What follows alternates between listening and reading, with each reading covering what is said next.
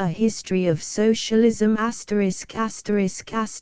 History of Socialism by Thomas Kirkup 4th edition, revised and enlarged London Adam and Charles Black 1909 1st edition published October 1892 2nd edition January 1900 3rd edition November 1906 4th edition February 1909 Table of Contents Preface Chapter I Introduction 1 Chapter 2 Early French Socialism 22 Chapter 3 French Socialism of 184,841 Chapter 4 Early English Socialism 58 Chapter V Ferdinand Lassalle 73 Chapter 6 Rodbertus 123 Chapter 7 Karl Marx 130 Chapter 8 The International 168 Chapter 9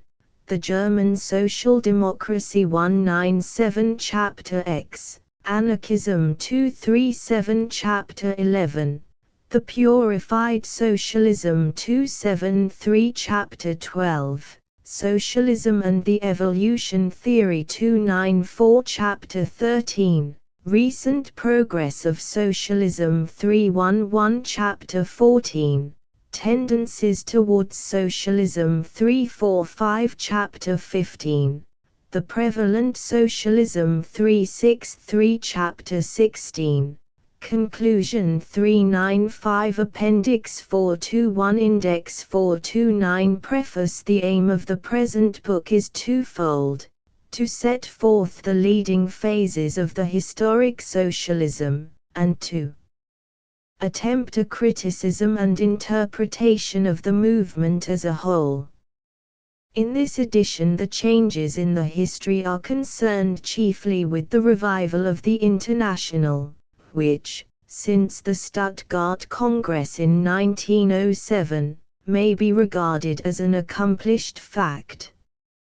I have made it no part of my plan to dwell on details. The interest and significance of the history of socialism will be found, not in its details and accidents, but in the development of its cardinal principles, which I have endeavored to trace. Readers desirous of detail must be referred to the writings of the various socialists, or to works that treat of special phases of the movement. Yet I hope that the statement of the leading theories is sufficiently clear and adequate to enable the reader to form his own judgment of the highly controversial matters involved in the history of socialism. I may add that in every case my account is drawn from an extensive study of the sources. These sources I have given both in the text and in footnotes.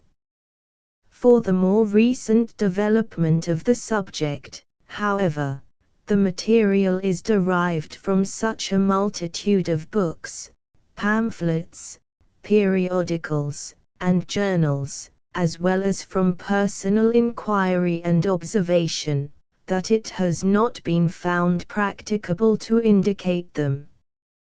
But the purely historical part of such a work is far from being the most difficult. The real difficulty begins when we attempt to form a clear conception of the meaning and significance of the socialistic movement, to indicate its place in history, and the issues to which it is tending. In the concluding chapters I have made such an attempt.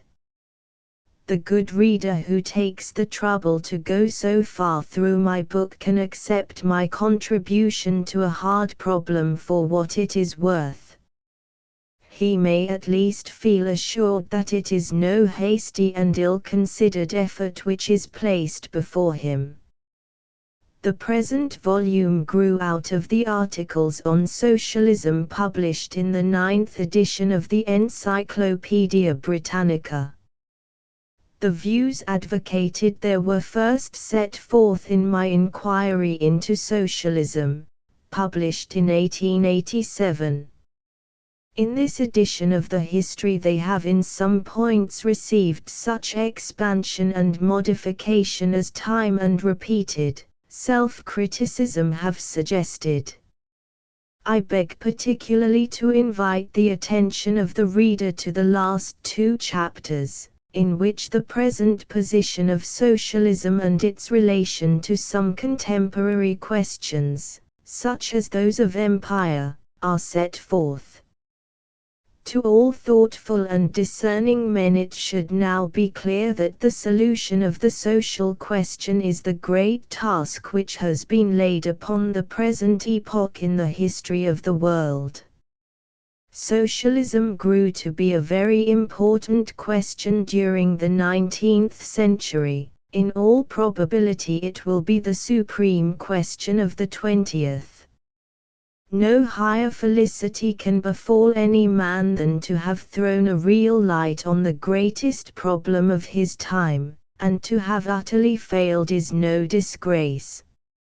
In such a cause it is an honor even to have done efficient work as a navvy or hodman.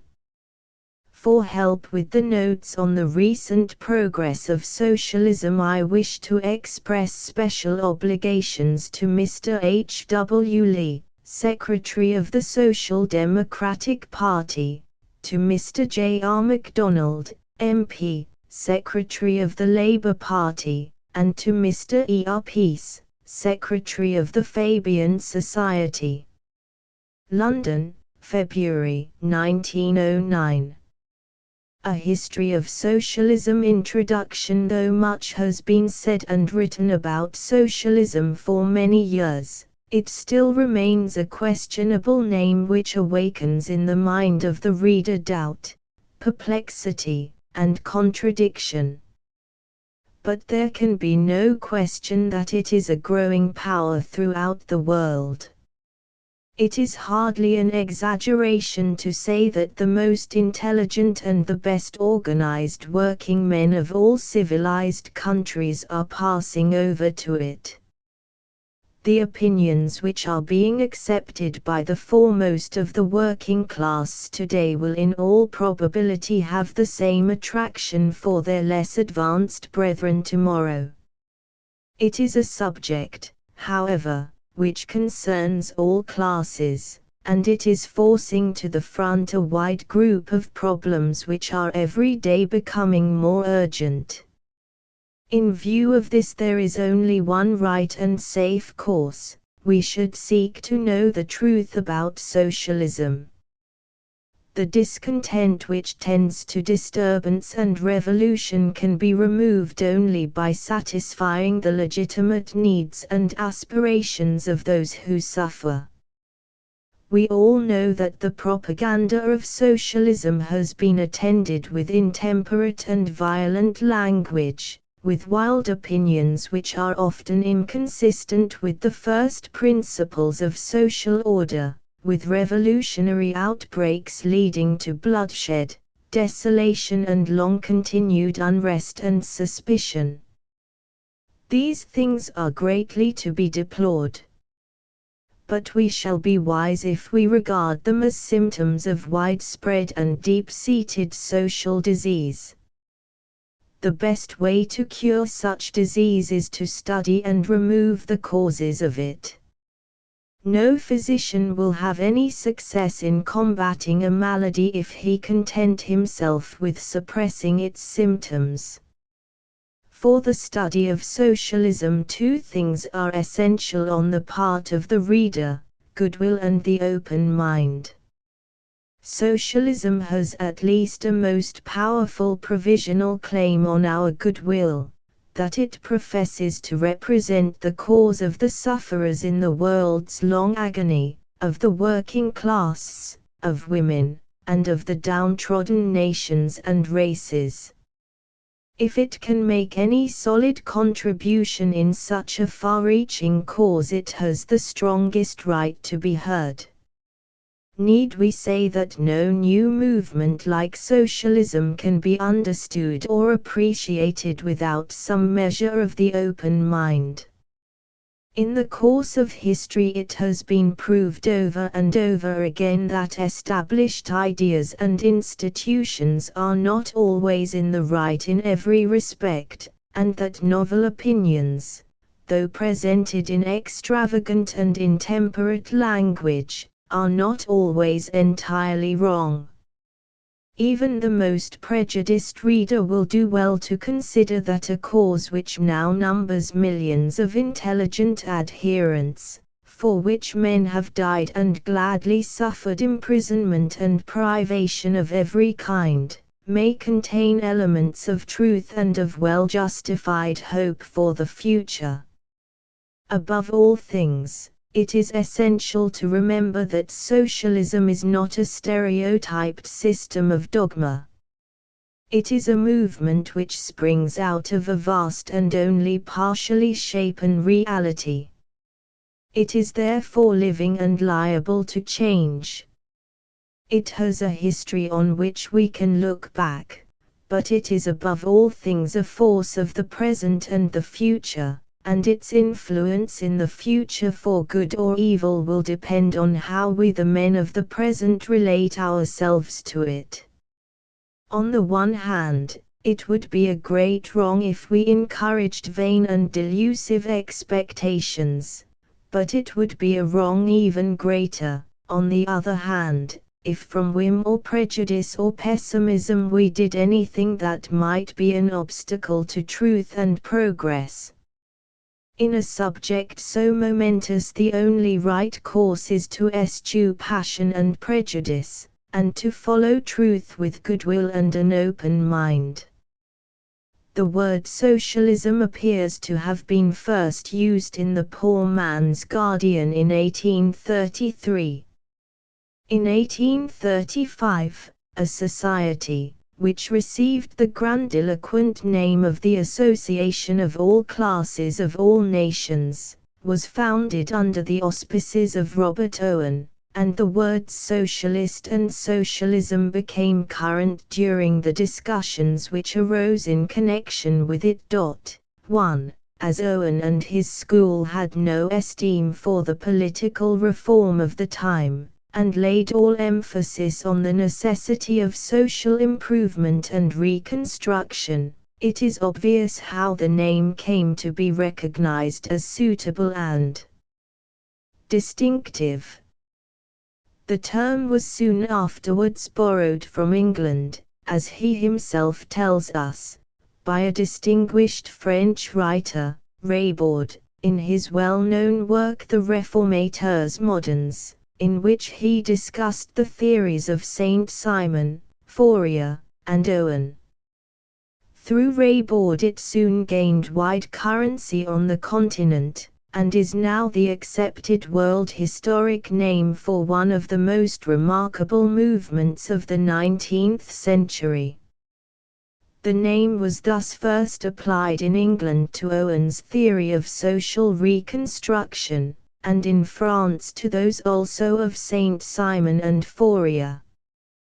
The best usage has always connected it with the views of these men, and with the cognate opinions which have since appeared.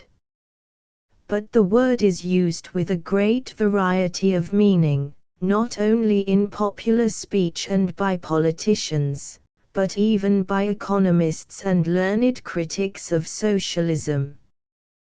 There is a growing tendency to regard as socialistic any interference with property undertaken by society on behalf of the poor, the limitation of the principle of laissez-faire in favor of the suffering classes, radical social reform which disturbs the present system of private property as regulated by free competition.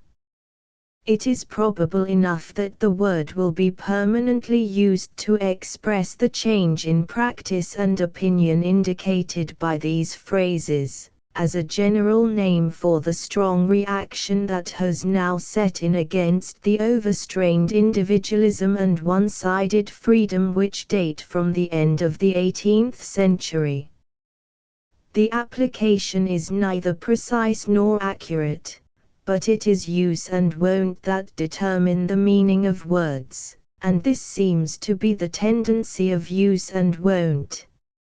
Even economic writers differ greatly in the meaning they attach to the word. As socialism has been most powerful and most studied on the continent, it may be interesting to compare the definitions given by some leading French and German economists. The great German economist Roscoe defines it as including those tendencies which demand a greater regard for the common weal than consists with human nature. 2. Adolf Held says that we may define as socialistic every tendency which demands the subordination of the individual will to the community. 3. Janet more precisely defines it as follows: we call socialism every doctrine which teaches that the state has a right to correct the inequality of wealth which exists among men, and to legally establish the balance by taking from those who have too much in order to give to those who have not enough, and that in a permanent manner, and not in such and such a particular case, a famine, for instance, a public calamity, etc. 4. Lavely explains it thus: in the first place, every socialistic doctrine aims at introducing greater equality in social conditions, and in the second place, at realizing those reforms by the law or the state. 5. Von Scheel simply defines it as the economic philosophy of the suffering classes. 6. Of all these definitions it can only be said that they more or less faithfully reflect current opinion as to the nature of socialism. They are either too vague or they are misleading, and they quite fail to bring out the clear and strongly marked characteristics that distinguish the phenomena to which the name of socialism is properly applied.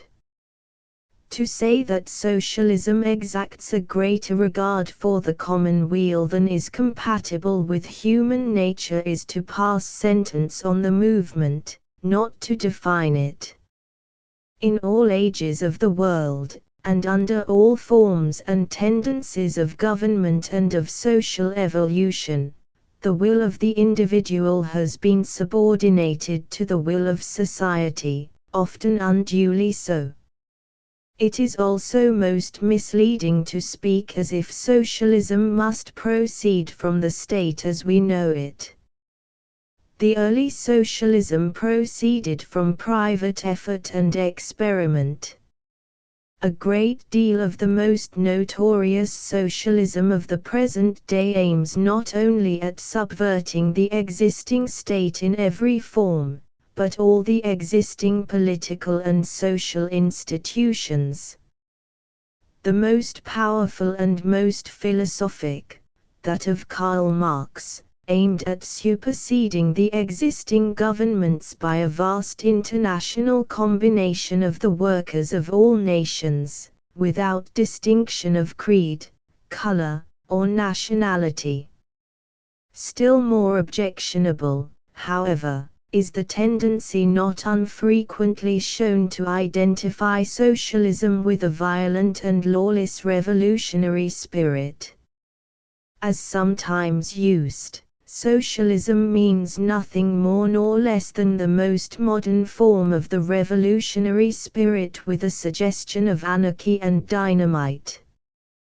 This is to confound the essence of the movement with an accidental feature more or less common to all great innovations. Every new thing of any moment, whether good or evil, has its revolutionary stage, in which it disturbs and upsets the accepted beliefs and institutions. The Protestant Reformation was for more than a century and a half the occasion of civil and international trouble and bloodshed. The suppression of American slavery could not be effected without a tremendous civil war. There was a time when the opinions comprehended under the name of liberalism had to fight to the death for toleration, and representative government was at one time a revolutionary innovation. The fact that a movement is revolutionary generally implies only that it is new, that it is disposed to exert itself by strong methods, and is calculated to make great changes. It is an unhappy feature of most great changes that they have been attended with the exercise of force, but that is because the powers in possession have generally attempted to suppress them by the exercise of force. In point of fact, socialism is one of the most elastic and protean phenomena of history, varying according to the time and circumstances in which it appears, and with the character and opinions and institutions of the people who adopt it. Such a movement cannot be condemned or approved en bloc. Most of the current formulae to which it has been referred for praise or censure are totally erroneous and misleading. Yet in the midst of the various theories that go by the name of socialism there is a kernel of principle that is common to them all. That principle is of an economic nature, and is most clear and precise. The central aim of socialism is to terminate the divorce of the workers from the natural sources of subsistence and of culture. The socialist theory is based on the historical assertion that the course of social evolution for centuries has gradually been to exclude the producing classes from the possession of land and capital, and to establish a new subjection, the subjection of workers who have nothing to depend on but precarious wage labor. Socialists maintain that the present system, in which land and capital are the property of private individuals freely struggling for increase of wealth, leads inevitably to social and economic anarchy, to the degradation of the working man and his family, to the growth of vice and idleness among the wealthy classes and their dependents, to bad and inartistic workmanship, to insecurity, waste, and starvation, and that it is tending more and more to separate society into two classes, wealthy millionaires confronted with an enormous mass of proletarians, the issue out of which must either be socialism or social ruin. To avoid all these evils and to secure a more equitable distribution of the means and appliances of happiness, socialists propose that land and capital, which are the requisites of labor and the sources of all wealth and culture, should be placed under social ownership and control. In thus maintaining that society should assume the management of industry and secure an equitable distribution of its fruits, socialists are agreed, but on the most important points of detail they differ very greatly. They differ as to the form society will take in carrying out the socialist program, as to the relation of local bodies to the central government, and whether there is to be any central government, or any government at all in the ordinary sense of the word, as to the influence of the national idea in the society of the future, etc. They differ also as to what should be regarded as an equitable system of distribution. The school of Saint Simon advocated a social hierarchy, in which every man should be placed according to his capacity and rewarded according to his works. In the communities of Fourier the minimum of subsistence was to be guaranteed to each out of the common gain, the remainder to be divided between labor, capital, and talent, 5/12 going to the first, 4/12 to the second and 3/12 to the third. At the Revolution of 1848, Louis Blanc proposed that remuneration should be equal for all members of his social workshops. In the program drawn up by the United Social Democrats of Germany, Gotha, 1875, it was provided that all shall enjoy the results of labor according to their reasonable wants, all of course being bound to work. It is needless to say also that the theories of socialism have been held in connection with the most varying opinions in philosophy and religion. A great deal of the historic socialism has been regarded as a necessary implicate of idealism. The prevailing socialism of the day is in large part based on the frankest and most outspoken revolutionary materialism. On the other hand, many socialists hold that their system is a necessary outcome of Christianity, that socialism and Christianity are essential the one to the other, and it should be said that the ethics of socialism are closely akin to the ethics of Christianity, if not identical with them. Still, it should be insisted that the basis of socialism is economic, involving a fundamental change in the relation of labor to land and capital, a change which will largely affect production, and will entirely revolutionize the existing system of distribution. But, while its basis is economic, socialism implies and carries with it a change in the political, ethical, technical, and artistic arrangements and institutions of society, which would constitute a revolution greater than has ever taken place in human history, greater than the transition from the ancient to the medieval world, or from the latter to the existing order of society. In the first place, such a change generally assumes as its political complement the most thoroughly democratic organization of society. The early socialism of Owen and Saint Simon was marked by not a little of the autocratic spirit, but the tendency of the present socialism is more and more to ally itself with the most advanced democracy. Socialism, in fact, claims to be the economic complement of democracy, maintaining that without a fundamental economic change political privilege has neither meaning nor value. In the second place, socialism naturally goes with an unselfish or altruistic system of ethics.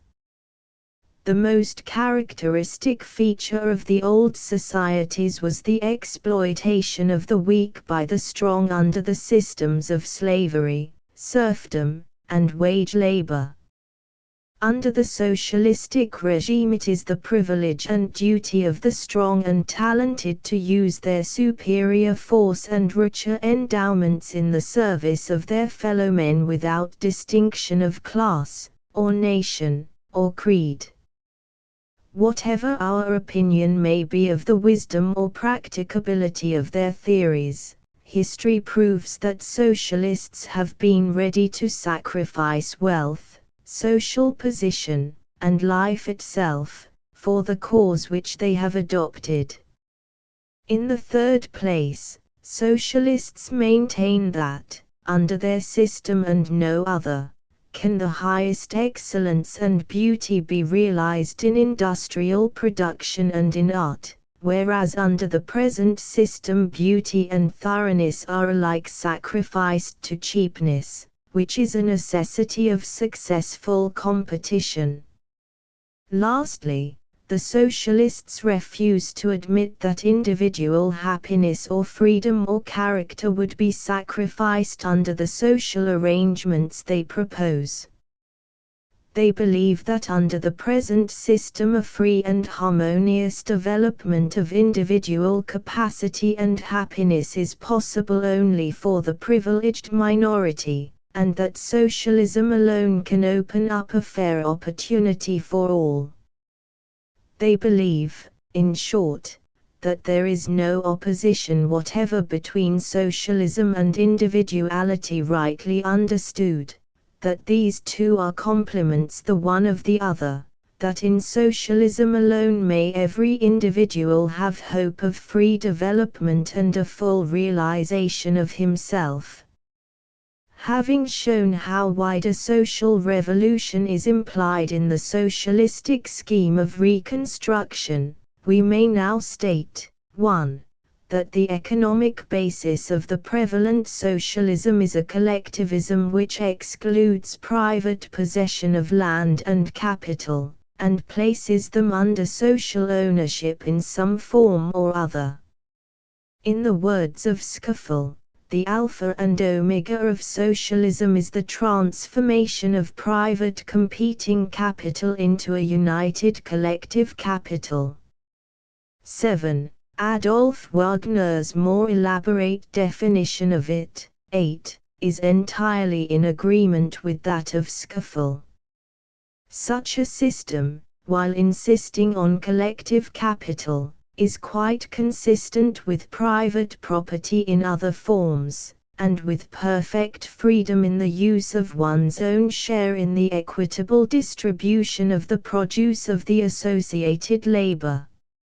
A thoroughgoing socialism demands that this principle should be applied to the capital and production of the whole world. Only then can it attain to supreme and perfect realization. But a sober-minded socialism will admit that the various intermediate stages in which the principle finds a partial application are so far a true and real development of the socialistic idea.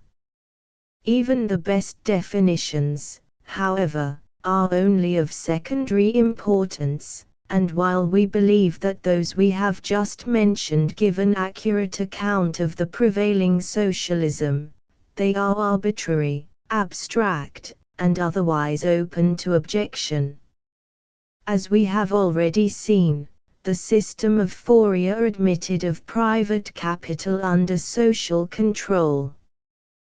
The absolute views of the subject now current are due to the excessive love of system characteristic of German thought, and are not consistent either with history or human nature.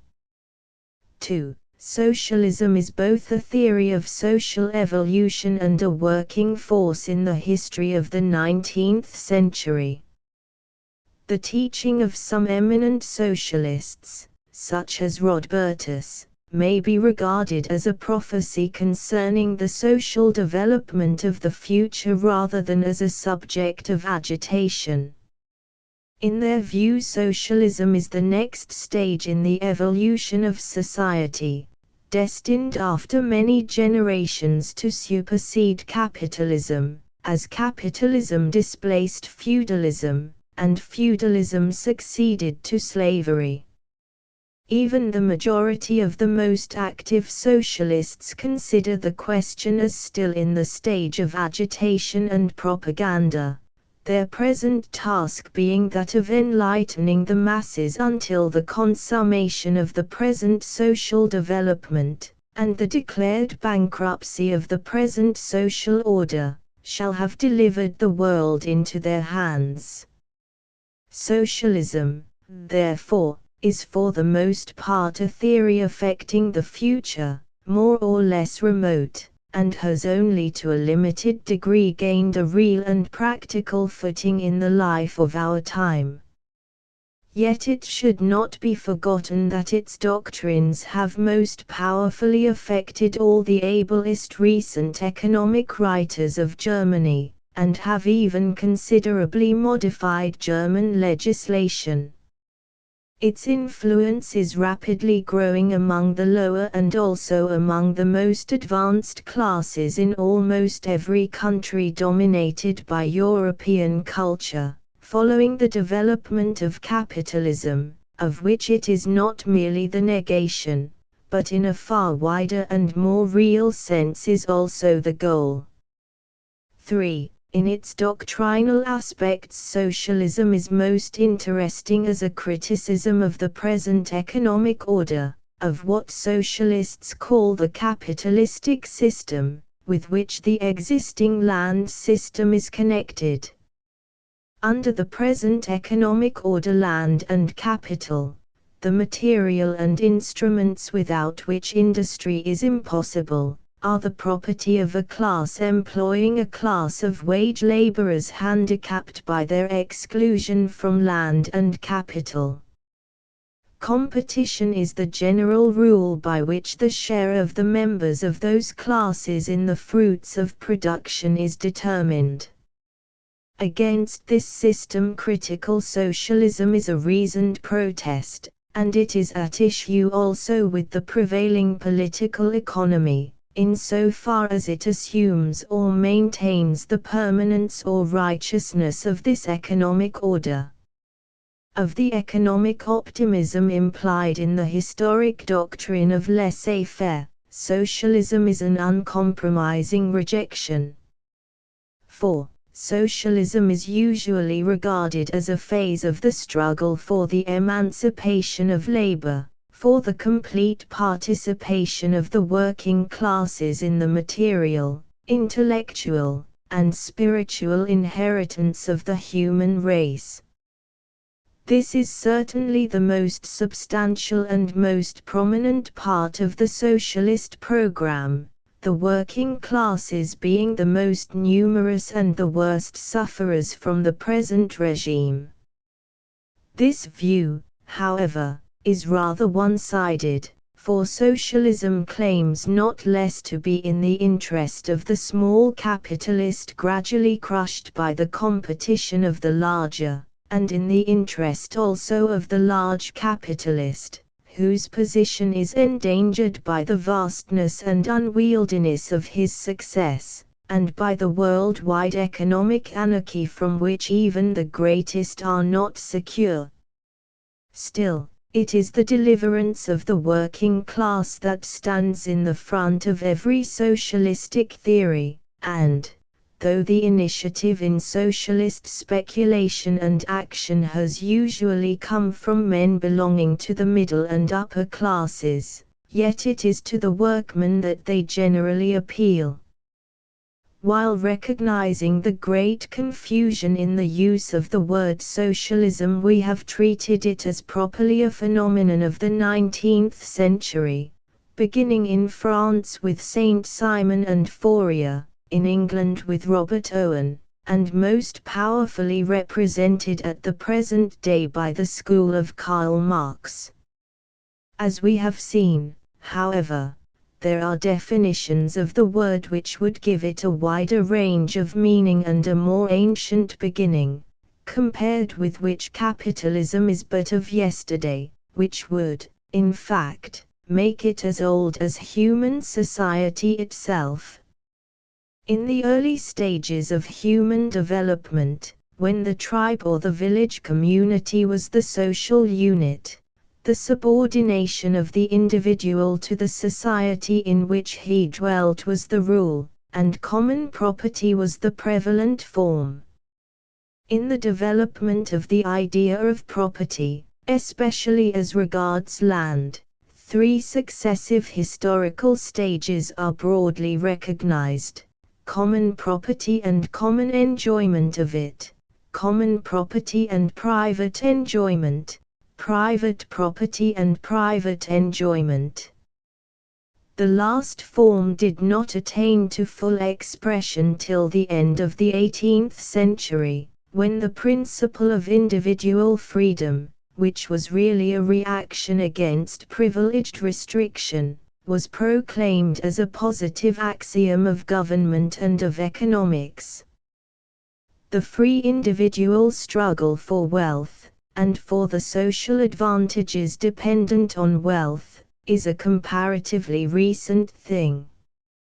At all periods of history the state has reserved to itself the right to interpose in the arrangements of property, sometimes in favor of the poor, as in the case of the English Poor Law, which may thus be regarded as a socialistic measure. Moreover, all through history revolts in favor of the rearrangement of property have been very frequent. From the beginning there have existed misery and discontent, the contemplation of which has called forth schemes of an ideal society in the noblest and most sympathetic minds. Of these are the utopias of Plato and Thomas More, advocating a systematic communism. And in the societies of the Catholic Church we have a permanent example of common property and a common enjoyment of it. How are we to distinguish the socialism of the 19th century from these old world phenomena, and especially from the communism which has played so great a part in history? To this query it is not difficult to give a clear and precise answer from the socialist point of view. Socialism is a stage in the evolution of society which could not arrive till the conditions necessary to it had been established.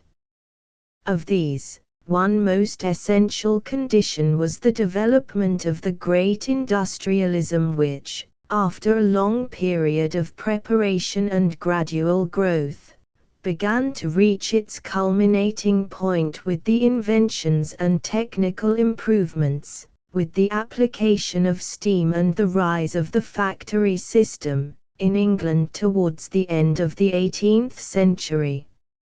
Under this system industry was organized into a vast social operation, and was thus already so far socialized, but it was a system that was exploited by the individual owner of the capital at his own pleasure and for his own behoof.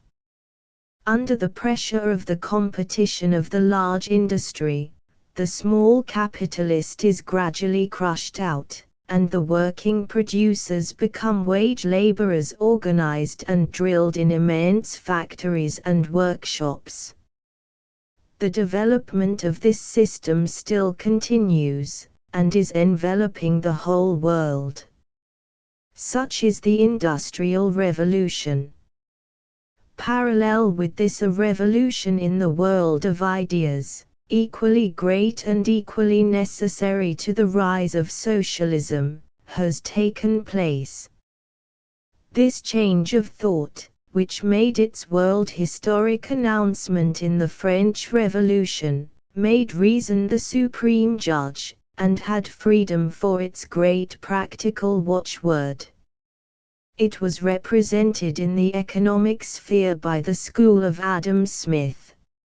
Socialism was an outcome of it too, and first of all in Saint Simon and his school professed to give the positive and constructive corrective to a negative movement which did not see that it was merely negative and therefore temporary. In other words, Saint Simon may be said to aim at nothing less than the completion of the work of Voltaire, Rousseau, and Adam Smith.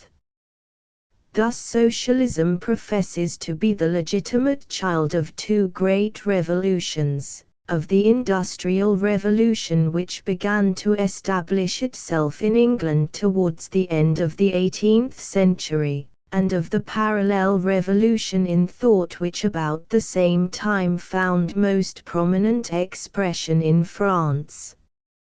Robert Owen worked chiefly under the influence of the former. Saint Simon and Fourier grew up under the latter.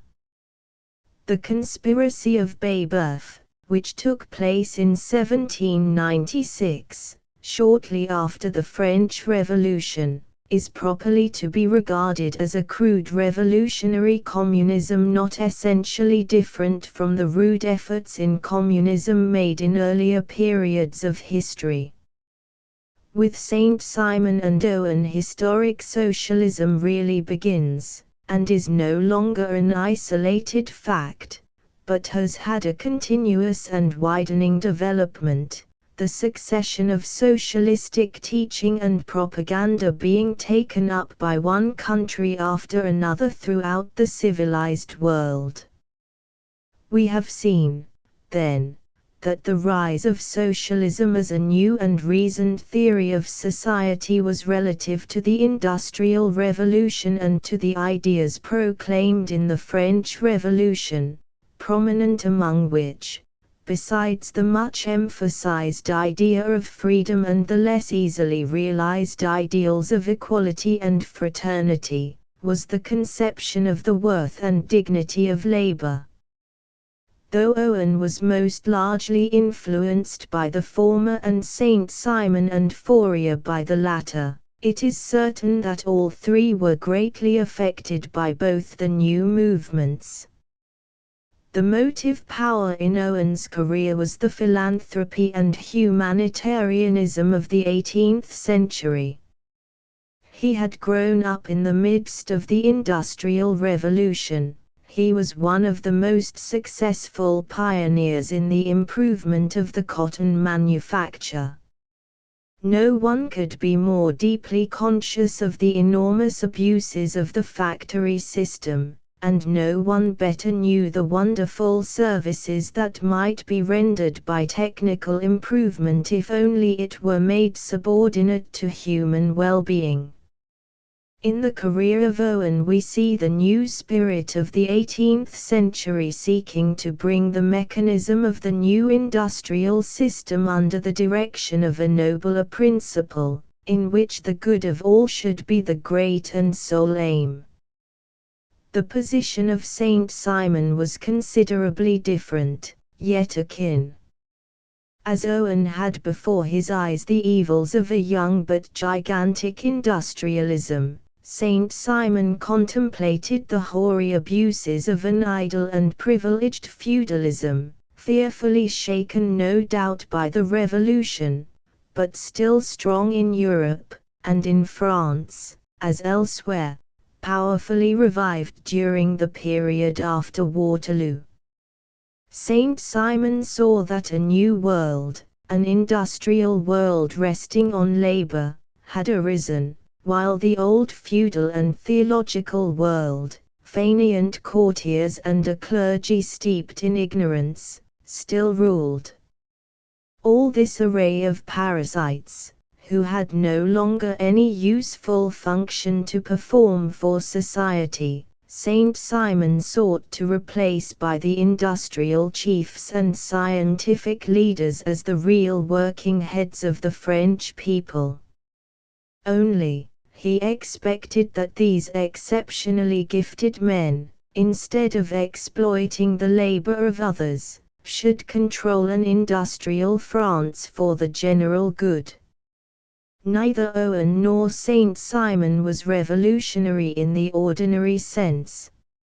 Owen was most anxious that the English and other governments should adopt his projects of socialistic reform.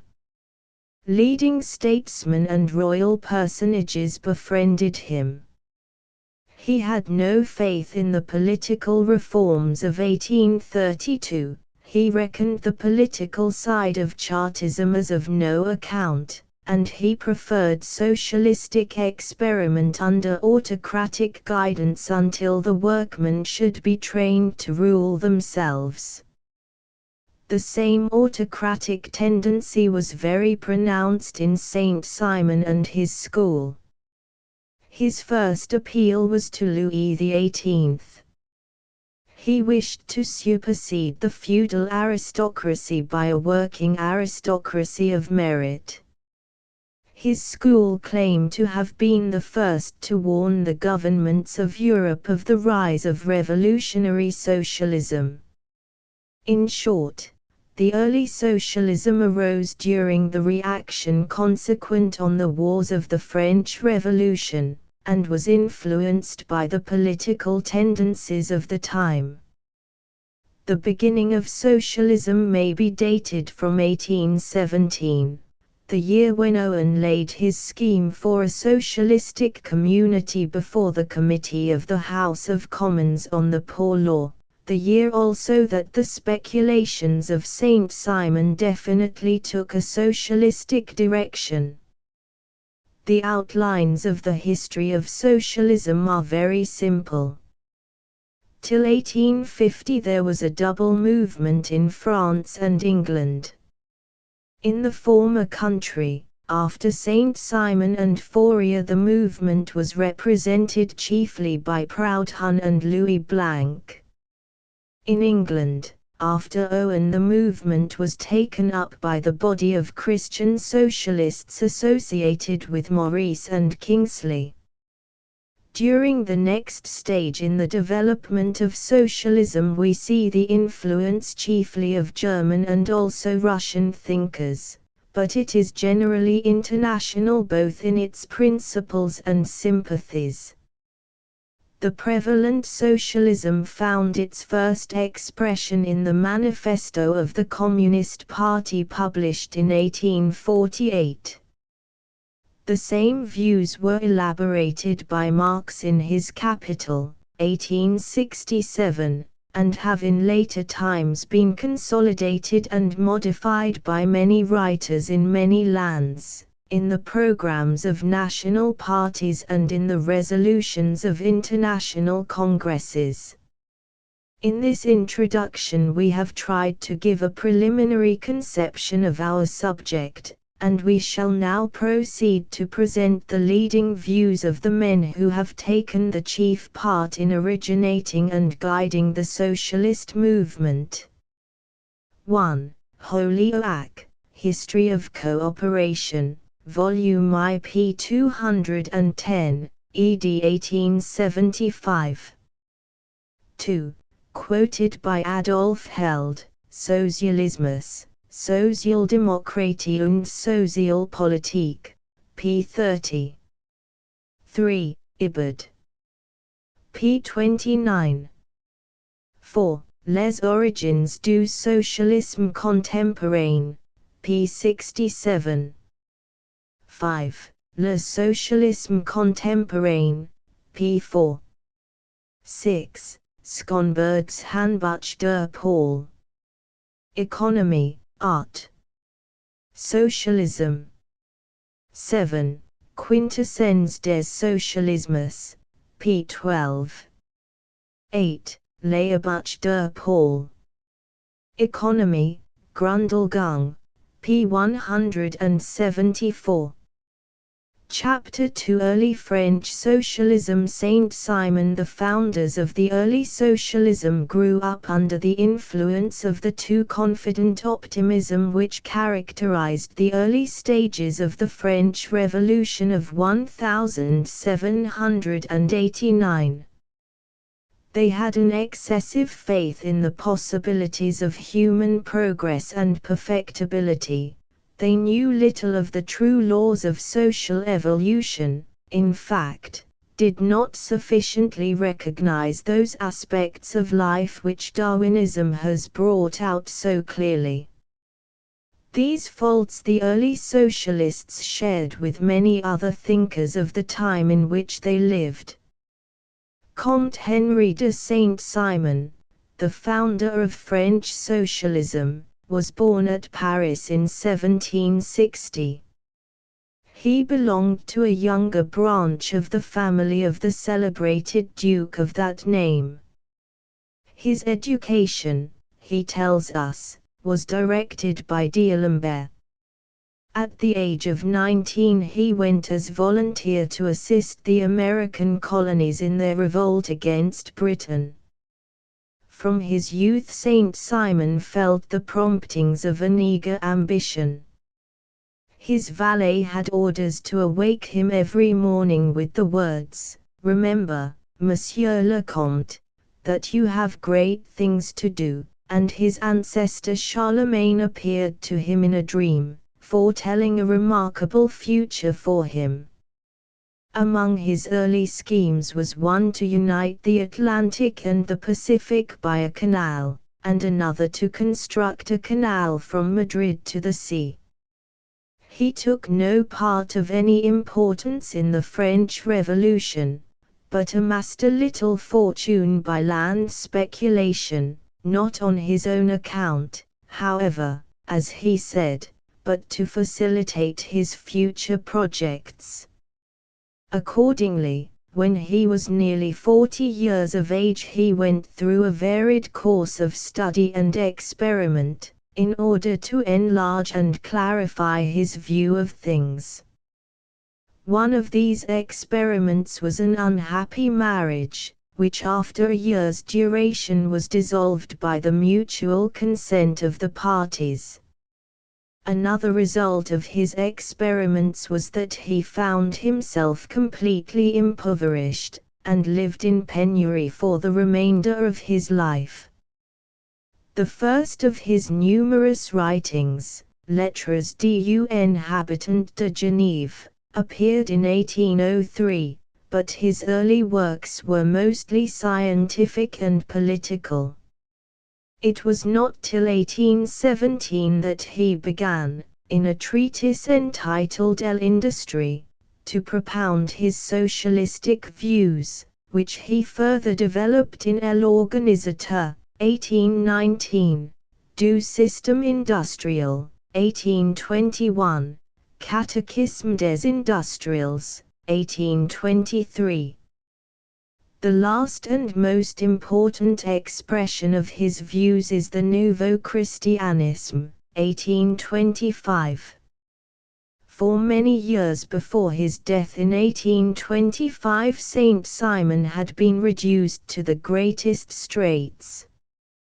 He was obliged to accept a laborious post for a salary of £40 a year, to live on the generosity of a former valet, and finally to solicit a small pension from his family. In 1823 he attempted suicide in despair. It was not till very late in his career that he attached to himself a few ardent disciples. As a thinker, Saint Simon was entirely deficient in system, clearness, and consecutive strength. His writings are largely made up of a few ideas continually repeated. But his speculations are always ingenious and original, and he has unquestionably exercised great influence on modern thought, both as the historic founder of French socialism and as suggesting much of what was afterwards elaborated into Comtism. Apart from the details of his socialistic teaching, with which we need not concern ourselves, we find that the ideas of Saint Simon with regard to the reconstruction of society are very simple. His opinions were conditioned by the French Revolution and by the feudal and military system still prevalent in France. In opposition to the destructive liberalism of the Revolution, he insisted on the necessity of a new and positive reorganization of society.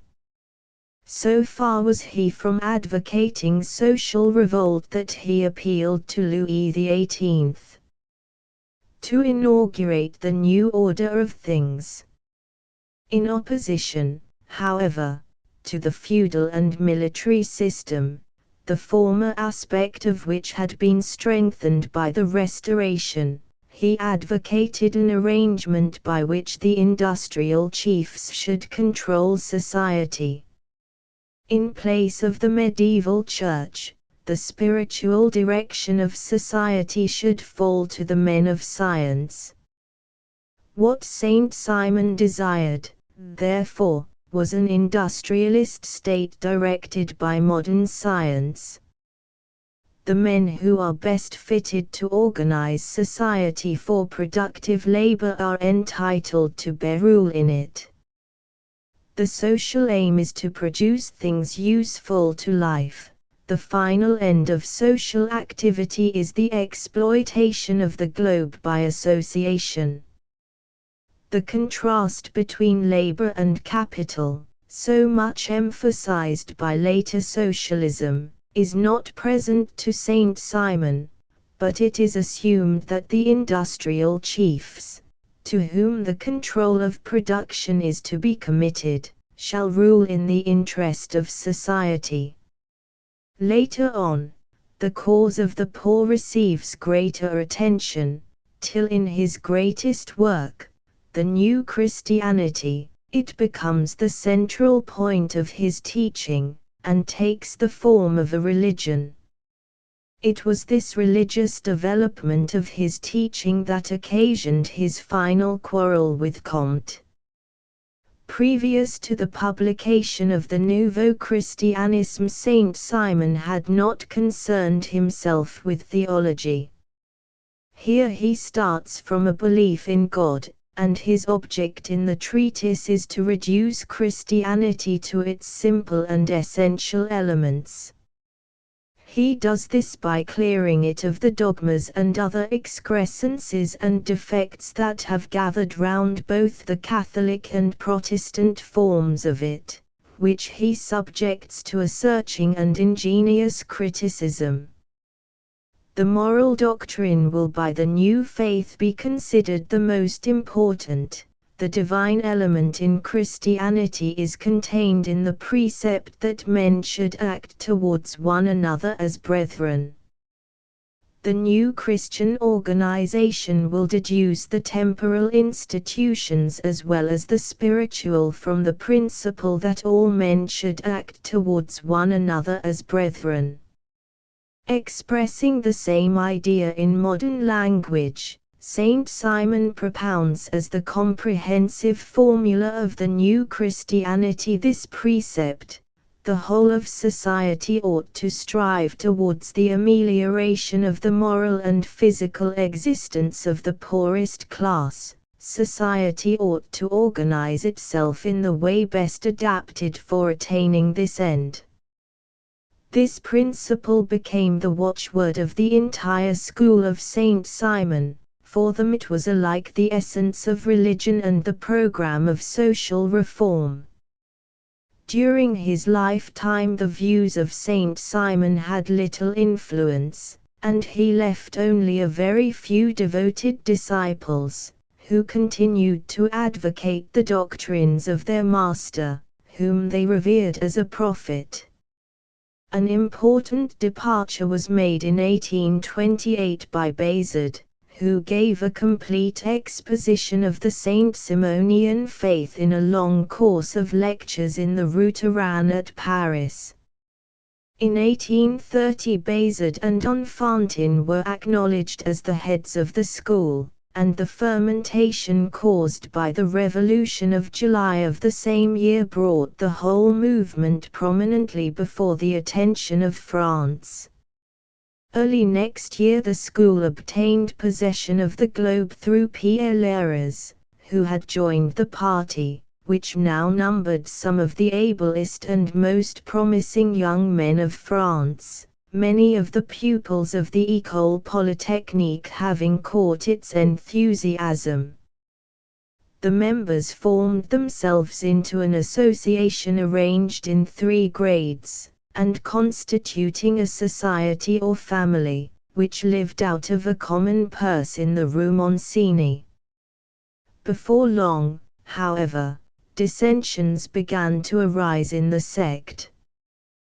Bayezid, a man of logical and more solid temperament, could no longer work in harmony with Enfantin, who desired to establish an arrogant and fantastic sacerdotalism, with lax notions as to marriage and the relations of the sexes. After a time Bayezid seceded, and many of the strongest supporters followed his example. A series of extravagant entertainments given by the society during the winter of 1832 reduced its financial resources and greatly discredited it in character. They finally removed to Ménilmontant, to a property of Enfantin, where they lived in a communistic society, distinguished by a peculiar dress. Shortly afterwards the chiefs were tried and condemned for proceedings prejudicial to the social order, and the sect was entirely broken up in 1832. Many of its members became famous as engineers, economists, and men of business. The idea of constructing the Suez Canal, as carried out by Lesseps, proceeded from the school. In the school of Saint Simon we find a great advance both in the breadth and firmness with which the vague and confused views of the master are developed, and this progress is due chiefly to Bayezid. In the philosophy of history they recognize epochs of two kinds, the critical or negative, and the organic or constructive.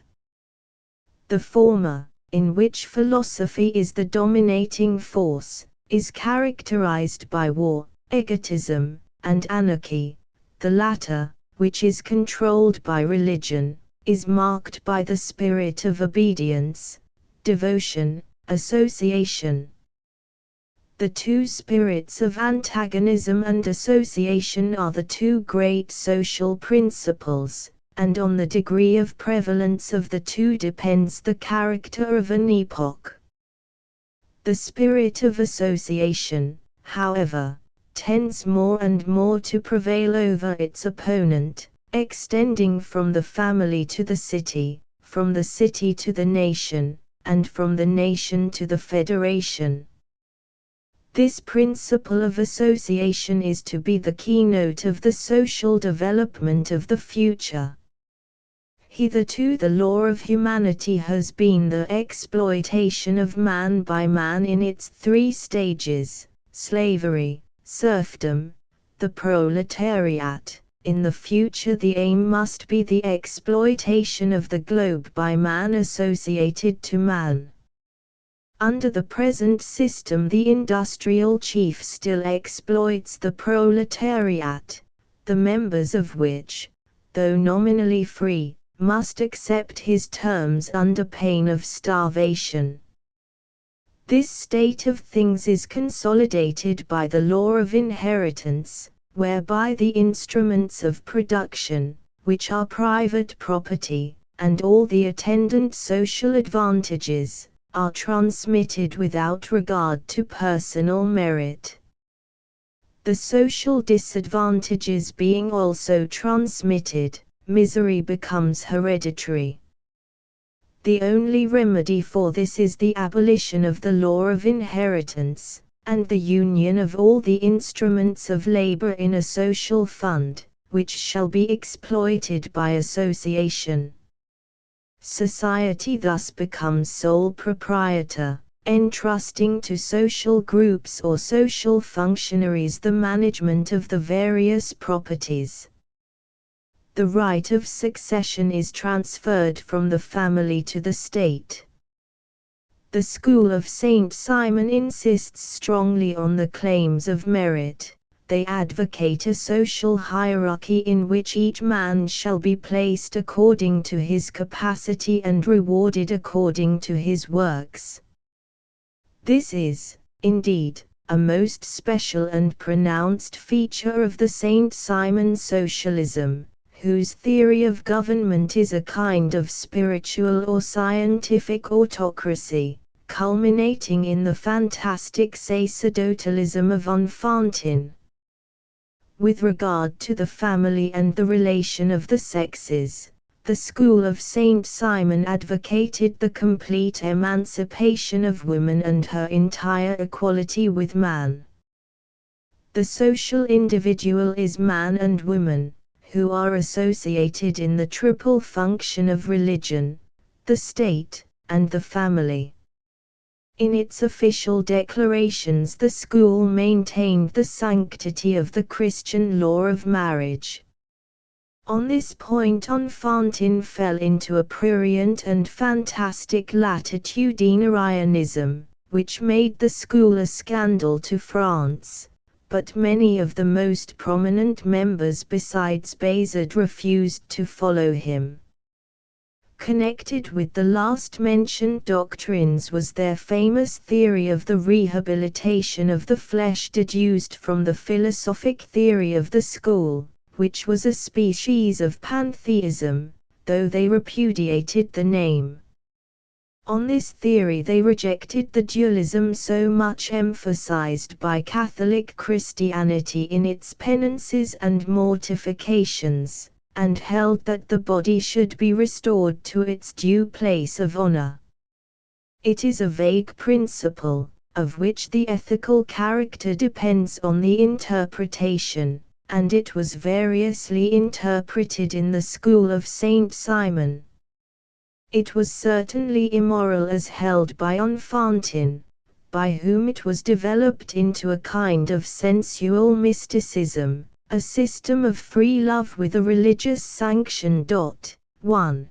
The good and bad aspects of the Saint Simon socialism are too obvious to require elucidation.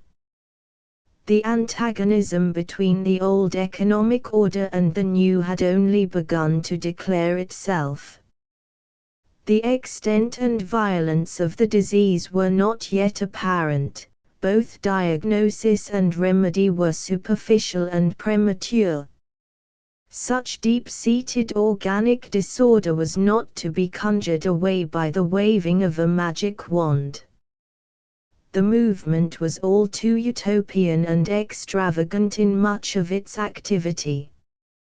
The most prominent portion of the school attacked social order in its essential point, the family morality, adopting the worst features of a fantastic, arrogant, and prurient sacerdotalism, and parading them in the face of Europe.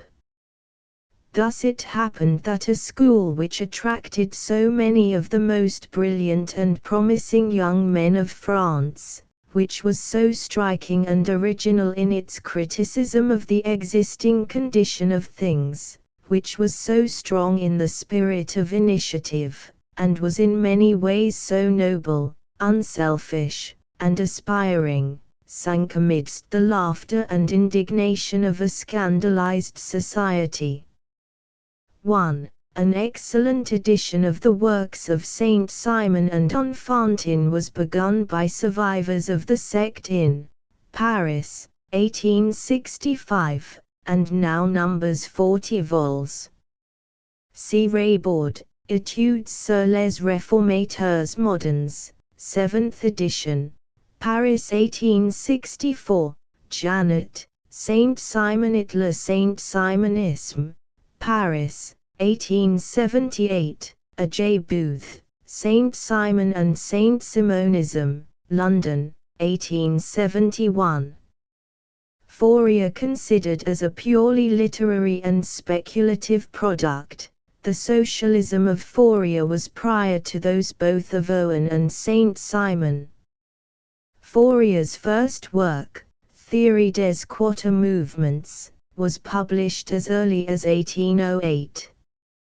His system, however, scarcely attracted any attention and exercised no influence till the movements originated by Owen and Saint Simon had begun to decline.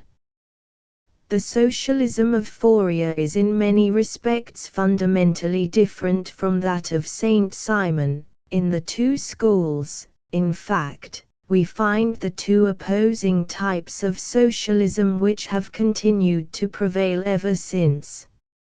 Saint Simonism represented the principle of authority, of centralization, while Fourier made all possible provision for local and individual freedom. With Saint Simonism the state is the starting point, the normal and dominant power. In Fourier the like position is held by a local body, corresponding to the commune, which he called the phalange. In the system of Fourier the phalange holds the supreme and central place, other organization in comparison with it being secondary and subordinate. The deviser of the phalange, François-Marie Charles Fourier, 1, was a very remarkable man. He was born at Besançon in 1772, and received from his father, a prosperous draper, an excellent education at the academy of his native town. The boy excelled in the studies of the school, and regretfully abandoned them for a business career, which he followed in various towns of France. As a commercial traveler in Holland and Germany, he enlarged his experience of men and things. From his father Fourier inherited a sum of about £3,000, with which he started business at Lyons, but he lost all he had in the siege of that city by the Jacobins during the Reign of Terror, was thrown into prison, and narrowly escaped the guillotine. On his release he joined the army for 2 years, and then returned to his old way of life. At a very early age Fourier had his attention called to the defects of the prevalent commercial system. When only 5 years old he had been punished for speaking the truth about certain goods in his father's shop, and at the age of 27 he had at Marseilles to superintend the destruction of an immense quantity of rice held for higher prices during a scarcity of food till it had become unfit for use. The conviction grew within him that a system which involved such abuses and immoralities must be radically evil. Feeling that it was his mission to find a remedy for it, he spent his life in the discovery, elucidation, and propagation of a better order, and he brought to his task a self-denial and singleness of purpose which have seldom been surpassed. For the last 10 years of his life he waited in his apartments at noon every day for the wealthy capitalist who should supply the means for the realization of his schemes. The tangible success obtained by his system was very slight. His works found few readers and still fewer disciples. It was chiefly after the decline of the Saint Simon movement that he gained a hearing and a little success.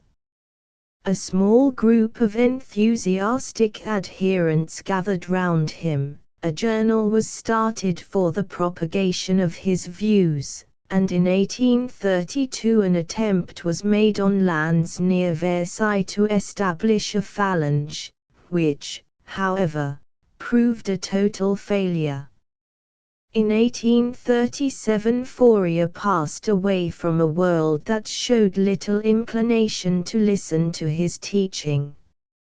A singular altruism was in his character, blended with the most sanguine confidence in the possibilities of human progress.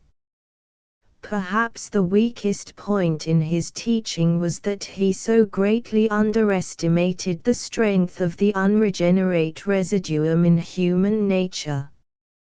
His own life was a model of simplicity, integrity, kindliness, and disinterested devotion to what he deemed the highest aims. The social system of Fourier was, we need not say, the central point in his speculations. But as his social system was molded and colored by his peculiar views on theology, cosmogony, and psychology, we must give some account of those aspects of his teaching. In theology Fourier inclined, though not decidedly, to what is called pantheism, the pantheistic conception of the world which underlay the Saint Simon theory of the rehabilitation of the flesh may be said to form the basis also of the social ethics and arrangements of Fourier. Along with this he held a natural optimism of the most radical and comprehensive character. God has done all things well, only man has misunderstood and thwarted his benevolent purposes. God pervades everything as a universal attraction. Whereas Newton discovered that the law of attraction governs one movement of the world, Fourier shows that it is universal, ruling the world in all its movements, which are material, organic, intellectual, and social. It is the same law of attraction which pervades all things, from the cosmic harmony of the stars down to the puny life of the minutest insect, and which would reign also in the human soul and in human society, if the intentions of the Creator were understood. In the elucidation of his system, Fourier's aim simply is to interpret the intentions of the Creator.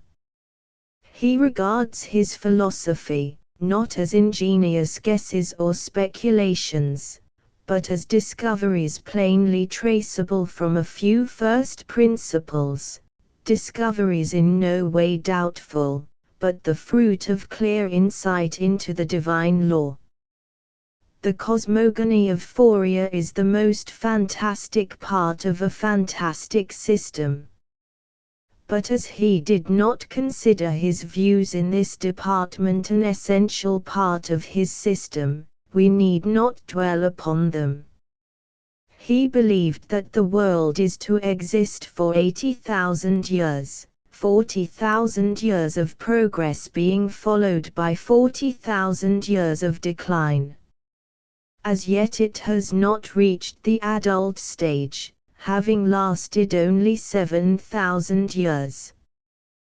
The present stage of the world is civilization, which Fourier uses as a comprehensive term for everything artificial and corrupt, the result of perverted human institutions, themselves due to the fact that we have for 5,000 years misunderstood the intentions of the Creator. The head and front of this misunderstanding consists in our pronouncing passions to be bad that are simply natural, and there is but one way of redressing it, to give a free and healthy and complete development to our passions. This leads us to the psychology of Fourier. He recognized 12 radical passions connected with 3 points of attraction. 5 are sensitive, tending to enjoyment, sight, hearing, taste, smell, and touch. 4 are affective, tending to groups, love, friendship, ambition, and familism or paternity. The meaning and function of these are obvious enough. The remaining 3, the alternating, emulative, and composite, which he calls passions rectrices, and which tend to series or to unity, are more special to Fourier. Of the 3, the first is connected with the need of variety, the second leads to intrigue and jealousy, the third, full of intoxication and abandonment, is born of the combination of several pleasures of the senses and of the soul enjoyed simultaneously. The passions of the first 2 classes are so far controlled by the passions rectrices, and especially by the composite passion, but even the passions rectrices obviously contain elements of discord and war. All, however, are ultimately harmonized by a great social passion, which Fourier calls unitism. Out of the free play of all the passions harmony is evolved, like white out of the combination of the colors. The speedy passage from social chaos to universal harmony contemplated by Fourier can, as we have seen, be accomplished only by one method, by giving to the human passions their natural development. For this end, a complete break with civilization must be made. We must have new social arrangements suitable to human nature and in harmony with the intentions of the Creator. These Fourier provides in the phalange. In its normal form, the phalange was to consist of 400 families or 1,800 persons, living on a square league of land, self-contained and self-sufficing for the most part, and combining within itself the means for the free development of the most varied likings and capacities. It was an institution in which agriculture, industry, the appliances and opportunities of enjoyment, and generally of the widest and freest human development, are combined, the interests of individual freedom and of common union being reconciled in a way hitherto unknown and unimagined.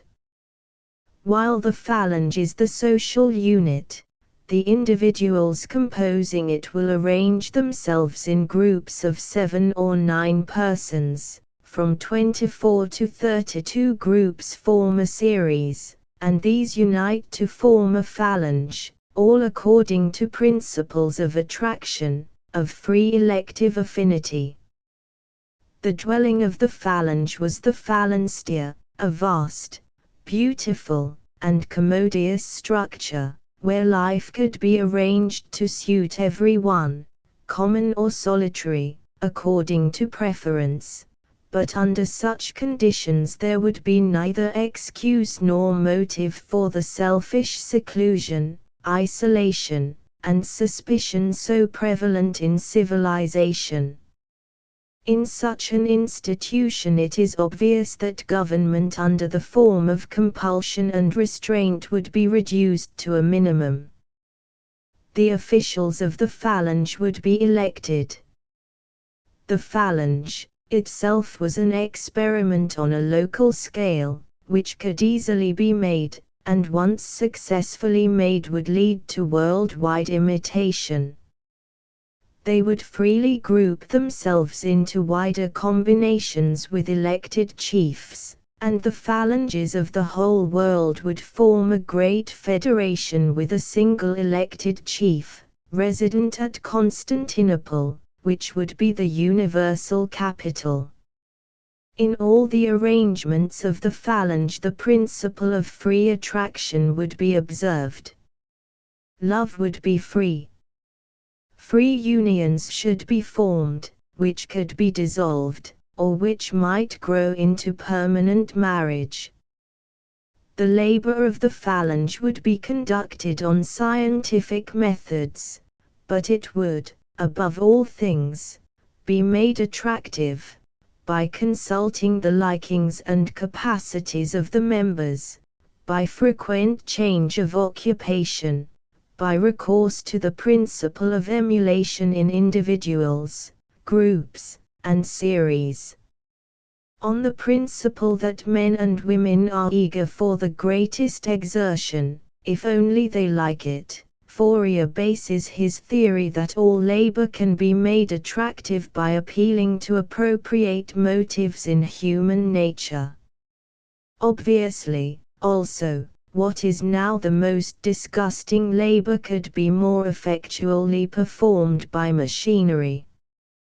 The product of labor was to be distributed in the following manner: out of the common gain of the phalange a very comfortable minimum was assured to every member. Of the remainder, 5/12 went to labor, 4/12 to capital, and 3/12 to talent. In the phalange, individual capital existed, and inequality of talent was not only admitted, but insisted upon and utilized. In the actual distribution the phalange treated with individuals. With regard to the remuneration of individuals under the head of capital no difficulty could be felt, as a normal rate of interest would be given on the advances made.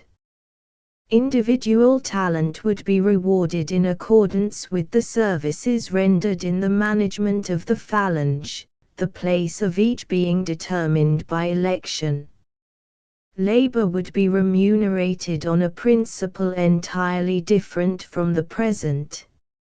Hard and common or necessary work should be best paid, useful work should come next, and pleasant work last of all. In any case the reward of labor would be so great that everyone would have the opportunity of becoming a capitalist. One of the most notable results of the phalange treating with each member individually is that the economic independence of women would be assured. Even the child of 5 would have its own share in the produce. The system of Fourier may fairly be described as one of the most ingenious and elaborate utopias ever devised by the human brain.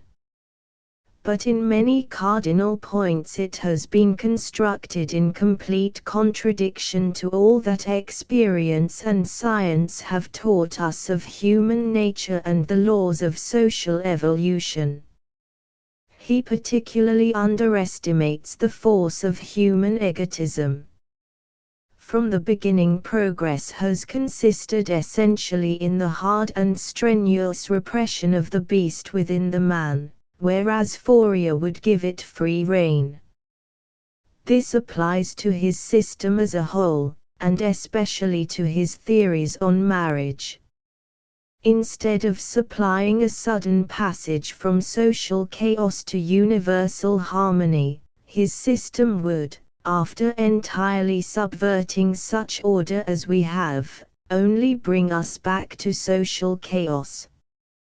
Yet his works are full of suggestion and instruction, and will long repay the study of the social economist.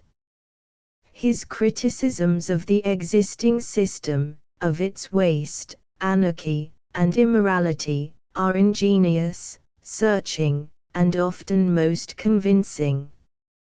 In his positive proposals, too, are to be found some of the most sagacious and far-reaching forecasts of the future landmarks of human progress. Most noteworthy are the guarantees he devised for individual and local freedom. The phalange was on the one hand large enough to secure all the benefits of a scientific industry and of a varied common life. On the other, it provides against the evils of centralization, of state despotism, of false patriotism and national jealousy. Fourier has forecast the part to be played in the social and political development of the future by the local body, whether we call it commune, parish, or municipality. The fact that he has given it a fantastic name, and surrounded it with many fantastic conditions, should not hinder us from recognizing his great sagacity and originality. The freedom of the individual and of the minority is, moreover, protected against the possible tyranny of the phalange by the existence, under reasonable limits and under social control, of individual capital. This individual capital, further, is perfectly mobile, that is, the possessor of it, if he thinks fit to migrate or go on travel, may remove his capital, and find a welcome for his labor, talent, and investments in any part of the world. Such arrangements of Fourier may suggest a much-needed lesson to many of the contemporary adherents of scientific socialism. While, therefore, we believe that Fourier's system was as a whole entirely utopian, he has with great sagacity drawn the outlines of much of our political and social progress, and while we believe that the full development of human passions as recommended by him would soon reduce us to social chaos, a time may come in our ethical and rational growth when a widening freedom may be permitted and exercised, not by casting off moral law, but by the perfect assimilation of it. 1. Fourier's Complete Works, 6 vols. Paris, 1840–46, New ed. 1870. The most eminent expounder of Fourierism was Victor Considerant, Destinée sociale, Gatti de Gamant's Fourier. Its Sun system is an excellent summary. Chapter 3 French Socialism of 1848. The year 1830 was an important era in the history of socialism. During the fermentation of that time, the activity of the St. Simon's School came to a crisis, and the theories of Fourier had an opportunity of taking practical shape. But by far the greatest result for socialism of the revolutionary period of 1830 was the definite establishment of the contrast between the bourgeoisie and proletariat in France and England, the two countries that held the foremost place in the modern industrial, social, and political movement. Hitherto the men who were afterwards destined consciously to constitute those two classes had fought side by side against feudalism and the reaction. Through the restricted franchise introduced at this period in the two countries just mentioned, the middle class had become the ruling power. Excluded from political privileges and pressed by the weight of adverse economic conditions, the proletariat now appeared as the revolutionary party.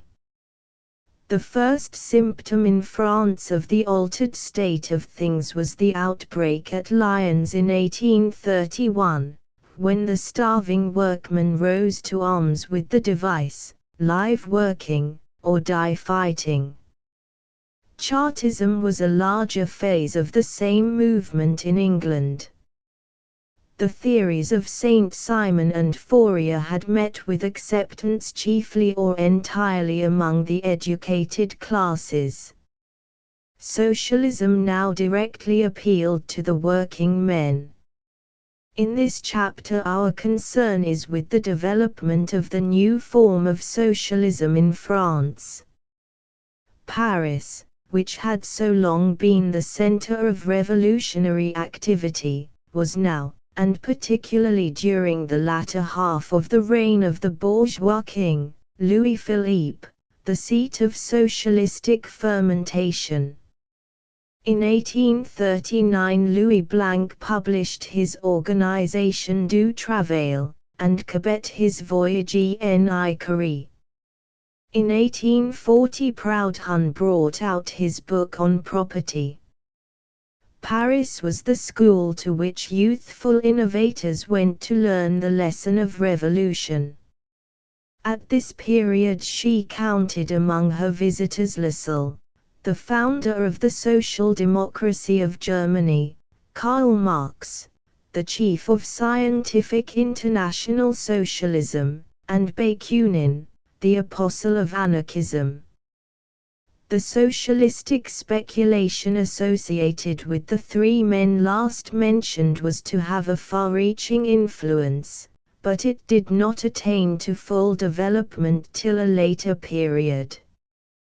The socialistic activity of Louis Blanc and Proudhon culminated during the Revolution of 1848, and exercised considerable influence on the course of events in Paris at that time. Louis Blanc. The socialism of Saint Simon and Fourier was, as we have seen, largely imaginative and utopian, and had only a very remote connection with the practical life of their time. With Louis Blanc the movement came into real contact with the national history of France.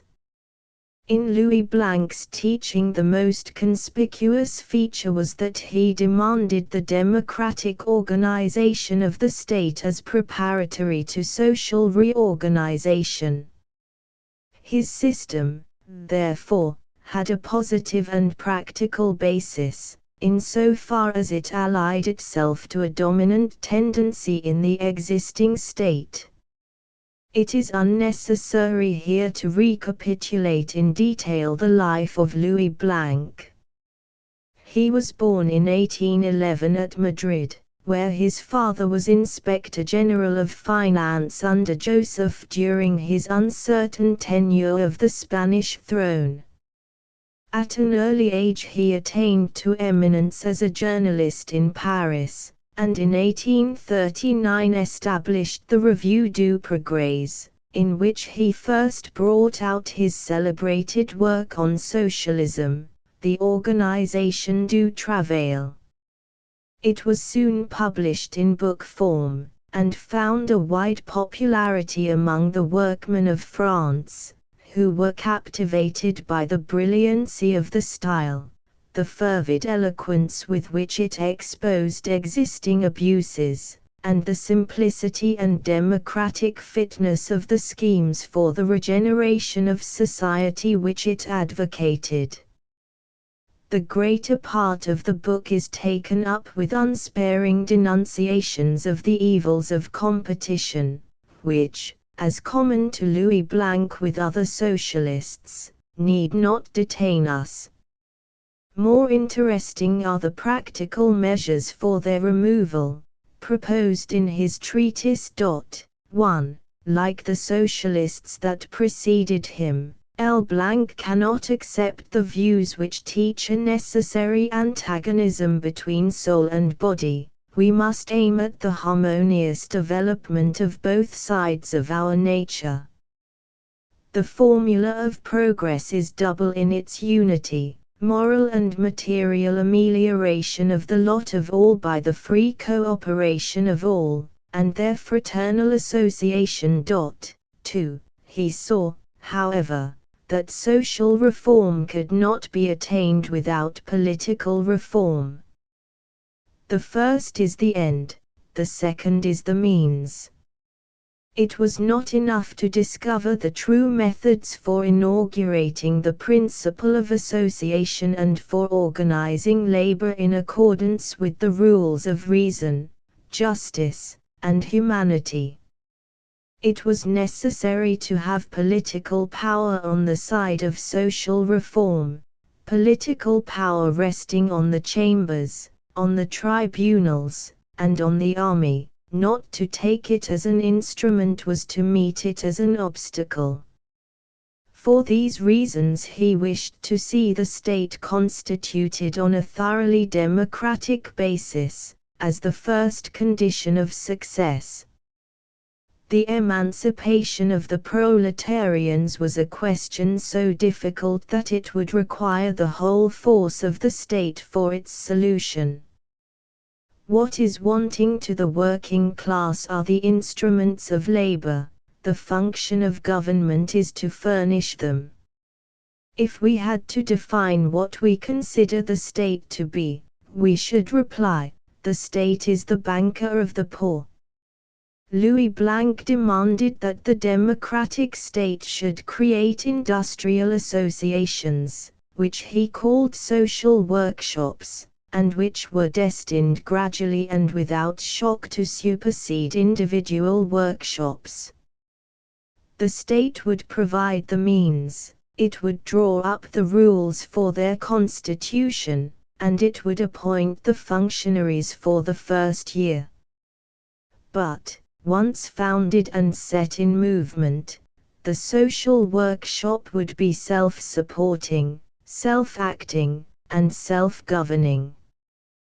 The workmen would choose their own directors and managers, they would themselves arrange the division of the profits, and would take measures to extend the enterprise commenced. In such a system, where would there be room for arbitrary rule or tyranny? The state would establish the social workshops, would pass laws for them, and supervise their execution for the good of all. But its role would end there. Can this be tyranny? Thus the freedom of the industrial associations and of the individuals composing them would not only remain intact, it would have the solid support of the state.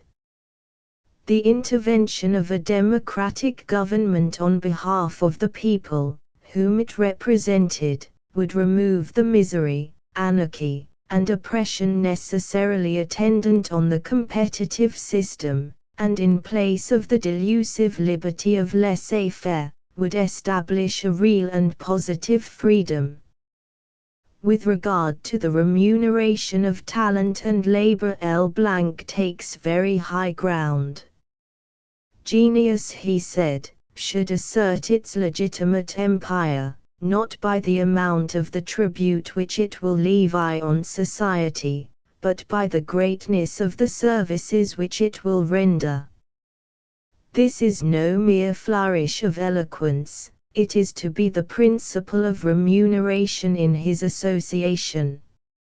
Society could not, even if it would, repay the genius of a Newton. Newton had his just recompense in the joy of discovering the laws by which worlds are governed. Exceptional endowments must find development and a fitting reward in the exceptional services they render to society.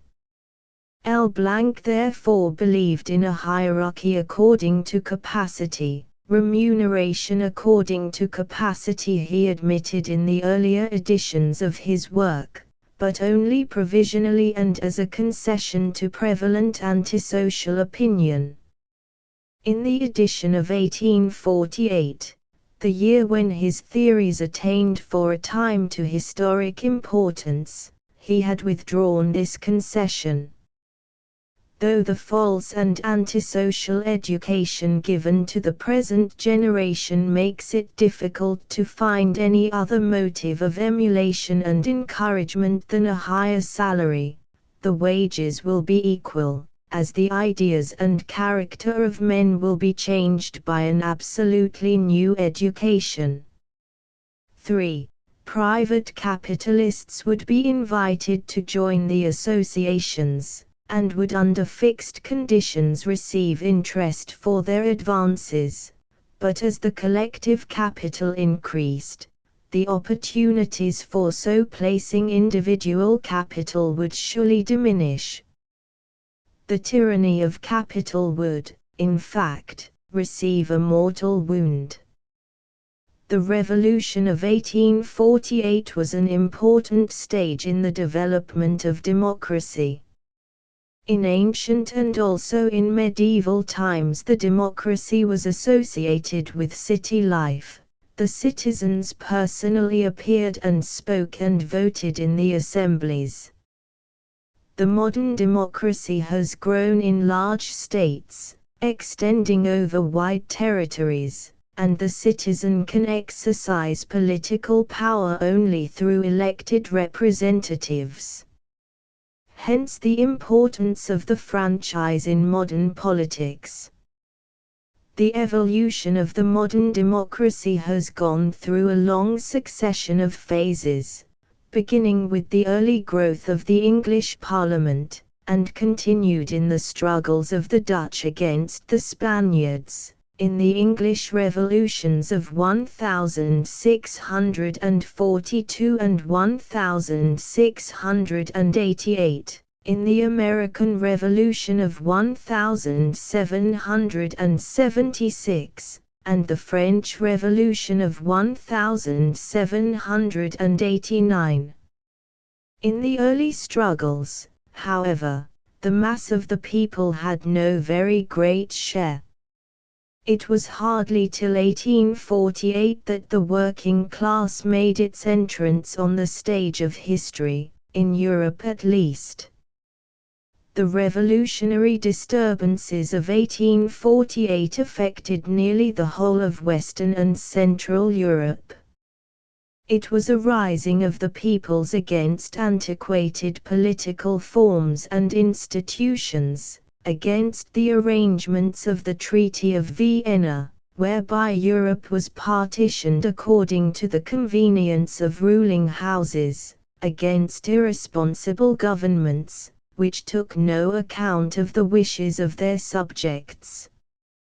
In France, the country with which we are now specially concerned, the revolution was a revolt of the people against a representative monarchy with a very restricted franchise. It was not a deeply planned rising, and, indeed, was a surprise to those who wished it and accomplished it. Yet it marked a most important stage in the progress of the world, For, as a result of it, men for the first time saw the legislature of a great country established on principles of universal suffrage, and the cause of the working men recognized as a supreme duty of government. Louis Blanc was the most prominent actor in what may be called the social democratic side of the French Revolution of 1848.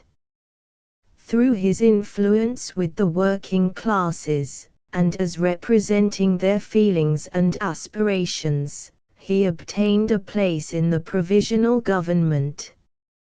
He was supported there by others like-minded with himself, including one working man, whose appearance in such a capacity was also a notable event in modern history. But those circumstances were so far favorable, he did not accomplish much. It cannot be said that his plans obtained a fair hearing or a fair trial. He was present in the provisional government as the pioneer of a new cause whose time had not yet come. The schemes for social reconstruction which he contemplated were certainly not carried out in the national workshops of that year. From the report of the Commission of Inquiry into the subject, subsequently instituted by the French government, and from the history of the national workshops, written by their director, Émile Thomas, it is perfectly clear that the national workshops were simply a travesty of the proposals of Louis Blanc, established expressly to discredit them.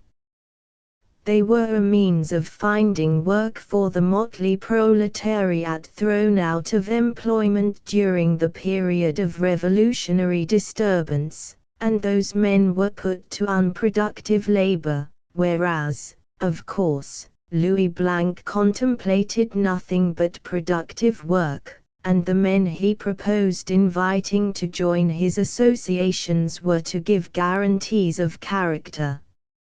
It was intended, too, by his opponents that the mob of workmen whom they employed in the so-called national workshops would be ready to assist their masters in the event of a struggle with the Socialist Party.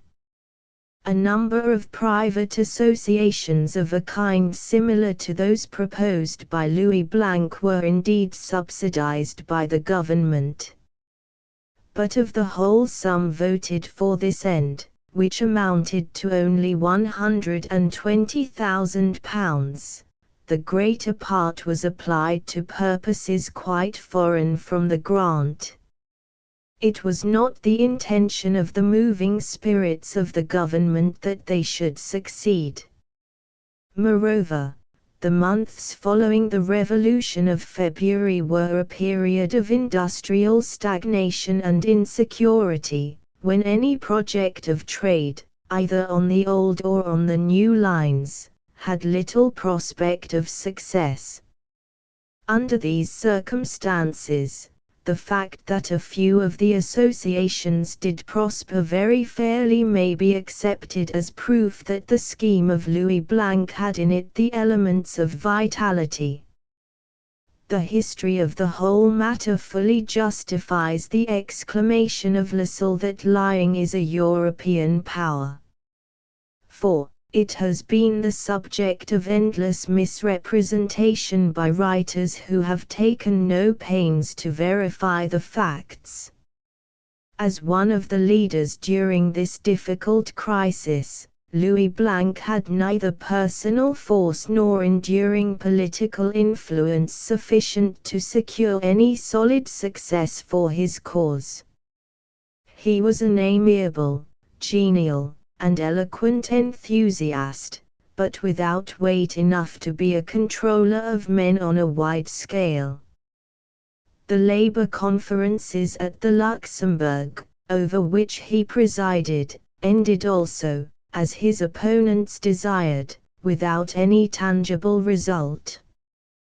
The Assembly, elected on the principle of universal suffrage, which met in May, showed that the peasantry and the mass of the French people were not in accord with the working classes of Paris and of the industrial centers.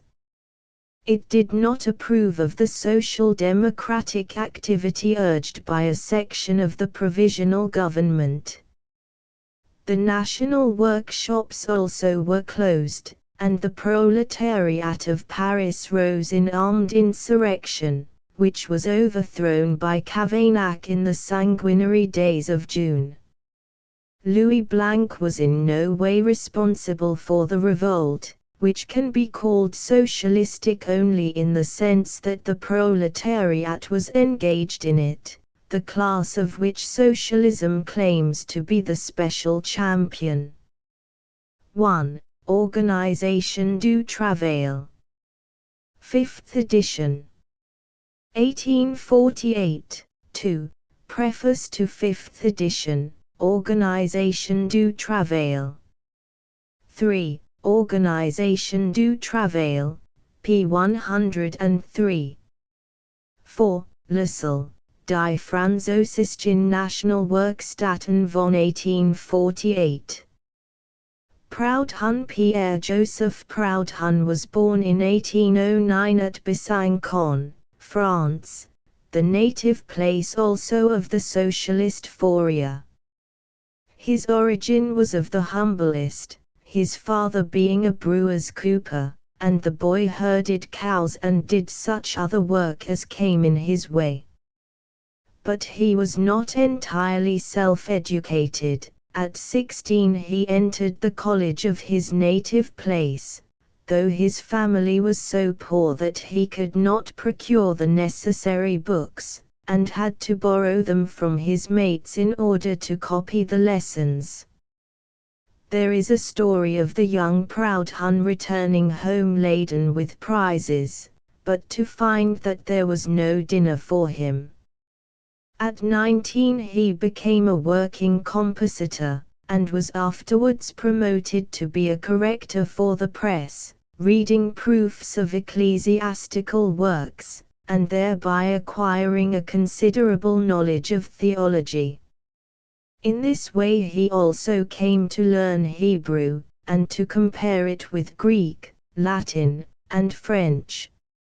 It was the first proof of his intellectual audacity that on the strength of this he wrote an essai de grammaire générale. As Proudhon knew nothing whatever of the true principles of philology, his treatise was of no value. In 1838 he obtained the pension soit, a bursary of 1,500 francs a year for 3 years, for the encouragement of young men of promise, which was in the gift of the Academy of Besancon.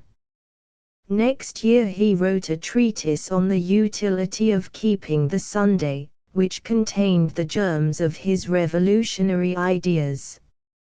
About this time he went to Paris, where he lived a poor, ascetic, and studious life, making acquaintance, however, with the socialistic ideas which were then fermenting in the capital.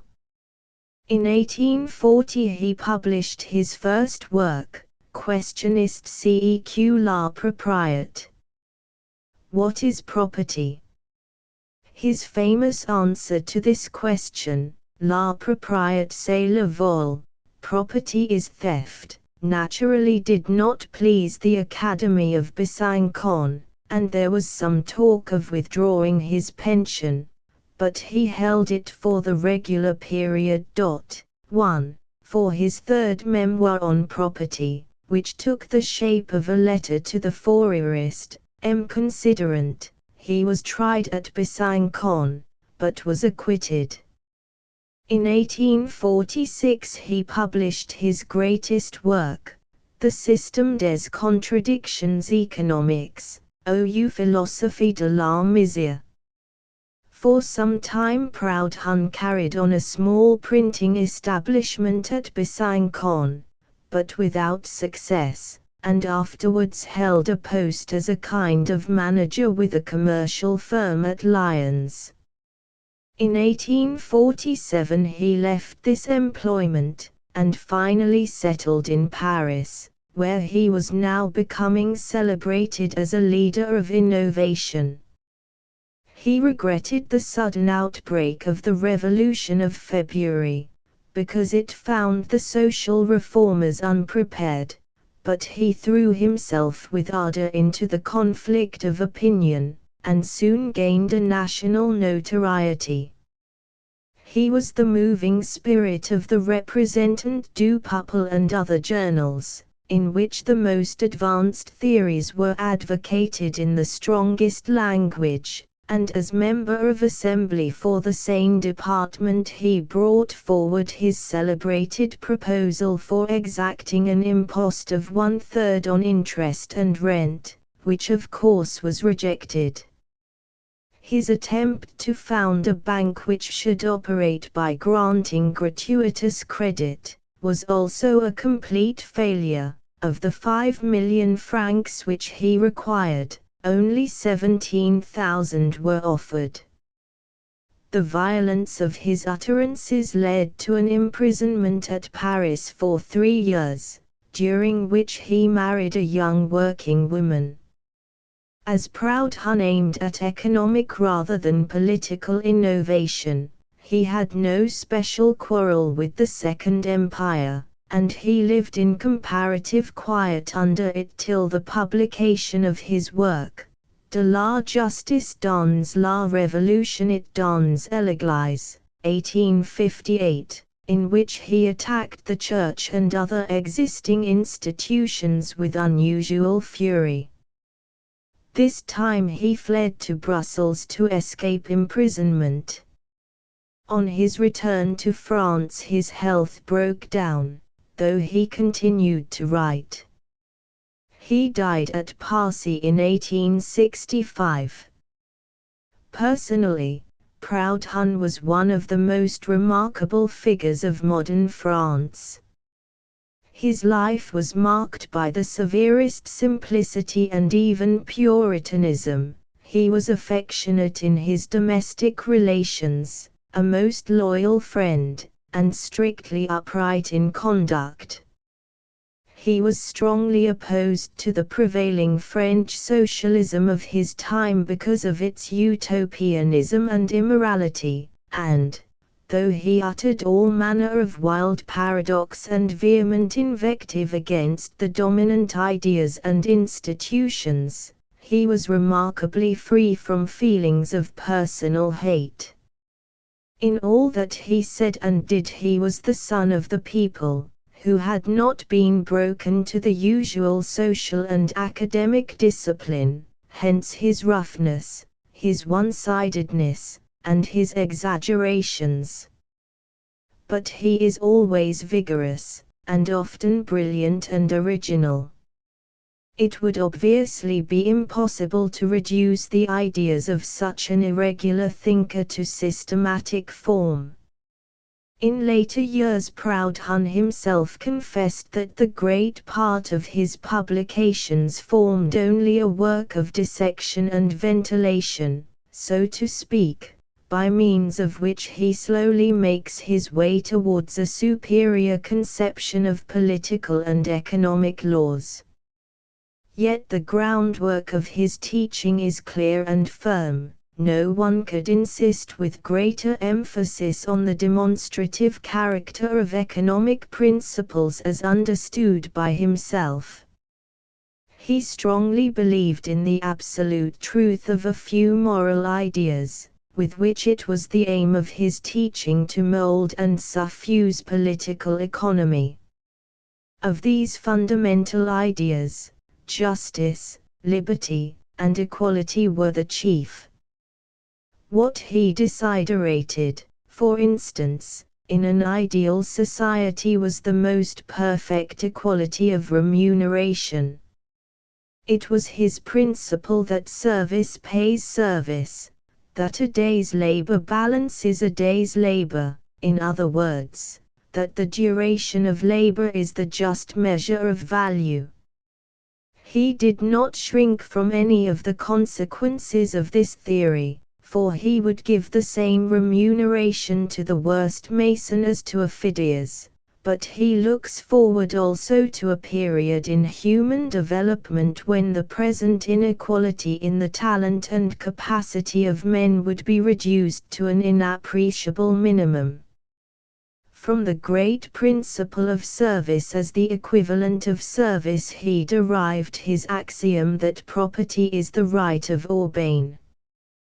The urbane was a stranger not naturalized, and the right of urbane was the right in virtue of which the sovereign claimed the goods of such a stranger who had died in his territory. Property is a right of the same nature, with a like power of appropriation in the form of rent, interest, etc. It reaps without labor, consumes without producing, and enjoys without exertion. Proud Hun's aim, therefore, was to realize a science of society resting on principles of justice, liberty, and equality, thus understood, a science, absolute, rigorous, based on the nature of man and of his faculties, and on their mutual relations, a science which we have not to invent, but to discover. But he saw clearly that such ideas, with their necessary accompaniments, could be realized only through a long and laborious process of social transformation. As we have said, he strongly detested the prurient immorality of the schools of Saint Simon and Fourier. He attacked them not less bitterly for thinking that society could be changed offhand by a ready-made and complete scheme of reform. It was the most accursed lie, he said, that could be offered to mankind. In social change he distinguishes between the transition and the perfection or achievement. With regard to the transition, he advocated the progressive abolition of the right of urbane, by reducing interest, rent, etc. For the goal he professed only to give the general principles. He had no ready-made scheme, no utopia. The positive organization of the new society in its details was a labor that would require 50 Montesquieu's. The organization he desired was one on collective principles, a free association which would take account of the division of labor, and which would maintain the personality both of the man and the citizen. With his strong and fervid feeling for human dignity and liberty, Proud Hun could not have tolerated any theory of social change that did not give full scope for the free development of man. Connected with this was his famous paradox of anarchy, as the goal of the free development of society, by which he meant that through the ethical progress of men government should become unnecessary. Each man should be a law to himself. Government of man by man in every form, he says, is oppression. The highest perfection of society is found in the union of order and anarchy. Proud Hun's theory of property as the right of urbane is substantially the same as the theory of capital held by Marx and most of the later socialists. Property and capital are defined and treated as the power of exploiting the labor of other men, of claiming the results of labor without giving an equivalent. Proud Hun's famous paradox, property is theft, is merely a trenchant expression of this general principle. As slavery is assassination inasmuch as it destroys all that is valuable and desirable in human personality, so property is theft inasmuch as it appropriates the value produced by the labor of others in the form of rent, interest, or profit without rendering an equivalent. For property proud Hun would substitute individual possession, the right of occupation being equal for all men. With the bloodshed of the days of June, French socialism ceased for a time to be a considerable force, and Paris, too, for a time lost its place as the great center of innovation. The rising removed the most enterprising leaders of the workmen and quelled the spirit of the remainder, while the false prosperity of the Second Empire relieved their most urgent grievances. Under Napoleon III, there was consequently comparative quietness in France. Even the International had very little influence on French soil, though French working men had an important share in originating it. 1. A complete edition of Proud Hun's works, including his posthumous writings, was published at Paris, 1875. C.P.J. Proud Hun, Sa vie et sa correspondance, by Sainte-Beuve, Paris, 1875, an admirable work, unhappily not completed, also reviewed des Deux Mondes, January 1866 and February 1873. Chapter 4 Early English Socialism compared with the parallel movement in France. The early socialism of England had an uneventful history. In order to appreciate the significance of Robert Owen's work, it is necessary to recall some of the most important features of the social condition of the country in his time. The English worker had no fixed interest in the soil.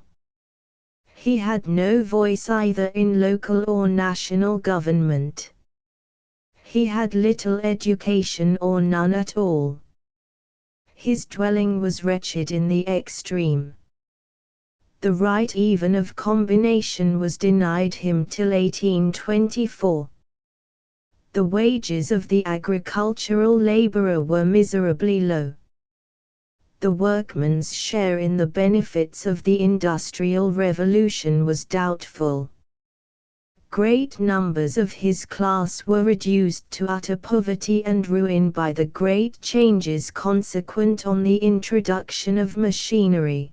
The tendency to readjustment was slow and continually disturbed by fresh change. The hours of work were mercilessly long. He had to compete against the labor of women, and of children brought frequently at the age of 5 or 6 from the workhouses. These children had to work the same long hours as the adults, and they were sometimes very cruelly treated by the overseers. Destitute as they so often were of parental protection and oversight, with both sexes huddled together under immoral and insanitary conditions, it was only natural that they should fall into the worst habits, and that their offspring should to such a lamentable degree be vicious, improvident, and physically degenerate.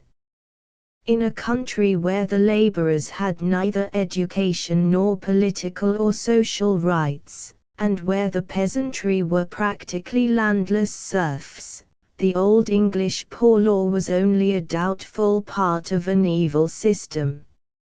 All these permanent causes of mischief were aggravated by special causes connected with the cessation of the Napoleonic Wars, which are well known. It was in such circumstances, when English pauperism had become a grave national question, that Owen first brought forward his scheme of socialism.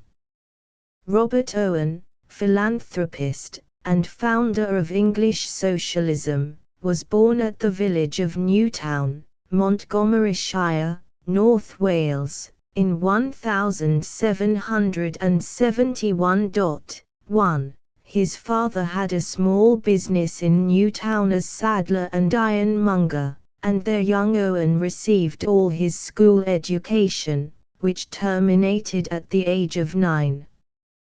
At 10 he went to Stamford, where he served in a draper's shop for 3 or 4 years, and, after a short experience of work in a London shop, removed to Manchester. His success at Manchester was very rapid. When only 19 years of age he became manager of a cotton mill, in which 500 people were employed, and by his administrative intelligence, energy, industry, and steadiness, soon made it one of the best establishments of the kind in Great Britain. In this factory Owen used the first bags of American Sea Island cotton ever imported into the country. It was the first cotton obtained from the southern states of America. Owen also made remarkable improvement in the quality of the cotton spun. Indeed, there is no reason to doubt that at this early age he was the first cotton spinner in England, a position entirely due to his own capacity and knowledge of the trade, as he had found the mill in no well-ordered condition and was left to organize it entirely on his own responsibility. Owen had become manager and one of the partners of the Chorlton Twist Company at Manchester, when he made his first acquaintance with the scene of his future philanthropic efforts at New Lanark. During a visit to Glasgow he had fallen in love with the daughter of the proprietor of the New Lanark Mills, Mr. Dale. Owen induced his partners to purchase New Lanark, and after his marriage with Miss Dale he settled there, in 1800, as manager and part owner of the mills. Encouraged by his great success in the management of cotton factories in Manchester, he had already formed the intention of conducting New Lanark on higher principles than the current commercial ones. The factory of New Lanark had been started in 1784 by Dale and Arkwright, the water power afforded by the Falls of the Clyde being the great attraction. Connected with the mills were about 2,000 people, 500 of whom were children, brought, most of them, at the age of 5 or 6 from the poorhouses and charities of Edinburgh and Glasgow. The children especially had been well treated by Dale, but the general condition of the people was very unsatisfactory. Many of them were the lowest of the population, the respectable country people refusing to submit to the long hours and demoralizing drudgery of the factories. Theft, drunkenness, and other vices were common. Education and sanitation were alike neglected. Most families lived only in one room. It was this population, thus committed to his care, which Owen now set himself to elevate and ameliorate. He greatly improved their houses, and by the unsparing and benevolent exertion of his personal influence trained them to habits of order, cleanliness, and thrift. He opened a store, where the people could buy goods of the soundest quality at little more than cost price, and the sale of drink was placed under the strictest supervision. His greatest success, however, was in the education of the young, to which he devoted special attention. He was the founder of infant schools in Great Britain, and, though he was anticipated by continental reformers, he seems to have been led to institute them by his own views of what education ought to be, and without hint from abroad. In all these plans Owen obtained the most gratifying success. Though at first regarded with suspicion as a stranger, he soon won the confidence of his people. The mills continued to prosper commercially, but it is needless to say that some of Owen's schemes involved considerable expense, which was displeasing to his partners. Wearied at last of the restrictions imposed on him by men who wished to conduct the business on the ordinary principles, Owen, in 1813, formed a new firm, whose members, content with 5% of return for their capital, would be ready to give freer scope to his philanthropy. In this firm Jeremy Bentham and the well-known Quaker, William Allen, were partners. In the same year Owen first appeared as an author of essays, in which he expounded the principles on which his system of educational philanthropy was based. From an early age he had lost all belief in the prevailing forms of religion, and had thought out a creed for himself, which he considered an entirely new and original discovery. The chief points in this philosophy were that man's character is made not by him but for him, that it has been formed by circumstances over which he had no control, that he is not a proper subject either of praise or blame, these principles leading up to the practical conclusion that the great secret in the right formation of man's character is to place him under the proper influences, physical, moral, and social, from his earliest years. These principles, of the irresponsibility of man and of the effect of early influences, are the keynote of Owen's whole system of education and social amelioration. As we have said, they are embodied in his first work, A New View of Society, or Essays on the Principle of the Formation of the Human Character. The first of these essays, there are 4 in all, being published in 1813.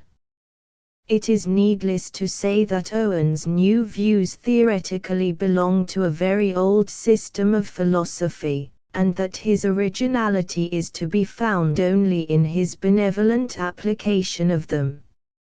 For the next few years Owen's work at New Lanark continued to have a national and even a European significance. His schemes for the education of his work people attained to something like completion on the opening of the institution at New Lanark in 1816.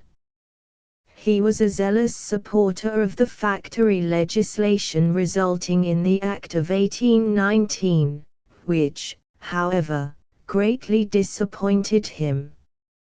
He had interviews and communications with the leading members of government, including the Premier, Lord Liverpool, and with many of the rulers and leading statesmen of the continent. New Lanark itself became a much frequented place of pilgrimage for social reformers, statesmen, and royal personages, amongst whom was Nicholas, afterwards Emperor of Russia. According to the unanimous testimony of all who visited it, the results achieved by Owen were singularly good. The manners of the children, brought up under his system, were beautifully graceful, genial, and unconstrained. Health, plenty, and contentment prevailed. Drunkenness was almost unknown, and illegitimacy was extremely rare.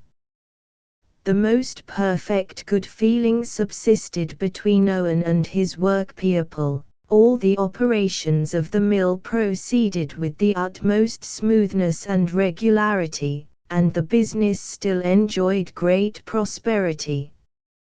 Hitherto Owen's work had been that of a philanthropist, whose great distinction was the originality and unwearying unselfishness of his methods.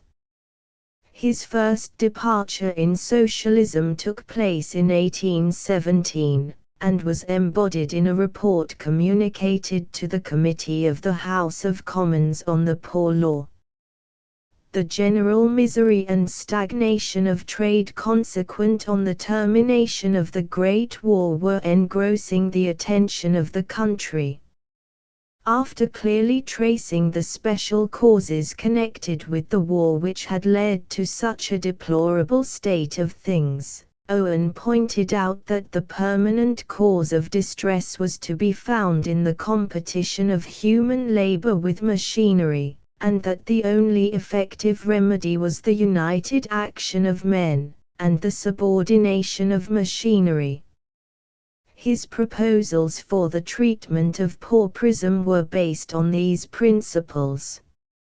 He recommended that communities of about 1,200 persons should be settled on spaces of land of from 1,000 to 1,500 acres, all living in one large building in the form of a square, with public kitchen and mess rooms. Each family should have its own private apartments, and the entire care of the children till the age of 3, after which they should be brought up by the community, their parents having access to them at meals and all other proper times. These communities might be established by individuals, by parishes, by counties, or by the state. In every case there should be effective supervision by duly qualified persons. Work, and the enjoyment of its results, should be in common. The size of his community was no doubt partly suggested by his village of New Lanark, and he soon proceeded to advocate such a scheme as the best form for the reorganization of society in general. In its fully developed form, and it cannot be said to have changed much during Owen's lifetime, it was as follows. He considered an association of from 500 to 3,000 as the fit number for a good working community. While mainly agricultural, it should possess all the best machinery, should offer every variety of employment, and should, as far as possible, be self-contained. In other words, his communities were intended to be self-dependent units, which should provide the best education and the constant exercise of unselfish intelligence, should unite the advantages of town and country life, and should correct the monotonous activity of the factory with the freest variety of occupation, while utilizing all the latest improvements in industrial technique. As these townships, as he also called them, should increase in number, unions of them federatively united shall be formed in circles of tens, hundreds, and thousands till they should embrace the whole world in one great republic with a common interest. His plans for the cure of pauperism were received with great favor. The Times and the Morning Post, and many of the leading men of the country, countenanced them. One of his most steadfast friends was the Duke of Kent, father of Queen Victoria. He had indeed gained the ear of the country, and had the prospect before him of a great career as a social reformer, when he went out of his way at a large meeting in London to declare his hostility to all the received forms of religion. After this defiance to the religious sentiment of the country, Owen's theories were in the popular mind associated with infidelity, and were henceforward suspected and discredited. Owen's own confidence, however, remained unshaken, and he was anxious that his scheme for establishing a community should be tested. At last, in 1825, such an experiment was attempted under the direction of his disciple, Abram Combe, at Orbeaston, near Glasgow, and in the same year Owen himself commenced another at New Harmony, in Indiana, America. After a trial of about 2 years, both failed completely. Neither of them was a pauper experiment, but it must be said that the members were of the most motley description, many worthy people of the highest aims being mixed with vagrants, adventurers, and crotchety wrong-headed enthusiasts. After a long period of friction with William Allen and some of his other partners, Owen resigned all connection with New Lanark in 1828. On his return from America, he made London the centre of his activity. Most of his means having been sunk in the New Harmony experiment, he was no longer a flourishing capitalist, but the head of a vigorous propaganda, in which socialism and secularism were combined. One of the most interesting features of the movement at this period was the establishment in 1832 of an equitable labor exchange system, in which exchange was effected by means of labor notes, the usual means of exchange and the usual middlemen being alike superseded. The word socialism first became current in the discussions of the Association of All Classes of All Nations, formed by Owen in 1835. During these years also his secularistic teaching gained such influence among the working classes as to give occasion, in 1839, for the statement in the Westminster Review that his principles were the actual creed of a great portion of them. His views on marriage, which were certainly lax, gave just ground for offense. At this period some more communistic experiments were made, of which the most important were that at Rotherhithe, in the county of Clare, Ireland, and that at Tytherley, in Hampshire. It is admitted that the former, which was established in 1839, was a remarkable success for 3.5 years, till the proprietor, who had granted the use of the land, having ruined himself by gambling, was obliged to sell out. Tytherley, begun in 1839, was an absolute failure. By 1846 the only permanent result of Owen's agitation, so zealously carried on by public meetings, pamphlets, periodicals, and occasional treatises, was the cooperative movement, and for the time even that seemed to have utterly collapsed. In his later years Owen became a firm believer in spiritualism. He died in 1858 at his native town at the age of 87. The causes of Owen's failure in establishing his communities are obvious enough.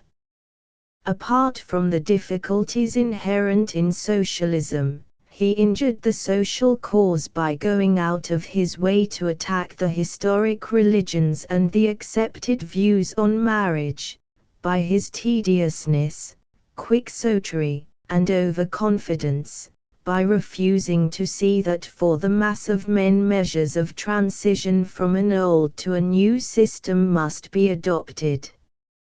If he had been true to his earlier methods and retained the autocratic guidance of his experiments, the chances of success would have been greater.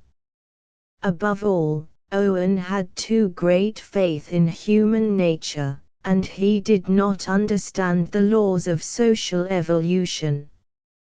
His great doctrine of the influence of circumstances in the formation of character was only a very crude way of expressing the law of social continuity so much emphasized by recent socialism. He thought that he could break the chain of continuity, and as by magic create a new set of circumstances, which would forthwith produce a new generation of rational and unselfish men. The time was too strong for him, and the current of English history swept past him. Even a very brief account of Owen, however, would be incomplete without indicating his relation to Malthus. Against Malthus he showed that the wealth of the country had, in consequence of mechanical improvement, increased out of all proportion to the population. The problem, therefore, was not to restrict population, but to institute rational social arrangements and to secure a fair distribution of wealth. Whenever the number of inhabitants in any of his communities increased beyond the maximum, new ones should be created, until they should extend over the whole world.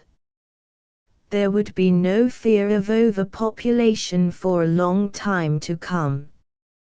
Its evils were then felt in Ireland and other countries, but that condition of things was owing to the total want of the most ordinary common sense on the part of the blinded authorities of the world. The period would probably never arrive when the earth would be full, but, if it should, the human race would be good, intelligent, and rational, and would know much better than the present irrational generation how to provide for the occurrence. Such was Owen's socialistic treatment of the population problem. Robert Owen was essentially a pioneer, whose work and influence it would be unjust to measure by their tangible results. Apart from his socialistic theories, it should, nevertheless, be remembered that he was one of the foremost and most energetic promoters of many movements of acknowledged and enduring usefulness. He was the founder of infant schools in England. He was the first to introduce reasonably short hours into factory labor, and zealously promoted factory legislation, one of the most needed and most beneficial reforms of the century, and he was the real founder of the cooperative movement. In general education, in sanitary reform, and in his sound and humanitarian views of common life, he was far in advance of his time. Like Fourier, also, he did the great service of calling attention to the advantages which might be obtained in the social development of the future from the reorganization of the commune, or self-governing local group of workers. Still, he had many serious faults. All that was quixotic, crude, and superficial in his views became more prominent in his later years, and by the extravagance of his advocacy of them he did vital injury to the cause he had at heart. In his personal character he was without reproach, frank, benevolent, and straightforward to a fault, and he pursued the altruistic schemes in which he spent all his means with more earnestness than most men devote to the accumulation of a fortune. In England the Reform of 1832 had the same effect as the Revolution of July, 1830. In France, it brought the middle class into power, and by the exclusion of the workmen emphasized their existence as a separate class. The discontent of the workmen now found expression in Chartism. As is obvious from the contents of the Charter, Chartism was most prominently a demand for political reform, but both in its origin and in its ultimate aim the movement was more essentially economic. As regards the study of socialism, the interest of this movement lies greatly in the fact that in its organs the doctrine of surplus value, afterwards elaborated by Marx as the basis of his system, is broadly and emphatically enunciated. While the worker produces all the wealth, he is obliged to content himself with the meager share necessary to support his existence, and the surplus goes to the capitalist, who, with the king, the priests, lords, esquires, and gentlemen, lives upon the labor of the working man. Poor Man's Guardian, 1835. After the downfall of Owenism began the Christian socialist movement in England, 1848–52, of which the leaders were Maurice, Kingsley, and Mr. Ludlow. The abortive Chartist demonstration of April 1848 excited in Maurice and his friends the deepest sympathy with the sufferings of the English working class, a feeling which was intensified by the revelations regarding London labour and the London poor published in the Morning Chronicle in 1849. Mr. Ludlow, who had in France become acquainted with the theories of Fourier, was the economist of the movement, and it was with him that the idea originated of starting cooperative associations. In politics for the people, in the Christian Socialist, in the pulpit and on the platform, and in Yeast and Alton Locke, well-known novels of Kingsley, the representatives of the movement exposed the evils of the competitive system, carried on an unsparing warfare against the Manchester School, and maintained that socialism, rightly understood, was only Christianity applied to social reform. Their labors in insisting on ethical and spiritual principles as the true bonds of society, in promoting associations, and in diffusing a knowledge of cooperation, were largely beneficial. In the north of England they joined hands with the cooperative movement inaugurated by the Rochdale pioneers in 1844 under the influence of Owenism. Productive cooperation made very little progress, but cooperative distribution soon proved a great success. One of R. Owen's numerous works in exposition of his system, the most important are the New View of Society, the report communicated to the Committee on the Poor Law, the Book of the New Moral World, and Revolution in the Mind and Practice of the Human Race. See Life of Robert Owen written by himself, London, 1857, and Threading My Way, 27 Years of Autobiography, by Robert Dale Owen, his son, London, 1874. There are also Lives of Owen by A. J. Booth, London, 1869, W. L. Sargent, London, 1860, and F. Podmore, London, 1906. For works of a more general character see G. J. Holyoake, History of Cooperation in England, London, 1875, Adolf Held, Zwei Butchers Sozialen Geschichte Englands, Leipzig, 1881. Chapter V. Ferdinand Lassalle Life in 1852. The twofold socialist movement in France and England had come to an end, leaving no visible result of any importance. From that date the most prominent leaders of socialism have been German and Russian. German socialists also played a part in the Revolution of 1848 and in the years that preceded it, but as the work that makes their names really historical was not performed till a later period, we have postponed the consideration of it till now, when we can treat it as a whole. The most conspicuous chiefs of German socialism have been Karl Marx, Friedrich Engels, Lassalle, and Rodbertus. Of these, Lassalle, 1, was the first to make his mark in history as the originator of the social democratic movement in Germany. Ferdinand Lassalle was born at Breslau in 1825. Like Karl Marx, the chief of International Socialism, he was of Jewish extraction.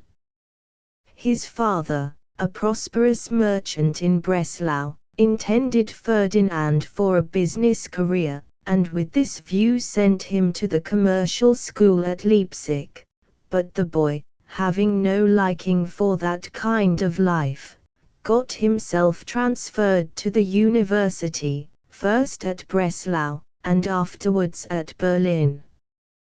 His favorite studies were philology and philosophy. He became an ardent Hegelian, and in politics was one of the most advanced. Having completed his university studies in 1845, he began to write a work on Heraclitus from the Hegelian point of view, but it was soon interrupted by more stirring interests, and did not see the light for many years.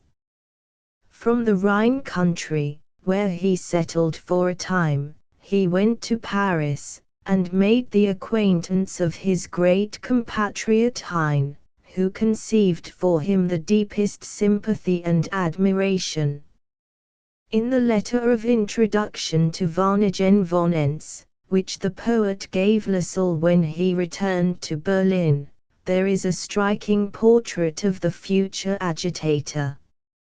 Heine speaks of his friend Lassalle as a young man of the most remarkable endowments, in whom the widest knowledge, the greatest acuteness, and the richest gifts of expression are combined with an energy and practical ability which excite his astonishment, but adds, in his half-mocking way, that he is a genuine son of the new era, without even the pretense of modesty or self-denial, who will assert and enjoy himself in the world of realities. At Berlin, Lassalle became a favorite in some of the most distinguished circles. Even the veteran Humboldt was fascinated by him, and used to call him the Wunderkind. Here it was also, early in 1846, that he met the lady with whom his life was to be associated in so striking a way, the Countess Hatzfeldt. She had been separated from her husband for many years, and was at feud with him on questions of property and the custody of their children. With characteristic energy Lassalle adopted the cause of the Countess, whom he believed to have been outrageously wronged, made a special study of law, and, after bringing the case before 36 tribunals, reduced the powerful Count to a compromise on terms most favorable to his client. The process, which lasted 8 years, gave rise to not a little scandal, especially that of the Kassettengeschichte. This affair of the casket arose out of an attempt by the Countess's friends to get possession of a bond for a large life annuity settled by the Count on his mistress, a Baroness Maydorf, to the prejudice of the Countess and her children. At the instigation of Lassalle, 2 of his comrades succeeded in carrying off a casket, which was supposed to contain the document in question, but which really contained her jewels, from the Baroness's room at a hotel in Cologne. They were prosecuted for theft, one of them being condemned to 6 months' imprisonment. Lassalle himself was accused of moral complicity, but was acquitted on appeal. His intimate relations with the Countess, which continued till the end, certainly did not tend to improve Lassalle's position in German society. Rightly or wrongly, people had an unfavorable impression of him, as of an adventurer. Here we can but say that he claimed to act from the noblest motives. In the individual lot and suffering of the Countess he saw the social misery of the time reflected, and his assertion of her cause was a moral insurrection against it. While the case was pending, he gave the Countess a share of his allowance from his father, and after it was won, he received according to agreement, from the now ample resources of the lady, an annual income of 4,000 thalers, £600. Added to his own private means, this sum placed the finances of Lisle on a sure footing for the rest of his life. His conduct was a mixture of chivalry and business, which every one must judge for himself. It was certainly not in accordance with the conventionalities, but for these Lisle never entertained much respect. In 1848 Lisle attached himself to the group of men, Karl Marx, Engels, Freiligrath, and others, who in the Rhine country represented the socialistic and extreme democratic side of the revolution, and whose organ was the New Rhenish Gazette. But the activity of Lisle was only local and subordinate. He was, however, condemned to 6 months' imprisonment for resisting the authorities at Dusseldorf. On that occasion Lisle prepared the first of those speeches which made so great an impression on the men of his time, but it was not delivered. It contains the first important statement of his social and political opinions. "I will always joyfully confess," he said, "that from inner conviction I am a decided adherent of the Social Democratic Republic." Till 1858 Lisle resided mostly in the Rhine country, prosecuting the suit of his friend the Countess, and afterwards completing his work on Heraclitus, which was published in that year. He was not allowed to live in Berlin because of his connection with the disturbances of 1848. In 1859 he returned to the capital disguised as a carter, and finally, through the influence of Humboldt with the king, received permission to remain. In the same year he published a remarkable pamphlet on the Italian War and the mission of Prussia, in which he came forward to warn his countrymen against going to the rescue of Austria in her war with France. He argued that if France drove Austria out of Italy she might annex Savoy, but could not prevent the restoration of Italian unity under Victor Emmanuel. France was doing the work of Germany by weakening Austria, the great cause of German disunion and weakness. Prussia should form an alliance with France in order to drive out Austria and make herself supreme in Germany. After their realization by Bismarck, these ideas have become sufficiently commonplace, but they were nowise obvious when thus published by Lisle. In this, as in other matters, he showed that he possessed both the insight and foresight of a statesman. In the course of the Hatzfeld suit Lisle had acquired no little knowledge of law, which proved serviceable to him in the great work, System of Acquired Rights, published in 1861. The book professes to be, and in a great measure is, an application of the historical method to legal ideas and institutions, but it is largely dominated also by abstract conceptions, which are not really drawn from history, but read into it. The results of his investigation are sufficiently revolutionary. In the legal sphere they go even farther than his socialistic writings in the economic and political. But with one important exception, he made no attempt to base his socialistic agitation on his system of acquired rights. It simply remained a learned work. Hitherto Lassalle had been known only as the author of two learned works, and as connected with one of the most extraordinary lawsuits of the 19th century, which had become a widespread scandal. Now began the brief activity which was to give him an historical significance. His revolutionary activity in 1848, though only a short phase in his career, was not an accident. It represented a permanent feature of his character. In him the student and the man of action were combined in a notable manner, but the craving for effective action was eminently strong.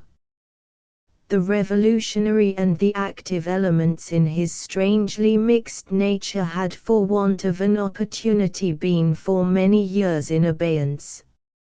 A rare opportunity had at last come for asserting his old convictions. In the struggle between the Prussian government and the opposition he saw an opportunity for vindicating a great cause, that of the working men, which would outflank the liberalism of the middle classes, and might command the sympathy and respect of the government. But his political program was entirely subordinate to the social, that of bettering the condition of the working classes, and he believed that as their champion he might have such influence in the Prussian state as to determine it on entering on a great career of social amelioration. The social activity of Lassalle dates from the year 1862. It was a time of new life in Germany. The forces destined to transform the Germany of Hegel into the Germany of Bismarck were preparing. The time for the restoration and unification of the fatherland under the leadership of Prussia had come. The nation that had so long been foremost in philosophy and theory was to take a leading place in the practical walks of national life, in war and politics, and in the modern methods of industry. The man who died as first German Emperor of the new order ascended the throne of Prussia in 1861. Bismarck, whose mission it was to take the chief part in this great transformation, entered on the scene as Chief Minister of Prussia in the autumn of 1862. The Progressist Party, that phase of German liberalism which was to offer such bitter opposition both to Bismarck and Lassalle, came into existence in 1861. For accomplishing this world historic change the decisive factor was the Prussian army. The new rulers of Prussia clearly saw that for the success of their plans everything would depend on the efficiency of the army. But on the question of its reorganization they came into conflict with the liberals, who, failing to comprehend the policy of Bismarck, refused him the supplies necessary for realizing ideals dear to every German patriot. In the controversy so bitterly waged between the Prussian monarchy and the liberals, Lassalle intervened. As might be expected, he was not a man to be bound by the formulas of Prussian liberalism, and in a lecture, on the nature of a constitution, delivered early in 1862, he expounded views entirely at variance with them. In this lecture his aim was to show that a constitution is not a theory or a document written on paper. It is the expression of the strongest political forces of the time. The king, the nobility, the middle class, the working class, all these are forces in the polity of Prussia, but the strongest of all is the king, who possesses in the army a means of political power, which is organized, excellently disciplined, always at hand, and always ready to march. The army is the basis of the actual working constitution of Prussia. In the struggle against a government resting on such a basis, verbal protests and compromises were of no avail. In a second lecture, What Next?, Lassalle proceeded to maintain that there was only one method for effectually resisting the government: to proclaim the facts of the political situation as they were, and then to retire from the chamber. By remaining they only gave a false appearance of legality to the doings of the government. If they withdrew, it must yield, as in the present state of political opinion in Prussia and in civilized Europe, no government could exist in defiance of the wishes of the people. In a pamphlet subsequently published under the title of Might and Right, Lassalle defended himself against the accusation that in these lectures he had subordinated the claims of right to those of force. He had, he said, not been expressing his own views of what ought to be, he had simply been elucidating facts in an historical way. He had only been explaining the real nature of the situation. He now went on to declare that no one in the Prussian state had any right to speak of right but the old and genuine democracy. It had always cleaved to the right, degrading itself by no compromise with power. With the democracy alone is right, and with it alone will be might. We need not say that these utterances of Lassalle had no influence on the march of events. The rulers pushed on the reorganizing of the army with supplies obtained without the consent of the Prussian chambers, the liberal members protesting in vain till the great victory over Austria in 1866 furnished an ample justification for the policy of Bismarck. But their publication marked an important crisis in his own career, for they did not recommend him to the favorable consideration of the German liberals with whom he had previously endeavored to act. He and they never had much sympathy for one another. They were fettered by formulas as well as wanting in energy and initiative. On the other hand, his adventurous career, his temperament, which disposed him to rebel against the conventionalities and formulas generally, his loyalty to the extreme democracy of 1848, all brought him into disharmony with the current liberalism of his time. They gave him no tokens of their confidence, and he chose a path of his own. A more decisive step in a new direction was taken in 1862 by his lecture, The Working Men's Programme, on the special connection of the present epoch of history with the idea of the working class. The gist of this lecture was to show that we are now entering on a new era of history, of which the working class are the makers and representatives. It is a masterly performance, lucid in style, and scientific in method of treatment. Yet this did not save its author from the attentions of the Prussian police.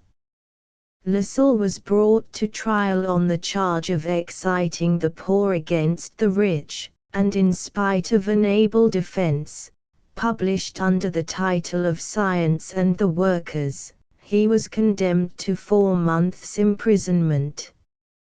But he appealed, and on the second hearing of the case made such an impression on the judges that the sentence was commuted into a fine of £15.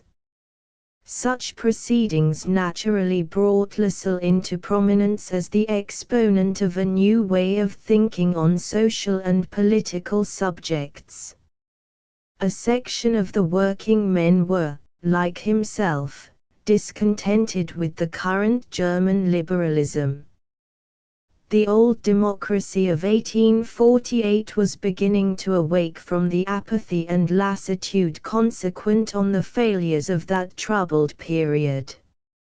Men imbued with the traditions and aspirations of such a time could not be satisfied with the half-hearted program of the progressists, who would not decide on adopting universal suffrage as part of their policy, yet wished to utilize the workmen for their own ends.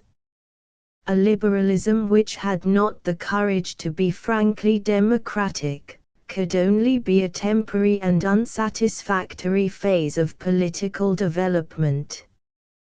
This discontent found expression at Leipzig, where a body of workmen, displeased with the progressists, yet undecided as to any clear line of policy, had formed a central committee for the calling together of a working men's congress. With Lassalle, they had common ground in their discontent with the progressists, and to him in 1863 they applied, in the hope that he might suggest a definite line of action. Lassalle replied in an open letter, with a political and social economic program, which, for lucidity and comprehensiveness of statement, left nothing to be desired.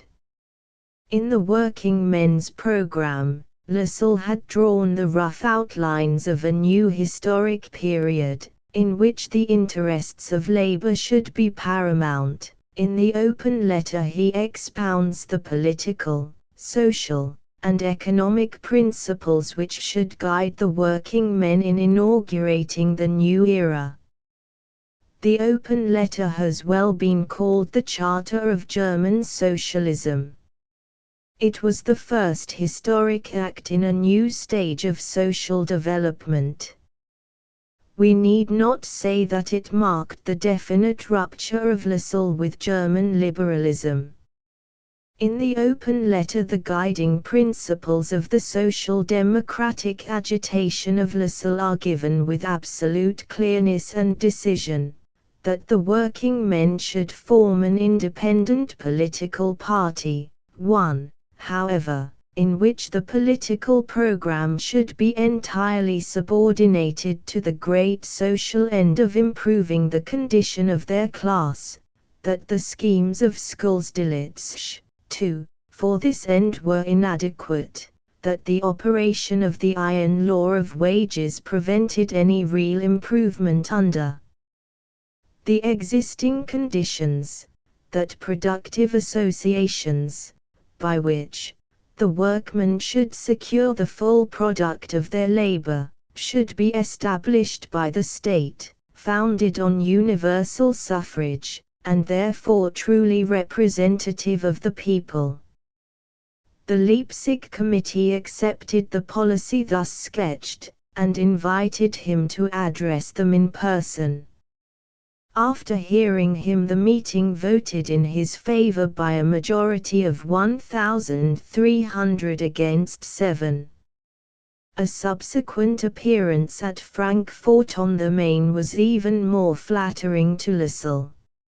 In that, as in most other towns of Germany, the workmen were generally disposed to support schools and the Progressist Party. Lassalle therefore had the hard task of conciliating and gaining a hearing from a hostile audience. His first speech, 4 hours in length, met at times with a stormy reception, and was frequently interrupted. Yet he gained the sympathy of his audience by his eloquence and the intrinsic interest of his matter, and the applause increased as he went on.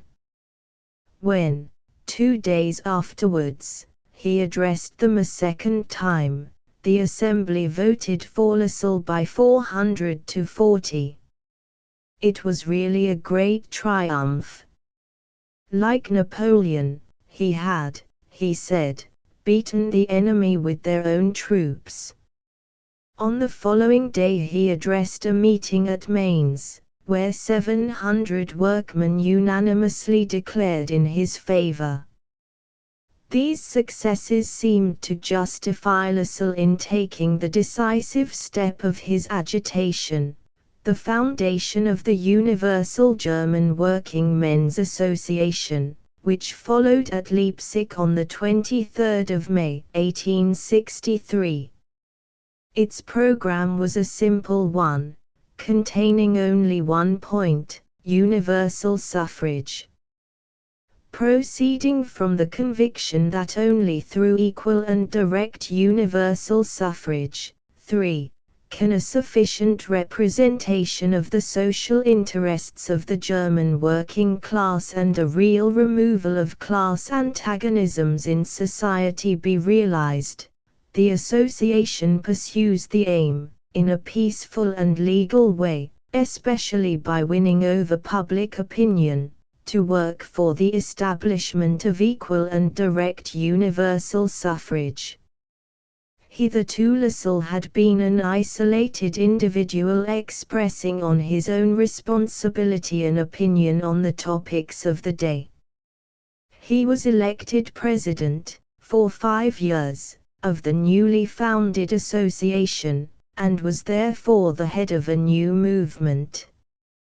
He had crossed the Rubicon, not without hesitation and misgiving. In the summer of 1863 little was accomplished. The membership of the association grew but slowly, and, according to his wont, Lassalle retired to the baths to recruit his health. In the autumn he renewed his agitation by a review of his forces on the Rhine, where the workmen were most enthusiastic in his favor. But the severest crisis of his agitation befell during the winter of 1863–4. At this period his labors were almost more than human. He wrote his Bastet-Schools, a considerable treatise, in about 3 months, defended himself before the courts both of Berlin and the Rhine in elaborate speeches, conducted the affairs of his association in all their troublesome details, and often before stormy and hostile audiences gave a succession of addresses, the aim of which was the conquest of Berlin. Lassalle's Bastet-Schools, his largest economic work, bears all the marks of the haste and feverishness of the time that gave it birth. It contains passages in the worst possible taste. The coarseness and scurrility of his treatment of schools are absolutely unjustifiable. The book consists of barren and unprofitable controversy, interspersed with philosophic statements of his economic position, and even they are often crude, confused, and exaggerated. Controversy is usually the most unsatisfactory department of literature, and of the various forms of controversy that of Lassalle is the least to be desired, consisting as it so largely did of supercilious verbal and captious objection. The book as a whole is far below the level of the working men's program and the open letter. After all these labors, little wonder that we find him writing, on the 14th of February, "I am tired to death, and strong as my constitution is, it is shaking to the core. My excitement is so great that I can no longer sleep at night. I toss about on my bed till 5 o'clock, and rise up with aching head, and entirely exhausted. I am overworked, overtasked, and overtired in the frightfulest degree.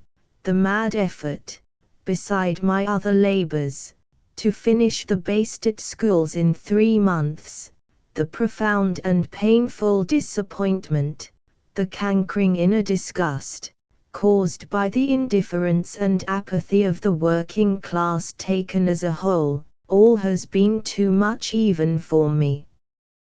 Clearly the great agitator needed rest, and he decided to seek it, as usual, at the baths. But before he retired, he desired once more to refresh his weary soul in the sympathetic enthusiasm which he anticipated from his devoted adherents on the Rhine.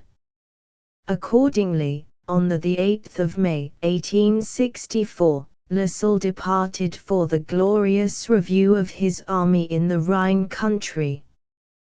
He spoke, Mering tells us, on the 14th of May at Solingen, on the 15th at Barmen, on the 16th at Cologne, on the 18th at Wermelskirchen. His journey was like a royal progress or a triumphal procession, except that the joy of the people was perfectly spontaneous. Thousands of workmen received him with acclamations. Crowds pressed upon him to shake hands with him, to exchange friendly greetings with him. On the 22nd of May, the first anniversary festival of the Universal Association, held at Ronsdorf, the enthusiasm reached its climax. Old and young, men and women, went forth to meet him as he approached the town, and he entered it through triumphal arches, under a deluge of flowers thrown from the hands of working girls, amidst jubilation indescribable. Writing to the Countess of Hatzfeld about this time of the impression made on his mind by his reception on the Rhine, Lassalle says, "I had the feeling that such scenes must have been witnessed at the founding of new religions." The speech of Lassalle at Ronsdorf corresponded in character with the enthusiasm and exaltation of such a time and such an audience. The King of Prussia had recently listened with favor to the grievances of a deputation of Silesian weavers, and promised to help them out of his own purse. Von Kettler, Bishop of Mainz, had published a short treatise, in which he expressed his agreement with Lassalle's criticism of the existing economic system. As his manner was, Lassalle did not underestimate the value of those expressions of opinion.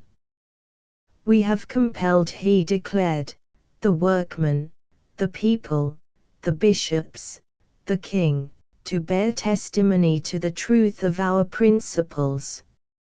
It would be easy to ridicule the enthusiasm for Lassalle entertained by those workmen on the Rhine, but it will be more profitable if we pause for a moment to realize the world historic pathos of the scene. For the first time for many centuries we see the working men of Germany aroused from their hereditary degradation, apathy, and hopelessness. Change after change had passed in the higher sphere of politics. One conqueror after another had traversed these Rhine countries, but, whoever lost or won, it was the working man who had to pay with his sweat and toil and sorrow. He was the anvil on which the hammer of those iron times had fallen without mercy and without intermission. His doom it was to drudge, to be fleeced, to be drilled and marched off to fight battles in which he had no interest. Brief and fitful gleams of a wild and desperate hope had visited these poor people before, only to go out again in utter darkness, but now in a sky which had so long been black and dull with monotonous misery. The rays were discernible of approaching dawn, a shining light which would grow into a more perfect day. for in the process of history the time had come when the suffering which had so long been dumb should find a voice that would be heard over the world, should find an organization that would compel the attention of rulers and all men. Such a cause can be most effectually furthered by wise and sane leadership, yet it is also well when it is not too dependent on the guidance of those who seek to control it. The career of Lassalle always had its unpleasant features. He liked the passing effect too well. He was too fond of display and pleasure. In much that he did there is a note of exaggeration, bordering on insincerity. As his agitation proceeded, this feature of his character becomes more marked. Some of his addresses to the workmen remind us too forcibly of the bulletins of the first Napoleon. He was not always careful to have the firm ground of fact and reality beneath his feet. Many of his critics speak of the failure of his agitation, with no good reason, considering how short a time it had continued, hardly more than a year. Lassalle himself was greatly disappointed with the comparatively little success he had attained. He had not the patience to wait till the sure operation of truth and fact and the justice of the cause he fought for should bring him the reward it merited. On all these grounds we cannot consider the event which so unworthily closed his life as an accident. It was the melancholy outcome of the weaker elements in his strangely mixed character. While posing as the spokesman of the poor, Lassalle was a man of decidedly fashionable and luxurious habits. His suppers were well known as among the most exquisite in Berlin. It was the most piquant feature of his life that he, one of the gilded youth, a connoisseur in wines, and a learned man to boot, had become agitator and the champion of the workers. In one of the literary and fashionable circles of Berlin he had met a young lady, a Fräulein von Doniges, for whom he at once felt a passion which was ardently reciprocated. He met her again on the Rigi, in the summer of 1864, when they resolved to marry. She was a young lady of 20, decidedly unconventional and original in character. It would appear from her own confession that she had not always respected the sacred German morality. But she had for father a Bavarian diplomatist then resident in Geneva, who was angry beyond all bounds when he heard of the proposed match, and would have absolutely nothing to do with Lassalle. The lady was imprisoned in her own room, and soon, apparently under the influence of very questionable pressure, renounced Lassalle in favor of another admirer, a Wallachian, Count von Rachowitzer. Lassalle, who had resorted to every available means to gain his end, was now mad with rage, and sent a challenge both to the lady's father and her betrothed, which was accepted by the latter. At the Carriage, a suburb of Geneva, the meeting took place on the morning of the 28th of August, 1864. Lassalle was mortally wounded, and died on the 31st of the same month. In spite of such a foolish ending, his funeral was that of a martyr, and by many of his adherents he has since been regarded with feelings almost of religious devotion. How the career of Lassalle might have shaped itself in the new Germany under the system of universal suffrage which was adopted only 3 years after his death, is an interesting subject of speculation. He could not have remained inactive, and he certainly would not have been hindered by doctrinaire scruples from playing an effective part, even though it were by some kind of alliance with the government. His ambition and his energy were alike boundless. In the heyday of his passion for Fräulein von Donniges, his dream was to be installed as the President of the German Republic with her elevated by his side. As it was, his position at his death was rapidly becoming difficult and even untenable. He was involved in a net of prosecutions which were fast closing round him. He would soon have had no alternative but exile or a prolonged imprisonment. Lassalle was undoubtedly a man of the most extraordinary endowments. The reader of his works feels that he is in the presence of a mind of a very high order. Both in his works and in his life we find an exceptional combination of gifts: philosophic power, eloquence, enthusiasm, practical energy, a dominating force of will. Born of a cosmopolitan race, which has produced so many men little trammeled by the conventionalism of the old European societies, he was to a remarkable degree original and free from social prejudice, was one of the men in whom the spirit of daring initiative is to a remarkable degree active. He had in fact a revolutionary temperament, disciplined by the study of German philosophy, by the sense of the greatness of Prussia's historic mission, and by a considerable measure of practical insight, for in this he was not by any means wanting.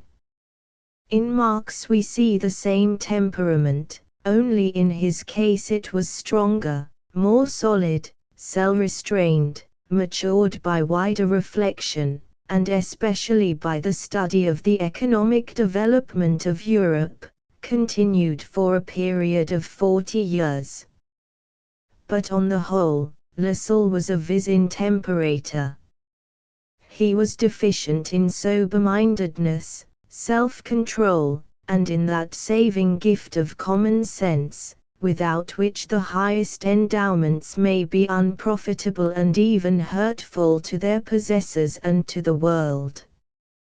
His ambitions were not pure. He had a histrionic as well as a revolutionary temperament. He was lacking also in self-respect. Above all, he had not sufficient reverence for the great and sacred cause of which he had become the champion, a cause which is fitted to claim the highest motives, the purest ambitions, the most noble enthusiasms.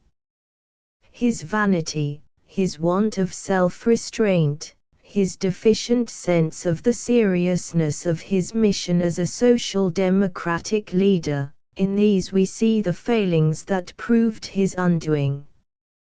Throughout the miserable intrigue in which he met his death, a simple, straightforward sense of what was right and becoming would at once have saved him from ruin. Yet he was privileged to inaugurate a great movement. As the founder of the social democracy of Germany, he has earned a place on the roll of historic names. He possessed in a notable degree the originality, energy, and sympathy which fit a man to be the champion of a new cause. We may go further and say that at that date Germany had only two men whose insight into the facts and tendencies of their time was in some real degree adequate to the occasion: Bismarck and Lassalle. The former represented a historic cause, which was ready for action, the regeneration and unification of Germany to be accomplished by the Prussian army. The cause which Lassalle brought to the front was at a very different stage of progress. The working men, its promoters and representatives, and Lassalle, its champion, had not attained to anything like clearness either as to the end to be gained or the means for accomplishing it. It was only at the crudest and most confused initial stage. 1. The most important works of Lassalle are mentioned in the text. See Georg Brandes, Ferdinand Lassalle, Franz Mehring, Die deutsche Sozialdemokratie, ihre Geschichte und ihre Lehre, W. H. Dawson, German Socialism and Ferdinand Lassalle. 2. Schulz Delitzsch was born in 1808 at Delitzsch, in Prussian Saxony, whence the second part of his name, to distinguish him from the many other people in Germany who bear the familiar name of Schulz. It was his great merit that he founded the cooperative movement in Germany on principles of self-help. He was a leading member of the Progressist Party. 3. In contrast to the unequal and indirect system existing in Prussia, according to which the voters are on a property basis divided into 3 classes. The voters thus arranged choose bodies of electors, by whom the members for the chamber are chosen. 4. Baistit was the popularizer in France of the orthodox political economy. Lassalle accused Schulz of being a mere echo of Baistit's superficial views, and therefore called him Baistit Schulz. 2 theories of Lassalle. The socialistic position of Lassalle may generally be described as similar to that of Rodbertus and Karl Marx. He admits his indebtedness to both of those writers, but at the same time he cannot be regarded as a disciple of either of them. Lassalle himself was a thinker of great original power. He had his own way of conceiving and expressing the historic socialism. Lassalle supplies the key to his general position in the preface to his Baistit Schulz, when, quoting from his system of acquired rights, he says, "In social matters the world is confronted with the question, whether now when property in the direct utilization of another man no longer exists, such property in his indirect exploitation should continue, that is, whether the free realization and development of our labor force should be the exclusive private property of the possessor of capital, and whether the employer as such, and apart from the remuneration of his intellectual labor, should be permitted to appropriate the result of other men's labors. 1. This sentence, he says, contains the program of a national economic work, which he intended to write under the title, Outlines of a Scientific National Economy. In this sentence also, we need not say, the fundamental position of socialism is implied. He was about to carry out his project when the Leipzig Central Committee brought the question before him in a practical form. The agitation broke out and left him no leisure for such a work. But he had often lamented that the exposition of the theory had not preceded the practical agitation, and that a scientific basis had not been provided for it. The Baistit Schulz was itself a controversial work, written to meet the needs of the hour. Lassalle has never given a full and systematic exposition of his socialistic theory. All his social economic writings were published as the crises of his agitation seemed to demand. But, as he himself says, they compensate by the life and incisiveness of the polemical form of treatment for what they lose in systematic value. We may add that it is often a scientific gain, for in the career of Lassalle we see socialism confronted with fact, and thereby to a large extent saved from the absoluteness, abstractness, and deficient sense of reality which detract so much from the value of the works of Marx and Rodbertus. The excessive love of system so characteristic of German theorists may be as remote from historic reality and possibility as the utopian schemes of French socialists. It is, however, also a natural result of Lassalle's mode of presentation that he is not always consistent with himself either on practical or theoretical questions, especially in his attitude towards the Prussian state. On the whole, we can most clearly and comprehensively bring out the views of Lassalle if we follow the order in which they are presented in his three leading works: The Working Men's Programme, The Open Letter, and The Bastet Schools. The central theme of the working men's program is the vocation of the working class as the makers and representatives of a new era in the history of the world. We have seen that Lassalle's system of acquired rights was an application of the historical method to legal ideas and institutions. In his social economic writings we find the application of the same method to economic facts and institutions. The Working Men's Programme is a brilliant example of the historical method, and indeed is a lucid review of the economic development of Europe, culminating in the working men's state, the full-grown democracy.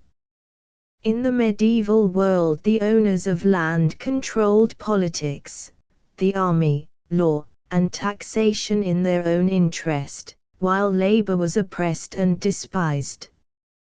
The present regime of the capitalist classes is due to a gradual process of development continued for centuries, and is the product of many forces which have acted and reacted on each other.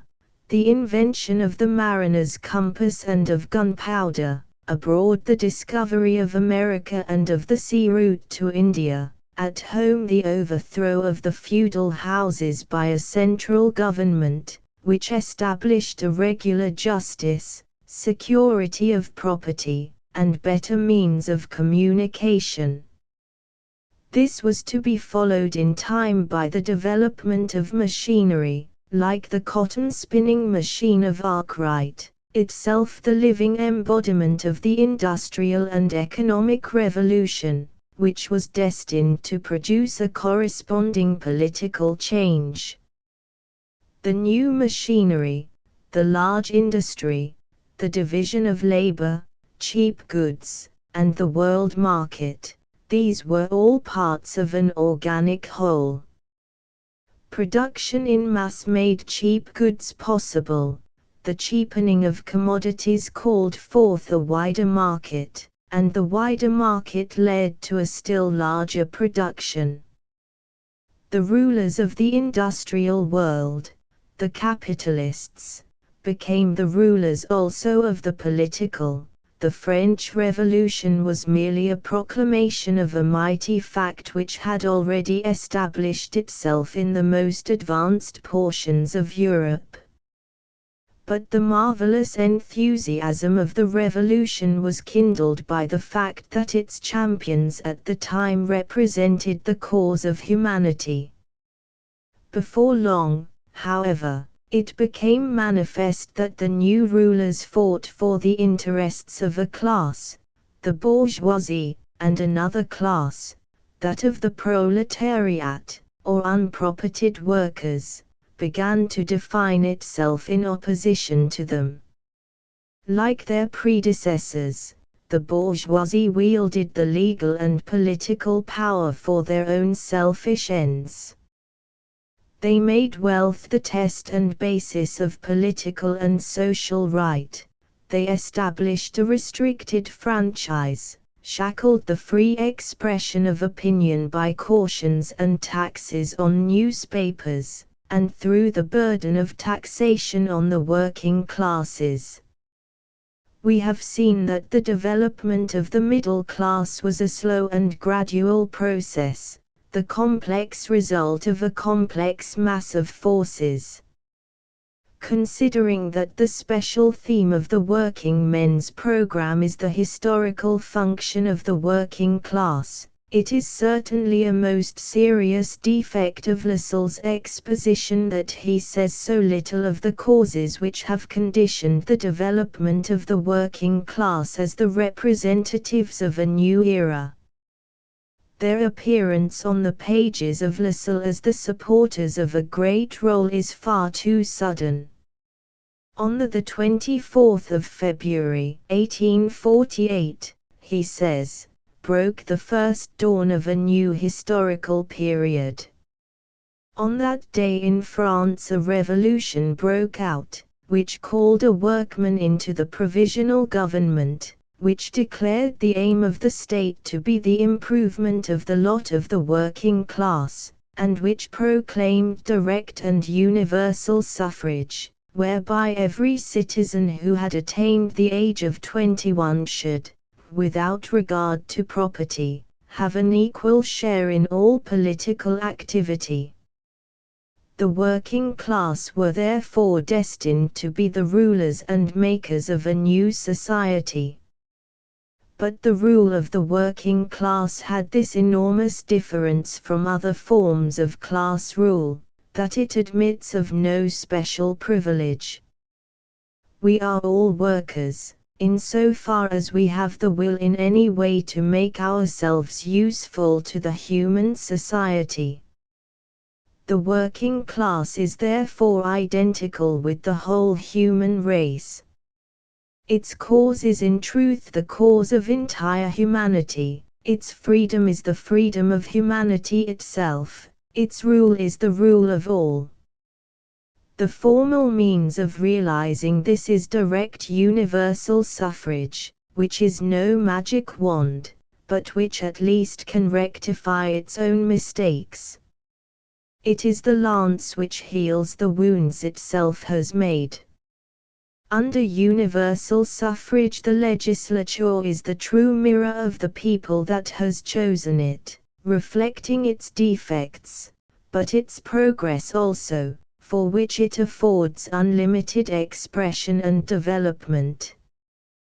The people must therefore always regard direct universal suffrage as its indispensable political weapon, as the most fundamental and weightiest of its demands.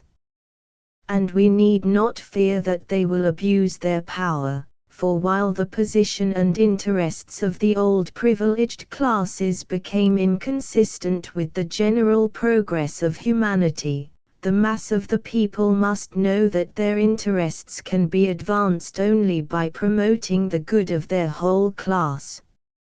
Even a very moderate sense of their own welfare must teach them that each individual can separately do very little to improve his condition.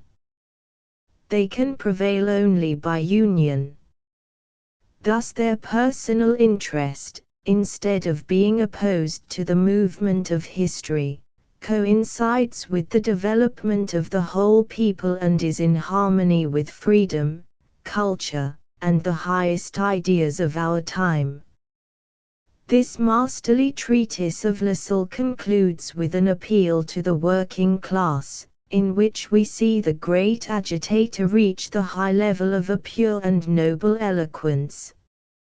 Having shown at length that the working class are called to be the creators and representatives of a new historical era, he proceeds, from what we have said there follows for all who belong to the working class the duty of an entirely new bearing. Nothing is more suited to stamp on a class a worthy and deeply moral impress than the consciousness that it is called to be the ruling class, that it is appointed to raise its principle to be the principle of an entire epoch, to make its idea the ruling idea of the whole society, and so again to mold society after its own pattern. The high world historic honor of this vocation must occupy all your thoughts. The vices of the oppressed, the idle amusements of the thoughtless, and the harmless frivolity of the unimportant beseem you no longer. Ye are the rock on which the church of the future should be built. Pity that in the miserable squabble which terminated his life he did not realize that the leader of the working class should also be inspired by a sense of the nobility of his calling.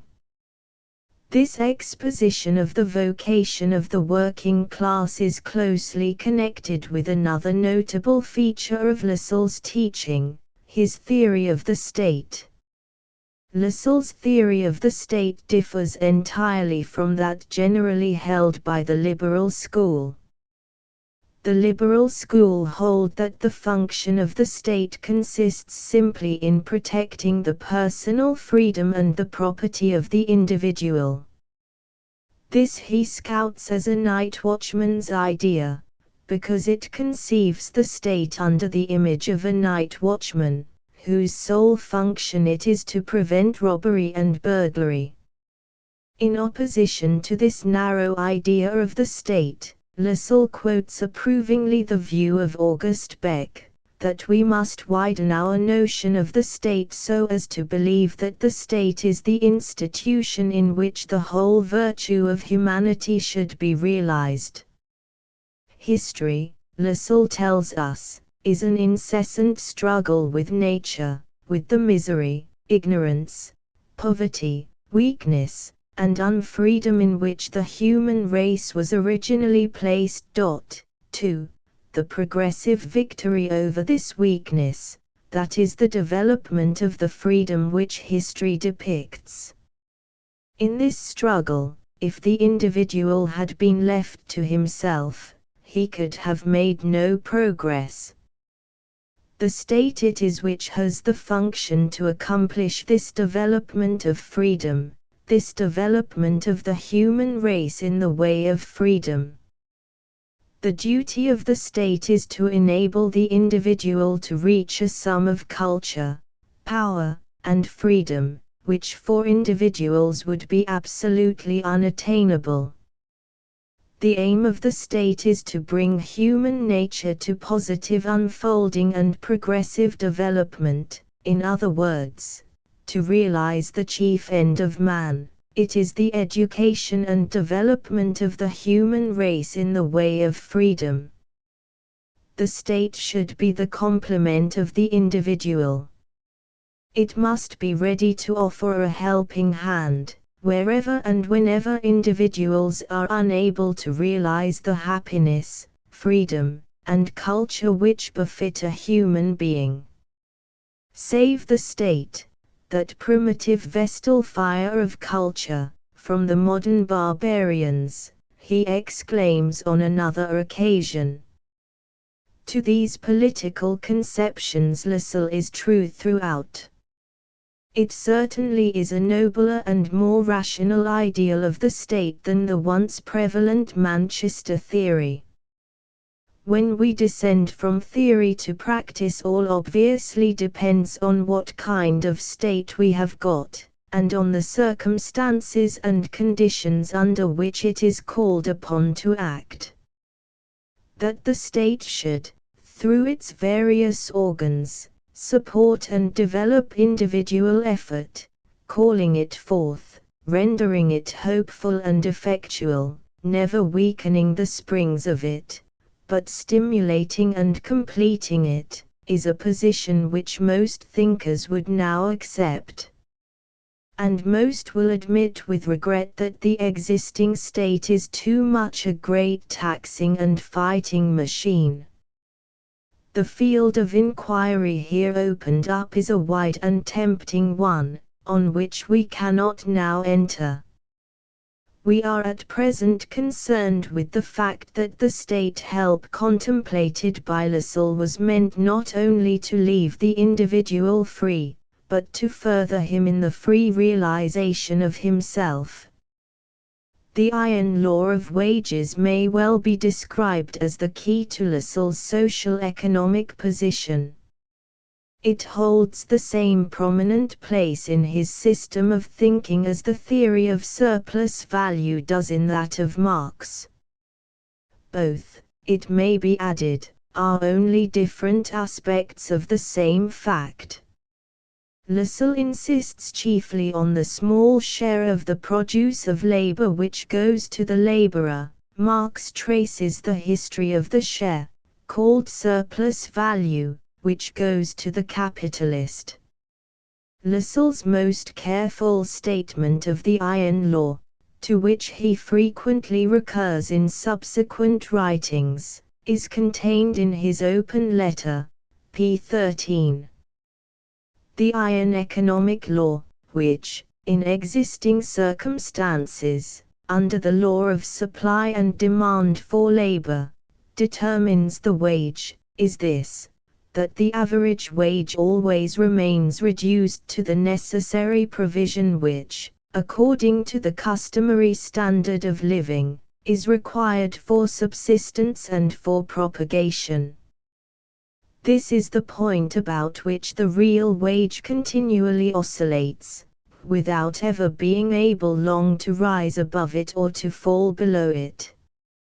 It cannot permanently rise above this average level, because in consequence of the easier and better condition of the workers there would be an increase of marriages and births among them, an increase of the working population and thereby of the supply of labor, which would bring the wage down to its previous level or even below it. On the other hand, the wage cannot permanently fall below this necessary subsistence, because then occur emigration, abstinence from marriage, and, lastly, a diminution of the number of workmen caused by their misery, which lessens the supply of labor, and therefore once more raises the wage to its previous rate. On a nearer consideration, Lassalle goes on to say, the effect of the iron law is as follows. From the produce of labor so much is taken and distributed among the workmen as is required for their subsistence.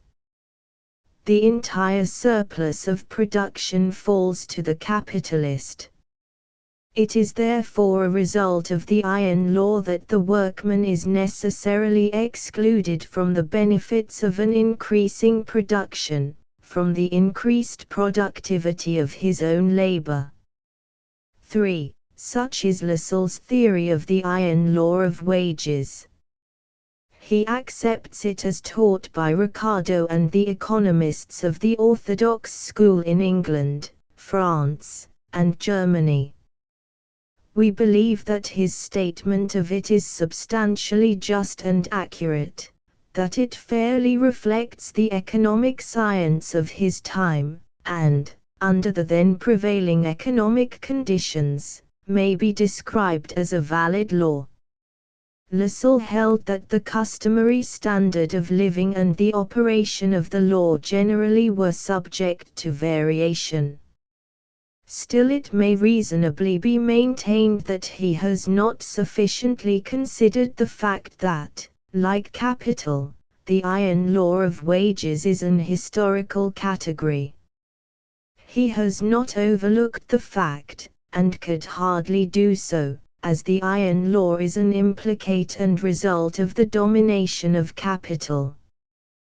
But his method of exposition is too much the controversial one, of pressing it as an argumentum ad hominem against his opponents in Germany, and, as usual, in controversy truth is liable to suffer. It may therefore be argued that under the competitive system as now existing, changes have occurred which render Lassalle's theory of the iron law inaccurate and untenable. Even while the present system continues to prevail, the law may undergo very extensive modification through the progress of education and organization among the workmen, and through the general advance of society in morality and enlightenment. The question of modification of the iron law is one of degree, and it may fairly be contended by critics of Lassalle that he has not recognized it to a sufficient degree. On the other hand, it may also be rationally maintained that insofar as education and organization prevail among the workmen, insofar does capitalism, with all its conditions and implicates, tend to be superseded. Trade unions, cooperative societies, factory legislation, are all forms of the social control of economic processes, inconsistent with competitive economics. The more they gain ground, the more does capitalism tend to break up and disappear. From this higher point of view, we may fairly contend that considerations which have been urged as destructive of Lassalle's argument are really symptoms of the decline of capitalism. The iron law is an inevitable result of the historical conditions contemplated by Lassalle. These conditions have changed, but the change means that capitalism is passing away. We are thus thrown back on the wider question, whether capitalism is disappearing, a question which it would at present be premature to discuss. In any case, the position of Lassalle is perfectly clear. He accepted the orthodox political economy in order to show that the inevitable operation of its laws left no hope for the working class, and that no remedy could be found except by abolishing the conditions in which those laws have their validity, in other words, by abolishing the present relations of labor and capital altogether. The great aim of his agitation was to bring forward a scheme which would strike at the root of the evil. The remedy for the evil condition of things connected with the iron law of wages is to secure the workmen the full produce of their labor, by combining the functions of workmen and capitalists through the establishment of productive associations. The distinction between laborer and capitalist is thereby abolished. The workman becomes producer, and for remuneration receives the entire produce of his labor. The associations founded by Schuldelitzsch, Lassalle went on to argue, would effect no substantial improvement in the condition of the working class. The unions for the supply of credit and raw materials do not benefit the working class as such, but only the small hand workers. But hand labor is an antiquated form of industry, which is destined to succumb before the large industry equipped with machinery and an adequate capital. To provide the hand workers with the means of continuing their obsolete trades is only to prolong the agony of an assured defeat. The consumers' unions, or cooperative stores as we call them in England, also fail, because they do not help the workman at the point where he needs it most, as producers. Before the seller, as before the policeman, all men are equal. The only thing the seller cares for is that his customers are able to pay. In discussing the iron law, we saw that the workman must be helped as producer, that is, in securing a better share of his product. The consumers' unions may indeed give a restricted and temporary relief. So long as the unions include only a limited number of workmen, they afford relief by cheapening the means of subsistence, inasmuch as they do not lower the general rate of wages. but in proportion as the unions embrace the entire working class and thereby cause a general cheapening of the means of subsistence, the iron law of wages will take effect. For the average wage is only the expression in money of the customary means of subsistence. The average wage will fall in proportion to the general cheapening of the means of subsistence, and all the pains taken by the workmen in founding and conducting the consumers' unions will be labor lost. They will only enable the workmen to subsist on a smaller wage. The only effectual way to improve the condition of the working class is through the free individual association of the workers, by its application and extension to the great industry. The working class must be its own capitalist. But when the workmen on the one hand contemplate the enormous sums required for railways and factories, and on the other hand consider the emptiness of their own pockets, they may naturally ask where they are to obtain the capital needed for the great industry. The state alone can furnish it, and the state ought to furnish it, because it is, and always has been, the duty of the state to promote and facilitate the great progressive movements of civilization. Productive association with state credit was the plan of Lassalle. 4. The state had already in numerous instances guaranteed its credit for industrial undertakings by which the rich classes had benefited: canals, postal services, banks, agricultural improvements, and especially with regard to railways. No outcry of socialism or communism had been raised against this form of state help. Then why raise it when the greatest problem of modern civilization was involved, the improvement of the lot of the working classes? Lassalle's estimate was that the loan of 100 million thalers, £15 million, would be more than sufficient to bring the principle of association into full movement throughout the Kingdom of Prussia. Obviously, the money required for the promotion of productive associations did not require to be actually paid by the government, only the state guarantee for the loan was necessary. The state would see that proper rules for the associations should be made and observed by them. It would reserve to itself the rights of a creditor or sleeping partner. It would generally take care that the funds be put to their legitimate use. But its control would not pass beyond those reasonable limits. The associations would be free, they would be the voluntary act of the working men themselves. Above all, the state, thus supporting and controlling the associations, would be a democratic state, elected by universal suffrage, the organ of the workers, who form an overwhelming majority of every community. But if we are to conceive the matter in the crudest way and consider the money as actually paid, wherein would the enormity of such a transaction consist?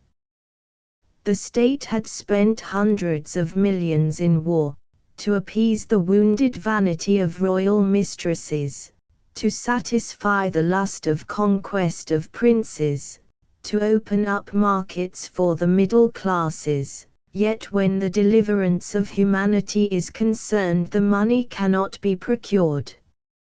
Further, as he takes care to explain, Lassalle did not propose his scheme of productive associations as the solution of the social question.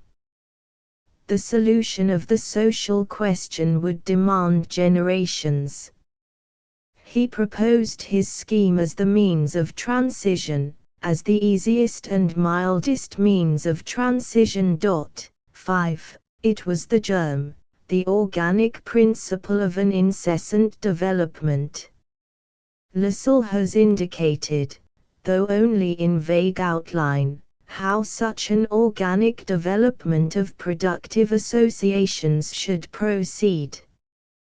They would begin in populous centers, in cases where the nature of the industry, and the voluntary inclination of the workmen to association, would facilitate their formation.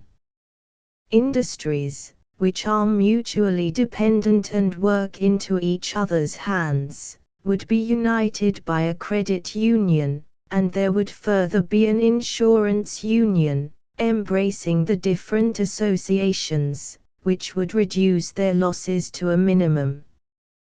The risks would be greatly lessened as a speculative industry constantly tending to anarchy, and all the evils of competition would be superseded by an organized industry. Overproduction would give place to production in advance.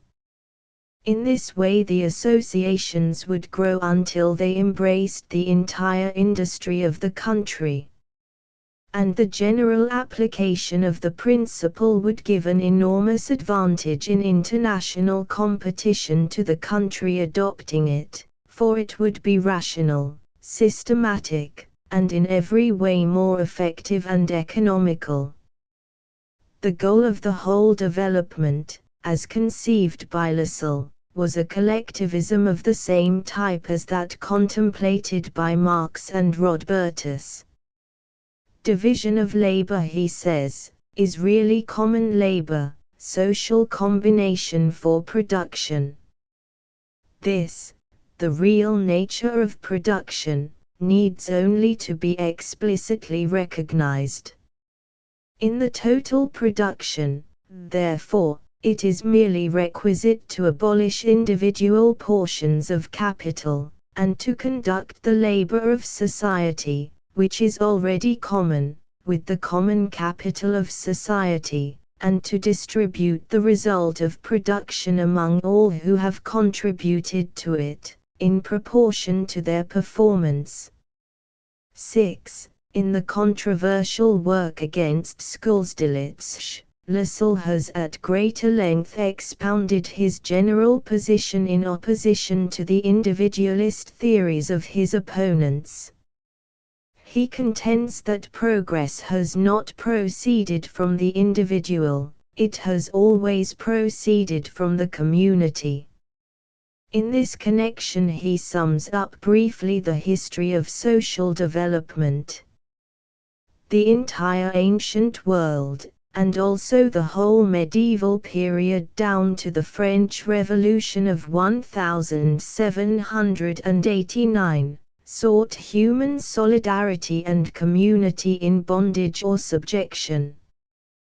The French Revolution of 1789, and the historical period controlled by it, rightly incensed at this subjection, sought freedom in the dissolution of all solidarity and community.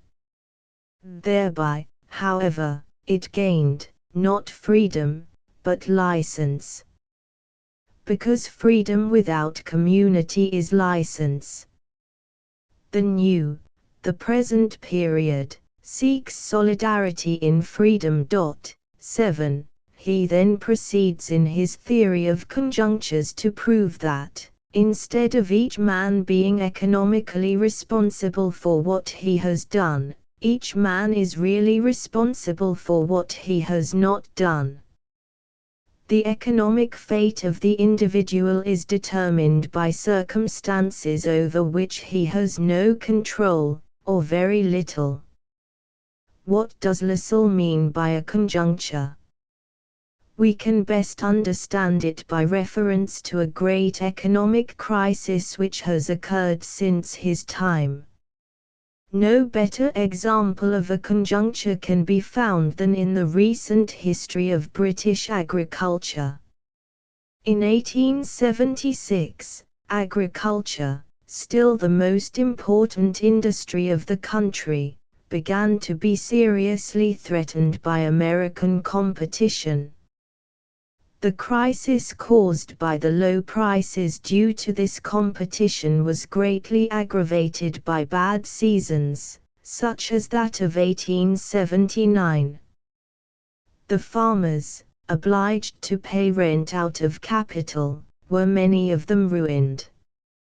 In consequence of the diminished application of capital to land, the opportunities of labor were greatly lessened.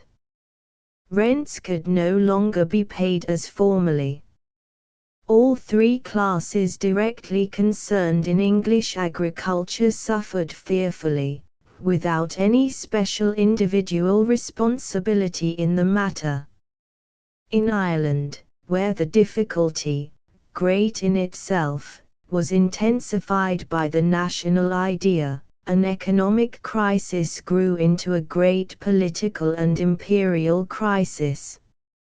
In the eyes of the impartial inquirer, who of all the millions of sufferers was personally responsible? Such widespread disasters are common in recent economic history. They are a necessary result of a competitive system of industry. Lassalle is justly angry with the one-sided and ill-instructed economists that would hold the individual responsible for his fate in such a crisis. Statesmen little understand their duty who would leave their subjects without help in these times of distress.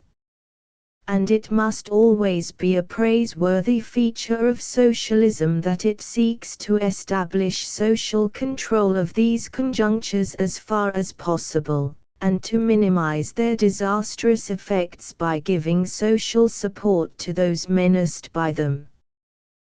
The main burden of the Baystate schools is Lassalle's account of capital and labor. For Lassalle, capital is a historic category, a product of historical circumstances, the rise of which we can trace, the disappearance of which, under altered circumstances, we can foresee. In other words, capital is the name for a system of economic, social, and legal conditions, which are the result severally and collectively of a long and gradual process of historical development.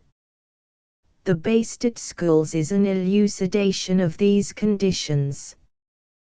The following may be taken as a general statement of them. 1. The division of labor in connection with the large industry. 2. A system of production for exchange in the great world markets. 3. Free competition. 4. The instruments of labor, the property of a special class, who after paying, 5. A class of free laborers in accordance with the iron law of wages, pocket the surplus value. Property consists not in the fruit of one's own labor, but in the appropriation of that of others. Eigenthamist Fremdjungsworden. 8. In this way capital has become an independent, active, and self-generating power which oppresses its producer. Money makes money. The labor of the past, appropriated and capitalized, crushes the labor of the present. The dead captures the living. The instrument of labor, which has become independent, and has exchanged roles with the workman, which has degraded the living workman to a dead instrument of labor, and has developed itself, the dead instrument of labor, into the living organ of production, that is capital. 9. In such highly metaphorical language does Lassalle sum up his history of capital. We have already commented on that aspect of it, the iron law of wages, which Lassalle has most emphasized. The whole subject is much more comprehensively treated in the Capital of Karl Marx, therefore we need not dwell upon it further at present. It will not be wrong, however, to say a word here about the use of the word capital, as current in the school of socialists to which Lassalle and Marx belong. It is not applied by them in its purely economic sense, as wealth utilized for further production. It is used as the name of the social and economic system in which the owners of capital are the dominant power. With them it is the economic factor as operating under the existing legal and social conditions, with all these conditions clinging to it. It would be much better to restrict the word to its proper economic use, and employ the new word capitalism as a fairly accurate name for the existing system. The function of capital under all social systems and at all historical epochs is fundamentally the same. It is simply wealth used for the production of more wealth. But the historical, legal, and political conditions under which it is utilized vary indefinitely, as do also the technical forms in which it is embodied. No real excuse can be offered for the ignorance or confusion of language of controversialists who maintain that the object of socialism is to abolish capital. So far from abolishing capital, socialists wish to make it still more effective for social well-being by placing it under social control. What they wish to abolish is the existing system, in which capital is under the control of a class. It would be a considerable gain in clearness if this system were always called capitalism. We have already remarked upon Lassalle's theory of the state, and his treatment of the iron law of wages. Our further criticism of his social-economic position can best be brought out by reference to his controversy with Schuldelitzsch, the economic representative of German liberalism. In general, it may be said that Lassalle meets the one-sided individualism of Schulz by a statement of the socialistic theory, which is also one-sided and exaggerated. His view of the influence of the community as compared with that of the individual is the most prominent example of this. The only accurate social philosophy is one which gives due attention to both factors. Both are of supreme importance, and either may fitly be the starting point of investigation and discussion. His theory of conjunctures is overstated. It is to a considerable degree well-founded. In the great economic storms which sweep over the civilized world, the fate of the individual is largely determined by conditions over which he has no control. Yet now as ever the homely virtues of industry, energy, sobriety, and prudence do materially determine the individual career. For our present purpose, however, it is more important to consider Lassalle's polemic against the practical proposals of his opponent. Lassalle contended that the unions for providing credit and raw material would benefit the hand workers only, whereas hand labor is destined to disappear before the large industry. But, we may ask, why should not such methods of mutual help be utilized for associations of working men even more than for isolated workers? These unions may be regarded as affording only a very partial and limited relief to the workman, but why should the principle of association among workmen stop there? The system of voluntary cooperation must begin somewhere. It began most naturally and reasonably with such unions, and it proceeds most naturally and reasonably along the line of least resistance to further development. In these unions the workmen have been acquiring the capital and experience necessary for further progress. No limit can be assigned to the possible evolution of the system. They are properly to be regarded as only the first beginnings of social control over the economic processes, the goal and consummation of which we find in socialism. If in the controversial struggle Lassalle had listened to the clear voice of science, he would have seen that, for his opponent as well as for himself, he must maintain that all social institutions are subject to and capable of development. For the methods of schools it may be claimed that they do not provide a ready-made solution of the social question, but they are a beginning. For the associations of schools, not less than for those of Lassalle, we may contend that they supply the organic principle of an incessant development. In this way the workmen may attain to the complete management of their own industrial interests with their own joint capital. They may thus obtain for themselves the full product of their labor, in which case the objection of Lassalle, with regard to the increase of population, under the influence of the cheap provisions supplied by the stores, would no more apply to the scheme of schools than they would to his own. In both cases we are to suppose that the means of subsistence would be more abundant and more easily obtained. In both cases there might be the risk of a too rapidly increasing population. We may suppose that this increase of population would be met by a still greater increase in the product of labor, all going to the workers.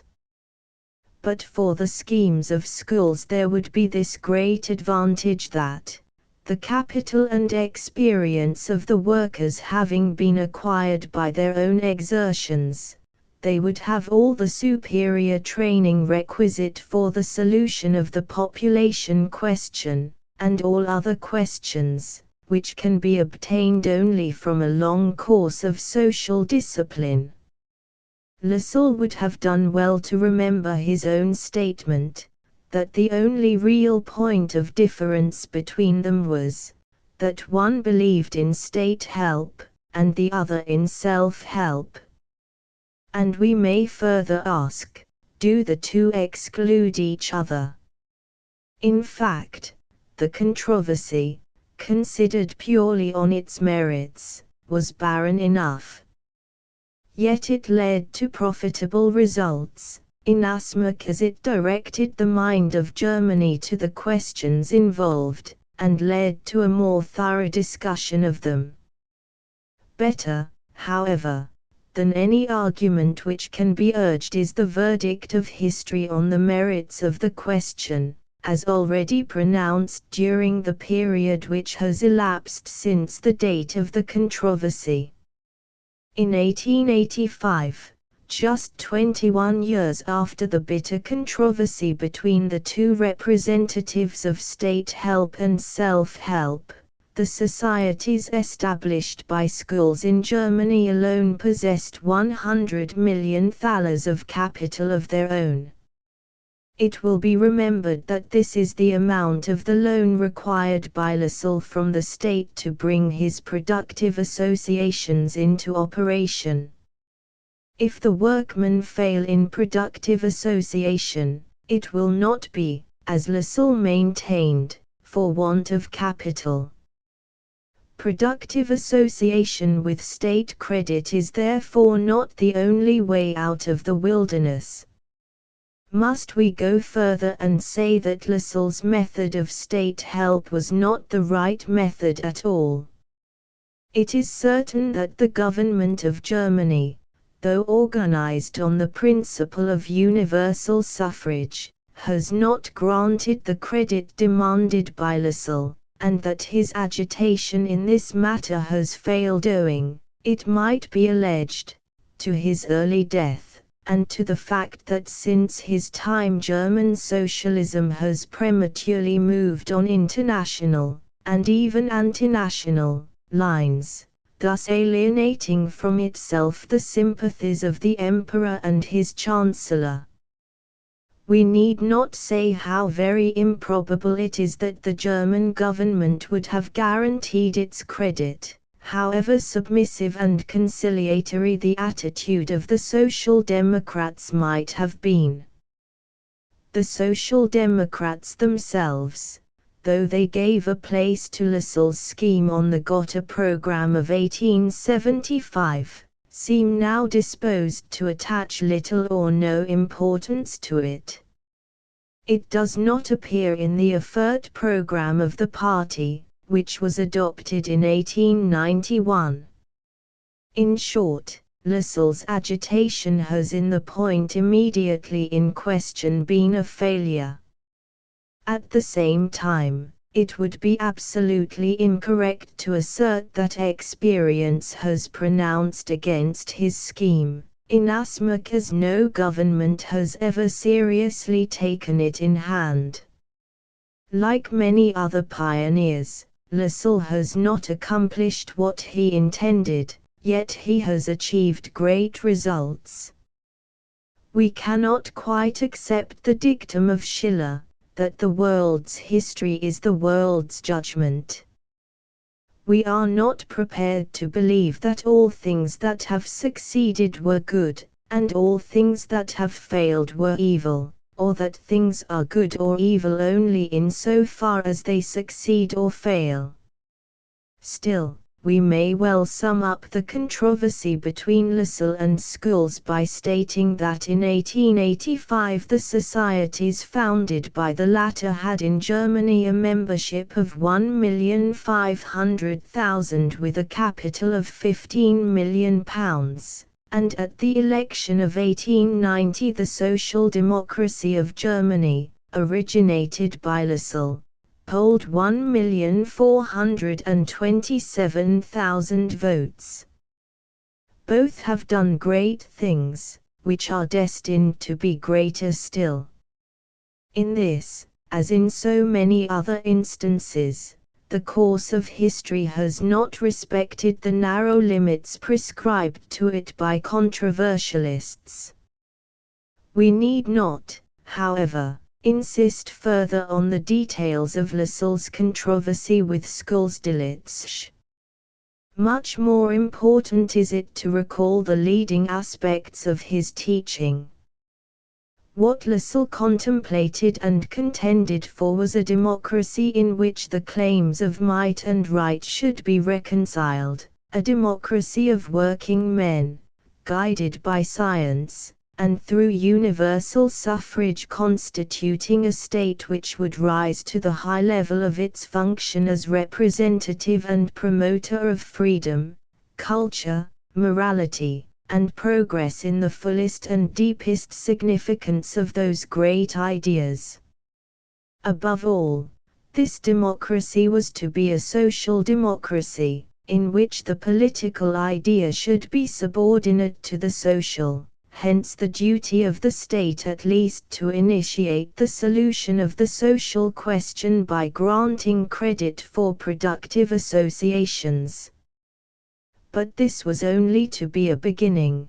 The solution of the social question must be ardently worked out for generations until labor should be entirely emancipated. With such an ideal, contrast the Prussian German state as it actually is. The German state must still find its basis in the army and police, the most intelligent of the working class being in profound discontent. It is a fact worth considering by our economists and politicians, that the elite of the working men of probably the best educated and most thoughtful nation in the world have gone over to the Social Democratic Party. Nor can the German or any other state devote itself heartily to the solution of the social question, for Europe is like a vast camp, in which science and finance are strained to the uttermost in order to devise and provide instruments for the destruction of our fellow men. Of this state of things the young emperor who ascended the throne in 1888 is only the too willing representative, but even if he were inclined, he would be powerless to prevent it, as its causes are too deeply rooted in human nature and in the present stage of social development to be removed by anything less than a profound change in the motives and conditions of life. The historical antecedents and geographical position of Germany are such that it must long continue to be a military state, and most other nations have hindrances of their own. Reformers must therefore wait long and strive earnestly before they can hope to see such an ideal as that of Lassalle realized.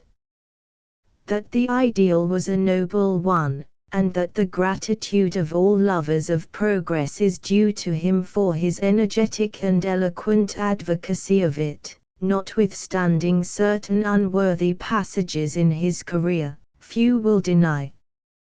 1. Based at Schools, p. 3, Berlin 1878.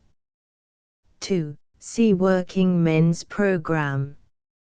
3. See Open Letter. 4. See Open Letter, Passim. 5. See Based at Schools, p. 189. 6. Based at Schools, p. 188. 7. Based at Schools, p. 18. 8. Based at Schools, p. 186. 9. Ibid, p. 181. Chapter 6 Rodbertus to those who identify socialism with the extreme revolutionary spirit, Rodbertus is naturally an enigma. Everything characteristic of Rodbertus is an express contradiction of their notion of a socialist. He was a Prussian lawyer and landowner, a quiet and cultured student, who disliked revolution and even agitation. It was a marked feature of his teaching also, that he meant the socialist development to proceed on national lines and under national control. Yet it is impossible to give any reasonable account of socialism that will exclude Rodbertus.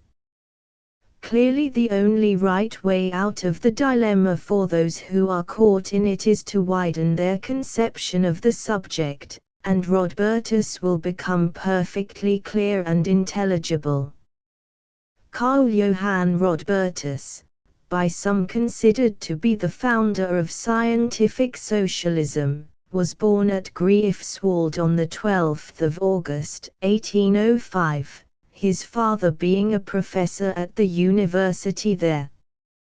He studied law at Göttingen and Berlin, thereafter engaging in various legal occupations, and, after traveling for some time, he bought the estate of Jajitzau, in Pomerania, whence his name of Rodbertus Jajitzau. In 1836 he settled on this estate, and henceforward devoted his life chiefly to economic and other learned studies, taking also some interest in local and provincial affairs. After the Revolution of March 1848, Rodbertus was elected member of the Prussian National Assembly, in which body he belonged to the left center, and for 14 days he filled the post of Minister of Public Worship and Education. He sat for Berlin in the Second Chamber of 1849, and moved the adoption of the Frankfurt Imperial Constitution, which was carried. Then came the failure of the revolutionary movement in Prussia, as elsewhere in Europe, and Rodbertus retired into private life. When the system of dividing the Prussian electorate into three classes was adopted, Rodbertus recommended abstention from voting. His only subsequent appearance in public life was his candidature for the First North German Diet, in which he was defeated. His correspondence with Lassalle was an interesting feature of his life. At one time Rodbertus had some intention of forming a social party with the help of the conservative socialist Rudolf Meyer and of Hasan Clever, a prominent follower of Lassalle, but no progress was made in this. Rodbertus was neither disposed nor qualified to be an agitator, being a man of a calm and critical temperament, who believed that society could not be improved by violent changes, but by a long and gradual course of development. He warned the working men of Germany against connecting themselves with any political party, enjoining them to be a social party pure and simple. He died on the 8th of December, 1875. The general position of Rodbertus was social, monarchical, and national. With his entire soul he held the purely economic part of the creed of the German Social Democratic Party, yet he did not agree with their methods, and had no liking for the productive associations with state help of Lassalle. He regarded a socialistic republic as a possible thing, but he cordially accepted the monarchic institution in his own country, and hoped that a German emperor might undertake the role of a social emperor. He was also a true patriot, and was proud and hopeful of the career that lay before the regenerated Empire of Germany. The basis of the economic teaching of Rodbertus is the principle laid down by Adam Smith and Ricardo, and insisted on by all the later socialists, that labor is the source and measure of value. In connection with this he developed the position that rent, profit, and wages are all parts of a national income produced by the united organic labor of the workers of the community. Consequently, there can be no talk of the wages of labor being paid out of capital. Wages is only that part of the national income which is received by the workmen, of a national income which they have themselves entirely produced. The wages fund theory is thus summarily disposed of. But the most important result of the theory is his position that the possession of land and capital enables the landholders and capitalists to compel the workmen to divide the product of their labor with those non-working classes, and in such a proportion that the workers only obtain as much as can support them in life. Thus the iron law of wages is established. Hence also Rodbertus deduces his theory of commercial crises and of pauperism, and in the following way: in spite of the increasing productivity of labor, the workers obtain in general only sufficient to support their class, and therefore a smaller relative share of the national income. But the producers form also the large mass of consumers, and, with the decline of their relative share in the national income, must decline the relative purchasing power of this large class of the people. The growing production is not met by a correspondingly growing consumption. Expansion is succeeded by contraction of production, by a scarcity of employment, and a further decline in purchasing power on the part of the workers. Thus we have a commercial crisis bringing with it pauperism as a necessary result.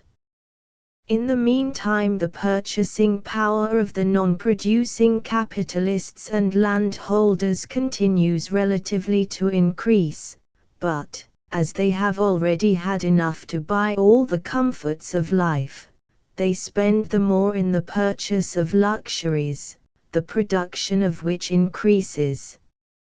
A fundamental part of the teaching of Rodbertus is his theory of social development.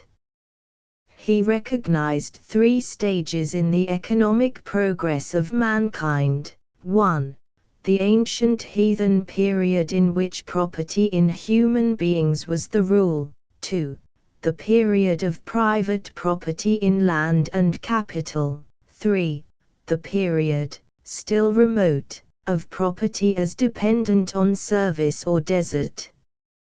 The goal of the human race is to be one society organized on a communistic basis. Only in that way can the principle that every man be rewarded according to his work be realized. In this communistic or socialistic state of the future, land and capital will be national property, and the entire national production will be under national control, and means will be taken so to estimate the labor of each citizen that he shall be rewarded according to its precise amount. An immense staff of state officials will be required for this function. As we have already said, Rodbertus believed that this stage of social development is yet far distant. He thought that 5 centuries will need to pass away before the ethical force of the people can be equal to it. From what we have already said, it will be understood that by his temperament, culture, and social position Rodbertus was entirely averse to agitation as a means of hastening the new era, and in the measures which he recommends for making the transition towards it he showed a scrupulous regard for the existing interests of the capitalists and landholders. He proposed that those 2 classes should be left in full possession of their present share of the national income, but that the workers should reap the benefit of the increasing production. To secure them this increment of production he proposed that the state should fix a normal working day for the various trades, a normal day's work, and a legal wage, the amount of which should be revised periodically, and raised according to the increase of production, the better workman receiving a better wage. By measures such as these, carried out by the state in order to correct the evils of competition, would Rodbertus seek to make the transition into the socialistic era. The economic work of Rodbertus is therefore an attempt made in a temperate and scientific spirit to elucidate the evil tendencies inherent in the competitive system, especially as exemplified in the operation of the iron law of wages. The remedy he proposes is a state management of production and distribution, which shall extend more and more, till we arrive at a complete and universal socialism, and all based on the principle that, as labor is the source of value, so to the laborer should all wealth belong. It is hardly necessary further to dwell on the theories of Rodbertus. The general outlines of his teaching are clear enough, and the details could be properly treated only in a work specially devoted to him. In some leading features his economic position is the same as that of Marx and Lassalle. The chief difference lies in the application of their principles. We have seen that he expects the Prussian or German state to adopt his theories, but the interest we can have in the very remote realization of them in this way naturally cannot be very great. It was unreasonable to believe that the people of Germany would make no use of their newly acquired political rights to promote their social claims, and it is needless to say that a socialistic evolution slowly carried out under an army of officials is not a very inviting prospect. On the recent political economy of Germany, especially as represented by Adolf Wagner, Rodbertus has exercised a great influence. For many he is the founder of a truly scientific socialism. His criticism of the leading principles of economics has led them to make important changes in the statement and treatment of their science. 1. The following are the most important works of Rodbertus. Zur Erkenntnis unserer Staatswirtschaftlichen 1842, Sozialbriefen von Kirchmann, 1850, Kreditnoth des Grundbesitzes, 2nd ed., 1876, Der Normalarbeitstag in Tub. Zeitschrift, 1878, Letters to a Wagner, etc., Tub. Zeitschrift, 1878-79, Letters to Rudolf Meyer, 1882. See also Adolf Wagner, Tub. Zeitschrift, 1878, Kozak's work on Rodbertus, 1882, an excellent monograph by G. Adler, Leipzig, 1884, and Professor Gonner's Social Philosophy of Rodbertus, London, 1899. Chapter 7 Karl Marx, the greatest and most influential name in the history of socialism, is unquestionably Karl Marx. He and his like-minded companion Engels are the acknowledged heads of the scientific and revolutionary school of socialism, which has its representatives in almost every country of the civilized world, and is generally recognized as the most serious and formidable form of the new teaching. Like Ferdinand Lassalle, Karl Marx was of Jewish extraction.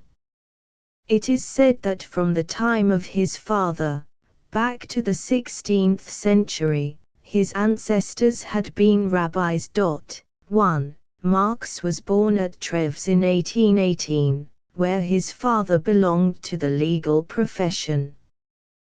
Both parents were highly cultured and raised above the traditions and prejudices of their race. In 1824, when Marx was 6 years of age, the family passed over from Judaism to the profession of the Christian faith. Brought up under very favorable circumstances, ardent and energetic, and endowed with the highest natural gifts, the young Marx speedily assimilated the best learning that Germany could then provide. At the universities of Bonn and Berlin he studied law to please his father, but following his own bent he gave his time much more to history and philosophy. Hegel was still about the zenith of his influence, and Marx was a zealous student, and for some time an adherent of the reigning school. In 1841 Marx finished his studies and gained the degree of doctor with an essay on the philosophy of Epicurus. This was destined to close his connection with the German universities. He had intended to settle at Bonn as teacher of philosophy, but the treatment which his friend Bruno Bauer as teacher of theology in the same university experienced at the hands of the Prussian minister Eichhorn, deterred him from following out his purpose. In truth, Marx's revolutionary temperament was little suited to the routine of the German man of learning, and the political conditions of Prussia gave no scope for free activity in any department of its national life. Marx therefore could only enter the ranks of the opposition, and early in 1842 he joined the staff of the Rheinische Gazette, published at Cologne as an organ of the extreme democracy. He was for a short time editor of the paper. During his connection with it he carried on an unsparing warfare against the Prussian reaction, and left it before its suppression by the Prussian government, when it sought by compromise to avoid that fate. In the same year, 1843, Marx married Jenny von Westphalen, who belonged to a family of good position in the official circles of the Rhine country. Her brother was subsequently Prussian minister. It was a most happy marriage. Through all the trials and privations of a revolutionary career, Marx found in his wife a brave, steadfast, and sympathetic companion. Soon after his marriage Marx removed to Paris, where he applied himself to the study of the questions to which his life and activity were henceforward to be entirely devoted. All his life he appears to have worked with extraordinary intensity. At Paris he lived in close intercourse with the leading French socialists. With Proudhon he often spent whole nights in the discussion of economic problems. His most intimate associates, however, were the German exiles. Arnold Rich and he edited the Deutsche Französische Jahrbuch. He met also the greatest of the German exiles, Heine, and is said to have had a share in suggesting to the poet the writing of the celebrated Wintermärchen. Most important of all those meetings in Paris, however, was that with Friedrich Engels. Friedrich Engels was the son of a manufacturer at Barmen, where he was born in 1820. Brought up to his father's business, Engels had resided for some time in Manchester. When he met Marx at Paris in 1844, the two men had already arrived at a complete community of views, and for nearly 40 years continued to be loyal friends and comrades in arms. Early in 1845, Marx, at the instance of Prussia, was expelled from Paris by the Guizot ministry. Marx settled in Brussels, where he resided 3 years. He gave up his Prussian citizenship without again becoming naturalized in any country. It was in 1845 that Engels published his important work, The Condition of the Working Class in England. In Brussels, in 1847, Marx published his controversial work on Proudhon's Philosophie de la misère, entitled Misère de la philosophie. Proudhon, it must be remembered, was at that time the leading name in European socialism, and Marx had been on very intimate terms with him. Marx's criticism of his friend is nevertheless most merciless. In defense of the German we can but say that such scathing methods were not unusual at that time, and that where the cause of truth and of the proletariat as he understood it was concerned, he scorned all manner of compromise and consideration for personal feelings. His book on Proudhon, in spite of its controversial form, is interesting as the first general statement of his views.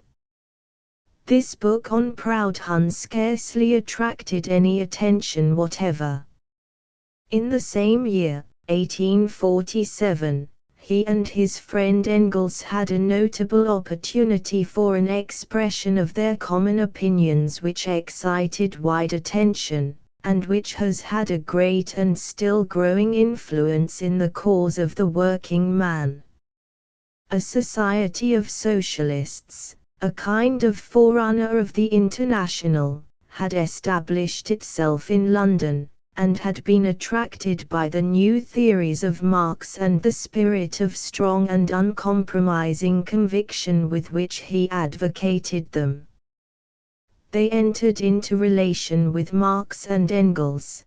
The society was reorganized under the name of the Communist League, and a congress was held, which resulted, in 1847, in the framing of the Manifesto of the Communist Party, which was published in most of the languages of Western Europe, and is the first proclamation of that revolutionary socialism armed with all the learning of the 19th century, but expressed with the fire and energy of the agitator, which in the International and other movements has so startled the world. During the revolutionary troubles in 1848, Marx returned to Germany, and along with his comrades, Engels, Wolff, etc., he supported the most advanced democracy in the new Rheinische Gazette. In 1849 he settled in London, where he spent his afterlife in the elaboration of his economic views and in the realization of his revolutionary program. In 1859 he published The Kritik der politischen Ökonomie. This book was for the most part incorporated in the first volume of his great work on Capital, Das Kapital, which appeared in 1867. Much of his later life was spent in ill health, due to the excessive work by which he undermined a constitution that had originally been exceptionally healthy and vigorous. He died in London, the 14th of March, 1883. It was a time of the year which had been marked by the outbreak of the Commune at Paris, and is therefore for a twofold reason a notable period in the history of the proletariat. Since the death of Marx, his great work, Das Kapital, has been completed by the publication of the second and third volumes, which have been edited by Engels from manuscripts left by his friend. But neither of these two volumes has the historical interest which may fairly be claimed for the first. In 1877 Engels published on his own account a work called Herrnhugen Umwandlung der Wissenschaft, 3, a controversial treatise against Düring, a teacher of philosophy in the University of Berlin, which has had considerable influence on the development of the German social democracy. Engels died in 1895, after loyal and consistent service in the cause of the proletariat, which extended over more than 50 years. The causes which have variously contributed to the rise of German socialism are sufficiently clear. With the accession of the Romanticist Frederick William IV to the throne of Prussia in 1840, German liberalism received a fresh expansion. At the same time, the Hegelian school began to break up, and the interest in pure philosophy began to wane. It was a time of disillusionment, of dissatisfaction with idealism, of transition to realistic and even to materialistic ways of thinking. This found strongest expression in the Hegelian left, to which, after the ideals of the old religions and philosophies had proved unsubstantial, there remained as solid residuum the real fact of man with his positive interests in this life. The devotion and enthusiasm which had previously been fixed on ideal and spiritual conceptions were concentrated on humanity. Two adherents of the Hegelian left, who had been delivered from intellectual routine by the most intrepid spirit of criticism, and who therefore had little respect for the conventionalisms of a feudal society, it naturally appeared that the interests of humanity had been cruelly sacrificed in favor of class privilege and prejudice. The greatest thinkers of Germany had recognized the noble elements in the French Revolution. To recognize also the noble and promising features of French socialism was a natural thing, especially for Germans who had been in Paris, the great hearth of the new ideas. Here they found themselves definitely and consciously in presence of the last and greatest interest of humanity, the suffering and struggling proletariat of Western Europe, which had so recently made its definite entry in the history of the world. Thus socialism became a social, political, and economic creed to Karl Marx and his associates. But they felt that the theories which preceded them were wanting in scientific basis, and it was henceforward the twofold aim of the school to give scientific form to socialism, and to propagate it in Europe by the best and most effective revolutionary methods. The fundamental principle of the Marx school and of the whole cognate socialism is the theory of surplus value, the doctrine, namely, that, after the laborer has been paid the wage necessary for the subsistence of himself and family, the surplus produce of his labor is appropriated by the capitalist who exploits it. This theory is an application of the principle that labor is the source of value, which was enunciated by many of the old writers on economics, such as Locke and Petty, which was set forth with some vagueness and inconsistency by Adam Smith, and was more systematically expounded by Ricardo. The socialistic application of the principle in the doctrine of surplus value had been made both by Owenites and Chartists. It was to prevent this appropriation of surplus value by capitalists and middlemen that the Owen School tried the system of exchange by labor notes in 1832, the value of goods being estimated in labor time, represented by labor notes. The principle that labor is the source of value has been accepted in all its logical consequences by Marx, and by him elaborated with extraordinary dialectical skill and historical learning into the most complete presentation of socialism that has ever been offered to the world. A like application of the principle, but in a less comprehensive fashion, has been made by Rodbertus, and it is the same theory that underlies the extravagances and paradoxes of Proudhon. The question whether the priority in the scientific development of the principle is due to Marx or Rodbertus cannot be discussed here. But it may be said that the theory had been set forth by Rodbertus in his first work in 1842, that the importance of the principle was understood by the Marx school as early as 1845. And that in a broad and general way it had indeed become the common property of socialists. The historical importance and scientific worth of the writings of Rodbertus should not be overlooked, nor are they likely to be when so much attention has been given to him by Wagner and other distinguished German economists.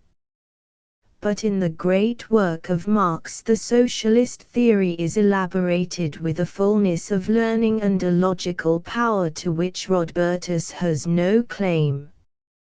With Marx the doctrine of surplus value receives its widest application and development. It supplies the key to his explanation of the history and influence of capital, and consequently of the present economic era, which is dominated by it. It is the basis, in fact, of a vast and elaborate system of social philosophy. In any case, it is an absurdity as well as an historical error to speak of Marx as having borrowed from Rodbertus. Marx was an independent thinker of great originality and force of character, who had made the economic development of modern Europe the study of a laborious lifetime, and who was in the habit, not of borrowing, but of strongly asserting the results of his own research and of impressing them upon other men. The great work of Marx may be described as an exposition and criticism of capital. But it is also indirectly an exposition of socialism, inasmuch as the historical evolution of capital is governed by natural laws, the inevitable tendency of which is towards socialism. It is the great aim of Marx to reveal the law of the economic movement of modern times. Now, the economic movement of modern times is dominated by capital. Explain, therefore, the natural history of capital, the rise, consolidation, and decline of its supremacy as an evolutionary process, and you forecast the nature of that into which it is being transformed, socialism. Hence the great task of the Marx school is not to preach a new economic and social gospel, not to provide ready-made schemes of social regeneration after the fashion of the early socialists, nor to counteract by alleviating measures the wretchedness of our present system, but to explain and promote the inevitable process of social evolution, so that the domination of capital may run its course and give place to the higher system that is to come. The characteristic feature of the regime of capital, or, as Marx usually calls it, the capitalistic method of production, is that industrial operations are carried on by individual capitalists employing free laborers, whose sole dependence is the wage they receive. Those free laborers perform the function fulfilled in other states of society by the slave and the serf. In the development of the capitalistic system is involved the growth of the two classes, the capitalist class, enriching itself on the profits of industry, which they control in their own interest, and the class of workers, nominally free, but without land or capital, divorced, therefore, from the means of production, and dependent on their wages, the modern proletariat. The great aim of the capitalist is the increase of wealth through the accumulation of his profits. This accumulation is secured by the appropriation of what the socialists call surplus value. The history of the capitalistic method of production is the history of the appropriation and accumulation of surplus value. To understand the capitalistic system is to understand surplus value. With the analysis of value, therefore, the great work of Marx begins. The wealth of the societies in which the capitalistic method of production prevails appears as an enormous collection of commodities. A commodity is in the first place an external object adapted to satisfy human wants, and this usefulness gives it value in use, makes it a use value. These use values form the material of wealth, whatever its social form may be. In modern societies, where the business of production is carried on to meet the demands of the market for exchange, these use values appear as exchange values. Exchange value is the proportion in which use values of different kinds exchange for each other. But the enormous mass of things that circulate in the world market exchange for each other in the most different proportion. They must, however, have a common quality, or they could not be compared.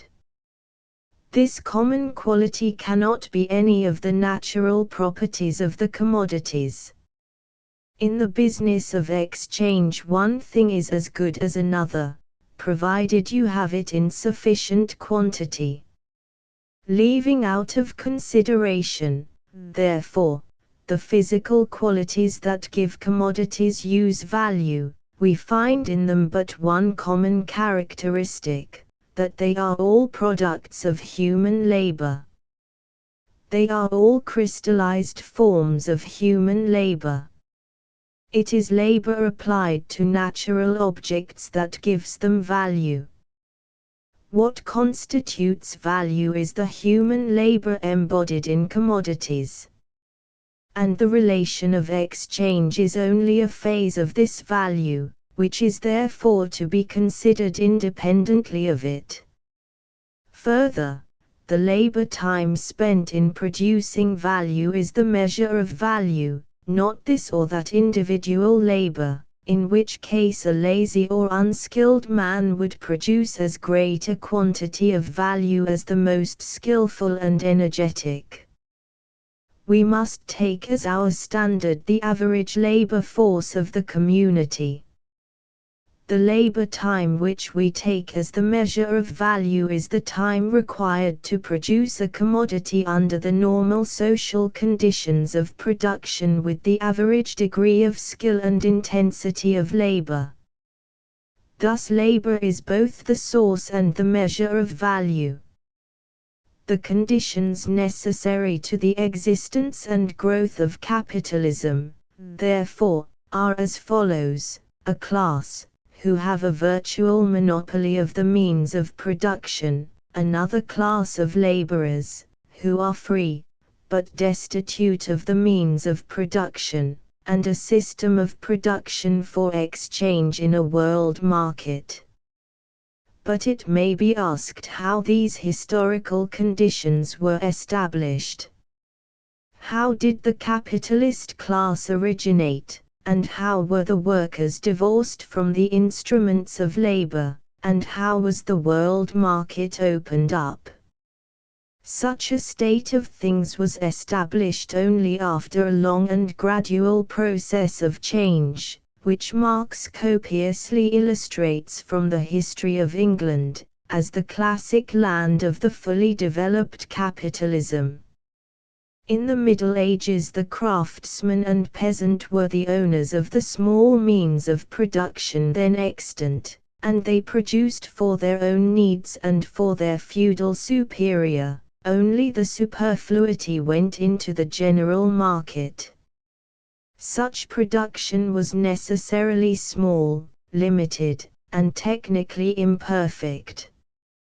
Towards the close of the Middle Ages, a great change set in, caused by a remarkable combination of circumstances: the downfall of the feudal system and of the Catholic Church, the discovery of America and of the sea route to India.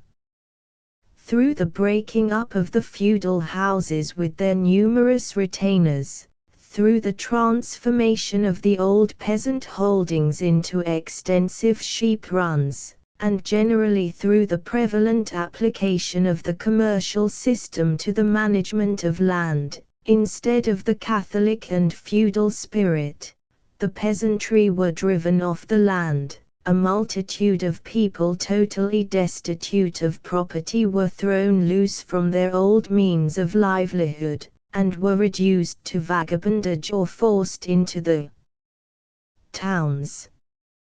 It was in this way that the modern proletarians made their tragic entry in history. On the other hand, there was a parallel development of the capitalist class, brought about by the slave trade, by the exploitation of the American colonies and of both the Indies, and by the robbery, violence, and corruption which attended the transference of the land from the Catholic and feudal to the modern regime. The opening and extension of the vast world market, moreover, gave a great stimulus to industry at home.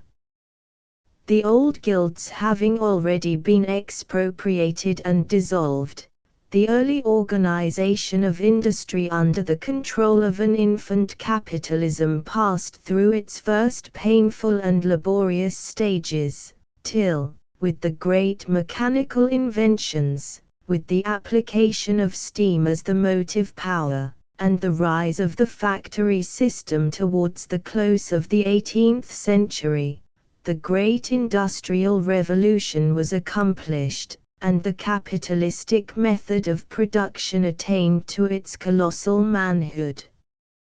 Thus the capitalistic system was established. And we must remember that in all its forms and through all the stages of its history, the great aim of the capitalist is to increase and consolidate his gains through the appropriation of surplus value. We have now to inquire how this surplus value is obtained. The starting point of the capitalistic system is the circulation of wares. As we have seen, the capitalistic method of production is dominated by exchange. If exchange, however, consisted merely in the giving and receiving of equivalents, there could be no acquisition of surplus value. In the process of exchange there must appear something the utilization of which by the buyer yields a greater value than the price he pays for it. The thing desired is found in the labor force of the workman, who, being destitute of the means of production, must have recourse to the owner of these, the capitalist.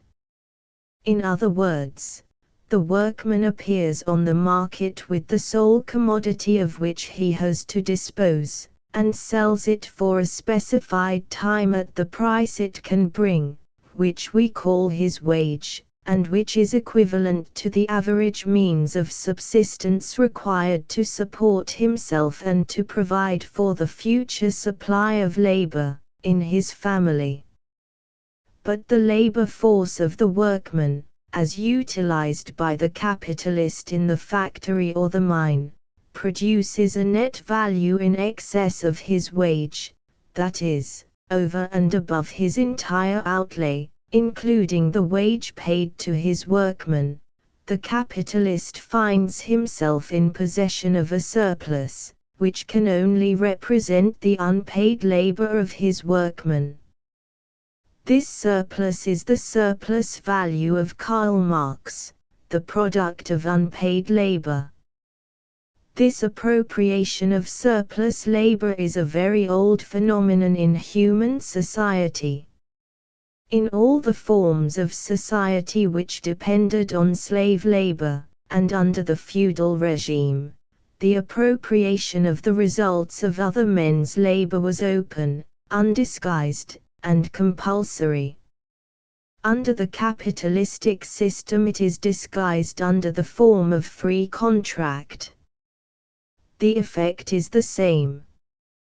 For the workman who is unprovided with the instruments of labor, whose working power is useless without them, this compulsion is not less real because it is concealed under the forms of freedom.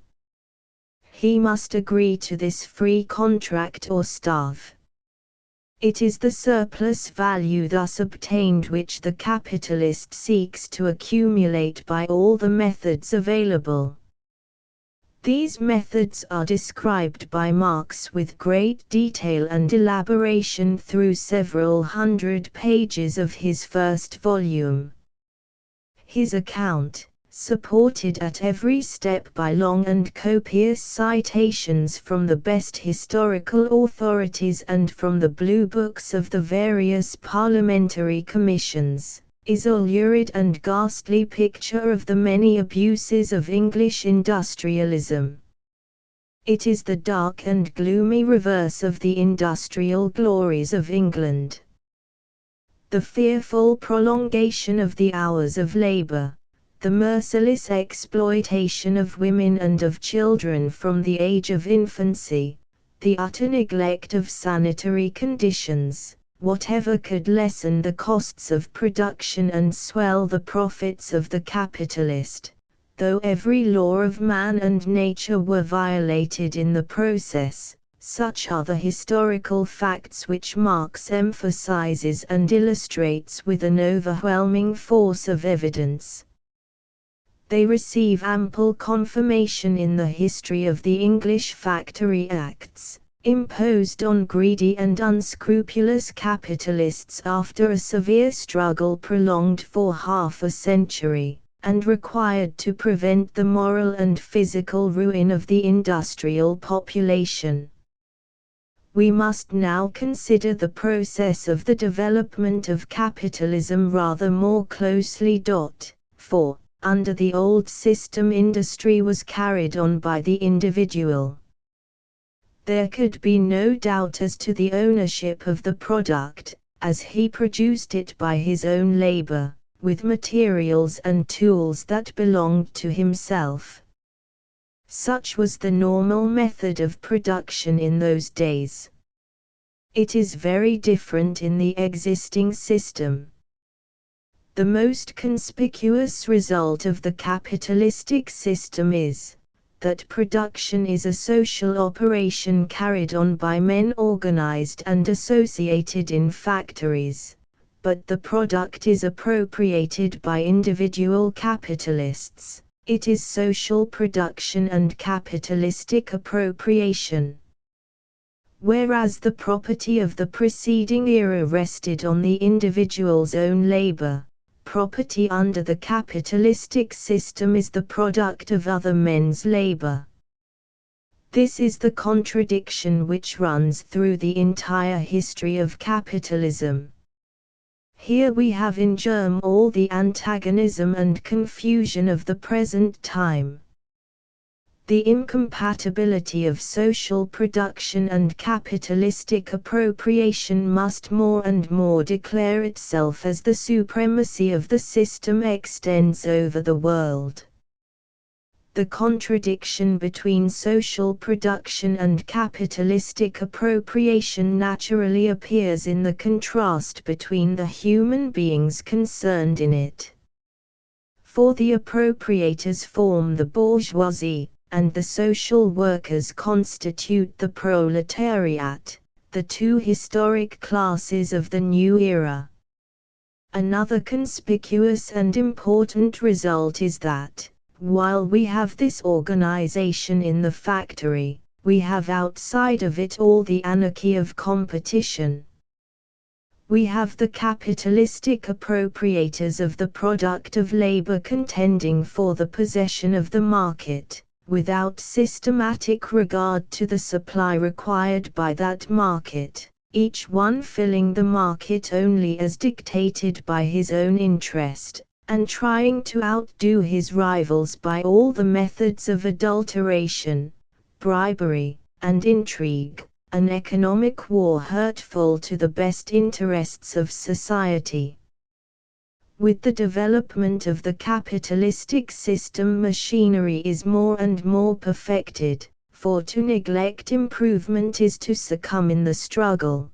The improved machinery renders labor superfluous, which is accordingly thrown idle and exposed to starvation, and this is entirely satisfactory to the capitalist class, whose interest it is to have a reserve army of laborers disposable for the times when industry is specially active, but cast out on the streets through the crash that must necessarily follow. But as the technique improves, the productive power of industry increases, and continually tends more and more to surpass the available needs of the market, wide as it is. This is all the more inevitable, because the consumption of the masses of the population is reduced to the minimum requisite merely to maintain them in life. It is another contradiction of the capitalistic system that on the one hand its inherent laws tend to restrict the market, which on the other hand it is ready by all means, fair and foul, to extend. The consequence is that the market tends to be overstocked even to absolute repletion, goods will not sell, and a commercial crisis is established, in which we have the remarkable phenomenon of widespread panic, misery, and starvation resulting from a superabundance of wealth, a crise plethoric as Fourier called it, a crisis due to a plethora of wealth. These crises occur at periodic intervals, each one severer and more widespread than the preceding, until they now tend to become chronic and permanent, and the whole capitalistic world staggers under an Atlantean weight of ill-distributed wealth. Thus the process goes on in obedience to its own inherent laws.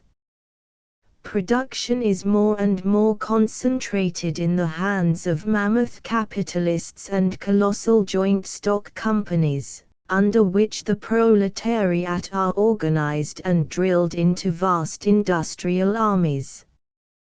But as crisis succeeds crisis, until panic, stagnation, and disorder are universal, it becomes clear that the bourgeoisie are no longer capable of controlling the industrial world. In fact, the productive forces rise in chronic rebellion against the forms imposed on them by capitalism. The incompatibility between social production and anarchic distribution decidedly declares itself. A long course of hard experience has trained the modern democracy in the insight necessary for the appreciation of the conditions of its own existence. The social character of production is explicitly recognized. The proletariat seizes the political power, and through it at last takes complete control over the economic functions of society. It expropriates the private capitalist, and, appropriating the means of production, manages them in its own interest, which is the interest of society as a whole. Society passes into the socialistic stage through a revolution determined by the natural laws of social evolution, and not by a merely arbitrary exercise of power. It is a result determined by the inherent laws of social evolution, independent of the will and purpose of individual men. All that the most powerful and clear-sighted intellect can do is to learn to divine the laws of the great movement of society, and to shorten and alleviate the birth pangs of the new era. The efforts of reactionaries of every class to turn the wheel of history backwards are in vain. But an intelligent appreciation of its tendencies, and a willing cooperation with them, will make progress easier, smoother, and more rapid. We need hardly return to the role which is played by surplus value in this vast historical process. The capitalist appropriates the product of labor because it contains surplus value. It is the part of the product that embodies surplus value and represents a clear gain which attracts him. Surplus value is the beginning, middle, and end of capitalism. It moves it alike in its origin and progress, decline and fall. It is the keynote of a great process of historic evolution continued for centuries, the secret of a vast development, which becomes more and more open as time goes on. And capitalism grows sick of the sustenance which formerly nourished it. It dies of over-repletion, of habitual excess in surplus value. Let us now inquire how far the Marx school have thrown any light on the forms likely to be assumed by the new society after the downfall of capitalism. In his mature works as far as published, Marx himself has said little to guide us. The clearest indication of his views is contained in the following passage: "Let us assume an association of free men, who work with common means of production and consciously put forth their many individual labor powers as a social labor power. The total product of the association is a social product. A part of this product serves again as means of production. It remains social property. But another part is as means of living consumed by the members of the association. It must therefore be distributed among them. The nature of this distribution will change according to the special nature of the organization of production and the corresponding grade of historical development of the producers." And then he goes on to assume that the share of each producer in the means of living may be determined by his labor time. Labor time will at once serve as measure of the share of each producer in the common labor, and therefore also of his share in the portion of the common product which is devoted to consumption. 5. Another important indication by one who has full right to speak for Marx is contained in Father Engels' views regarding the state. After the proletariat have seized political power and transformed the means of production into state property, the state will cease to exist. In the old societies, the state was an organization of the exploiting class for the maintenance of the conditions of exploitation that suited it. Officially the representatives of the whole society, the exploiting class only represented itself. But when the state at last becomes the real representative of the whole society, it renders itself superfluous. In a society which contains no subject class, from which class rule and the anarchy of production and the collisions and excesses of the struggle for individual existence have been removed, there is nothing to repress, and no need for a repressing force like the state. The first act wherein the state really appears as representative of the entire society, the appropriation of the means of production in the name of society, is also its last independent act as state. In place of the government over persons, there will be an administration of things and the control of productive processes. The state is not abolished, it dies away. 6. In effect, these two indications of opinion point to a condition of society which is not fundamentally different from that contemplated by the anarchist school. Both look forward to a period when men will live in free associations, and when the administration of social affairs will be conducted without the exercise of compulsion. It will have been seen that what Marx and his school contemplate is an economic revolution brought about in accordance with the natural laws of historic evolution. But in order to understand the full import of this revolution in the mind of Marx, we must remember that he regards the economic order of society as the groundwork of the same, determining all the other forms of social order.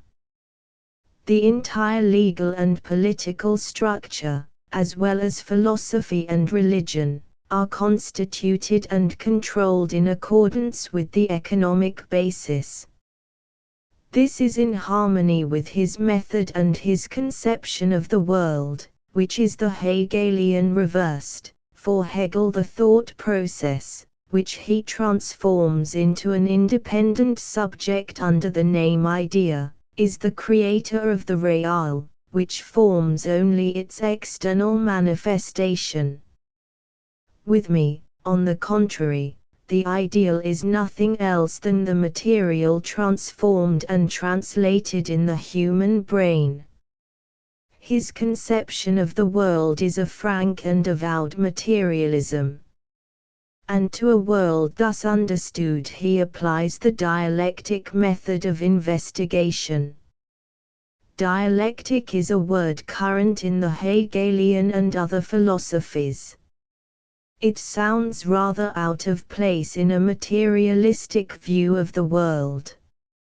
In the system of Marx it means that the business of inquiry is to trace the connection and concatenation in the links that make up the process of historic evolution, to investigate how one stage succeeds another in the development of society, the facts and forms of human life and history not being stable and stereotyped things, but the ever-changing manifestations of the fluent and unresting real, the course of which it is the duty of science to reveal. Both Marx and Father Engels, moreover, are fond of expressing the development of capitalism in the language of the well-known Hegelian threefold process: thesis, antithesis, and synthesis. Private property resting on a man's own labor of the former times is the thesis. The property resting on other men's labor of the capitalistic era is the negation of this individual property. The expropriation of the capitalists by the proletariat is the negation of the negation, or synthesis. But how far this use of the Hegelian terms is merely a form of literary expression, or how far it is a survival in Marx of a real belief in Hegelianism, it is not easy to determine. 7. The whole position of the Marx school may be characterized as evolutionary and revolutionary socialism, based on a materialistic conception of the world and of human history. Socialism is a social revolution determined by the laws of historic evolution, a revolution which, changing the economic groundwork of society, will change the whole structure. It may now be convenient to sum up the socialism of the Marx school under the following heads. 1. Materialistic conception of the world and of history. 2. Dialectic method of investigation. 3. The economic order is the basis of all social order. The entire legal and political structures of society, religion, and philosophy are to be explained in accordance with the economic basis. 4. The historic evolution of capitalism, how, from the 15th century onwards, the capitalist class was developed, and how a corresponding proletariat was created. 5. The capitalist class grows by the appropriation and accumulation of the surplus value contained in the product of labor, whilst the proletariat is reduced to a subsistence wage. It is social production and capitalistic appropriation. 6. Organization in the factory, anarchy in society as a whole. 7. This anarchy is intensified, especially in the great commercial crises, showing that the middle class are no longer able to control the productive forces. 8. All these contradictions can be solved only by an explicit recognition of the social character of production.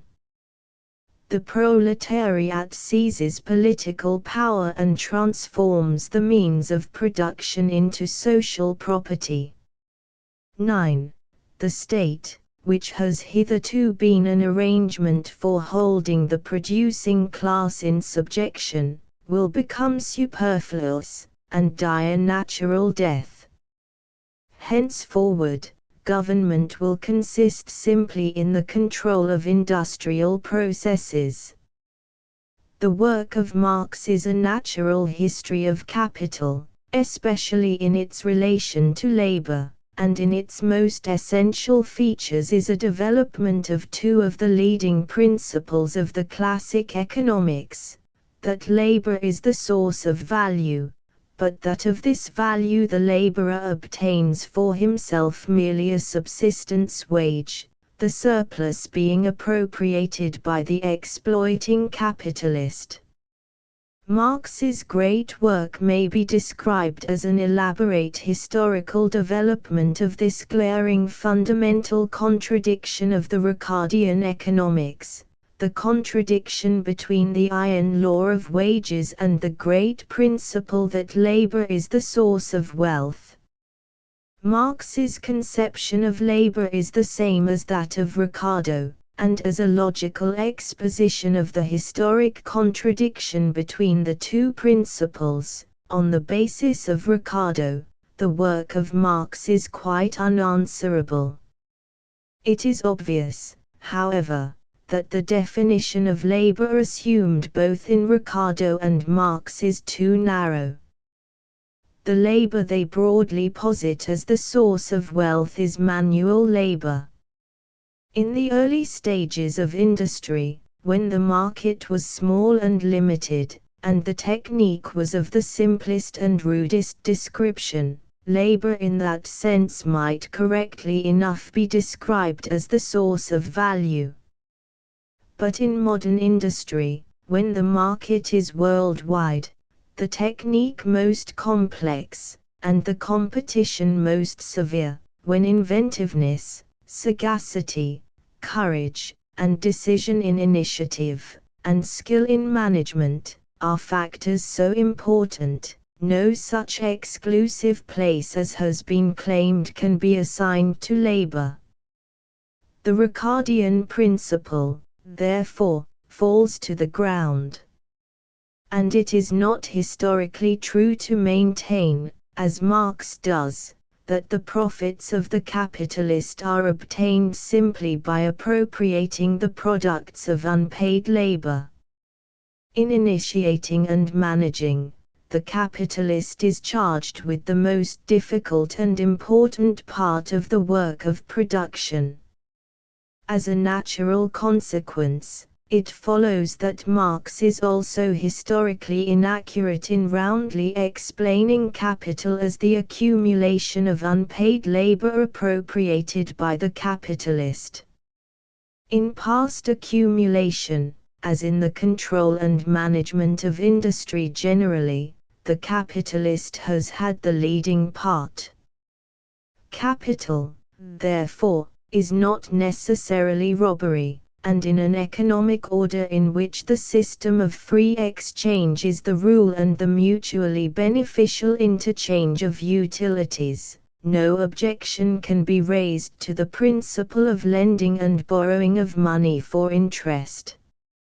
In short, in his theory of unpaid labor as supplying the key to his explanation of the genesis and development of the capitalistic system, Marx is not true to history. It is the perfectly logical outcome of certain of the leading principles of the Ricardian school, but it does not give an adequate or accurate account of the facts of economic evolution. In his theory of unpaid labor, Marx is not consistent with the general principles of his own philosophy of social evolution. With him, history is a process determined by material forces, a succession of orderly phenomena controlled by natural laws. Now we may waive the objection suggested by the principle enunciated in the Marx school itself, that it is not legitimate to apply ethical categories in judgment on economic processes that are merely natural, which, however, Marx does with revolutionary emphasis throughout some hundreds of pages of his great work. It is more important to point out, in perfect consistency with the principles of the school, that the energy and inventiveness of the early capitalists especially were the most essential factors in determining the existence and development of a great economic era, and that the assertion of freedom was an indispensable condition in breaking the bonds of the old feudal order, which the new system displaced. Instead, therefore, of living and growing rich on the produce of unpaid labor, the capitalist had a great social and industrial function to perform, and played a great part in historic evolution. The position and function of the workman was subordinate. In short, Marx has not sufficiently recognized the fact that the development of the new social forces brought with it a new set of functions, that of initiating and directing industrial enterprise. These functions are not comprehended in the narrow definition of labor, but they are, nevertheless, most essential to progress, and the men that performed them have a most complete historical reason for their existence and a share in the results of industry. We need not add that such an argument does not justify all they did as the heads of the new industry. There is ample evidence that they were often rough, hard, cruel, and unscrupulous in the prosecution of their industrial enterprises. Nor does it prejudice the question whether the like direction of industry must and should continue in the future. There can be no doubt that in his theory of surplus value obtained from unpaid labor, Marx, as agitator and controversialist, has fallen into serious contradiction with himself as scientific historian and philosopher. The theory that labor is the source of value was widely accepted among economists during his early life, and by its justice and nobleness it was well adapted to the comfortable optimism prevalent among so many of the classical school. The economists, however, did not follow the principle to its obvious conclusion, that if labor is the source of wealth, the laborer should enjoy it all.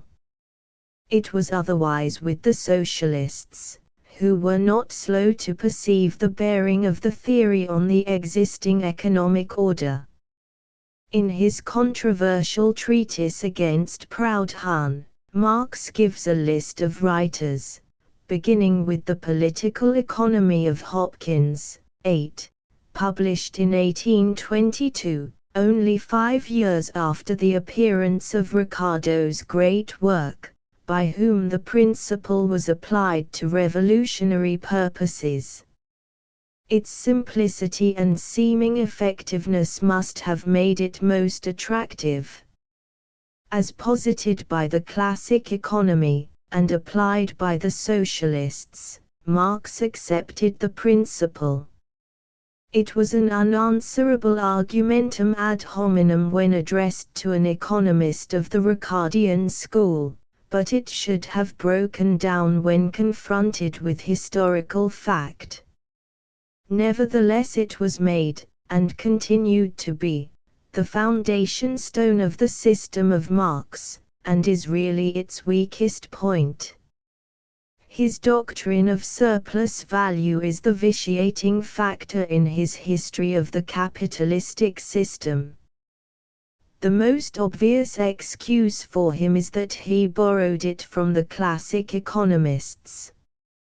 Father Engels sums up the achievement of his friend Marx in the two great discoveries, the materialistic conception of history, and the revelation of the secret of the capitalistic method of production by means of surplus value. Materialism is a very old theory of the world. It is now given up by competent thinkers, and we need not discuss it here. Nor need we say that it is a grave exaggeration to maintain that all social institutions, including philosophy and religion, are to be explained by reference to the economic factors. History is a record of the activity of the human mind in very many directions. Men have had various interests, which have had a substantive, and so far, an independent value, though they must also be regarded as an organic whole. It is absolutely impossible to account for all by reference to any one. Nevertheless, it is a great merit of Marx that he has so powerfully called attention to the vast importance of the economic side of history. The economic factors in the life of mankind have been sadly neglected, even by philosophic historians. Such neglect has been partly due to the scarcity of material relating to this aspect of their subject, partly owing to false conceptions of the function of the historian, chiefly because their public was a high-bred class, which had no particular wish to read about such unfashionable topics as those connected with the daily toil of the lower orders. In this way the true causation of history has often been overlooked, or totally misconceived, and results have, in thousands of instances, been traced to conventional and imaginary agencies, when the real origin lay deep down in the economic life of the people. We are now beginning to see that large sections of history will need to be rewritten in this new light. To proceed with our criticism of Marx. It is a feature of his materialistic conception of history that his language respecting the inevitable march of society would sometimes suggest a kind of fatalism. But this is more than counterbalanced by his strong assertion of the revolutionary will. On both sides we see overstatement. The most prominent feature of his teaching, however, in this reference, is the excessive stress which he lays on the virtues and possibilities of the revolutionary method of action. The evolution he contemplates is attended and disturbed by great historic breaks, by cataclysm and catastrophe. These and other features of his teaching, to which objection must be made, were most pronounced in his early writings, especially in the Manifesto of the Communist League, but they continue to be visible throughout his life. According to his latest teaching, a great revolutionary catastrophe is to close the capitalistic era, and this must be regarded as a very bad preparation for the time of social peace which is forthwith to follow. The proletariat, the class which is to accomplish the revolution, he described as oppressed, enslaved, and degenerate. How can such a class be expected to perform so great an historic function well and successfully? But the main defect of his teaching lies in the arbitrariness and excessive abstractness that characterize his method of investigation and presentation, And this defect particularly attaches to the second great discovery attributed to him by Father Engels, his theory of surplus value. We shall better understand the position of Marx if we recall some of the important circumstances in his life and experience. As we have seen, his family passed from the profession of Judaism to Christianity when he was 6 years of age, and he thus lost the traditions of the faith of his ancestors without living into the traditions of the new faith. Like many Jews in a similar position, the traditions of the past therefore had little influence on Karl Marx, and he was so far well fitted to take a wide and unprejudiced view of human affairs. With his great endowments and vast knowledge, he should have been one of the freest heads in Europe. His practical energy was not inferior to the range of his intelligence. All the more regrettable, therefore, is it that Marx should have adopted such a narrowing system of philosophy as materialism. It is also remarkable that he, the severest of critics, should have adopted, at so early an age and without due scrutiny, the theory of value set forth by Adam Smith and Ricardo, and that he should have applied it without question during the remainder of his life to the building up of a vast system of thought, and to a socialistic propaganda which was meant to revolutionize the world. Another instance of the premature dogmatism which has so often exercised a great and not seldom a mischievous influence on human thought. In this connection it may not be altogether fanciful to observe that his heredity derived from rabbinical ancestors may account for much that is peculiar in his way of thinking. The excessive acumen, the relentless minuteness with which he pursues his course through details which often seem very unreal, the elaboration which he bestows upon distinctions which are often abstract and artificial, may well be regarded as alien to Western modes of thought. Revolutionary materialism was a strange sphere in which to exercise a logic after the manner of the rabbi. However this may be, we know that when his mind was being formed, the Hegelian philosophy was supreme in Germany, and it can hardly be said that the study of Hegel is a good training for the study of history, according to the freest and purest conception of the subject. The study of history, in the highest sense of the word, requires a modest attitude towards objective fact which is not easily attained in the philosophy of the schools. Marx was a German, trained in the school of Hegel, and he passed most of his life in laborious seclusion, in exile and revolt against dominant ideas and institutions. Though a materialist, he does not show sufficient respect for facts, for history. In reading his great work we feel that the facts are in chronic rebellion against the formulas to which he seeks to adapt them. Adam Smith, the founder of political economy, was also academic at the outset of his life. But he was a Scotsman of a period when the ablest Scotsmen were trained by French clearness and common sense. And he was not in revolt, like Marx, but in full sympathy with a cause whose time had come, whereas Marx represented a cause which had not yet attained to any considerable degree of clearness.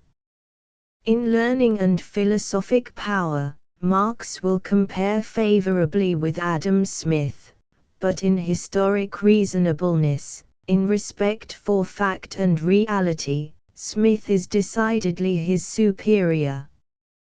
In Smith's great work we see philosophy controlled by fact, by historic knowledge and insight. The work of Marx, in many of its most important sections, is an arbitrary and artificial attempt to force his formulas on the facts of history. Whether the fault lay in the Hegelian philosophy, or in Marx's use of it, there can be no doubt that its influence has inflicted most serious damage on what might otherwise have been a splendid historical work. We are therefore obliged to say that the historical work of Marx does not by any means rise to the highest conception of history. It is deficient in the free outlook, in the clear perspective, in the sympathy and impartiality which should characterize the best historical achievements. The historical work of Marx is placed at the service of a powerful and passionate propaganda, and of necessity is disturbed and troubled by the function which it is made to serve. In dealing with history we must accept facts and men as we find them. The facts are as they are, and the men of history are not ideal men. Like other men, Marx had to work under human limitations. The great task of his life was to rouse the proletariat of the world to a sense of its position, its mission, and destiny, to discover the scientific conditions under which a new era in the evolution of the human race could be inaugurated and carried on by the working classes of all lands. It was a mixed task in which science and practice were combined, and in which the purely scientific study of history naturally suffered in the partnership with a very strenuous revolutionary practice. We need not say that it was not the fault of Marx that he adopted the revolutionary career. He was born at a time and in a country where men of independence and originality of character of necessity became revolutionists. In face of the European reaction, Marx never made any concession or compromise. He never bowed himself in the house of Roman.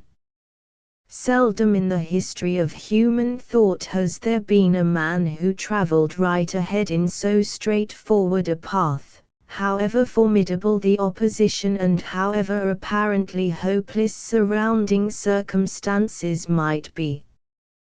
Public opinion had no weight with him, neither idle sentiment nor amiable weaknesses found any place in his strongly marked individuality.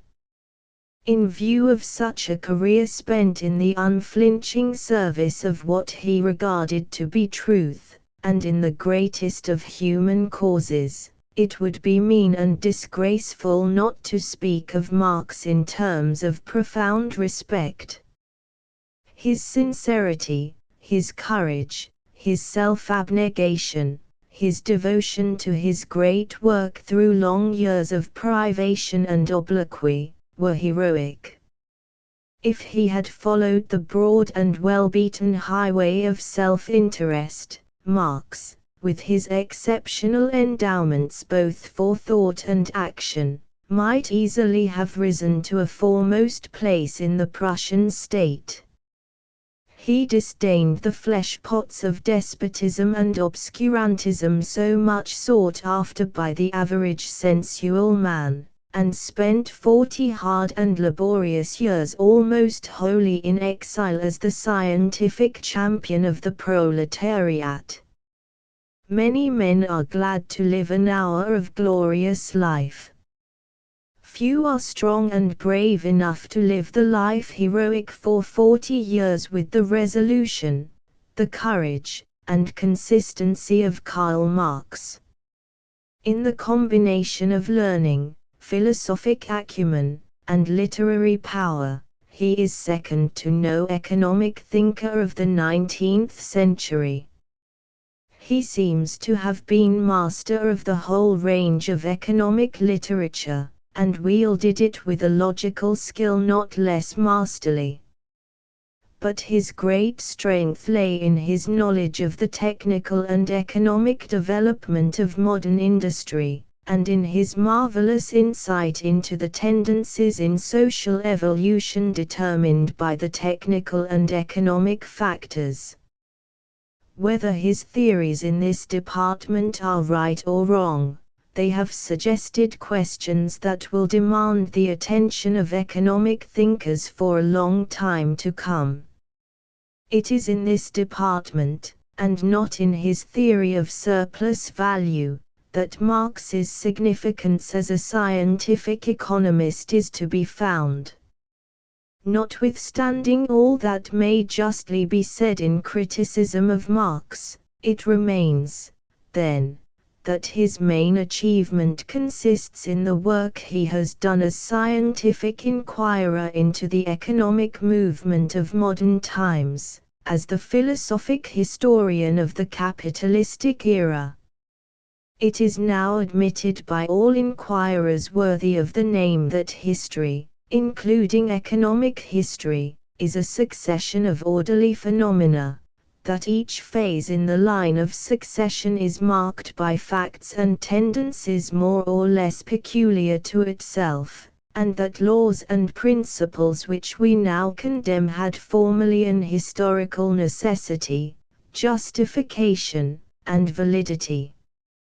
In accordance with this fundamental principle of historical evolution, arrangements and institutions which were once necessary, and originally formed a stage in human progress, may gradually develop contradictions and abuses, and thus become more or less antiquated. The economic, social, and political forms which were the progressive and even adequate expressions of the life of one era, become hindrances and fetters to the life of the succeeding times. This, the school of Karl Marx says, is precisely the condition of the present economic order. The existing arrangements of landlord, capitalist, and wage laborer under free competition are burdened with contradiction and abuse. The life of society is being strangled by the forms which once promoted it. They maintain that the really vital and powerful tendencies of our time are towards a higher and wider form of social and economic organization, towards socialism. Here, as we believe, is the central point of the whole question. The place of Marx in history will depend on how far he has made a permanent contribution towards the settlement of it. During his lifetime, the opinions of Marx were destined to find expression in two movements, which have played a considerable part in recent history: the International and the Social Democracy of Germany. Of the International, Marx was the inspiring and controlling head from the beginning, and the German Social Democracy, though originated by Lassalle, before long fell under Marx's influence. Marx wrote the famous inaugural address of the International and drew up its statutes, maintaining a moderation of tone which contrasted strongly with the outspoken vigor of the Communist Manifesto of 1847. But it was not long before the revolutionary socialism which underlay the movement gained the upper hand.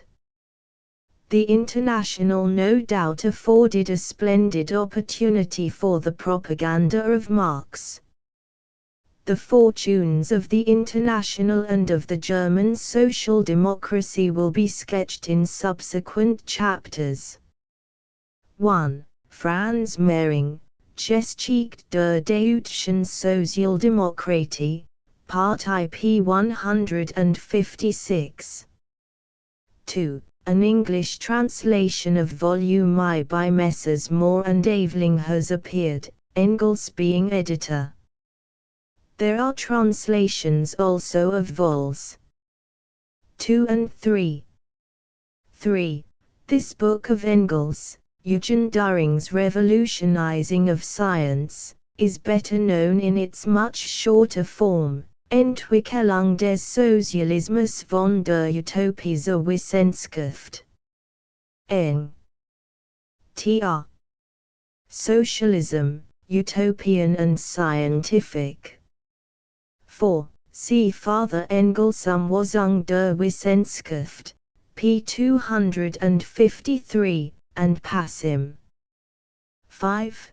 Das Kapital, I-48. 6. Umwandlung der Wissenschaft, pp. 267, 268. 7. See Preface to second edition of The Capital, p. 19. 8. This, however, must be a mistake for T. Hodgkin, who in 1825 published a pamphlet, Labor Defended Against the Claims of Capital, in which such views are set forth. Chapter 8 The International. It is an inevitable outcome of the prevalent historic forces that the labor question has become international. From the dawn of history there has been a widening circle of communities with international relations. Civilization had its earliest seats on the banks of the Nile and the Euphrates. The Greeks and Phoenicians carried it round the shores of the Mediterranean. The Romans received it from the Greeks, and, after adding to it a valuable contribution of their own, handed it on to the nations of Western and Central Europe. The Christian Church spread over the countries in which the Roman peace prevailed, but did not confine itself to the limits of the empire.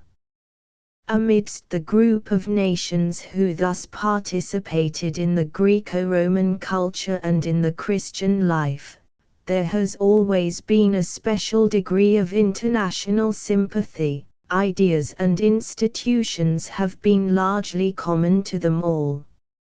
Feudalism and the Church, chivalry and the Crusades, all these were international in their influence. Then, as now, great ideas and great movements could not be confined within national barriers. In the expansive and progressive epochs of history, particularly, supreme interests have raised men above the prejudices of race, and have united them by wider and deeper principles than those by which they are separated into nations. At the great religious revolt of the 16th century, Germans combined with the Swedes and the French against their own countrymen. The Catholic Church, as its name implies, has always been, and still continues to be, a great international institution. The Enlightenment of the 18th century had an international influence, and at the French Revolution high concerns of political and social freedom for a time broke through the conventional feelings of patriotism. Germans, Italians, and even Englishmen, were in many cases ready to receive the boon of a better order of things at the price of French victory over their own countrymen. Only for a time, till the enthusiasm of the Revolution was made subservient to the selfishness of the new France, an instrument for the colossal egotism of a single man. In our time, steam and the electric telegraph have become the bearers of a widening international movement. All the great human interests are cultivated and pursued on a wider scale than ever: religion, science, literature, art. Commerce and industry have naturally shared in the general expansion. We have only to scan the operations of the great markets and exchanges in any daily paper as a proof of this. In a small space round the Bank of England, financial transactions are carried on which powerfully affect the entire world. Even the very simple breakfast of an ordinary citizen is a great international function, in which the productions of the most diverse countries combine to appease his wants. The methods and appliances of this modern industry have been developed in England since the middle of the 18th century. Not many years ago England was still the supreme, almost the exclusive, representative of the new industry. Now it is becoming the common possession of all countries dominated by European culture, and is rapidly gaining ground in the long isolated nations of the East. The competition for business among the capitalists of various countries grows more intense every year. Once carried on chiefly or entirely for local needs, production has now to work for a market of wide and often incalculable extent. Under these circumstances, we need not be surprised that labor, the prime factor in industry, has international interests and relations of the most serious importance. Its antagonism to capitalism must declare itself on the international arena. In the competitive struggles of the last 60 years, the cheap labor of one nation has not seldom been thrown into the scale to weigh down the dear labor of another. Irishmen, Germans, Belgians, and Italians have often rendered unavailing the efforts of English and French workmen for a higher standard of living. Continuous emigration from Europe depresses American labor. The Chinese and other Eastern races, habituated to a very low standard of subsistence, menace the workmen of America and Australia. The great industry which is now being established in the East will be a most serious danger alike to workmen and capitalists in the Western world. The capitalists of most countries have long sought to shield themselves against the consequences of competition by protection, by combinations tacit or avowed among themselves, of wide and frequently international magnitude. In view of the facts that we have indicated, in view of the example thus set them, why should not the working men seek to regulate their international interests? Efforts towards the international organization of labor have proceeded chiefly from men who, banished from their own country by reactionary governments, have carried to other lands the seeds of new thought, and, meeting abroad those of like mind and like fate with themselves, have naturally planned the overthrow of their common oppressors. The origin of the famous International Association of Working Men was largely due to such a group of exiles.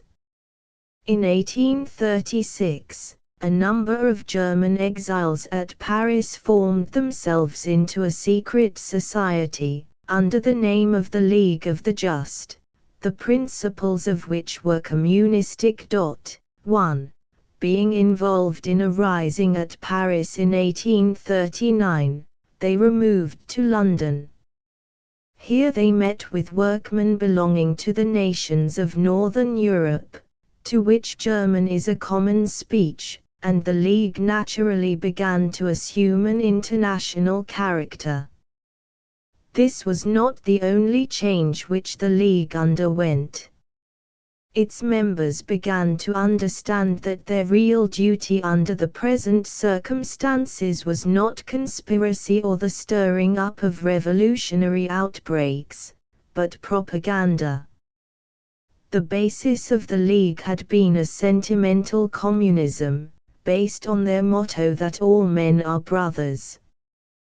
From Marx they learned that the emancipation of the proletariat must be guided by scientific insight into the conditions of its own existence and its own history, that their communism must indeed be a revolutionary one, but it must be a revolution in harmony with the inevitable tendencies of social evolution.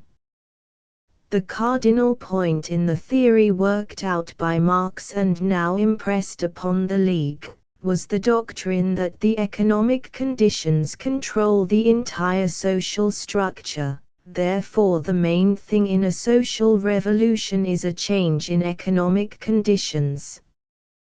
The group of exiles put themselves into communication with Marx, and a congress was held in London in 1847, with the result that the association was reorganized under the name of the Communist League.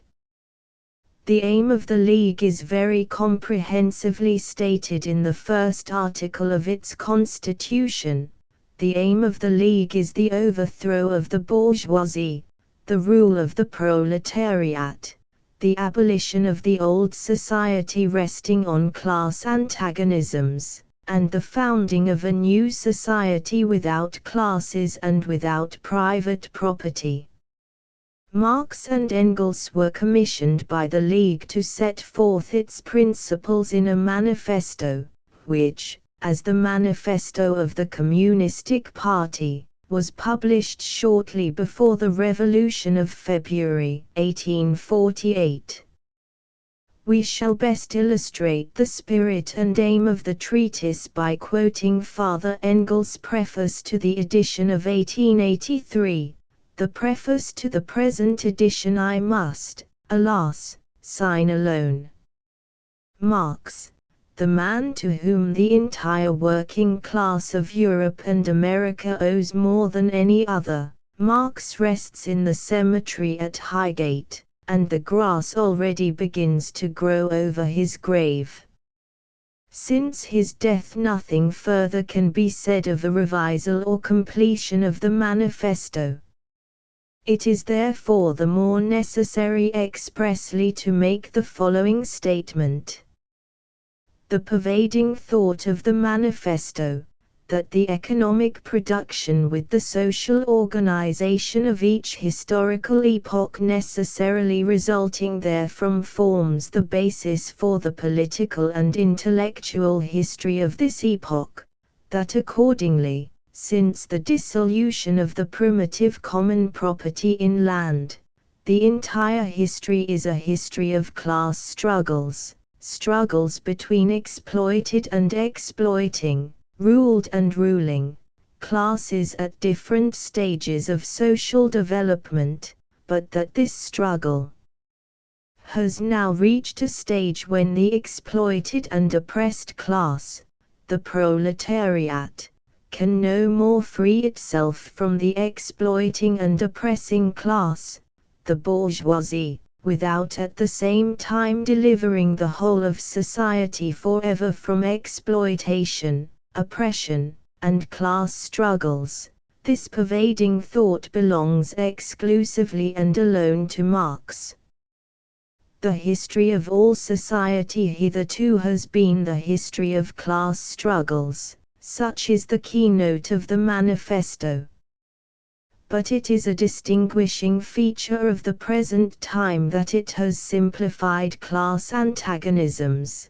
The entire human society more and more divides itself into two great hostile camps, into two great conflicting classes, bourgeoisie and proletariat. The manifesto is for the most part an exposition and discussion of these two classes, the historical conditions under which they have grown up, their mutual relations, past, present, and future. It would not be easy to give a brief analysis of the manifesto, nor is it necessary, as we have, in our chapter on Marx, already given an account of the same views in their maturer and more philosophic expression. The manifesto is a treatise instinct with the fiery energy and enthusiasm of a young revolutionary party, and its doctrines are the doctrines of Marx in a crude, exaggerated, and violent form.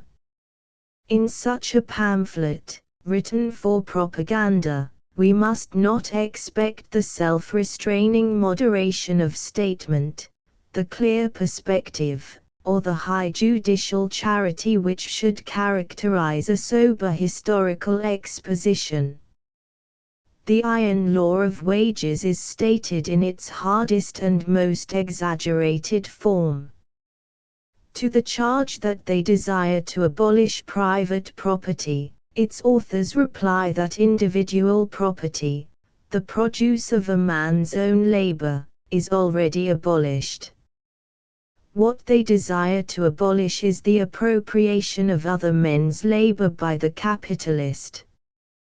To the charge that they wish to abolish the family, they reply to the bourgeoisie with a two-quote, "Ye have already abolished it by the exploitation of women and children in the factories, which has broken up the family ties, through the prevalence of prostitution and the common practice of adultery." The charge of abolishing patriotism they repudiate in the same manner. The workman has no country.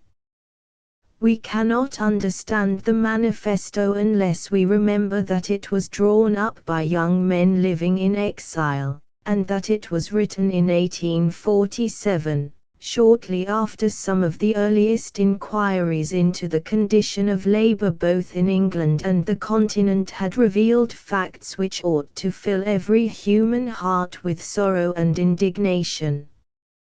As the manifesto of the first international combination of workmen, it has a special historical importance, and claims special attention. And apart from that, it is one of the most remarkable utterances of the 19th century. The manifesto, says Father Engels, was sent to the press at London a few weeks before the February Revolution. Since then it has made the tour of the world. It has been translated into almost every tongue, and in the most different countries still serves as the guiding star of the proletarian movement. The old motto of the League, "All men are brethren," was replaced by the new battle cry, "Proletarians of all lands unite," which openly proclaimed the international character of the struggle. 17 years later this battle cry resounded through the world as the watchword of the International Working Men's Association, and the militant proletariat of all lands has today written it on its banner. 2. The Revolution of 1848. As we have already seen, 3. was a rising of the people in France, Italy, Germany, Austria, and Hungary against antiquated political arrangements and institutions. It was partly an interruption to the operations of the League, as it was far too weak to exercise any great influence on the course of events. But it was also an opportunity, as its members found access to the land of their birth, and in many parts of Germany formed the most resolute and advanced wing of the struggling democracy during that troubled period. After the triumph of the reaction, it became clear that the hope of effective revolutionary activity had again for a time passed away. A period of unexampled industrial prosperity set in. Capitalism was about to enter a far wider phase of development than it had yet seen, a fact which abundantly showed that the time was not favorable for an active propaganda in the interests of the proletariat. When capitalism has become a hindrance to progressive social development, when it is obviously too weak and narrow a framework for further evolution, Only then is there hope of successful effort against it. So reasoned Marx and his associates. He withdrew, therefore, from the scene of action to his study in London. In 1852 the first international combination of working men came to a close. Observers who could not reasonably be considered superficial, thought that the movement had died without hope of resurrection. But the triumph of reactionary governments in 1849 was not a settlement of the great questions that had been raised during that period of revolution, it was only a postponement of them. Before many years had passed, the peoples of Europe again began to move uneasily under the yoke of antiquated political forms. The rising of Italy against Austria in 1859, the struggle of Prussian liberals against the ministry, the resolve of Bismarck and his sovereign to have the Prussian army ready for action in the way of reconstituting a united Germany on the ruins of the old federation, these were only different symptoms of a fresh advance. They were ere long to be followed by similar activity in France, Spain, and Eastern Europe, all proving that the history of European communities is an organic movement, the reach and potency of which often disturb the forecast of the politician. In the generation after 1848 the governments were everywhere constrained to carry out the political program which the people had drawn out for them during the revolution. The social question may seem to have only a remote connection with the political movements just mentioned, and yet the revival of the social question was but another sign of the new life in Europe, which could not be repressed. The founding of the social democracy of Germany by Lassalle, and the appearance of the International on a wider and worthier scale under the auspices of Marx, were a clear proof that the working classes of the most advanced countries of Europe now meant to claim a better share in the moral and material inheritance of the human race. We have now to sketch the growth of the movement, which is properly styled the International. Appropriately enough, the event which gave the first occasion for the founding of the International Association of Working Men was the International Exhibition of London in 1862. The workmen of France sent a deputation to visit the exhibition. This visit had the approval and even pecuniary support of the Emperor, and it was warmly commended by some of the leading Parisian journals as a means not only of acquainting the workmen with the industrial treasures of the exhibition, but of removing from the relations of the two countries the old leaven of international discord and jealousy. In the course of their visit the French delegates were entertained by some of their English brethren at the Freemasons' Tavern, where views as to the identity of the interests of labor, and the necessity for common action in promoting them, were interchanged. In the following year a second deputation of French workmen crossed the Channel. Napoleon was interested in the Polish insurrection of 1863, and it was part of his policy to encourage the expression of opinion in favor of an intervention in Poland by the Western powers. At this visit wishes for the restoration of Poland and for general congresses in the interest of labor against capital were expressed. Nothing decisive, however, was done till 1864, when on the 28th of September a great public meeting of working men of all nations was held in St. Martin's Hall, London. Professor Beazley presided, and Karl Marx was present. The meeting resulted in the appointment of a provisional committee to draw up the constitution of the new association. This committee consisted of 50 representatives of different nations, the English forming about half of its number. At the first meeting of the committee the sum of £3 was collected, a humble beginning of the finances of an association which was designed to shake the world. The work of drafting the constitution was first of all undertaken by Mazzini, but the ideas and methods of the Italian patriot were not suited to the task of founding an international association of labor. The statutes he drew up were adapted to the political conspiracy, conducted by a strong central authority, in which he had spent his life. He was strongly opposed to the antagonism of classes, and his economic ideas were vague.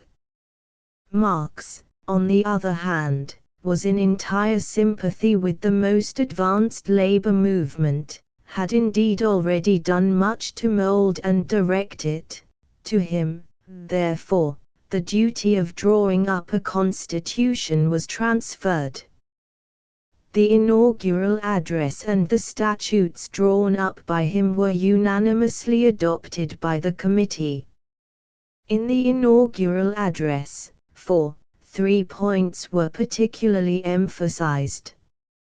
First, Marx contended that, notwithstanding the enormous development of industry and of national wealth since 1848, the misery of the masses had not diminished. Secondly, the successful struggle for the 10 hours working day meant the breakdown of the political economy of the middle classes, the competitive operation of supply and demand requiring to be regulated by social control. Thirdly, the productive association of a few daring hands had proved that industry on a great scale, and with all the appliances of modern science, could be carried on without the existence of capitalist masters, and that wage labor, like slave labor, was only a transitory form, destined to disappear before associated labor, which gives to the workman a diligent hand, a cheerful spirit, and a joyful heart. The numbers of the workmen gave them the means of success, but it could be realized only through union. It was the task of the International to bring about such an effective union, and for this end the workmen must take international politics into their own hands, must watch the diplomacy of their governments, and uphold the simple rules of morality in the relations of private persons and nations. The struggle for such a policy forms part of the struggle for the emancipation of the working class. Proletarians of all lands, unite. The preamble to the statutes contains implicitly the leading principles of international socialism. The economic subjection of the workman to the appropriator of the instruments of labor, that is, of the sources of life, is the cause of servitude in all its forms, of social misery, of mental degradation and political dependence. The economic emancipation of the working class is the great aim to which every political movement must be subordinated.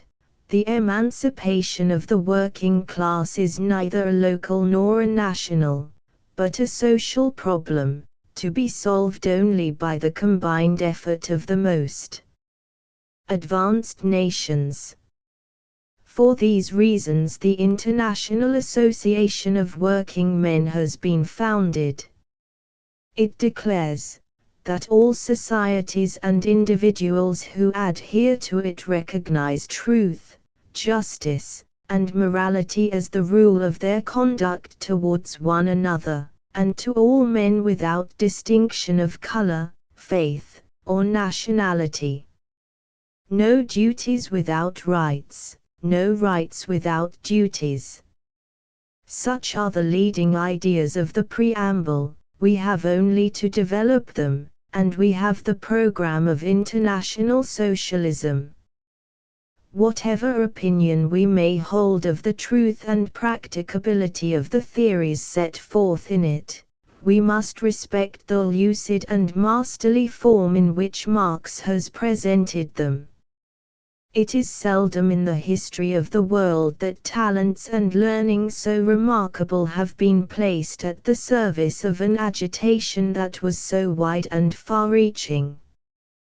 The International Association was founded for the establishment of a center of union and of systematic cooperation between the working men's societies, which follow the same aim, viz.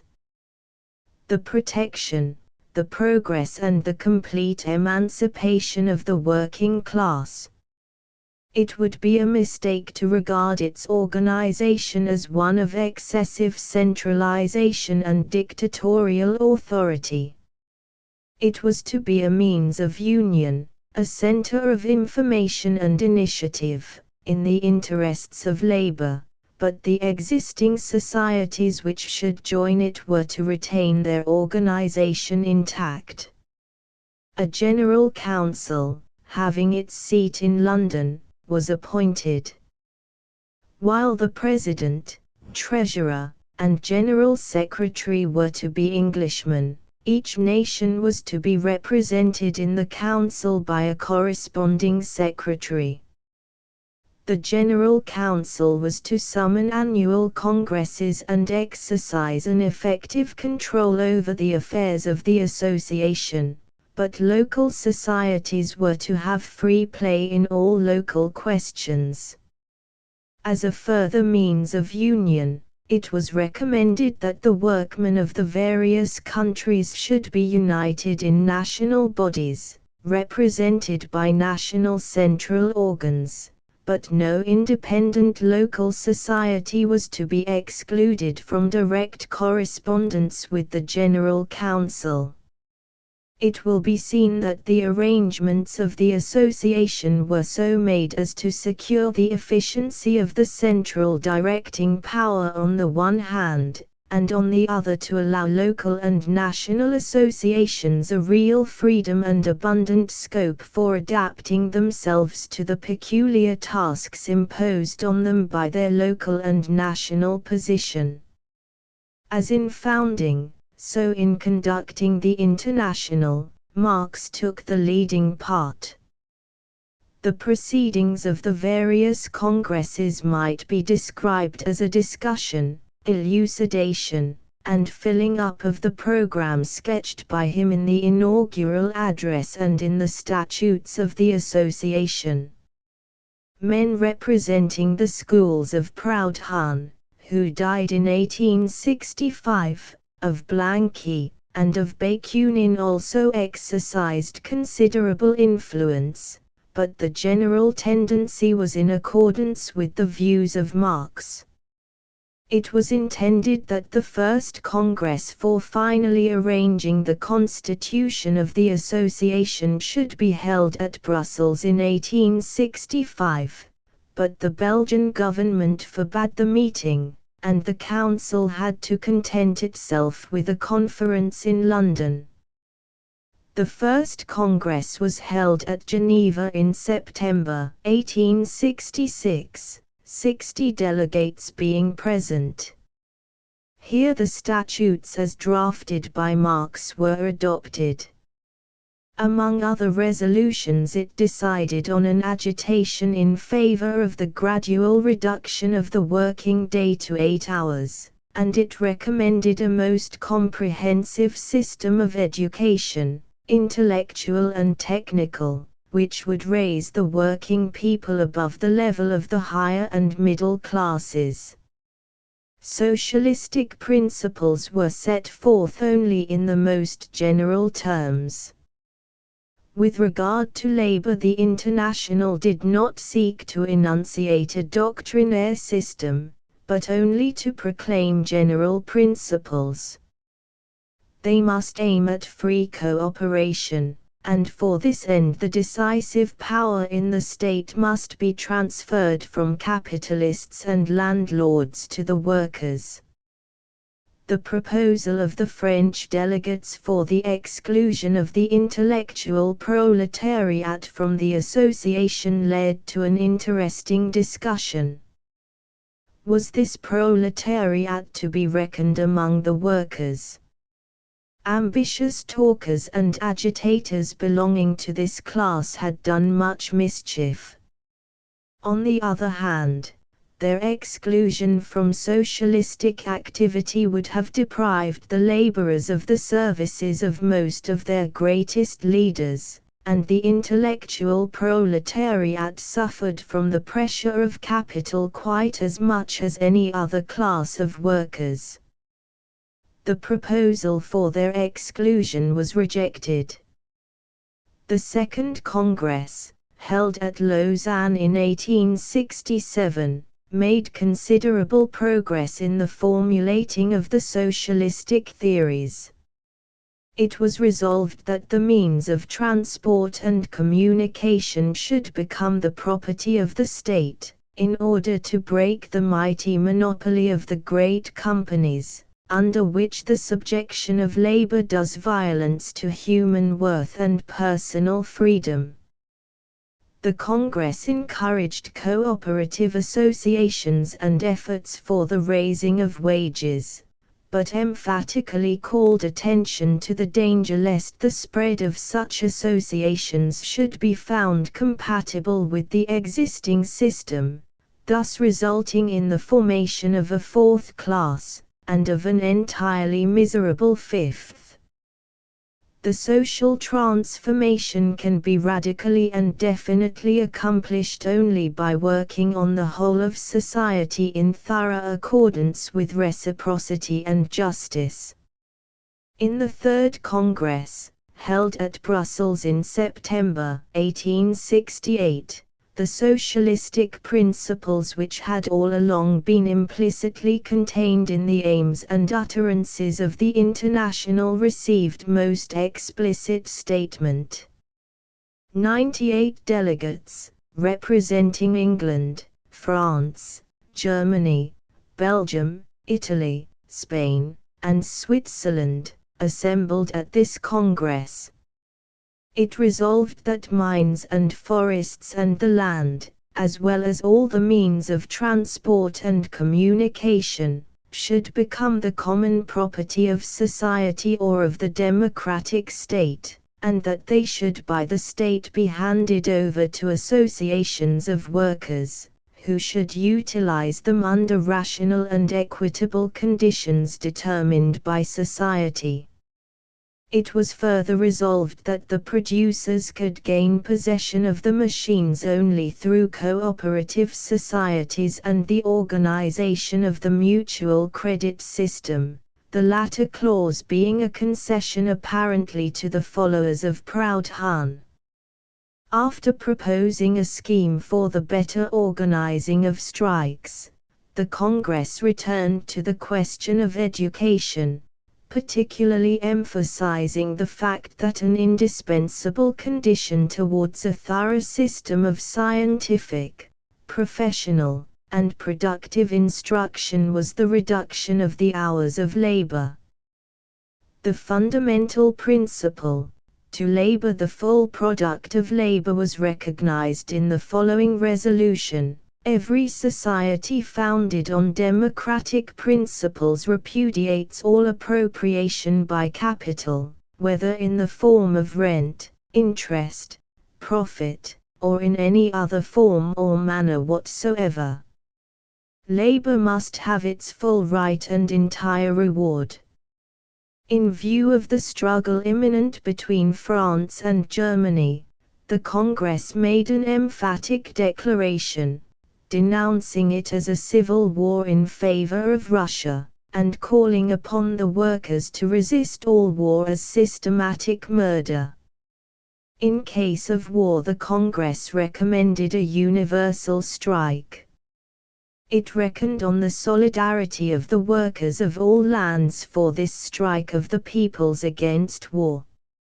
At the Congress of Basel in September 1869, little remained for the International to accomplish in further defining the socialistic position.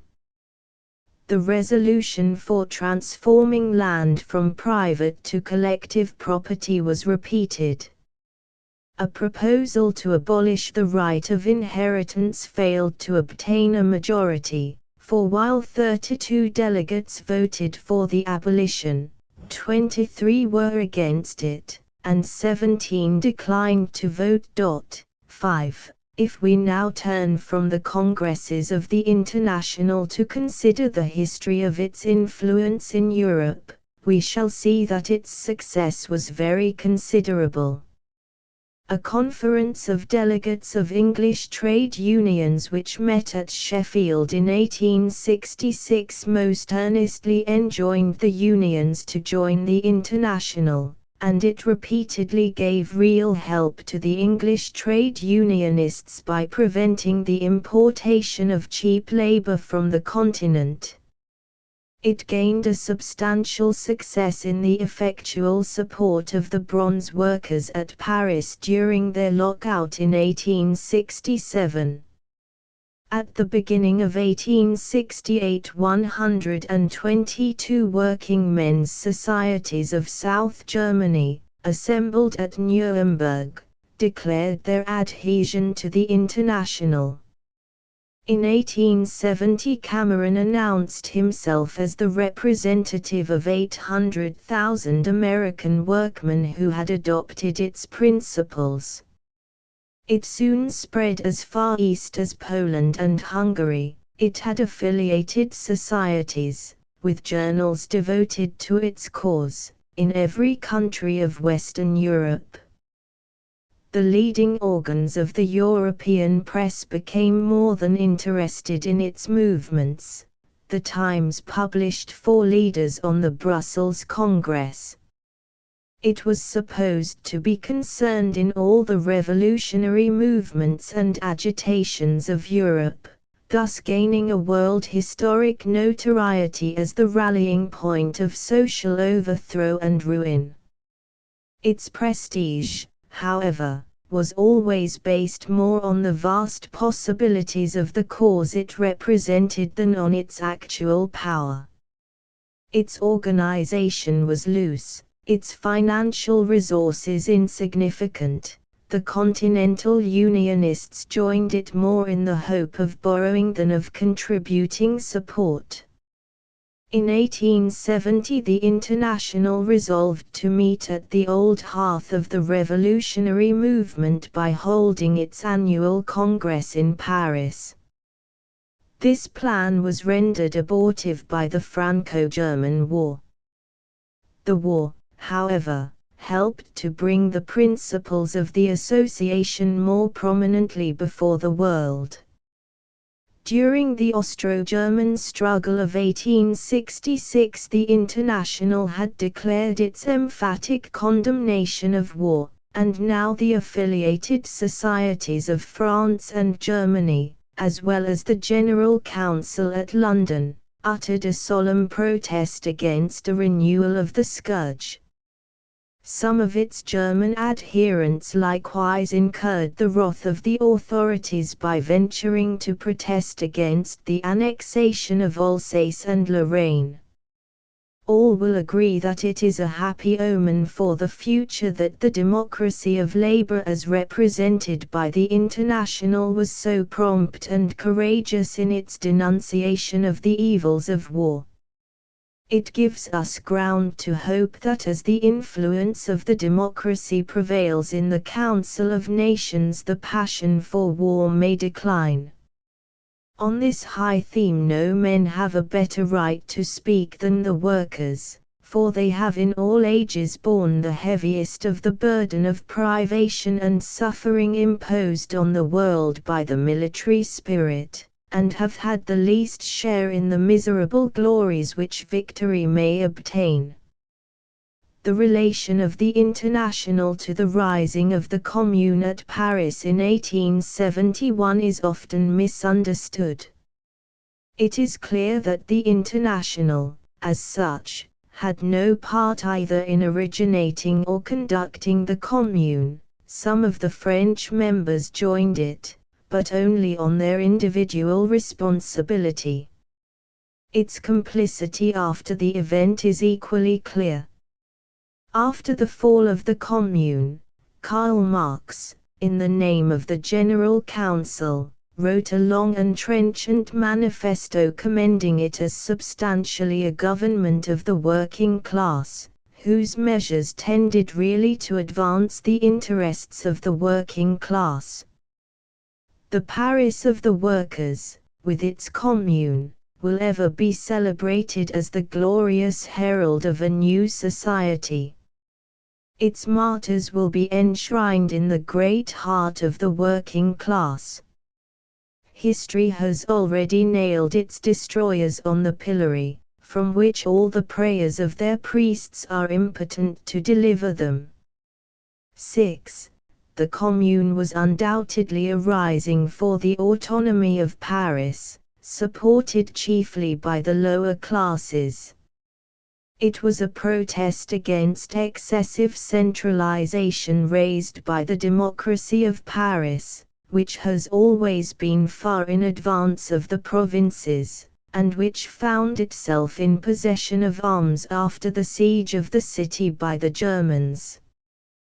But while it was prominently an assertion of local self-government, it was also a revolt against the economic oppression of the moneyed classes.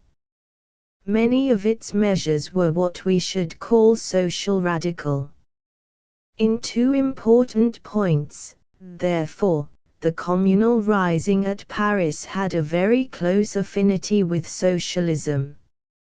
In the first place, it was a revolutionary assertion of the commune or local unit of self-government as the cardinal and dominating principle of society over against the state or central government. That is to say, the commune was a vindication of the political form which is necessary for the development of socialism, the self-governing group of workers. And in the second place, the commune was a rising chiefly of the proletariat, the class of which socialism claims to be the special champion, which in Paris only partially saw the way of deliverance, but was weary of oppression, and full of indignation against the middle-class adventurers that had on the fall of the empire seized the central government of France. It would, however, be a mistake to assume for the commune a clearness and comprehensiveness of aim which it did not really possess. We should not be justified in saying that the commune had any definite consciousness of such an historical mission as has been claimed for it. The fearful shock caused by the overwhelming events of the Franco-German War had naturally led to widespread confusion and uncertainty in the French mind, and those who undertook to direct it, whether in Paris or elsewhere, had painfully to grope their way towards the renovation of the country. At a time when it could hardly be said that France had a regular government, the Commune seized the opportunity to make a new political departure. The true history of its doings will, we hope, be written after passion and prejudice have sufficiently subsided to admit of it. The story of its rise and fall was only one phase of a sad series of troubles and disasters, which happily do not often overtake nations in so terrible a form. From this point the decline and fall of the association must be dated. The English trades unions, intent on more practical concerns at home, never took a deep interest in its proceedings. The German socialists were disunited among themselves. lacking in funds, and hampered by the police. It found its worst enemies perhaps in its own household. In 1869, Bakunin, with a following of anarchists, had joined the International, and from the first found themselves at variance with the majority led by Marx. It can hardly be maintained that Marx favored a very strongly centralizing authority, yet, as his views and methods were naturally entirely repugnant to the anarchists, a breach was inevitable. The breach came at the Hague Congress in September 1872. 6 to 5 delegates were present, including Marx himself, who with his followers, after animated discussion, expelled the anarchist party, and then removed the seat of the General Council to New York. The Congress concluded with a meeting at Amsterdam, of which the chief feature was a remarkable speech from Marx. In the 18th century, he said, kings and potentates used to assemble at The Hague to discuss the interests of their dynasties. At the same place we resolved to hold the assize of labor, a contrast which with world historic force did undoubtedly mark the march of time. He could not deny that there were countries, like America, England, and, as far as he knew its institutions, Holland also, where the workmen could attain their goal by peaceful means. But in most European countries force must be the lever of revolution, and to force they must appeal when the time came. Thus it was a principle of Marx to prefer peaceful methods where peaceful methods are permitted, but resort to force must be made when necessary. Force also is an economic power. He concluded by expressing his resolve that in the future, as in the past, his life would be consecrated to the triumph of the social cause. The transfer of the General Council of the Marx International from London to New York was the beginning of the end. It survived just long enough to hold another Congress at Geneva in 1873, and then quietly expired. The Party of Destruction, styling themselves autonomists and led by Bakunin, had a bloodier history. The program of this party, as we shall see in our chapter on anarchism, was to overturn all existing institutions, with the view to reconstructing them on a communal basis. This it endeavored to realize by the great communal risings in southern Spain in 1873, when its adherents set up their special form of government at Barcelona, Seville, Cadiz, and Cartagena, at the last mentioned place also seizing on part of the ironclad fleet of Spain. The risings were suppressed, not without difficulty, by the national troops. The autonomists had a lingering existence till 1879. In its main practical aim, to serve as a common center for the combined efforts of working men of all nations towards their universal emancipation, the International had only a moderate and transitory success. It was a great idea, for which the times were not ripe. How effectually organize so many millions of working men, of different countries, at different stages of social development, men ignorant of each other's language, with little leisure, without funds for traveling and purposes of propaganda. It was inevitable that some such effort should be made, for we need not repeat that labor has international interests of vital and supreme importance. and men might have expected that the attempt would be renewed. But on the vast scale contemplated by the International, it was at least premature, and inasmuch as it drew the attention of the workmen from practical measures to far distant and perhaps utopian aims, and engaged them in revolutionary schemes for which the times were not ready, even if they were otherwise desirable, its influence was not salutary. In a movement so momentous, however, it is important to have taken the first step, and the International took more than the first step. It proclaimed a great cause in the face of the world, the cause of the poor man, the cause of the suffering and oppressed millions of labor. As an instrument of propaganda, as a proclamation of a great cause with possibilities of vast and continual growth, it has had a world historic significance, and teaches lessons from which all governments and all men may learn. Its great mission was propaganda, and in that it has succeeded marvelously. Largely by means of it, the ideas of Marx and his associates are making the tour of the world. The governments most menaced by the social revolution, and most antagonistic to its principles, must perforce have regard to the questions raised by the International. It is a movement that will not rest, but will in many ways, and for many a year, claim the attention of the world. Though the International was dead, the forces which gave it birth were still alive. The principles it proclaimed continued to exercise the thoughts of men.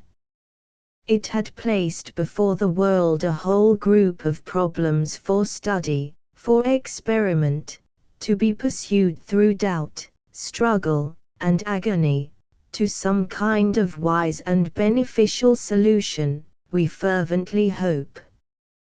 We should not be discouraged by the fact that the efforts made for the solution of the questions of the world have so often been so hopelessly incommensurate with the greatness of the task which they attempted.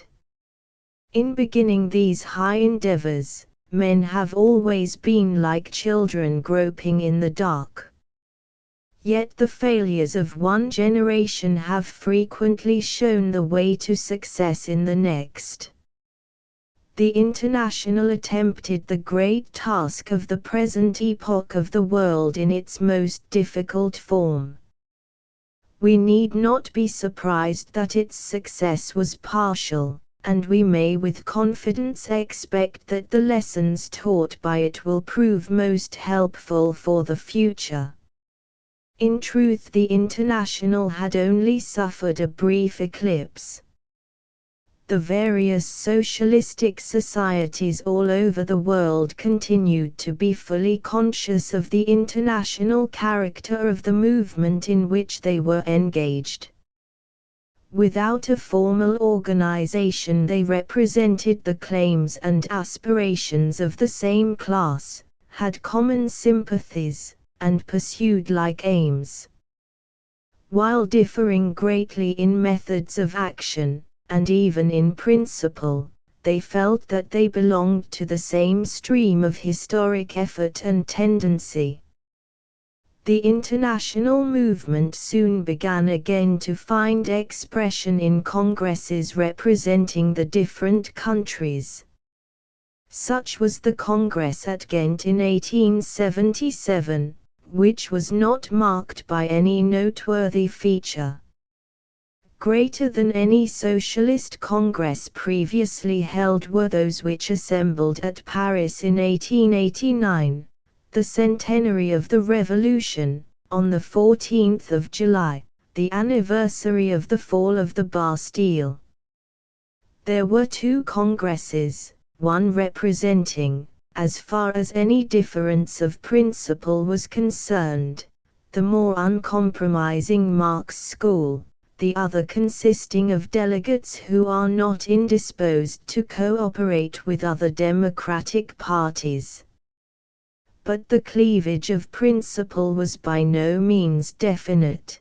The difference between the two meetings originated largely in personal matters, especially as regards the French socialist parties, which issued the invitations. The immediate occasion of disagreement related to the manner of proving the mandates of the members.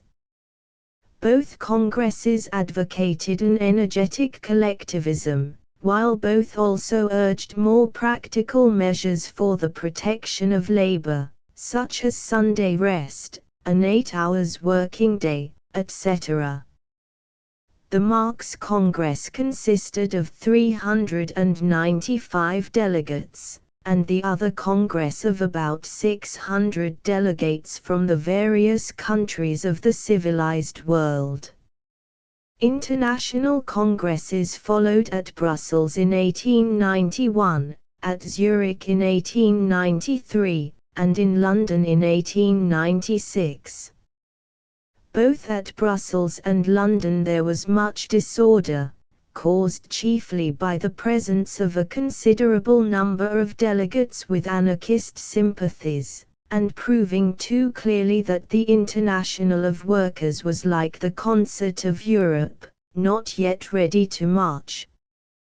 After being alarmed by an International of Workers, the world was agreeably startled by the project for an International of Governments. In 1889 the Swiss government brought forward a proposal for an international conference on labor of the countries most interested in industrial competition.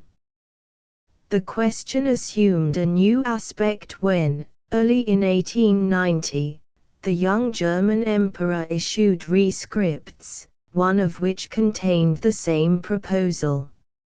Naturally, the matters presented for discussion by the emperor covered only a small part of the ground occupied by the International of Workers. The protection of adult labor, except in mines, was excluded from the business of the conference. Sunday labor, the protection of women, children, and young persons, were the chief questions laid before the meeting.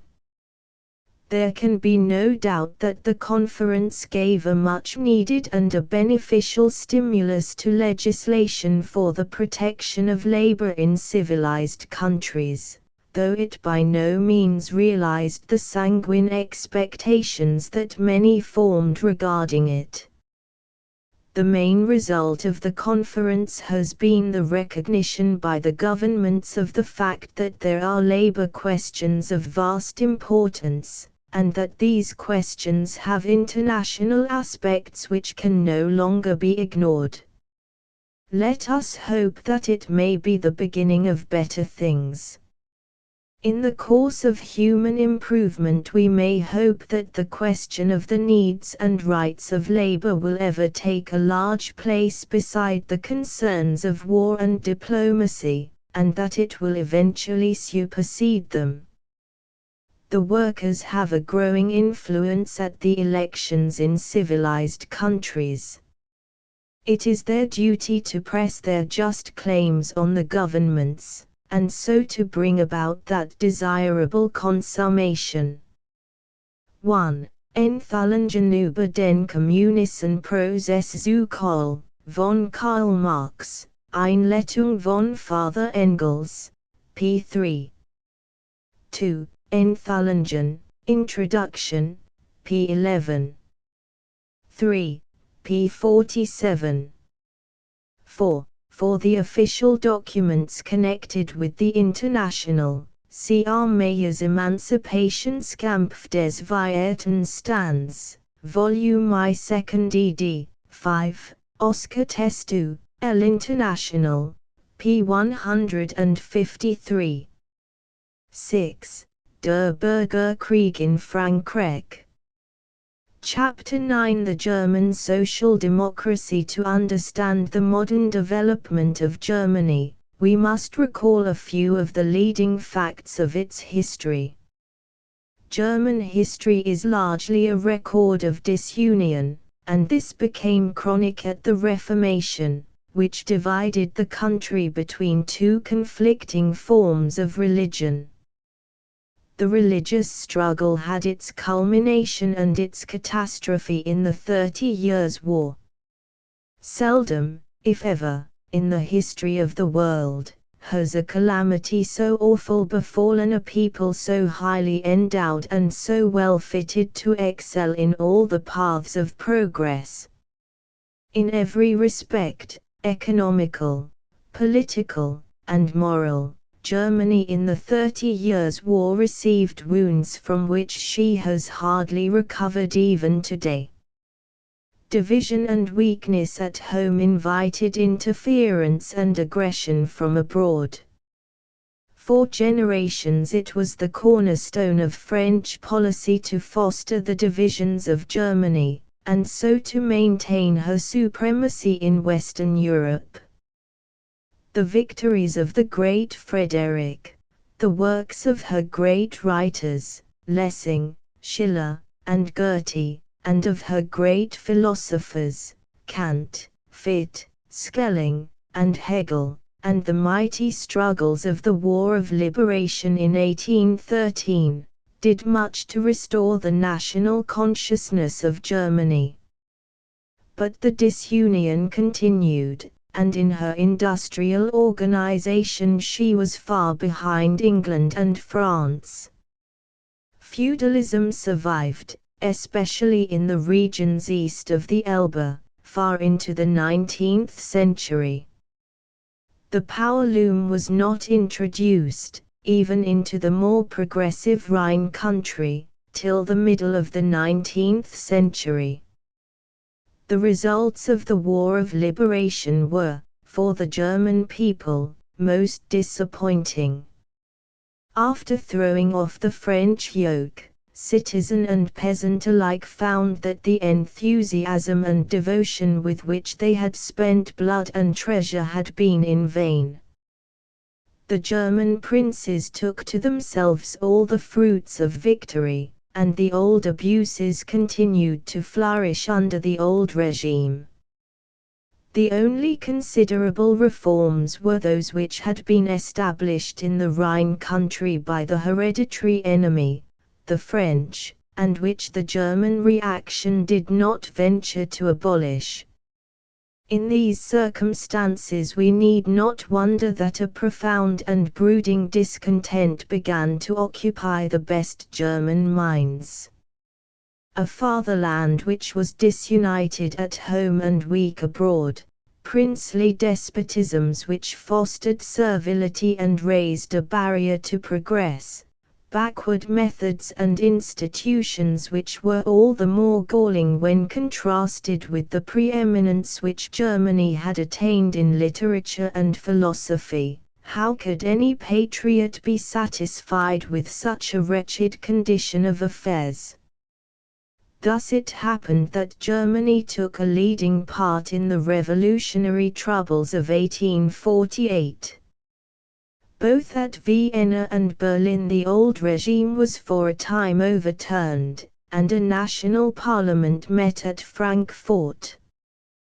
But the German reformers were not united, they had no clear aims, and there was little or no material strength behind them.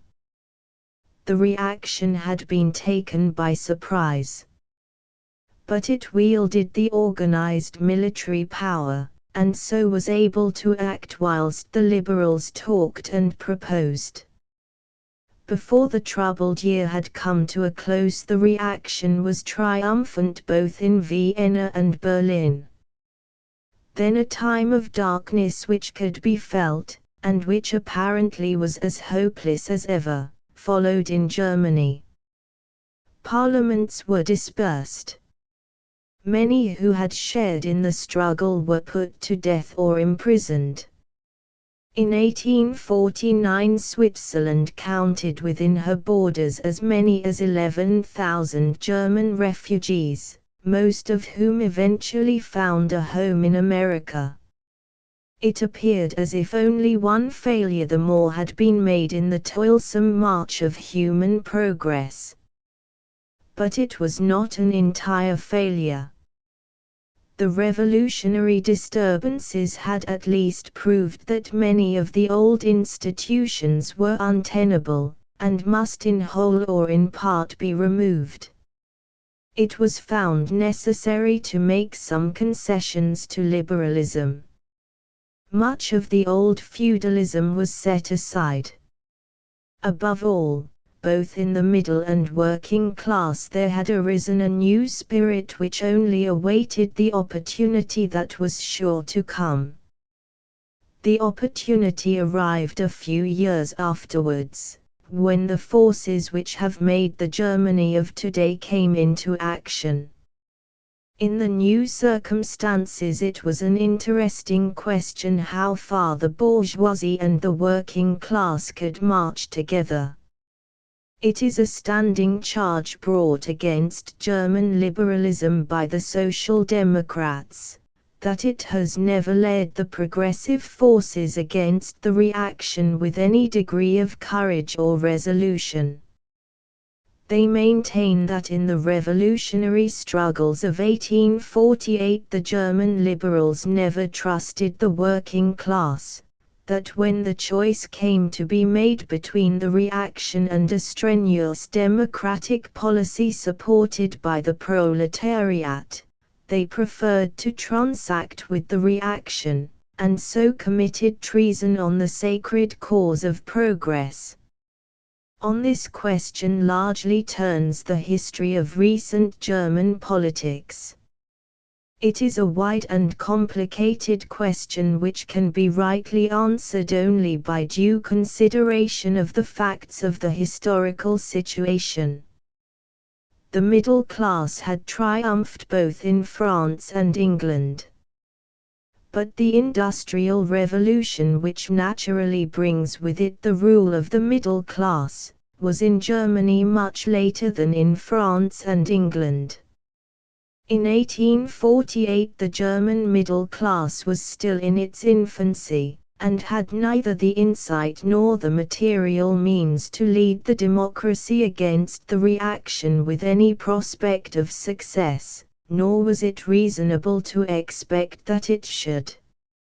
Further, it may be maintained that the German working class, following the example of their French brethren, has been too ready to enter on revolutionary courses, and by thus exciting the alarm and suspicion of all sober-minded men, has done vital injury to the cause of rational and hopeful progress. There can be no doubt that for those who are bent on revolutionary courses, and those who are content with what is usually comprehended under the name of liberalism, the parting of the ways must come sooner or later. That is no reason why the parting should be premature. If they can with mutual advantage make their way along a common road against their common enemy, feudalism and the reaction, why should they not do so? Unfortunately for German liberals and the energetic Democratic Party, there was no common way. The parting came at the very outset, and it may be regarded as inevitable. The chief aim of the Democrats was universal suffrage, and for a time at least universal suffrage in Germany, as in France, meant the strengthening of conservatism. In Germany, as in France, universal suffrage would give the deciding power at the polls to the peasantry and the rural population generally, which were under the control of the reaction, and which largely outnumbered the urban population. The German liberals did not wish universal suffrage, as it was not in their interest. They treated the working men and their leaders with scant courtesy or consideration. They wished to utilize them as subordinates, or, at the best, as dependent allies. If the workmen were not willing to be thus treated, the liberals were ready to show them the door. The working men were not willing to be so treated, and they turned to Lassalle, with the result which we have already briefly narrated. As time went on, the gulf between liberals and Democrats widened, and the democratic working men became social democrats. It was a breach which may fairly be regarded as extremely hurtful to the sound political development of Germany. On one hand, it has led to the result that the German middle class has never with resolution and comprehensiveness of purpose led the democracy along the path on which a really free German state might have been established.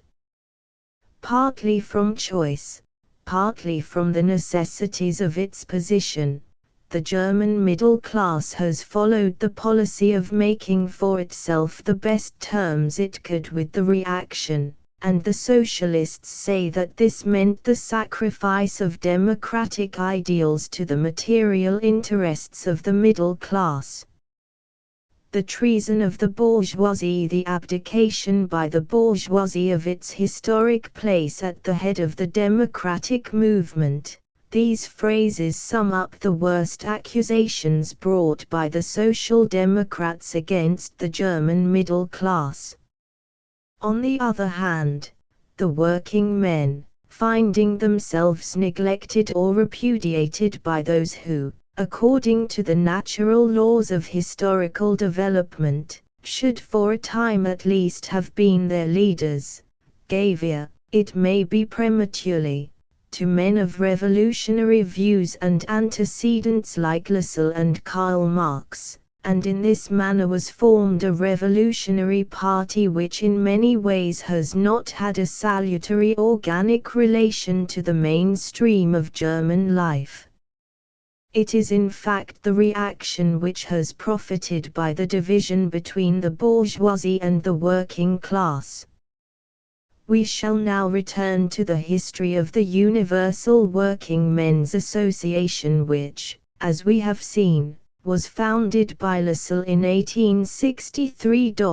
1. At the death of the founder in 1864, the membership of the association amounted to 4,610, a small number, but we must recollect that it had existed for only about 15 months.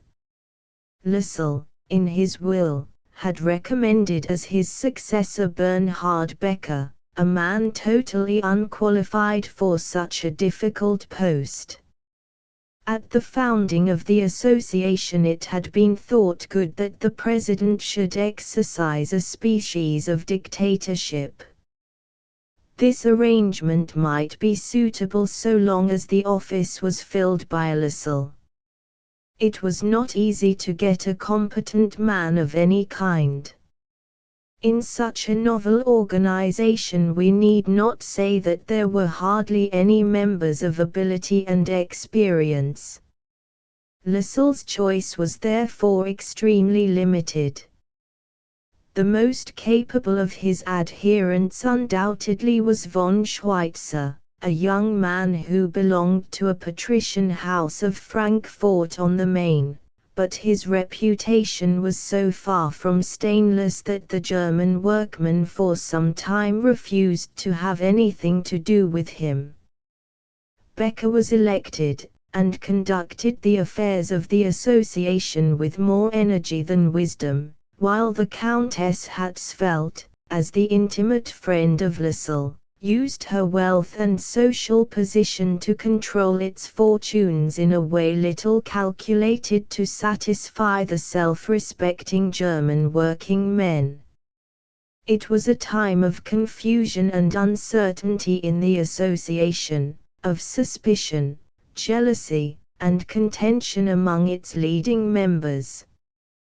There would be no profit, however, in narrating the squabbles which disturbed the progress of the association in its helpless infancy.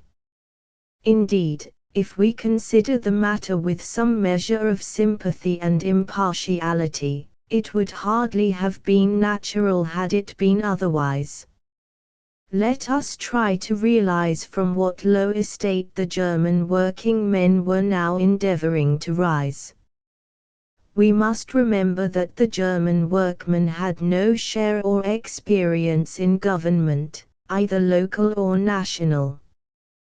The right of combination, of free speech in a free meeting, and even of free movement, had been denied him for generations. He could hardly turn to the right hand or the left without coming into collision with the police and the courts of law. He had no leaders whom he could trust. The German working men, it is scarcely an exaggeration to say, had in the sphere of social and political action everything to learn.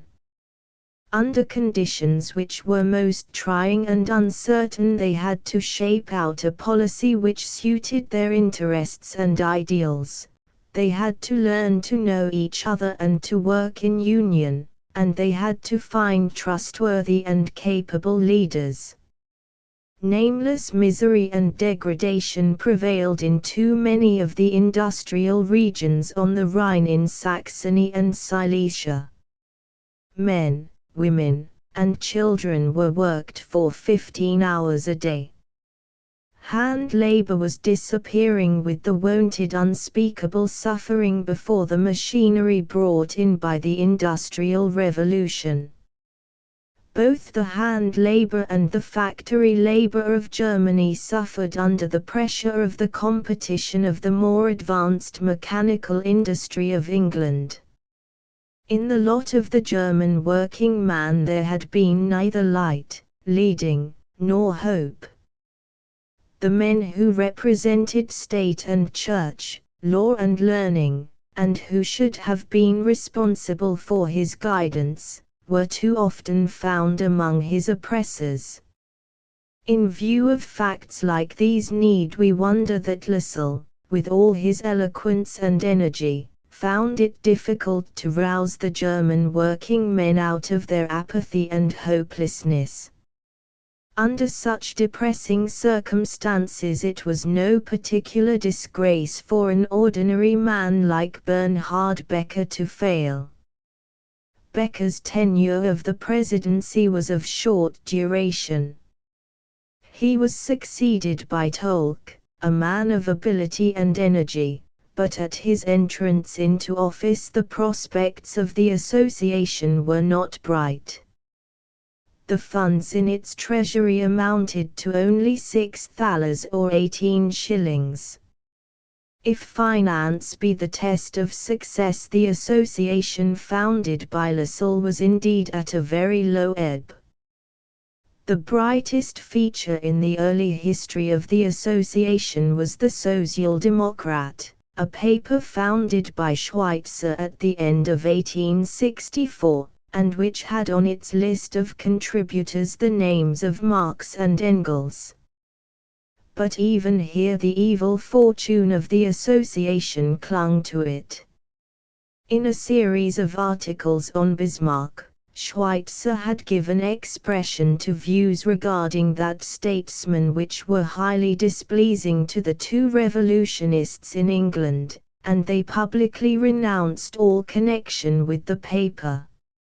Following Lassalle, Schweitzer had shown his readiness to join hands with the conservatives of Prussia when circumstances made it advisable in the interests of the social democracy. Such a policy met with no favor in the eyes of Marx and Engels. They demanded from Schweitzer the same energetic opposition to the feudal and reactionary party as he showed to the progressists. Schweitzer claimed the right to shape his tactics in accordance with the situation of affairs in Prussia, which he knew better than men living in exile. a socialist who could take a lucid and comprehensive view of the theories which he professed, a man of the world of real insight and tact. Schweitzer, by his articles in the Social Democrat, rendered effectual service to the association and to the socialist cause in Germany at a most critical time in their history. During those years the political condition of Germany was most uncertain and chaotic, and the association had to grope its way through the darkness as best it could. It was a new party composed of members who had no experience of common action, and who had with much labor and perplexity to work out a set of common convictions. Under the circumstances a clear line of policy was impossible.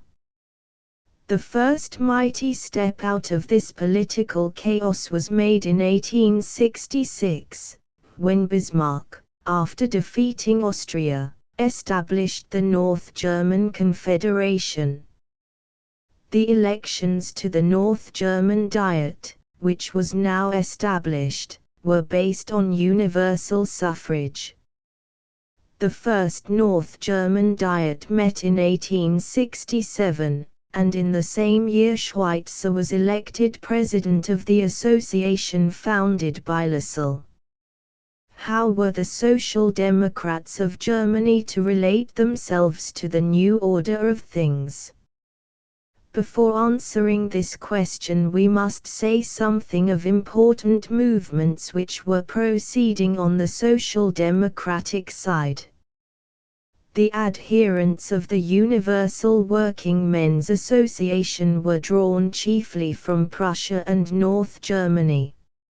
In Saxony and South Germany there had meanwhile grown up a new working men's party, from which Schweitzer encountered the most strenuous opposition.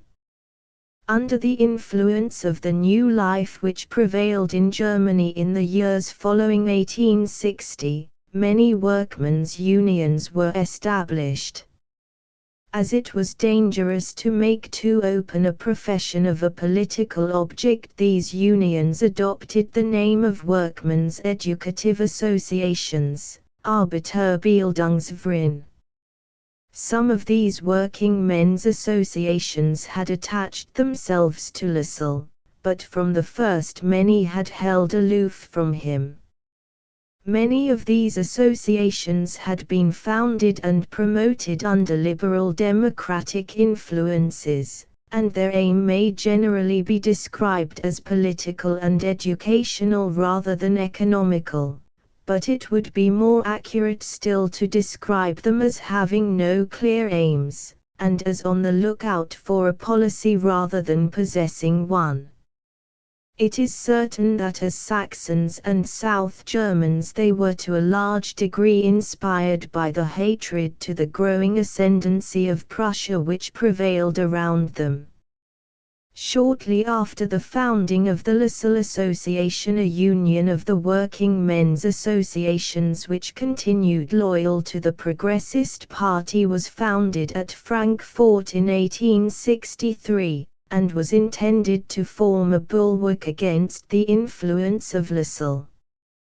But this union of associations speedily began to move in the direction of democracy and through democracy to socialism. Two men were chiefly responsible for this result, Wilhelm Liebknecht and August Bebel. Liebknecht had taken an active part in the revolutionary disturbances in Germany in 1848, had been a member of the group of exiles that gathered round Karl Marx in London, and from him had imbibed the principles of international revolutionary socialism.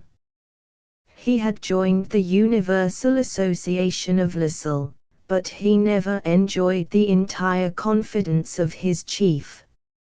Liebknecht counted Luther among his ancestors, and was descended from the learned middle class of Germany. His friend, August Bebel, was a working man, who, being left an orphan at an early age, had been educated at charity schools. Brought up to the handicraft of turner, Bebel continued with the most laudable diligence and thoroughness to educate himself. By his acquirements, his natural talent and his force of character, he soon gained considerable influence among his comrades. Bebel before long became a force in the German workmen's unions. At first Bebel was merely a radical of strong convictions, and he had no love for a socialistic agitation like that of Lassalle, which was to adapt itself so much to Prussian nationalism. It was only a question of time, however, when a nature so thorough and strenuous would make the transition from radicalism to socialism. As the representative man of the German workmen's educative associations, we see him making his way in a few short years to social democracy, and the associations followed him step by step. Influential members soon expressed their preference for universal suffrage. The Union of Associations at its meeting in Stuttgart in 1865 declared for universal suffrage, whilst their organ in the same year repudiated the Schulsdelitzsch schemes in the most emphatic language. In 1866 a great meeting of workmen's associations at Chemnitz in Saxony adopted a program which on its political side was entirely democratic, and on its economic side made considerable advances towards socialism. At its Congress in Nuremberg in 1868 the Union by a large majority declared its adhesion to the principles of the International. In a great Congress at Eisenach in 1869 they founded the Social Democratic Working Men's Party, and in the same year sent representatives to the International Congress at Basel. The Union, which had been designed by the progressists as a bulwark against social democracy, had proved a roadway by which the workmen marched into the enemy's camp. Thus two socialist parties were established in Germany, the Lassalle Association, which had its membership chiefly in Prussia, and the Eisenach Party, which found support in Saxony and South Germany. Both parties were represented in the North German Diet, in which at one time as many as 6 socialists sat. They now had a tribune from which to address the German people, but it cannot be said that they were particularly grateful to Bismarck for the opportunity which he had given them.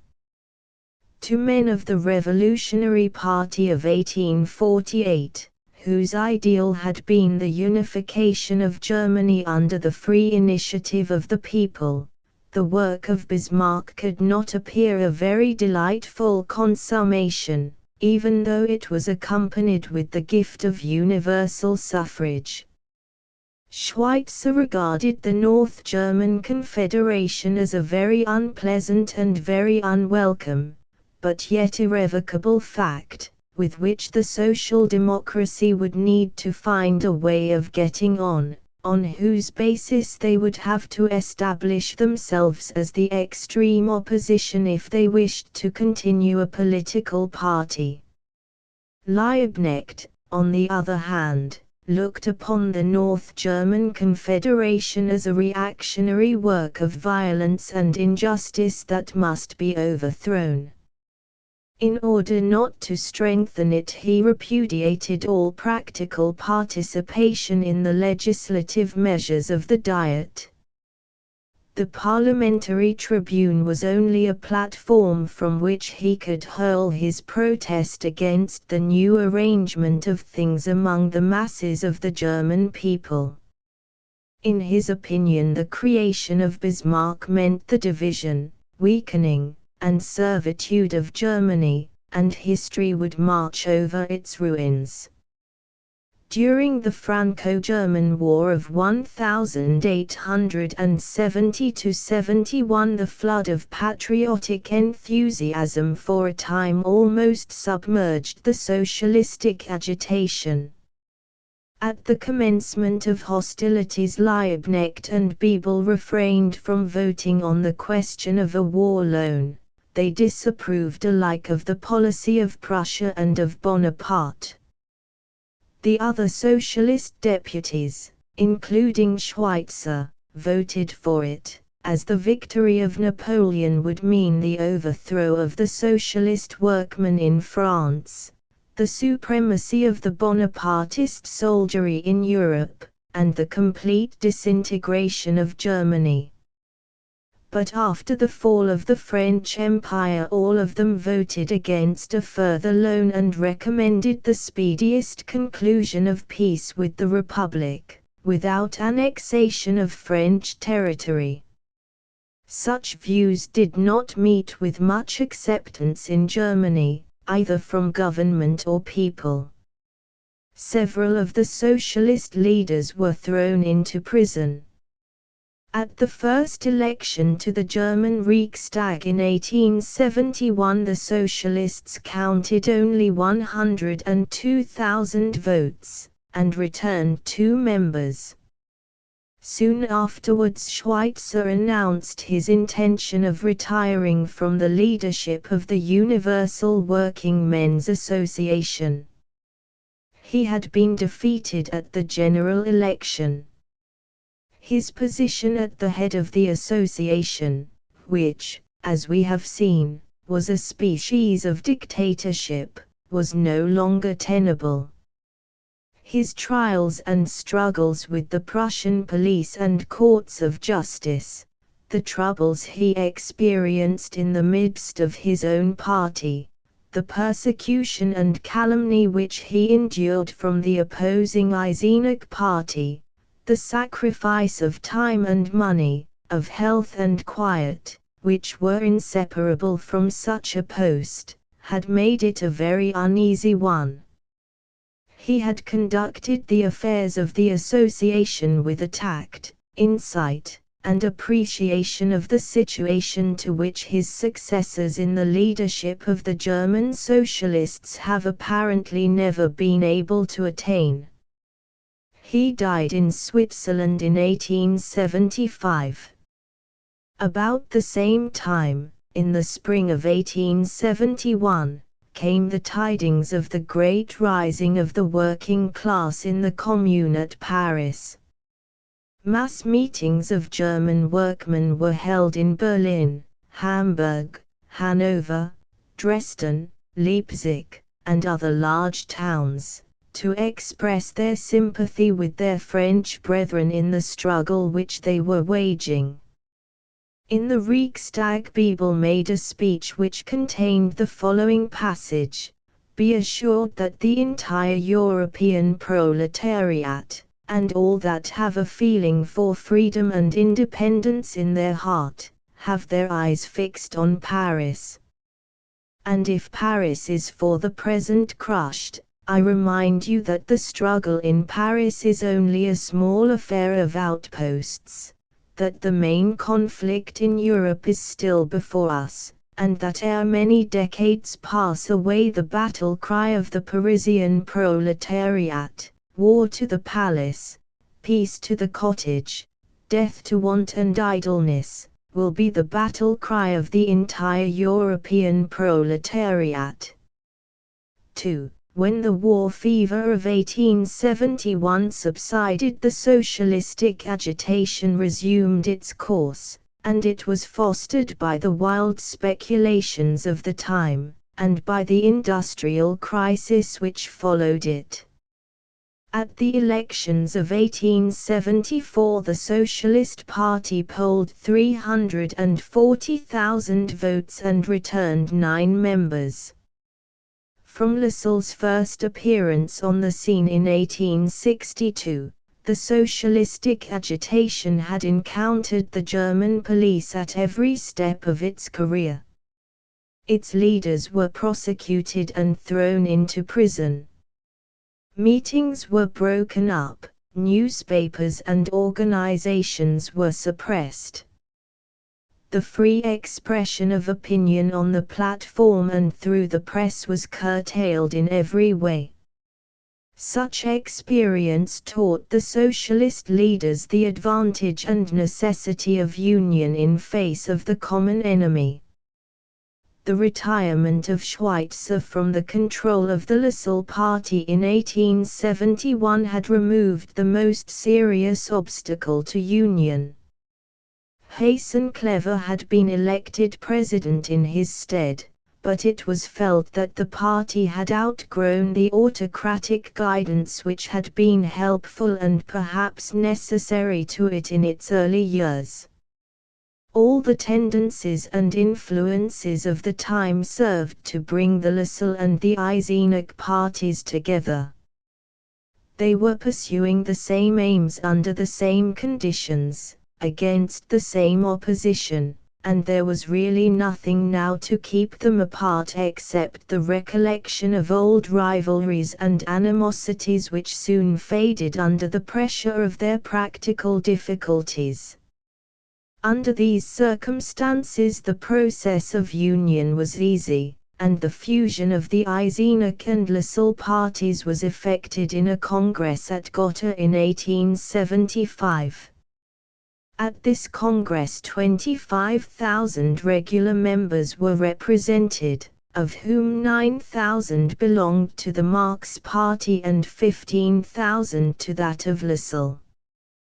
The united body assumed the name of the Socialistic Working Men's Party of Germany, and drew up a program, which, as the most important that till that time had been published by any socialistic organization, deserves to be given entire. 3.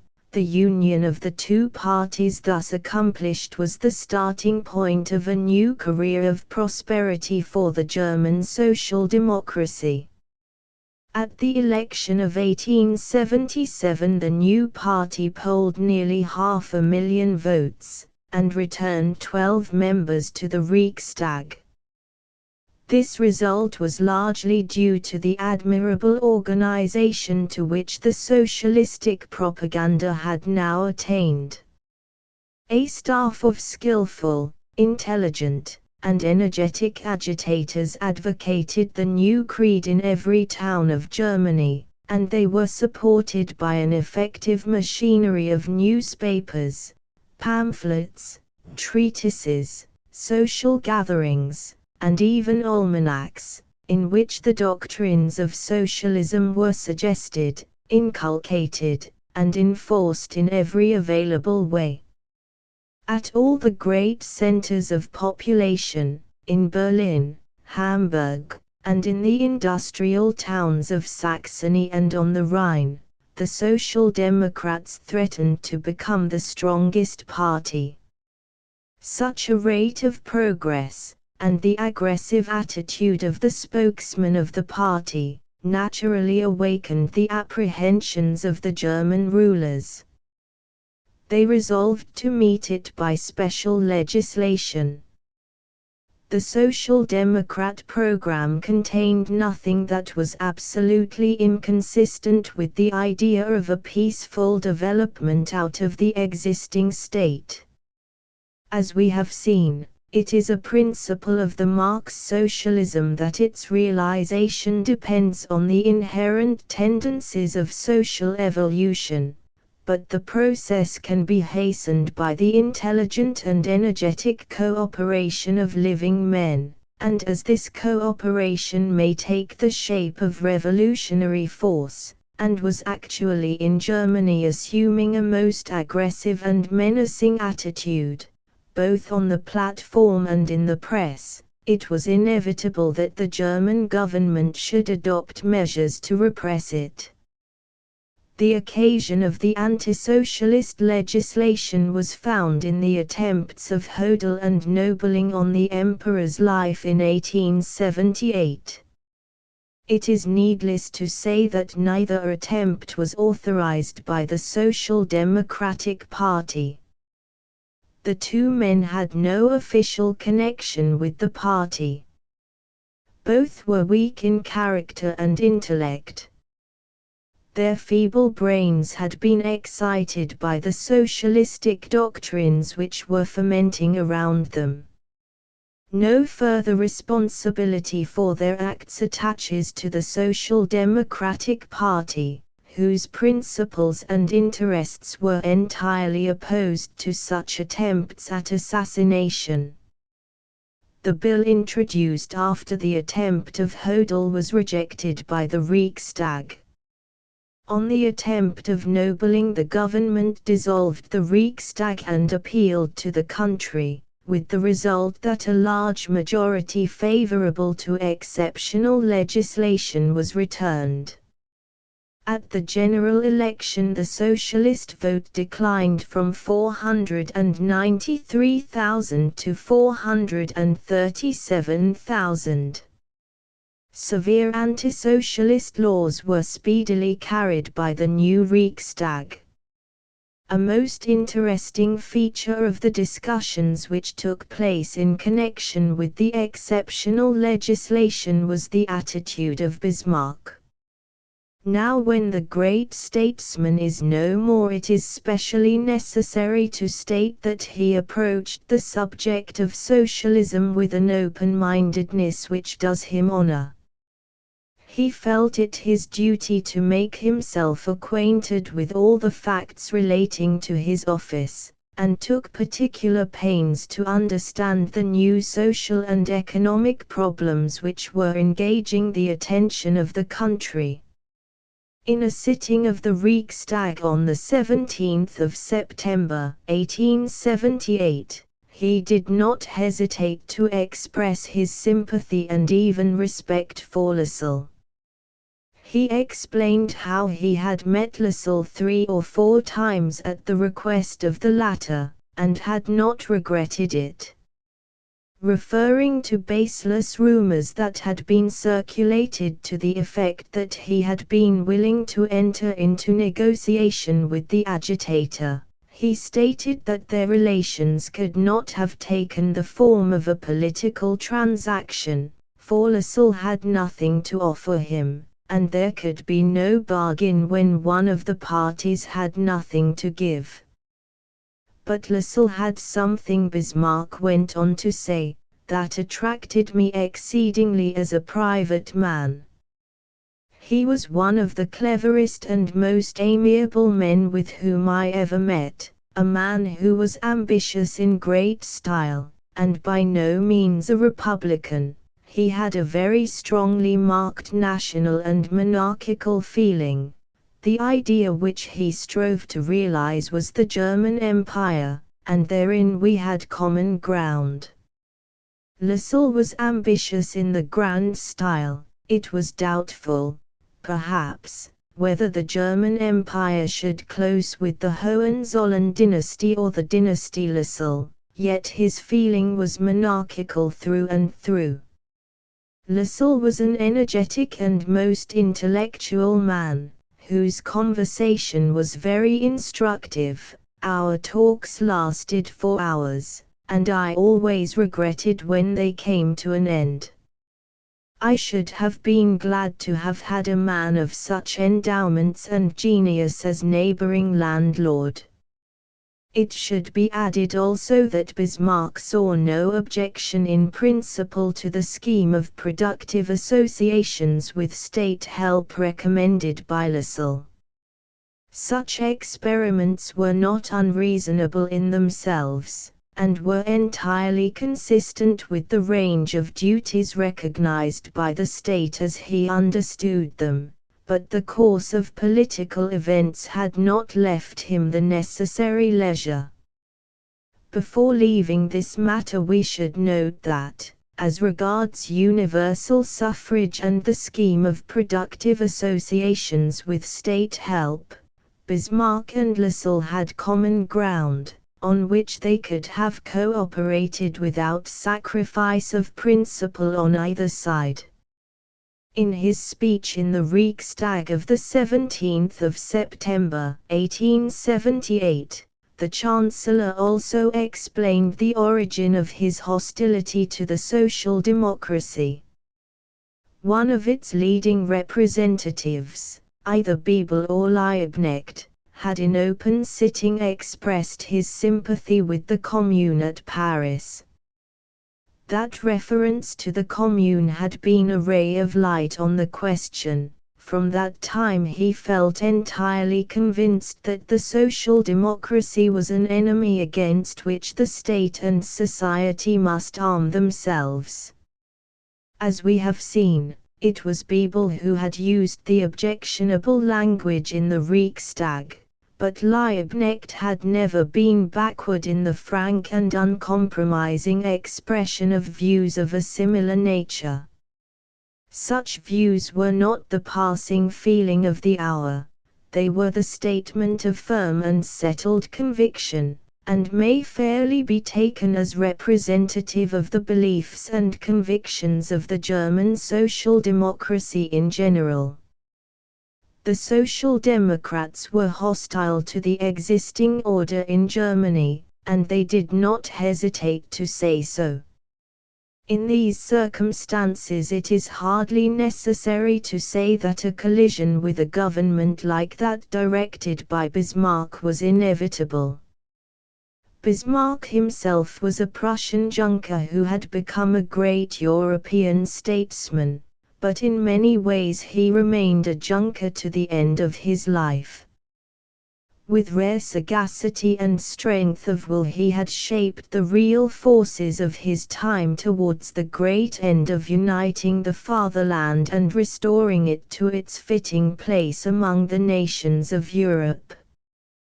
To use his own words, he had lifted Germany into the saddle, and his task afterwards was to keep her there.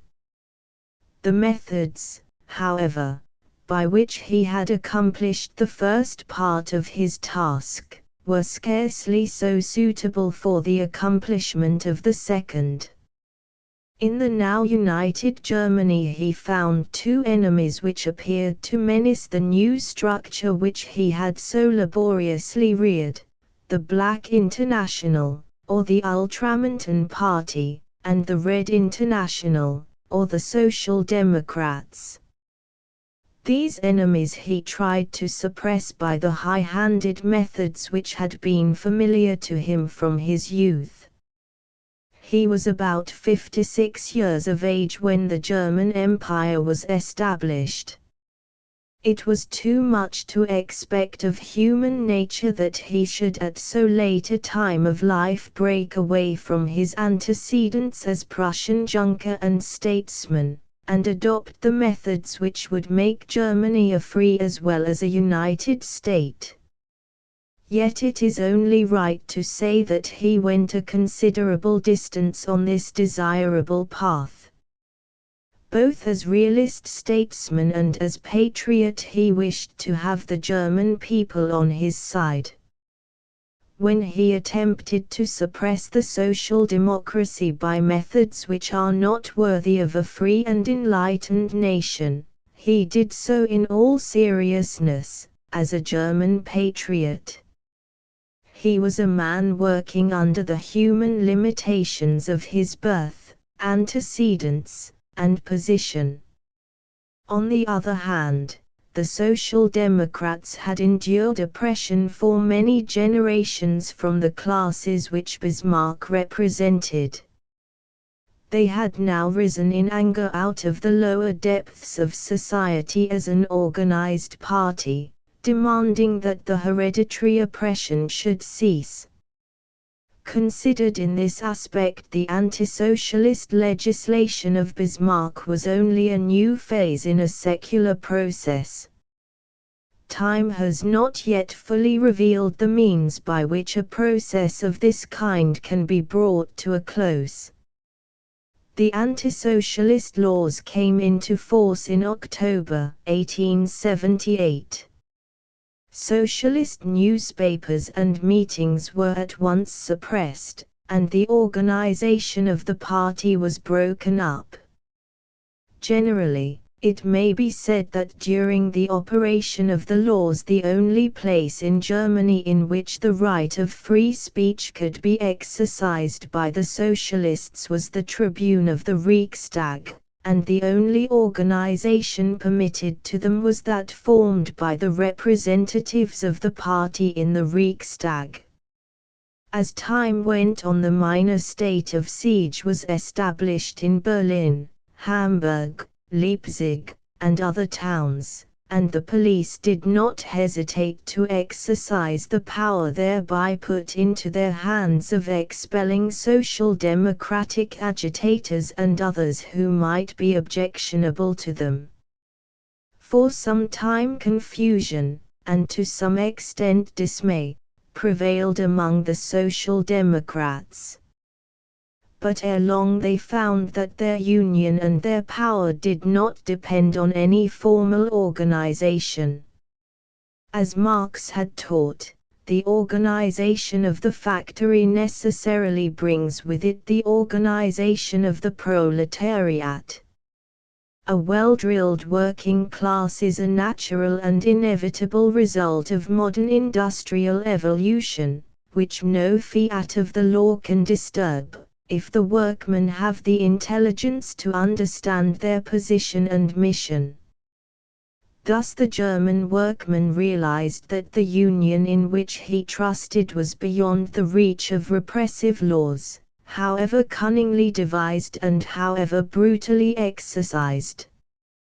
The want of an organ, however, was greatly felt, and accordingly, in September 1879, the Social Democrat, international organ of the social democracy of German tongue, was founded at Zurich.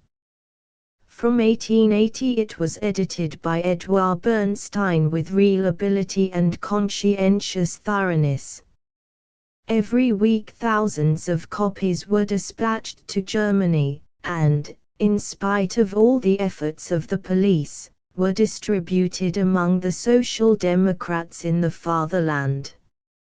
In 1888 it was removed to London, whence it was issued till the repeal of the anti-socialist laws in 1890. The efforts of Bismarck against socialism apparently had a temporary success, for in 1881, the first election after the passing of the laws, the voting power of the party sank to about 312,000. But it was only temporary, and probably it was more apparent than real. The elections in 1884 showed a marked increase to 549,000, and in 1887 to 763,000. These symptoms of growth, however, were vastly exceeded by the results of the poll in 1890, when the number of social democratic votes swelled to 1,427,000. They were now the strongest single party of the empire. In all the large towns of the empire, and especially in the largest of all, such as Berlin, Hamburg, and Leipzig, where the minor state of siege had been proclaimed, the socialists could show an enormous increase of votes. Till about 1885 the Social Democrats had, by their own confession, made very little progress in country districts, or among the Catholic population either of town or country. At the election of 1890 there was evidence of a very considerable advance in both quarters. The election sounded the knell of Bismarck's system of repression, and the anti-socialist laws were not renewed. The Social Democrats thus came out of the struggle against Bismarck with a voting power 3 times as great as it had been when the anti-socialist laws were passed. The struggle had proved the extraordinary vitality of the movement. The Social Democrats had shown a patience, resolution, discipline, and, in the absence of any formal organization, a real and effective organization of mind and purpose which are unexampled in the annals of the labor movement since the beginning of human society. They had made a steady and unflinching resistance to the most powerful statesman since the first Napoleon, who wielded all the resources of a great modern state, and who was supported by a press that used every available means to discredit the movement, and, as a party, they had never been provoked to acts of violence. In fact, they had given proof of all the high qualities which fit men and parties to play a great role in history. The social democratic movement in Germany is one of the most notable phenomena of our time. After the antisocial legislation had ceased, the Social Democratic Party found that its first task was to set its house in order. At a party meeting at Halle in 1890, an organization of the simplest kind was adopted. The annual meeting forms the highest representative body of the party. The party direction was to consist of 2 chairmen, 2 secretaries, 1 treasurer, and also of 2 assessors chosen by a board of control of 7 members.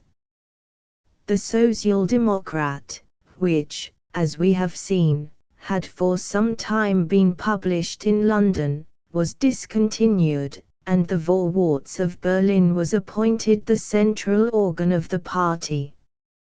In 1891, at the party meeting at Erfurt, a new program, superseding that of Gotha, was adopted, and as it may fairly be regarded as the most developed expression of the social democratic principles yet put forth by any body of working men, we give it here entire for the perusal and study of our readers.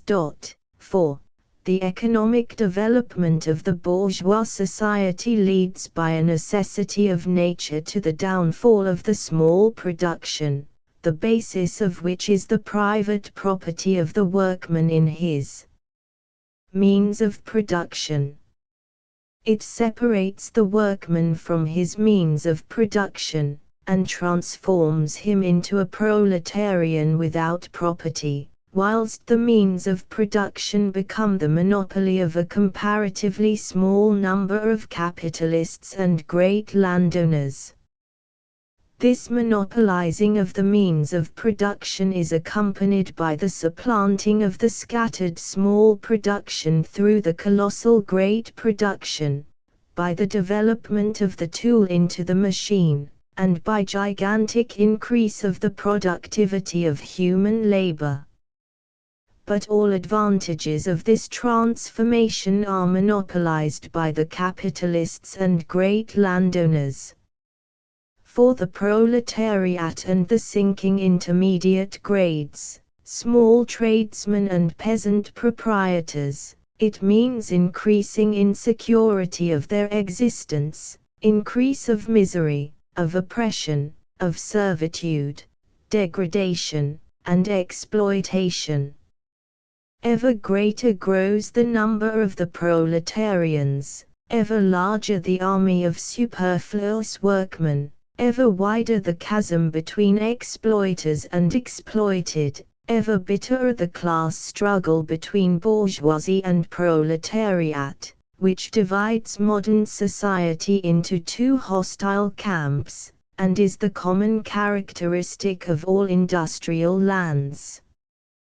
The gulf between rich and poor is further widened through the crises which naturally arise out of the capitalistic method of production, which always become more sweeping and destructive, which render the general insecurity the normal condition of society, and prove that the productive forces have outgrown the existing society, that private property in the means of production is incompatible with their rational application and full development. Private property in the instruments of production, which in former times was the means of assuring to the producer the property in his own product, has now become the means of expropriating peasant proprietors, hand workers, and small dealers, and of placing the non-workers, capitalists, and great landowners in the possession of the product of the workman. Only the conversion of the capitalistic private property in the means of production, land, mines, raw material, tools, machines, means of communication, into social property, and the transformation of the production of wares into socialistic production, carried on for and through society, can bring it about that the great production and the continually increasing productivity of social labor may become for the hitherto exploited classes, instead of a source of misery and oppression, a source of the highest welfare and of all-sided harmonious development. This social transformation means the emancipation, not merely of the proletariat, but of the entire human race which suffers under the present conditions.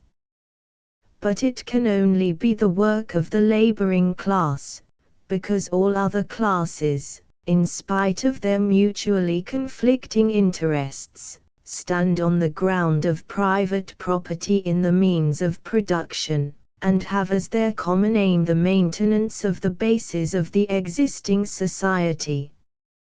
The struggle of the working class against capitalistic exploitation is of necessity a political struggle. The working class cannot conduct its economic struggle, and cannot develop its economic organization, without political rights. It cannot effect the change of the means of production into the possession of the collective society without coming into possession of political power. To shape this struggle of the working class into a conscious and united one, and to point out to it its inevitable goal, this is the task of the Social Democratic Party. In all lands where the capitalistic method of production prevails, the interests of the working classes are alike. With the extension of the world commerce and of the production for the world market, the condition of the workman of every single land always grows more dependent on the condition of the workman in other lands. The emancipation of the working class is therefore a task in which the workers of all civilized countries are equally interested. Recognizing this, the Social Democratic Party of Germany feels and declares itself at one with the class-conscious workers of all other countries. The Social Democratic Party of Germany therefore contends, not for new class privileges and exclusive rights, but for the abolition of class rule and of classes themselves, and for equal rights and equal duties of all without distinction of sex and descent. Proceeding from these views, it struggles in the present society, not only against exploitation and oppression of the wage workers, but against every kind of exploitation and oppression, whether directed against class, party, sex, or race. Proceeding from these principles, the Social Democratic Party of Germany now demands 1. Universal, equal, and direct suffrage, with vote by ballot, for all men and women of the Empire over 20 years of age. Proportional electoral system, and, till the introduction of this, legal redistribution of seats after every census. biennial legislative periods. Elections to take place on a legal day of rest. Payment of representatives. Abolition of all limitation of political rights, except in the case of disfranchisement. 2. Direct legislation through the people, by means of the right of proposal and rejection. Self-government of the people in empire, state, province, and commune. Officials to be elected by the people, responsibility of officials. Yearly granting of taxes. 3. Training in universal military duty. A people's army in place of the standing armies. Decision on peace and war by the representatives of the people. Settlement of all international differences by arbitration. 4. Abolition of all laws which restrict or suppress the free expression of opinion and the right of union and meeting. 5. Abolition of all laws which, in public or private matters, place women at a disadvantage as compared with men. 6. Religion declared to be a private matter. No public funds to be applied to ecclesiastical and religious purposes. Ecclesiastical and religious bodies are to be regarded as private associations which manage their own affairs in a perfectly independent manner. 7. Secularization of the school. Obligatory attendance at the public people's schools.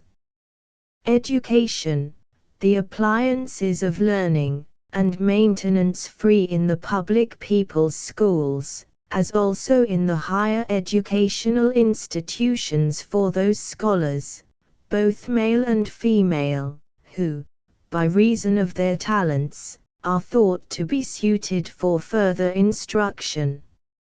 8. Administration of justice and legal advice to be free. Justice to be administered by judges chosen by the people.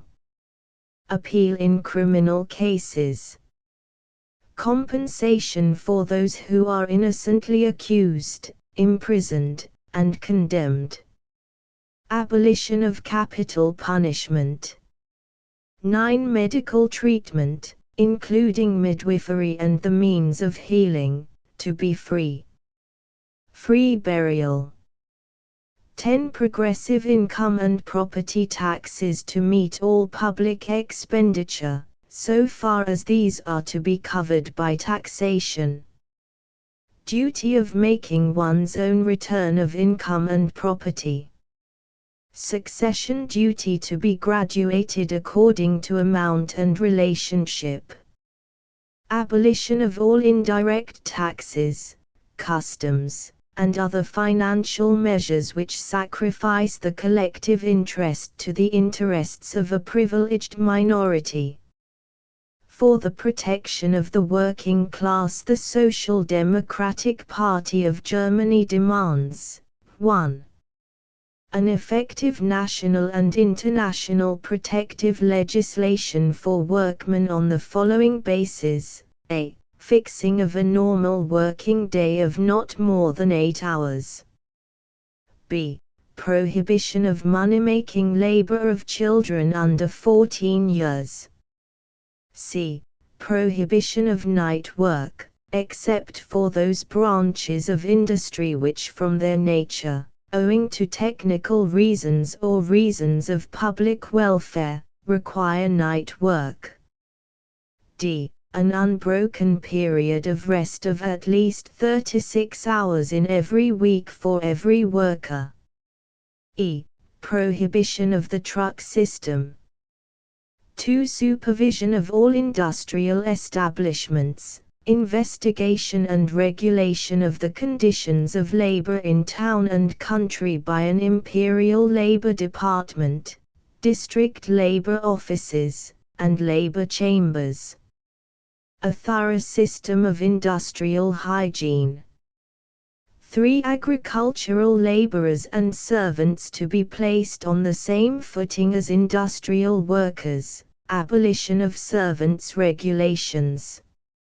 4. The right of combination to be placed on a sure footing.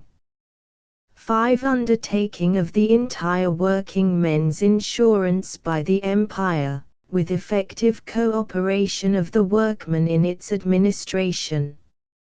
If we consider the above program, we shall see that collectivism is set forth as the goal of a long process of historical evolution.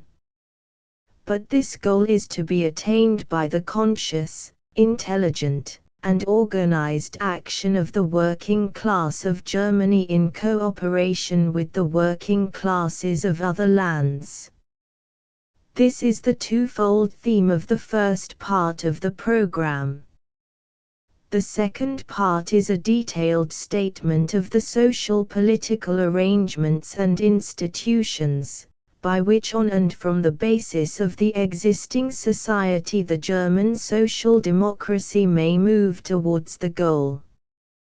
The goal, collectivism, is therefore the central point of the program. The program, it will be observed, is a lengthy one about which many treatises might be written, and indeed it sums up a world of thought, on which the social democratic mind has been exercised for more than a generation.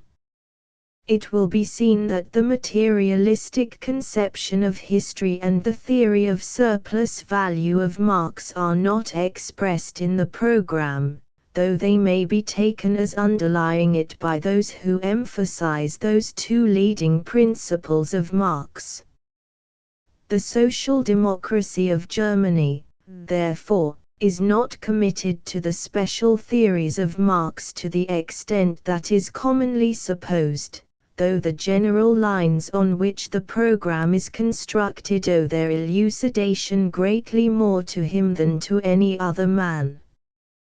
The various points of the program will, we may be assured, be subjects of discussion and of education for the industrious and intelligent working class of Germany for many a year to come.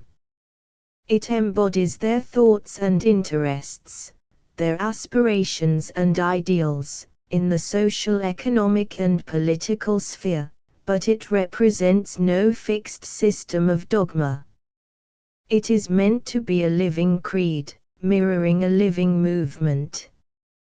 We have thus briefly sketched the rise of the German Social Democratic Party from 1863 to 1890. It is a short period, but full of change and trouble. The party has come victoriously through a very hard school.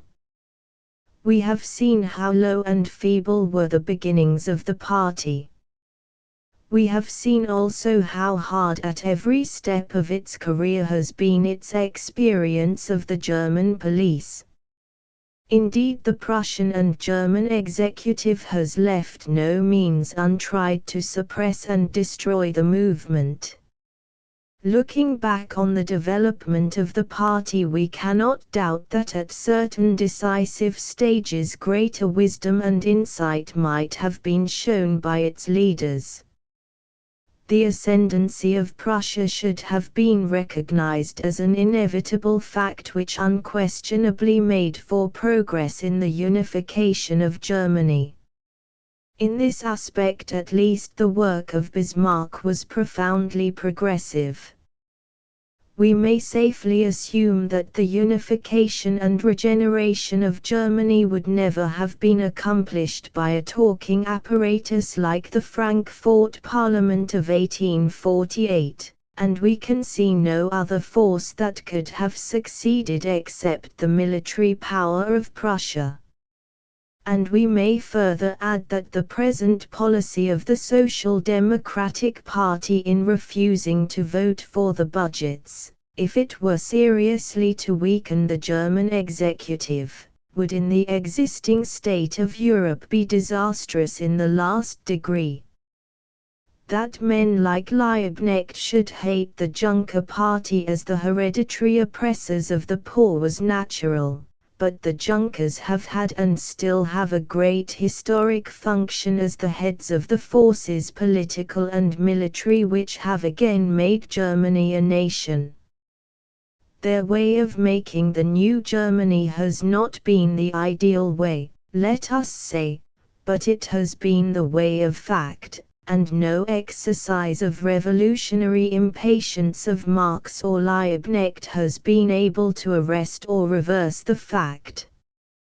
Trained in the school of adversity, the German Social Democratic Party has been obliged to learn circumspection and to acquire all the virtues of discipline, patience, sobriety, and self-control.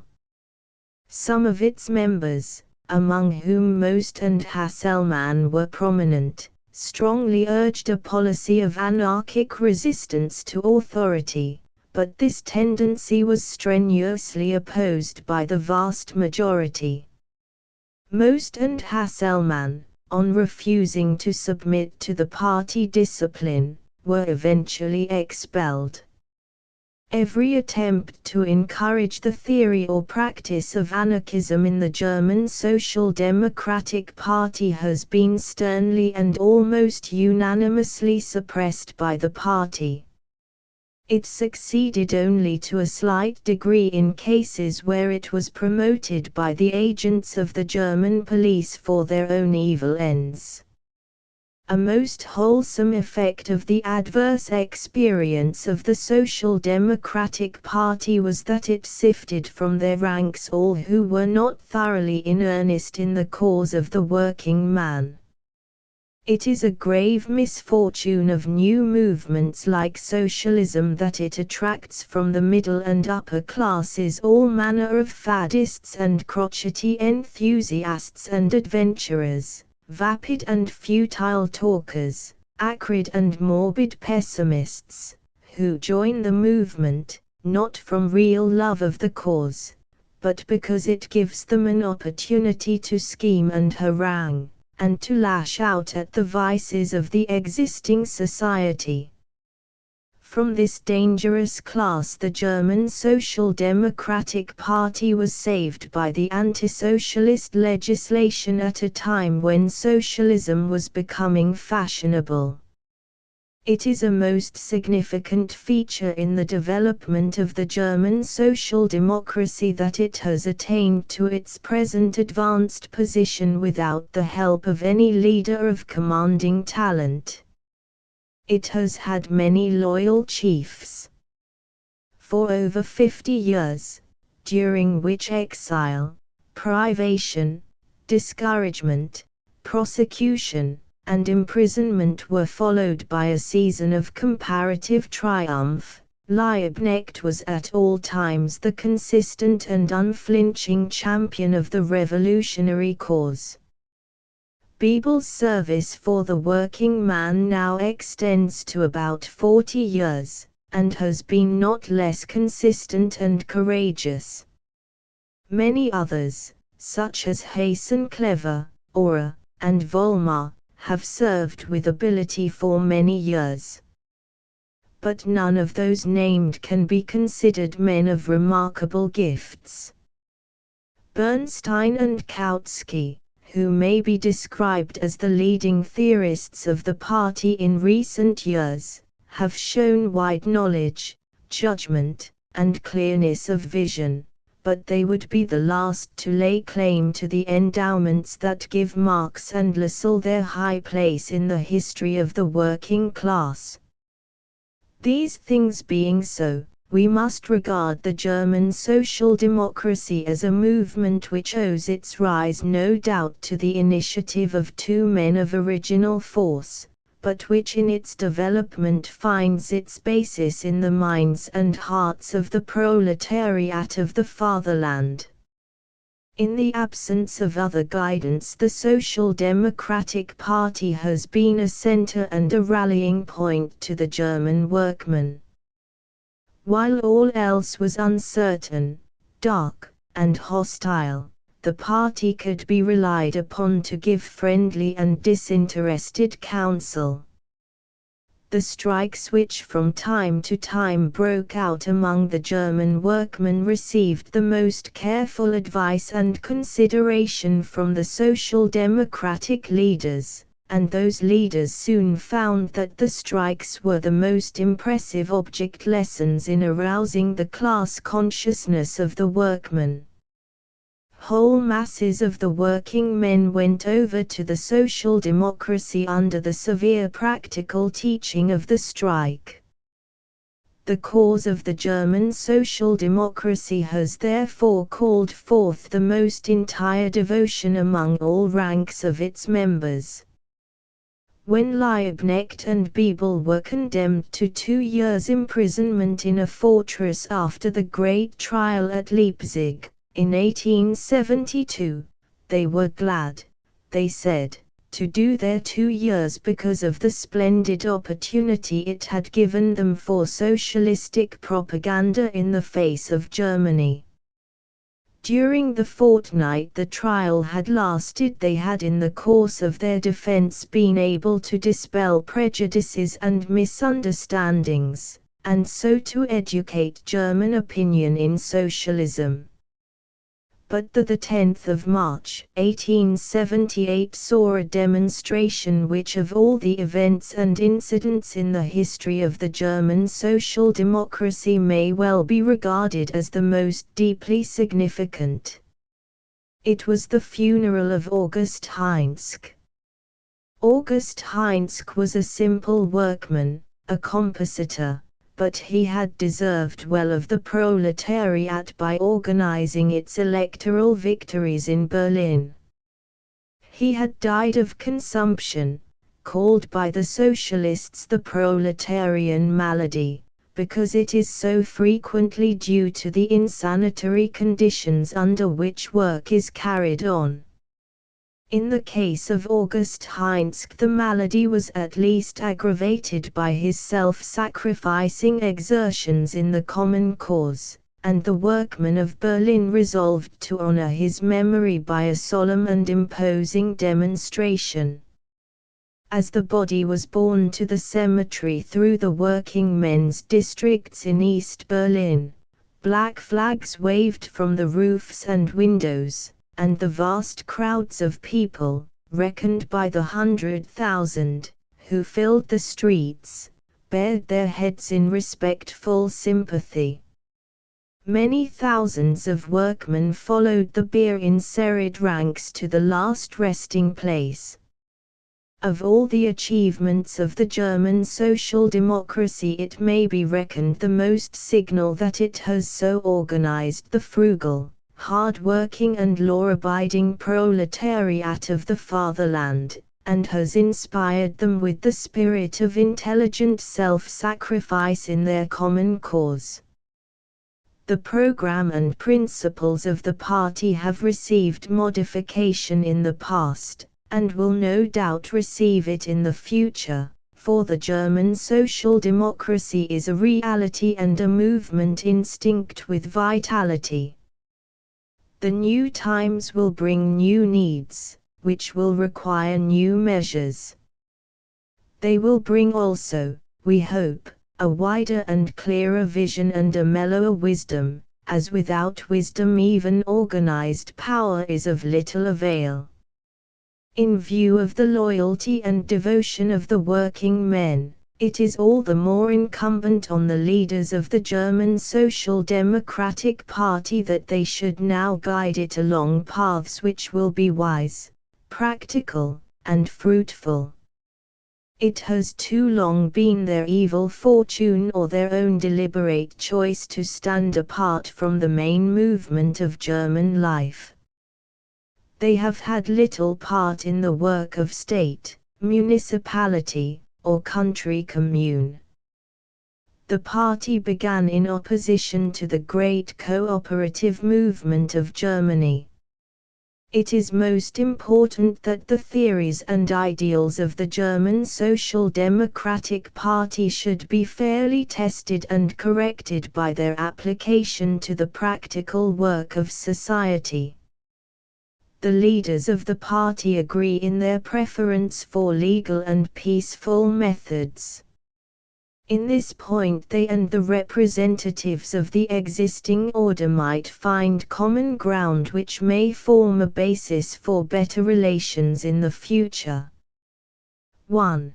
The best authority for the facts connected with the development of the German social democracy is Franz Mehring's Geschichte der deutschen Sozialdemokratie. 2. See Mehring, Geschichte. 3. See Appendix. 4. Our TR of the program is taken from the protocol or shorthand report of the party meeting at Stuttgart, 1898, to which it is prefixed. Chapter X Anarchism. It is agreed that anarchism as a form of socialism originated with Proudhon, but the theory owes its fuller development chiefly to Russian agitators. The great apostle of the system in its most characteristic stage was Michael Bakunin. Bakunin, 1. Belonged to the highest Russian aristocracy and was born at Torshok, in the government of Tver, in 1814. In due time he entered the army as an officer of artillery, which was a select department of the service. While serving in Poland, however, he was so painfully impressed with the horrors which he saw exercised under Russian despotic rule, that he resigned his commission and entered on a life of study. In 1847 he visited Paris, and met Proudhon, who had a decisive influence on his opinions. The revolutionary movement of 1848 gave the first opportunity for the activity of Bakunin as agitator. He was particularly concerned in the rising at Dresden in 1849. But the hands of the reactionary governments and of their police were heavy on the baffled enthusiasts of the revolution. Bakunin had a full share of their bitter experience.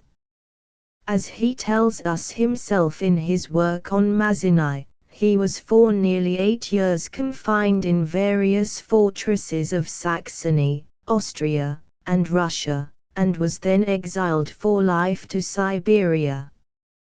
Fortunately, Muraviv, governor of Siberia, was a relative, who allowed him considerable freedom and other indulgences. After 4 years of exile, Bakunin effected his escape, and through the greatest hardships made his way to California, and thence to London in 1860. Bakunin thus passed in prison and in exile the dreary years of European reaction which followed the revolutionary period of 1848. When he returned to London he found that the forward movement had again begun. It was a time of promise for his own country after the accession of Alexander II to the throne. In the colocole he assisted Hurton to rouse his countrymen and prepare them for a new era, but the impatient temperament of Bakunin could not be satisfied with the comparatively moderate counsels followed by his friend. The latter years of his life he spent, chiefly in Switzerland, as the energetic advocate of international anarchism. In 1869 he founded the Social Democratic Alliance, which, however, dissolved in the same year, and entered the main International. He attempted a rising at Lyons in September 1870, soon after the fall of the Second Empire, but with no success whatever. At the Hague Congress of the International he was outvoted and expelled by the Marx Party. His activity in later years was much impaired by ill health. He died at Bern in 1876. In their preface to Bakunin's work, God and the State, his friends Caffro and Elise Reclus afford us some interesting glimpses of the personality of the agitator. Friends and enemies know that the man was great by his thinking power, his force of will, and his persistent energy.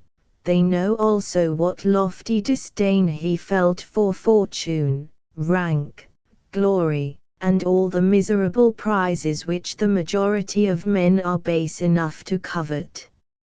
A Russian gentleman belonging to the highest nobility of the empire, he was one of the first to enter in that proud association of the revolted, who knew to detach themselves from the traditions, the prejudices, the interests of race and class, to contemn their own happiness. With them he fought the hard battle of life, aggravated by prison, by exile, by all the dangers, and all the bitterness which devoted men have to undergo in their troubled existence. They then go on to say how in Russia among the students, in Germany among the insurgents of Dresden, in Siberia among his brethren in exile, in America, in England, in France, in Switzerland, in Italy, among men of goodwill, his direct influence has been considerable. The originality of his ideas, his picturesque and fiery eloquence, his untiring zeal in propaganda, supported by the natural majesty of his appearance, and by his strong vitality, gained an entrance for him in all the groups of revolutionary socialists, and his activity left deep traces even among those who, after having welcomed it, rejected it because of differences in aim or method. But it was mainly by the voluminous correspondence with the revolutionary world, in which he spent whole nights, that his activity was to be explained. His published writings were the smallest part of his work. His most important treatise, God and the State, was only a fragment. My life itself is a fragment, he said to those who criticized his writings. Nothing can be clearer or more frank and comprehensive in its destructiveness than the socialism of Bakunin. It is revolutionary socialism based on materialism, and aiming at the destruction of external authority by every available means. He rejects all the ideal systems in every name and shape, from the idea of God downwards, and he rejects every form of external authority, whether emanating from the will of a sovereign or from universal suffrage. The liberty of man, he says in his Die Utilitatea, consists solely in this, that he obey the laws of nature, because he has himself recognized them as such, and not because they have been imposed upon him externally by any foreign will whatsoever, human or divine, collective or individual.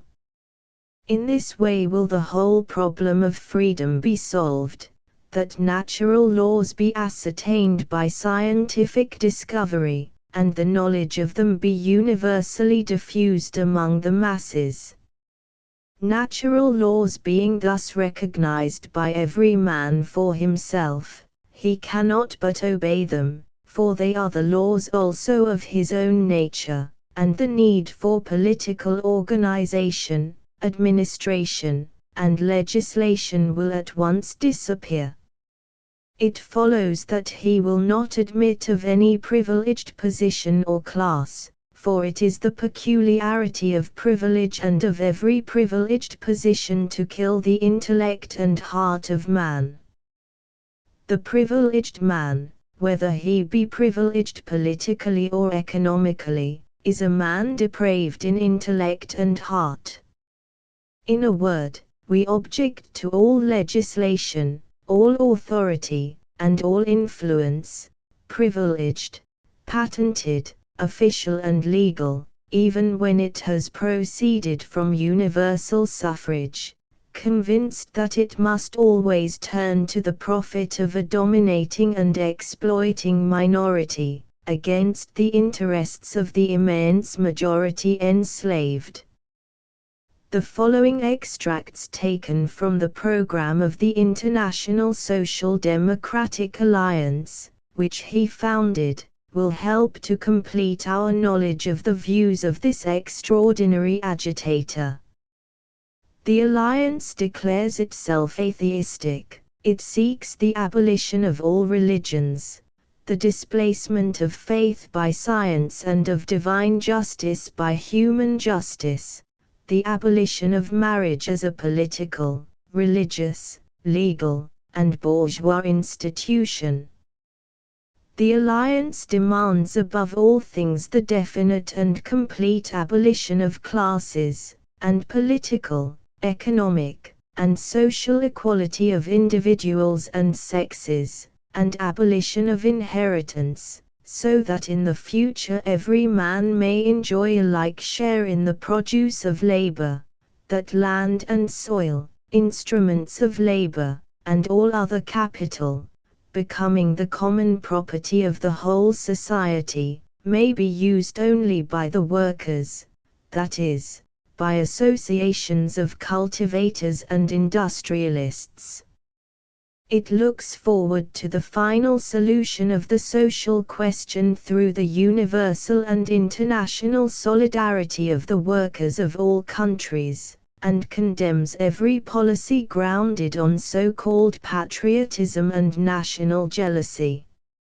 It demands the universal federation of all local associations through the principle of freedom. Bakunin's methods of realizing his revolutionary program are suited to his principles. He would make all haste to sweep away the political and social institutions that prevent the realization of his plans for the future. The spirit of destruction reaches its climax in the Revolutionary Catechism, which has been attributed to Bakunin, but which contains extreme statements that do not consist with his acknowledged writings. It is at least a product of the school of Bakunin, and as such is worthy of attention. The spirit of revolution could not further go than it does in this document. The revolutionist, as the Catechism would recommend him to be, is a consecrated man, who will allow no private interests or feelings, and no scruples of religion, patriotism, or morality, to turn him aside from his mission, the aim of which is by all available means to overturn the existing society. His work is merciless and universal destruction. The future organization will doubtless proceed out of the movement and life of the people, but it is the concern of coming generations. In the meantime, all that Bakunin enables us to see as promise of future reconstruction is the free federation of free associations, associations of which we find the type in the Russian Commune. The influence of Bakunin was felt chiefly on the socialist movement in southern Europe. The important risings in Spain in 1873 were due to his activity. In the later revolutionary movement of Italy, his influence superseded that of Mazzini, for there, as elsewhere, the purely political interest had yielded to the social in the minds of the most advanced. The doctrines of Bakunin have also left their mark on the recent social history of France and French Switzerland. About 1879, the anarchist propaganda showed signs of activity in Lyons and the surrounding industrial centers. Some disturbances among the miners at Montsoles mines in 1882 also provoked the attention of the police and government, with the result that 66 persons were accused of belonging to an international association with anarchist principles. Of the accused, the most notable was Prince Kropotkin, who, with the eminent French geographer Elisée Reclus and the Russian Lavrov, may be regarded as the greatest recent exponents of anarchism. There is no more interesting figure in the recent revolutionary history of Europe than Prince Kropotkin. Like Bakunin, he belongs by birth to the highest aristocracy of Russia. His family, it was sometimes said among his familiar friends, had a better right to the throne of that country than the present dynasty. A man of science, of European fame, of kindly nature and courteous manners, it may seem strange that he should be an avowed champion of the most destructive creed now extant. A few of the leading facts of his life, as he gave them in his defense at the trial at Lyons in 1883, may throw some light on that question. 2. His father was an owner of serfs, and from his childhood he had been witness to scenes like those narrated by the American novelist in Uncle Tom's Cabin. The sight of the cruelties suffered by the oppressed class had taught him to love them. At 16 he entered the School of Pages at the Imperial Court, and if he had learned in the cabin to love the people, he learned at the court to detest the great. In the army and the administration he saw the hopelessness of expecting reforms from the reactionary Russian government. For some time afterwards he had devoted himself to scientific work. When the social movement began, Kropotkin joined it. The demands made by the new party for more liberty met with a simple response from the government. They were thrown into prison, where their treatment was terrible. In the prison where the prince was detained, 9 lost their reason and 11 committed suicide. He fell seriously ill, and was carried to the hospital, from which he made his escape. In Switzerland, where he found refuge, he witnessed the sufferings of the people caused by the crisis in the watch manufacture, everywhere the like miseries, due to the like social and political evils. Was it surprising that he should seek to remedy them by the transformation of society? The record, 3, of the great anarchist trial at Lyons in 1883, to which we have already referred, is an historical document of the first importance. Everyone who wishes to understand the causes, motives, and aims of the anarchist movement should study it carefully. At the trial a declaration of opinion was signed by the accused. The following extracts, which give the purport of this declaration, may be useful in elucidating the anarchist position. What they aim at is the most absolute freedom, the most complete satisfaction of human wants, without other limit than the impossibilities of nature and the wants of their neighbors, equally worthy of respect. They object to all authority and all government on principle, and in all human relations would, in place of legal and administrative control, substitute free contract, perpetually subject to revision and cancelment. But, as no freedom is possible in a society where capital is monopolized by a diminishing minority, they believe that capital, the common inheritance of humanity, since it is the fruit of the cooperation of past and present generations, ought to be at the disposal of all, so that no man be excluded from it, and no man sees part of it to the detriment of the rest. In a word, they wish equality, equality of fact, as corollary, or rather as primordial condition of freedom. From each one according to his faculties, to each one according to his needs. They demand bread for all, science for all, work for all, too, independence and justice.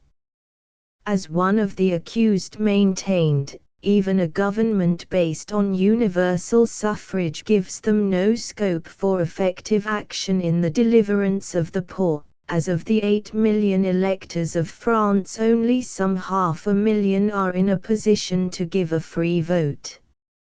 In such a state of affairs, and in view of the continued misery and degradation of the proletariat, they proclaim the sacred right of insurrection as the ultima ratio servorum.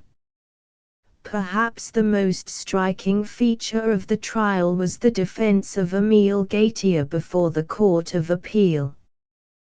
Gautier was described by the public prosecutor as a serious intelligence gone astray, a licentiate in law who had passed brilliant examinations, a powerful orator who might be considered as the apostle of the anarchist idea in France. He was only 29 years of age. In his defense, Gautier described with passionate eloquence how he, the son of a law officer, huissier, had been converted to revolution and anarchism by the sight in court of the daily miseries of debtors and bankrupts and other victims of a capitalist society. As Voltaire is said to have had an attack of fever at every anniversary of the massacre of Saint Bartholomew, so he, far away in Brittany, was seized with a fever of rage and of bitter indignation when the calendar brought round the accursed dates at which bills and rents became due. The leading principles of anarchism are marked by great clearness and simplicity, and may be summed up as the rejection of all external authority and of all private appropriation of land and capital. All human relations will depend on the free action and assent of the individuals concerned. Free associations will be formed for industrial and other purposes, and these associations will with a like freedom enter into federal and other relations with each other. The process of social reconstruction is, in short, the free federation of free associations. Considered as an historic socialist movement, anarchism may therefore be set forth under these three heads. 1. Economically it is collectivism. 2. It is a theory of revolutionary action, which is certainly its characteristic feature. 3. It is a theory of the relation of the individual to law or government. As regards the first point, its collectivism is common to it with the prevalent socialism, and therefore need not detain us here.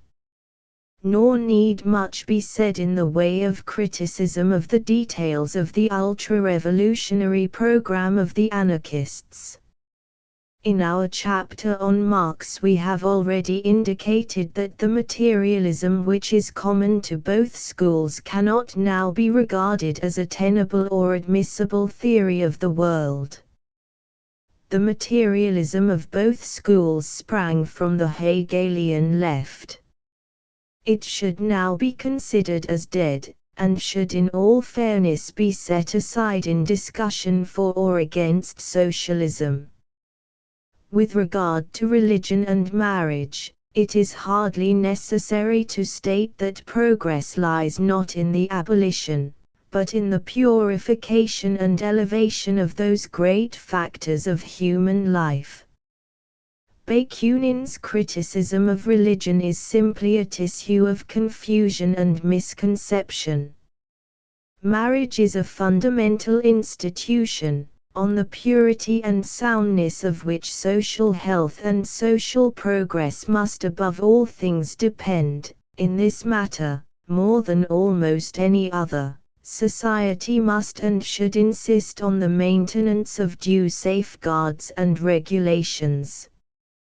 Free love is a specious and delusive theory, which would tend to bring back social chaos. It would certainly establish a new slavery of women, whose needs and rights would be sacrificed in the name of a hollow and disastrous freedom. With regard to the third leading principle above mentioned, the negation of government and external authority, the anarchy of Bakunin is essentially the same as that of Proudhon. But in Proudhon the principle was set forth in paradox, whereas Bakunin expounds it with perfect frankness and directness, and with a revolutionary energy which has seldom been equaled in history. What they both contemplate is a condition of human enlightenment and self-control in which the individual shall be a law to himself, and in which all external authority shall be abolished as a despotic interference with personal freedom. It is an ideal to which the highest religion and philosophy look forward as the goal of man, not as one, however, which can be forthwith reached through the wholesale destruction of the present framework of society, but through a long process of ethical and social improvement. The error of the anarchists consists in their impatient insistence on this proclamation of absolute freedom in the present debased condition of the great mass of the people in every class.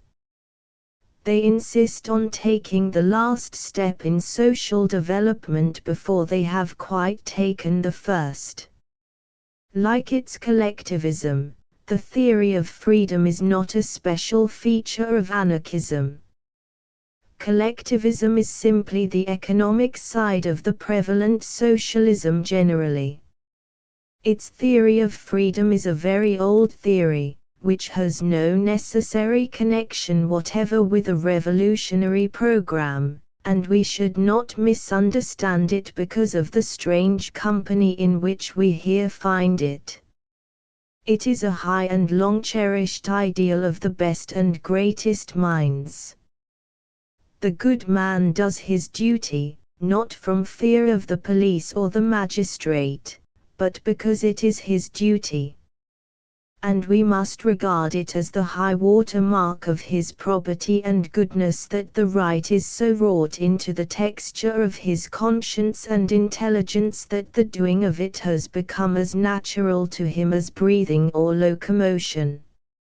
It is an ideal, also, which we must cherish for society and for the human race. And not in vain, for there is an ever-widening circle of human action, in which good and reasonable men do the right without pressure or stimulus from without, either from law or government. We are therefore to regard a well-ordered, intelligent, and ethical freedom as the goal of the social development of the human race. But it is an ideal which must obviously depend for its realization on the moral and rational development of men. It cannot come till men and the times are ripe for it. No doubt the realization of it may be hindered by evil institutions and reactionary governments, yet these, too, are merely the outcome of such human nature as was once prevalent in the countries where we now find them. They have outlived their time. We are certainly right to get rid of them, as of other evil habits and conditions of the past, but it is best done when done wisely and reasonably. and it cannot be done in any wise or effectual manner except through a wide organic change in the human beings concerned. A moral and rational freedom is therefore the goal of the social development of the world, and it is a goal towards which we must strive even now. But it is a goal that lies far ahead of us. For the present, and in the future with which we have any practical concern, society cannot be maintained without adequate laws, sanctioned and enforced by a regular government. The elimination of the baser elements from human character and human society proceeds with most regrettable slowness. In the meantime, therefore, we must hold them in check by the best available methods.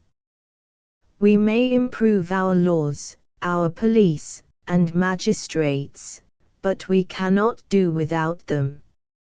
It is an interesting fact that socialism has taken its most aggressive form in that European country whose civilization is most recent. The revolutionary opinions of Russia are not the growth of the soil, and are not the natural and normal outcome of its own social development. They have been imported from abroad. Falling on youthful and enthusiastic temperaments which had not previously been inoculated with the principle of innovation, the new ideas have broken forth with an irrepressible and uncompromising vigor which has astonished the older nations of Europe. Another peculiarity of the situation is that the government is an autocracy served or controlled by a camarilla which has often been largely foreign both in origin and sympathy. In this case, then, we have a revolutionary party inspired by the socialism of Western Europe fighting against a government which is also in many ways an exotic, and is not rooted in the mass of the people. The history of Russia turns on two great institutions, the Tsardom and the Mir. The Tsardom is the organ of Russian political life, while the Mir is the social form taken by the agricultural population, and is the economic basis of the nation generally. No reasonable man can doubt that the Tsardom has performed a most important function in the historical development of Russia. It was the central power which united the Russian people and led them in the long, severe, and successful struggle against Tatars, Turks, Lithuanians, Poles, and Swedes. Without it Russia would in all probability have suffered the same fate as Poland, which was distracted, weakened, and finally ruined by the anarchy and incurable selfishness of its nobles. As in other countries, so in Russia, the central power was established through the subjection of princes and lords who were crushed by the strong and merciless rule of the Tsars. Among those Tsars, too, were men of originality and courage like Peter the Great, who forced the people out of the old world grooves which they loved so much, and when other means failed they did not hesitate to employ the cane, the knout, and the axe of the executioner to urge their nobles into the paths of Western progress. We need not say that the Tsars were not moved by benevolent reasons thus to benefit their subjects. The historic Tsars were not philanthropists or humanitarians. The aim of their reforms was political, to provide the Russian nation with better means and appliances for the struggle with her neighbors. While the nobles were unable to make head against the Tsardom, the clergy were neither able nor disposed so to do. In Russia the clergy were not backed by a great international power like the papacy. They were nursed in the traditions of Eastern Greek despotism and had no inclination to resist their rulers. The peasants were not a political power, except at the rare intervals when desperation drove them into rebellion. Thus the circumstances of Russia have combined to establish an autocracy which has performed the greatest historic functions, and which has had a power and solidity without example in the rest of Europe.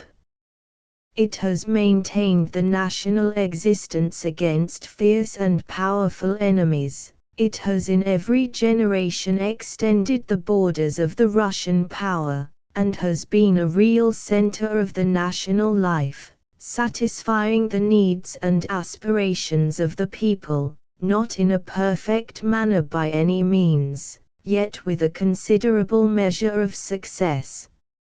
If we do not realize the supreme importance of the work that the Tsardom has done for Russia, we cannot understand its present position and the hold it has on the feelings of the Russian people. The power of the Tsar has been such that it was hardly an exaggeration when the Emperor Paul stated to General Dumouriez that there was no important man among his subjects except the person he happened to speak to, and while he was speaking to him.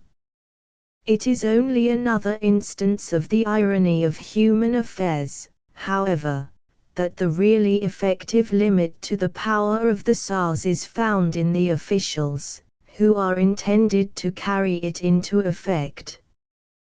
These officials act as the organs of the imperial authority from the center to the farthest extremities of the empire. Yet they can by delay, by passive resistance, by suggestion, by falsehood, by the arts of etiquette and ceremonial, and all the other methods familiar to the practiced servants of autocracy, mislead or thwart the will of their master or render it of no effect. Such is the central power. Let us now consider the body of the people. In Russia, industry and city life have not formed a large part of the national existence. The mass of the people still live directly from the soil, and are organized in the mir. As is now well known, the mir is merely the Russian form of the village community, which at one time prevailed over all the countries of the world, as they attained to the sedentary or agricultural stage of development. It was the natural social form assumed by people settling down into agriculture. It was the social unit as determined by obvious local economic and historic conditions. In most countries the village community has been reduced to a shadow of its former self, partly through the operation of natural economic causes, but largely also because the central power and the classes connected therewith have crushed it out.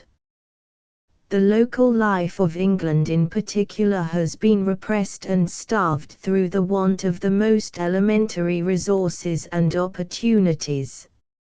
It has been recognized as a most pressing duty of statesmen to revive and restore it in accordance with the prevalent conditions, but it will be long before the capacity and habit of common action can be again adequately acquired. Owing to a variety of causes, which we cannot explain here, the Russian mir has continued to survive. It gave to the mass of the Russian people their own form of social life and of self-government, and it was economically self-sufficing. The mir drew from the soil, which it held in common occupation, the means for its own support and for the support of the nation as a whole.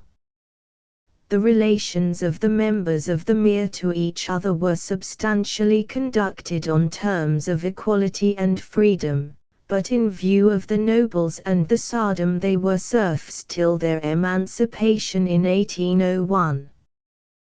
The mir was a social economic arrangement, convenient both for the noble proprietors and for the Tsardom. It afforded to the central government the necessary taxes and the necessary recruits, and therefore the Tsars did not disturb it, but rather sought to fix and solidify it, and thereby make it more efficient as a source of supply both of soldiers and material means. Thus for centuries, full of movement in the political history of Russia, the mir has with little change endured as the social and economic basis of the national life. In Russia, therefore, we find only two institutions that have had a real vitality and a specific influence, the Tsardom and the peasant community. Nobles and priests have exercised a substantive power only when the Tsardom has suffered a temporary lapse. The middle class has always been inconsiderable.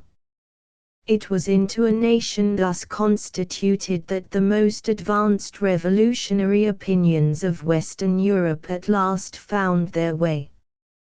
The spirit of revolt had indeed not been unknown in Russia in former times. Among a peasantry sunk in immemorial ignorance and misery, and harassed by the incessant tribute of men and taxes which they were forced to pay, discontent had always been more or less prevalent, and it had sometimes broken out in open rebellion. During the reigns of the great Catherine and of Alexander I, a sentimental liberalism had been fashionable in the upper classes. But it was not a very practical matter, and was not a serious danger to the autocracy. At the beginning of his reign Nicholas had to face a rising among the Guards at St. Petersburg, led by liberal officers of high birth. He suppressed it in the speediest and most summary manner. Till his death, 1855, Nicholas maintained a regime of repression at home, and was the champion of absolutism in Europe. Many circumstances combined to render the accession of Alexander II a new departure in Russian history. The old methods of government had been thoroughly discredited by the failures of the Crimean War. There was a general feeling that the ideas and methods of the West, which had proved their superiority during the struggle, must be tried in Russia. As the young emperor recognized the necessity of a new policy, great changes were made, and all went well for a time. Alexander carried the emancipation of the serfs, instituted new courts of law and a new system of local government, and gave a real impetus to education. It was not long, however, before the emperor began to hesitate in view of the liberal forces which he had let loose, and which threatened to overturn the whole fabric of Russian society. Like his uncle, Alexander I, the young monarch had not resolution enough to persevere in a practical and systematic course of reform. The changes already made, and the prospect of changes still to come, roused into action all the conservative instincts and prejudices of old Russia. The insurrection of Poland in 1863, which called forth the sympathies of many Russian liberals, provoked also a powerful reaction in old Russian circles. An attempt by Karakazov on the emperor's life in 1866 may be regarded as the turning point of his reign. Ideas of steady reform and of gradual temperate change have not yet become familiar to the Russian temperament. between those who wished to reform everything, and those who wished no change at all or to change very slowly. No compromise was possible in the circumstances and conditions of Russian society. Thus a revolutionary movement soon declared itself in full opposition to the policy of the Tsar. When we consider that the new party menaced not only the special political institutions of Russia, but the fundamental principles of the existing society generally, property, religion, and the family, we can see that the breach was inevitable. 4. 3 stages may be recognized in the history of the revolutionary movement. The first covered the period from the accession of Alexander II in 1855 to about 1870. Its leading characteristic was negation, and the name of nihilism, which is often erroneously applied to the whole revolutionary movement, should properly be restricted to this early stage. In the main it was simply the spirit of the Hegelian left frankly accepting the materialism of Buchner and Molly Scott as the final deliverance of philosophy.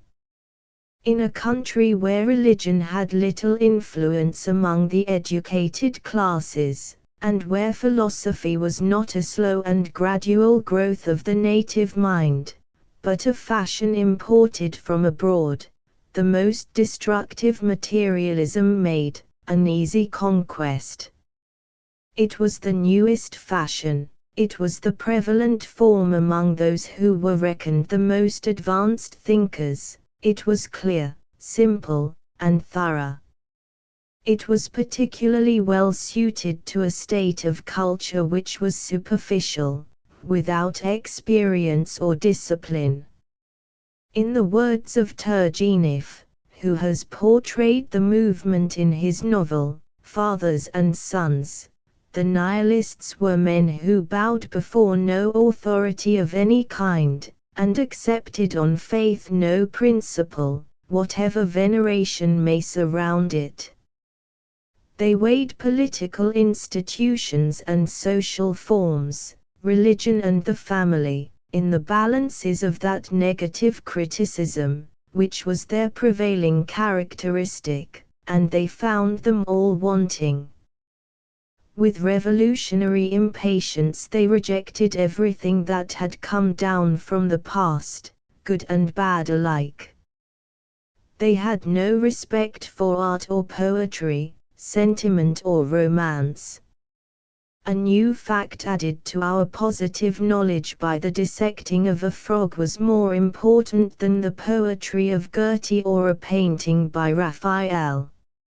Nihilism as represented by Bazarov, in the novel of Turgenev, is certainly not an attractive picture. We may respect his courage, honesty, thoroughness, and independence, but his roughness, cynicism, and indifference to family feelings are very repellent. Through the early death of the hero we are prevented from observing what might have been the further development of his character. We feel sure that if the story of this typical life had been continued, we should have seen very considerable changes in a more positive direction.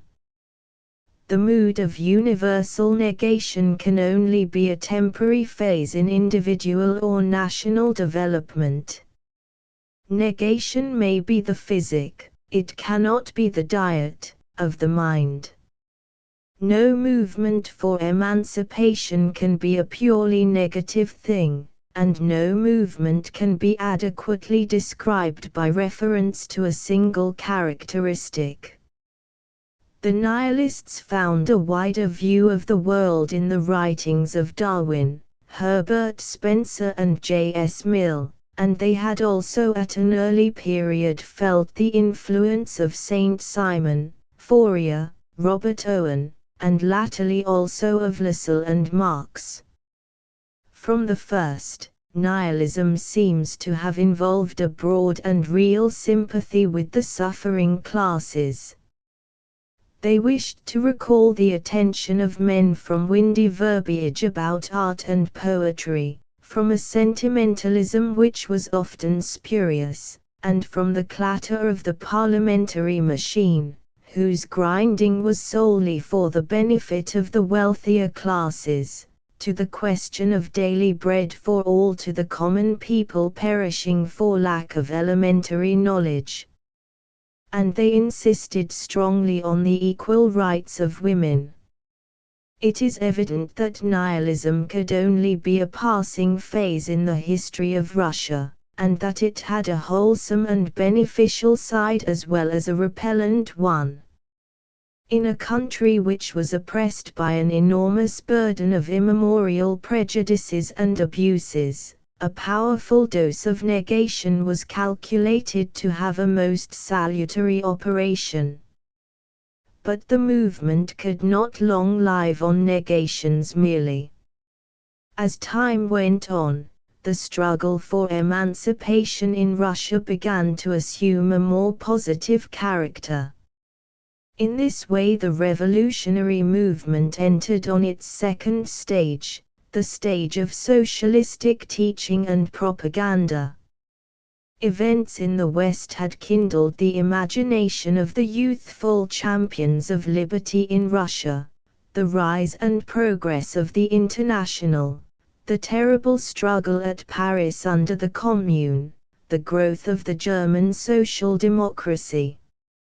A positive and far-reaching ideal now drew the aspirations of the enthusiasts for liberty, the deliverance of the proletariat, represented in Russia by an ignorant and wretched peasantry. The anarchic socialism of Bakunin was unquestionably the controlling element in the new Russian movement. Beside it we must place the influence of Lavrov, another eminent Russian exile, who represented the more temperate phase of anarchism, shading off into the recognition of a constitutional and gradual development of the theory. In its second stage also the revolutionary movement of Russia was a mixed phenomenon. The anarchism of Bakunin continued, however, to be the characteristic feature, and thus the negative factor was still prominent enough. From Bakunin also proceeded the practical watchword at this stage of the revolutionary movement, to go among the people and spread the new doctrines. And this course was unwittingly furthered by the action of the government. Early in the 70s, hundreds of young Russians of both sexes were studying in Western Europe, particularly at Zurich in Switzerland. As their stay there exposed them to constant contact with revolutionary Russian exiles, and to infection with all the unsettling ideas of the West, an imperial ukase of 1873 recalled them home. They returned home, but they carried their new ideas with them. Going among the people was adopted as a systematic principle, a passion and a fashion among the youthful adherents of anarchism. In accordance with their creed they had no appointed organization, no very definite plan of action. They went among the people as the apostles of a new theory, each one as his heart moved him. They went to be teachers or midwives or medical helps in the villages. In order the better to identify themselves with the common folks, some learned the humblest occupations. The trades of carpenter or shoemaker were most usually chosen, as being the easiest to master. Others toiled for 15 hours a day in the factories, that they might have an opportunity of saying a word in season to their fellow workers.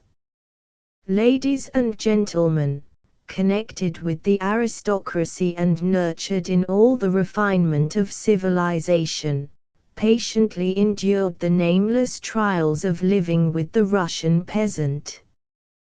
They endeavored to adopt the rough hands and swarthy weather-beaten complexion, as well as the dress of the peasant, that they might not excite his distrust, for the gulf between the lower classes and the gentlemen in Russia is wide and fixed. The peasants had experience of the gentleman only as the representative of the government coming with the knout and the police to extort taxes and recruits. No wonder that the sight of a shirt underneath the sheepskin of the socialist missionary was enough to arouse the unconquerable suspicion of the poor people of the country. The success of the missionaries was limited. With all his strong suspicion and his narrow range of ideas, the peasant could not easily understand the meaning and purpose of those strange men teaching strange things. The traditions of the past, as they came down to him dim and confused, contained many a bitter memory of disappointed hopes. He was apathetic as well as suspicious. Moreover, the teacher often delivered his message in half-digested formulas which had a meaning only as connected with the economic development of Western Europe, and which did not rightly attach themselves to anything within the experience of the Russian peasantry. Above all, the propaganda enjoyed only a very brief period of activity. The teachers went about their work with very little circumspection, in the careless free and easy way which seems so natural to the Russian temperament. Consequently, the government had no difficulty in discovering and following up the traces of the propagandists. Before the year 1876 had ended, nearly all of them were in prison. More than 2,000 were arrested during the period 1873 to 76. Many were detained in prison for years, till the investigations of the police resulted in 50 being brought to trial at Moscow and 193 at St. Petersburg at the end of 1877. Most were acquitted by the courts, yet the government sent them into exile by administrative process. The adverse experiences which we have recorded brought the attempts at peaceful propaganda to a close, and the Revolutionary Party decided on the propaganda of action. They resolved to settle among the people and prepare them for a rising against the government. Where peaceful teaching had failed, they sought to force a way by violent methods. It was a desperate policy to pursue among a people who had not been able even to understand the aims of the Revolutionary Party. It is very characteristic of the circumstances of Russia that the most successful attempt at thus organizing a scheme for revolutionary action could gain the adhesion of the peasantry only by pretending that it had the sanction of the Tsar. Jacob Stefanovitz, one of the prominent members of the Revolutionary Party, gave it out in southwestern Russia that he had an order from the Tsar to form a secret society among the common people against the nobles, priests and officials who were opposing the imperial wishes to confer land and freedom on the peasants. Those to whom he addressed himself could hardly believe that the emperor was so powerless, but he did eventually succeed in forming a society of about 1,000 members. When the plot was discovered by the police, the peasants were naturally enraged at the deception which had been practiced on them. It should be added that such a method of action did not meet with the approval of the party as a whole. Like the peaceful propaganda, the propaganda of action failed to gain a firm footing among the people. At every step the Revolutionary Party found the organs of the central power ready to suppress their efforts in the most summary way. They were now convinced that they must directly attack the autocracy and its servants, and as they had received no mercy they decided to show none, and thus began the resolute, systematic, and merciless struggle of the Revolutionary Party against the Tsardom. For this end they naturally made a great change in their mode of action. They adopted a strong organization instead of the lax discipline or total want of discipline commended by Bakunin. Affairs were conducted by a secret central committee, who with unsparing energy carried out the new aims of the party. The first great act in this, the third stage of the Russian revolutionary movement, was the assassination of General Trepov, prefect of police, by Vera Sasolitch, at St. Petersburg, in 1878. The occasion of the deed was the flogging, by command of Trepov, of a political prisoner personally unknown to her. Her object was to avenge the cause of outraged humanity on the servant of the autocracy.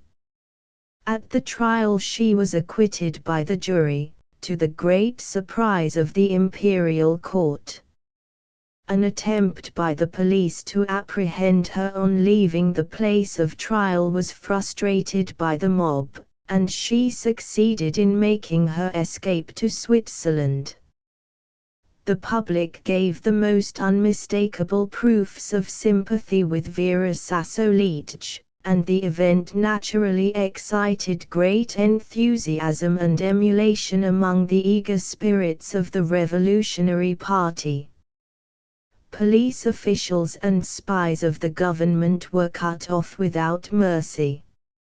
General Mizantsev, chief of police, was stabbed in the streets of the capital in broad daylight. Prince Kropotkin, governor of Charkov, a relative of the revolutionist, was shot. General Drentel was also openly attacked in the streets. After thus assailing the officers of the executive, they proceeded systematically to plan the assassination of the Tsar himself, as the head of the central power which they abhorred so much. Solovyev fired 5 shots at the Tsar without doing any harm. 3 attempts were made to wreck the imperial train, one of them failing because the Tsar had made a change in his arrangements, and he escaped the terrible explosion at the Winter Palace only because he was later than usual in entering his dining room.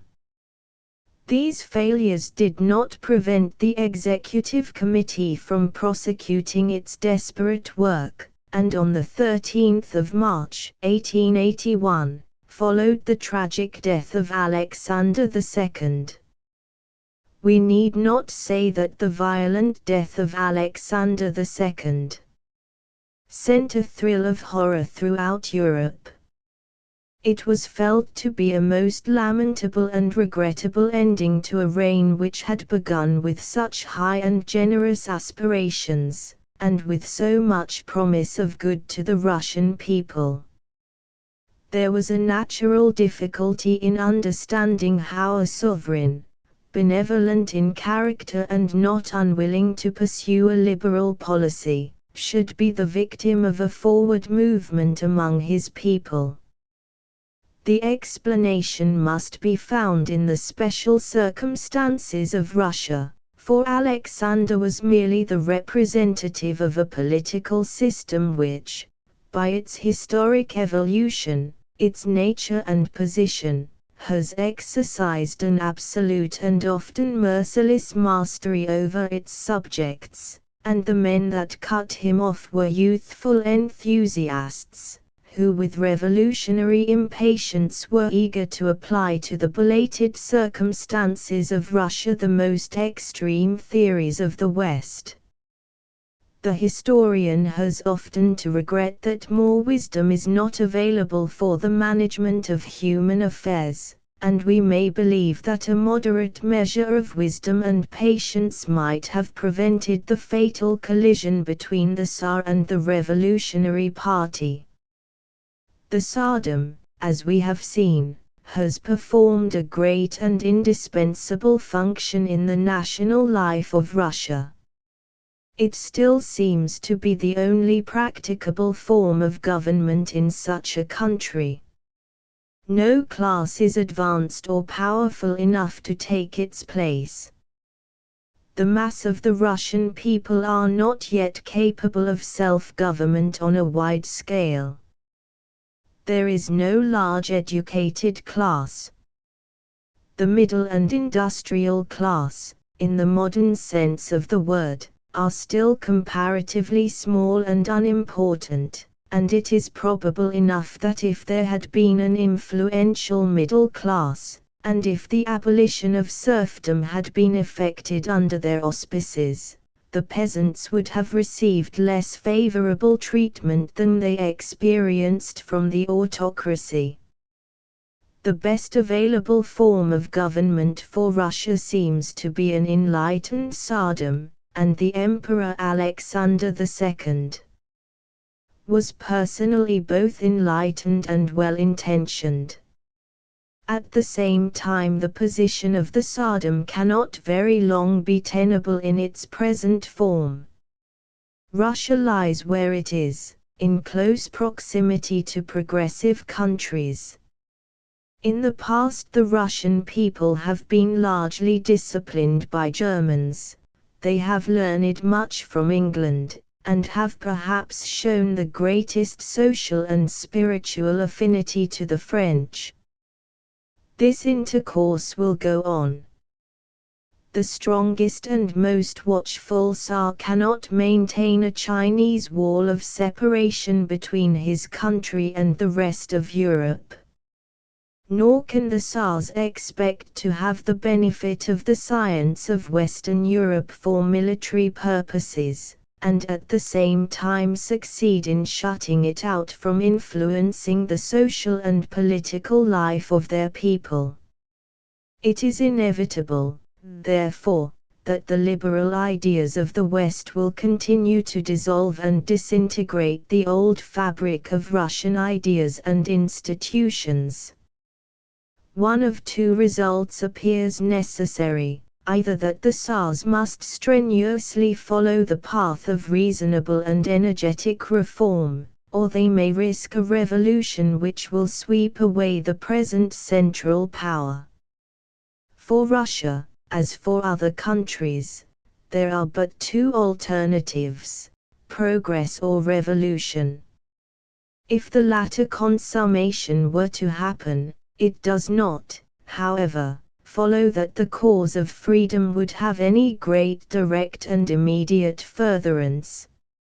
In the circumstances of Russia, the man who wields the military power must be supreme. A new ruler resting on the army might be not less an autocrat than the old.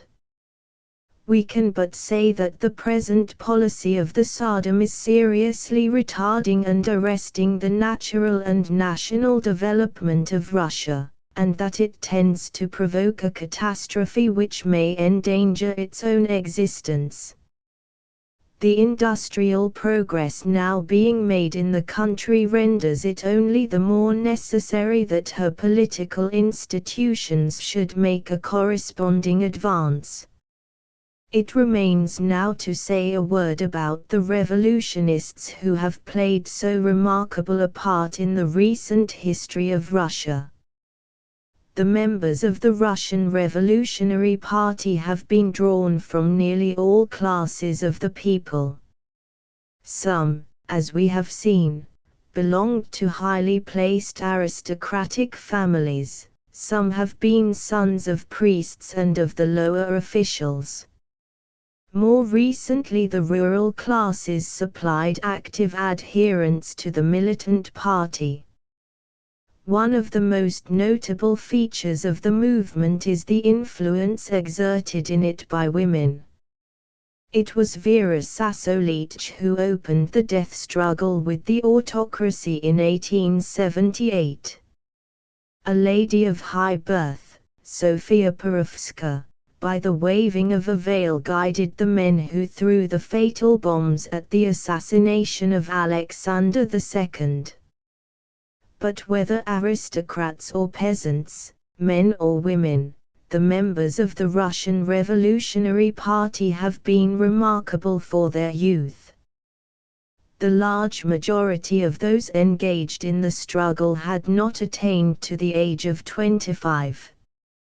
In view of their extreme youth, therefore, we need not say that they had more enthusiasm than wisdom, and more of the energy that aims at immediate success than of the considerate patience that knows how to wait for the slowly maturing fruits of the best and surest progress.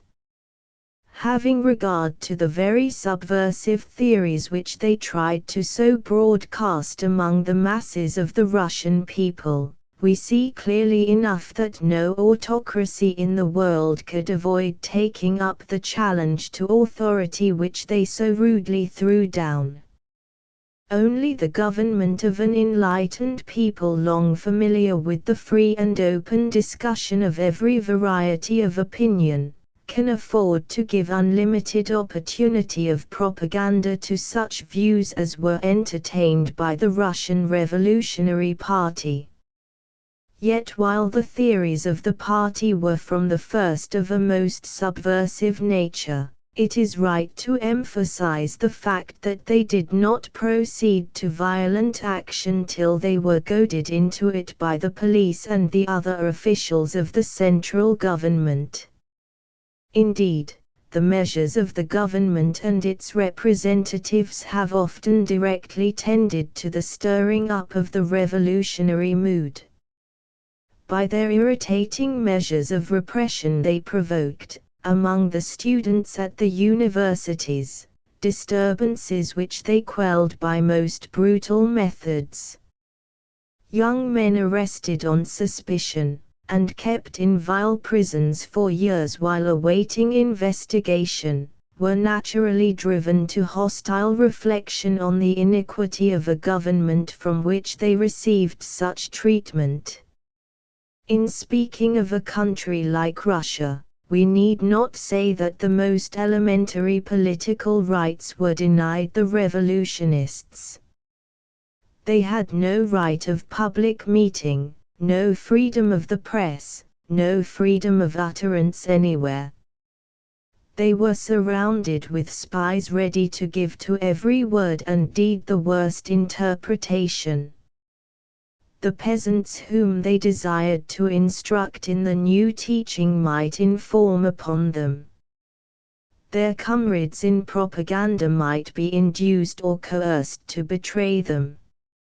It was often fatal even to be suspected, as the police and the other organs of government were only too disposed to take the most rigorous measures against all who were charged with revolutionary opinion. Nor could the accused appeal to the law with any confidence, for the ordinary tribunals might be set aside, and his fate be decided by administrative procedure, that is, he could be executed, or condemned to prison or exile in Siberia, without the pretense of a legal trial. In such circumstances it was natural that resolute champions of liberty should be driven to secret conspiracy in its extremest form, and to violent action of the most merciless character. While, therefore, historical accuracy obliges us to emphasize the fact that the aims of the Revolutionary Party far exceeded all that is included in liberalism and constitutional government. It is only just to explain that they resorted to violent methods only because the most elementary political rights were denied them. In the fiercest mood of their terrible struggle with the autocracy, they were still ready to throw aside their weapons. In the address sent by the Executive Committee to Alexander III, after the death of his father, in March 1881, they offered to give up their violent mode of action, and submit unconditionally to a National Assembly freely elected by the people. They meant under a constitutional government to have recourse only to constitutional methods. With regard to the number of those concerned in the Russian revolutionary movement, it is not easy to speak with precision. There is no proof that the anarchist opinions have gained a large body of adherents in the country. The numerical strength of the party directly engaged in the struggle with the Tsardom has always been comparatively small. On the other hand, the movement has evidently met with a very wide sympathy in Russian society. In the absence of precise information, we may quote the words of one who has a good right to speak for the Revolutionary Party.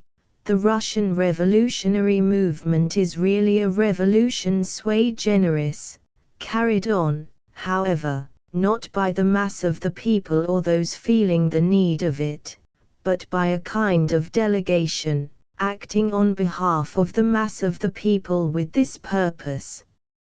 No one has ever undertaken, and perhaps no one could with any certainty undertake, to calculate the numerical strength of this party, that is to say, of those who share the convictions and aspirations of the revolutionists.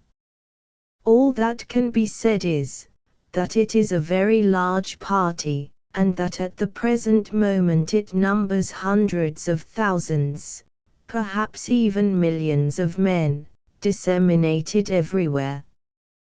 This mass of people, which might be called the revolutionary nation, does not, however, take a direct part in the struggle. It entrusts its interests and its honor, its hatred and its vengeance, to those who make the revolution their sole and exclusive occupation, for under the conditions existing in Russia, people cannot remain as ordinary citizens and devote themselves at the same time to socialism and the revolution. The real revolutionary party, or rather the militant organization, is recruited from this class of revolutionary leaders. 5. 1. The detailed life of Bakunin, promised by Caffro and Elise Reclus in the preface to God and the State, has apparently not yet been published. Hence the above meager account of life. 2. Précis des anarchistes, p. 97. 3. Le Précis des anarchistes, Lyons, 1883. 4. For the revolutionary movement in Russia under Alexander II. See Alphonse Toons Geschichte der Revolutionären Bewegungen in Russland. See also Stepniak's Underground Russia, and Russia under the Tsars. 5. Stepniak, Underground Russia, p. 264. Chapter 11. The purified socialism. We have, in the preceding chapters, sketched the rise and the principles of the leading schools of historic socialism. The history we have reviewed is a most Protean one, and very prolific in theories which are more or less akin. It is easy to trace certain general features of resemblance in the development of socialism. In the experiments conducted by the followers of Saint Simon, Fourier, and Owen, we see a desire forthwith to create a ready-made and complete socialism, which almost always ended in failure. Louis Blanc and Lassalle agreed in demanding the organization of society on democratic principles, and the establishment of productive associations by a state thus constituted.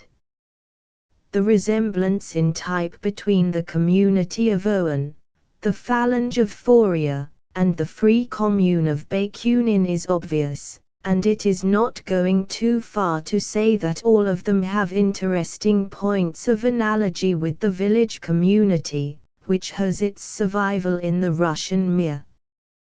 Throughout the history of socialism we naturally also observe the contrast between the tendency which more or less emphasizes state authority and the need of centralization, and that other tendency which regards the local body as cardinal and decisive. As we have seen, that contrast was perfectly clear in the earliest French socialism, in the schools of Saint-Simon and Fourier.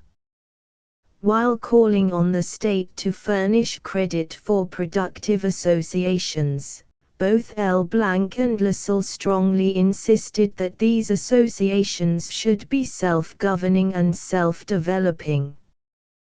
The centralizing tendency was very marked in Rodbertus.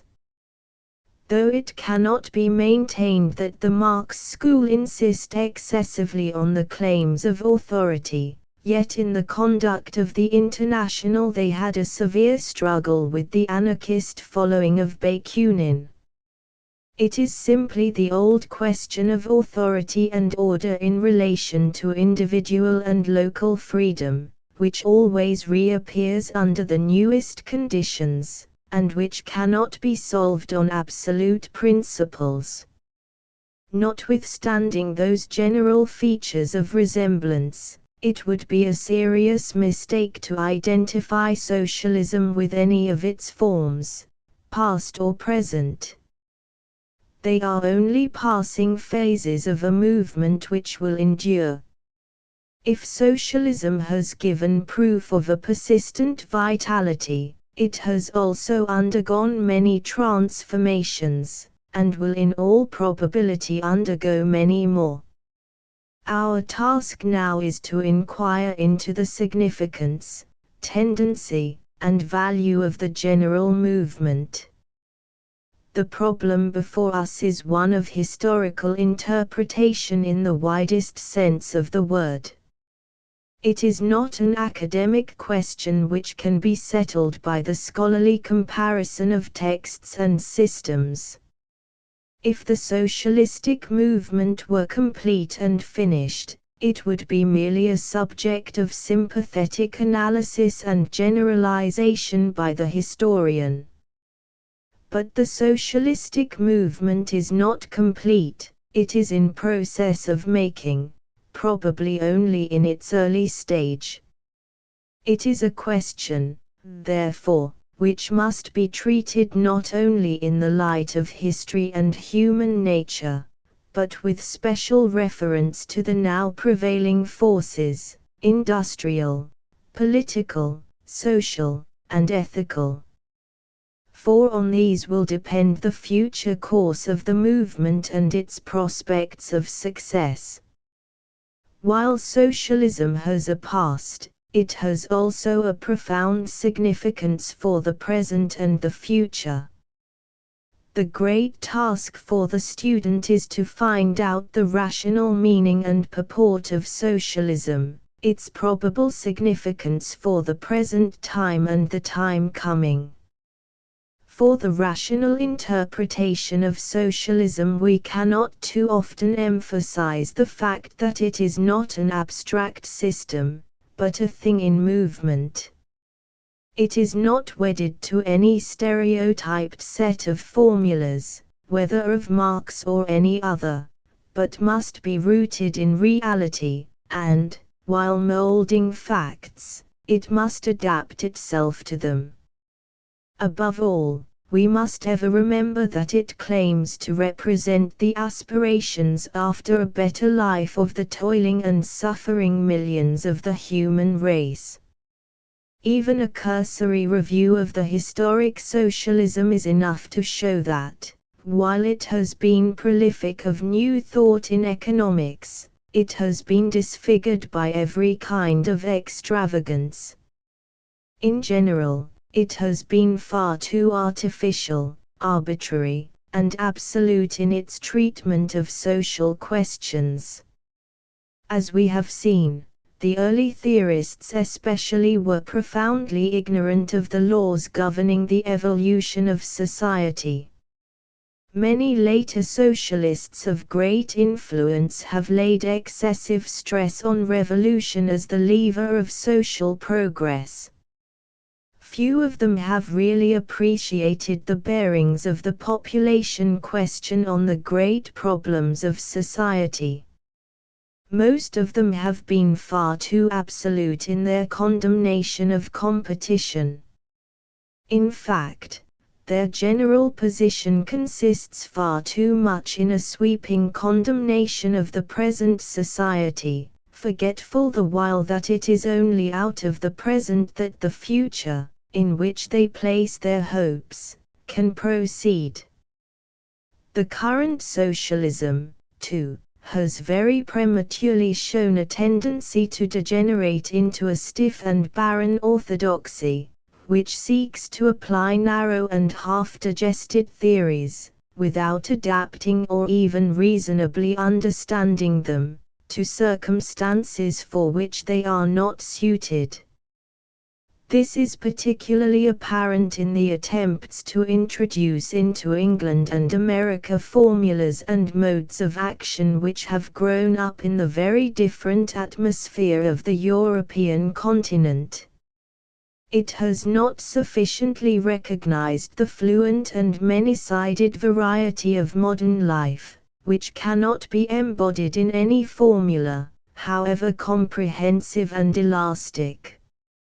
Finally, socialistic speculation has in many cases tended, not to reform and humanize, but to subvert the family, on the soundness of which social health above all things depends. It has not understood the solidity and value of the hereditary principle in the development of society. Socialists have, in short, been far too ready to attack great institutions, which it must be the aim of all rational progress, not to subvert, but to reform and purify. In the socialistic treatment of other questions, such as capital, rent and interest, the same defects of arbitrariness and absoluteness are apparent. But the extravagances of the historic socialism are so obvious that they confute themselves, and we shall not dwell on this aspect of our subject. We must remember that most historic systems have had to run themselves clear of the turbid elements with which they were originally mixed. Socialism, considered both as a movement and as a system of economic thought, is still in process of development. Its theories must undergo the rough hewing of continual controversy, discussion, and criticism. The whole movement must pass through the test, the tear and wear of experience, under the conditions prescribed by history and the fundamental laws of human nature, before its ideals can hope to be wedded to fact. We might add that it will receive the purification of experience, only, we have to lament that it is the fate of our ideals to submit also to the degradation of experience.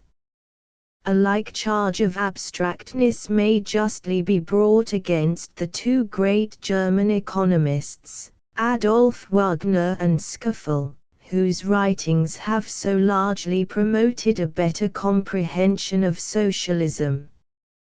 Their economic works are monuments of learning and lucidity, but their exposition and interpretation of the subject are marked by that excessive love of system which is usually characteristic of German specialists. They have brought to the discussion of the historic socialism the same systematizing spirit with which German economists have treated Adam Smith. The economists of the fatherland have reduced the teaching of Adam Smith to a set of abstract propositions, and so have transformed it beyond recognition. In like manner, Adolf Wagner laboriously sums up socialism in abstract language, whereas it is above all things a concrete movement, instinct with change and with human passion.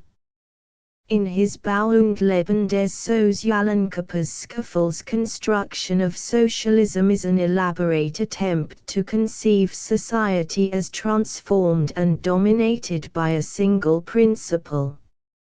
Such a point of view can never accord with the actual development of historic forces. In the past, the great economic eras have been remarkable for the endless variety of forms which they have assumed.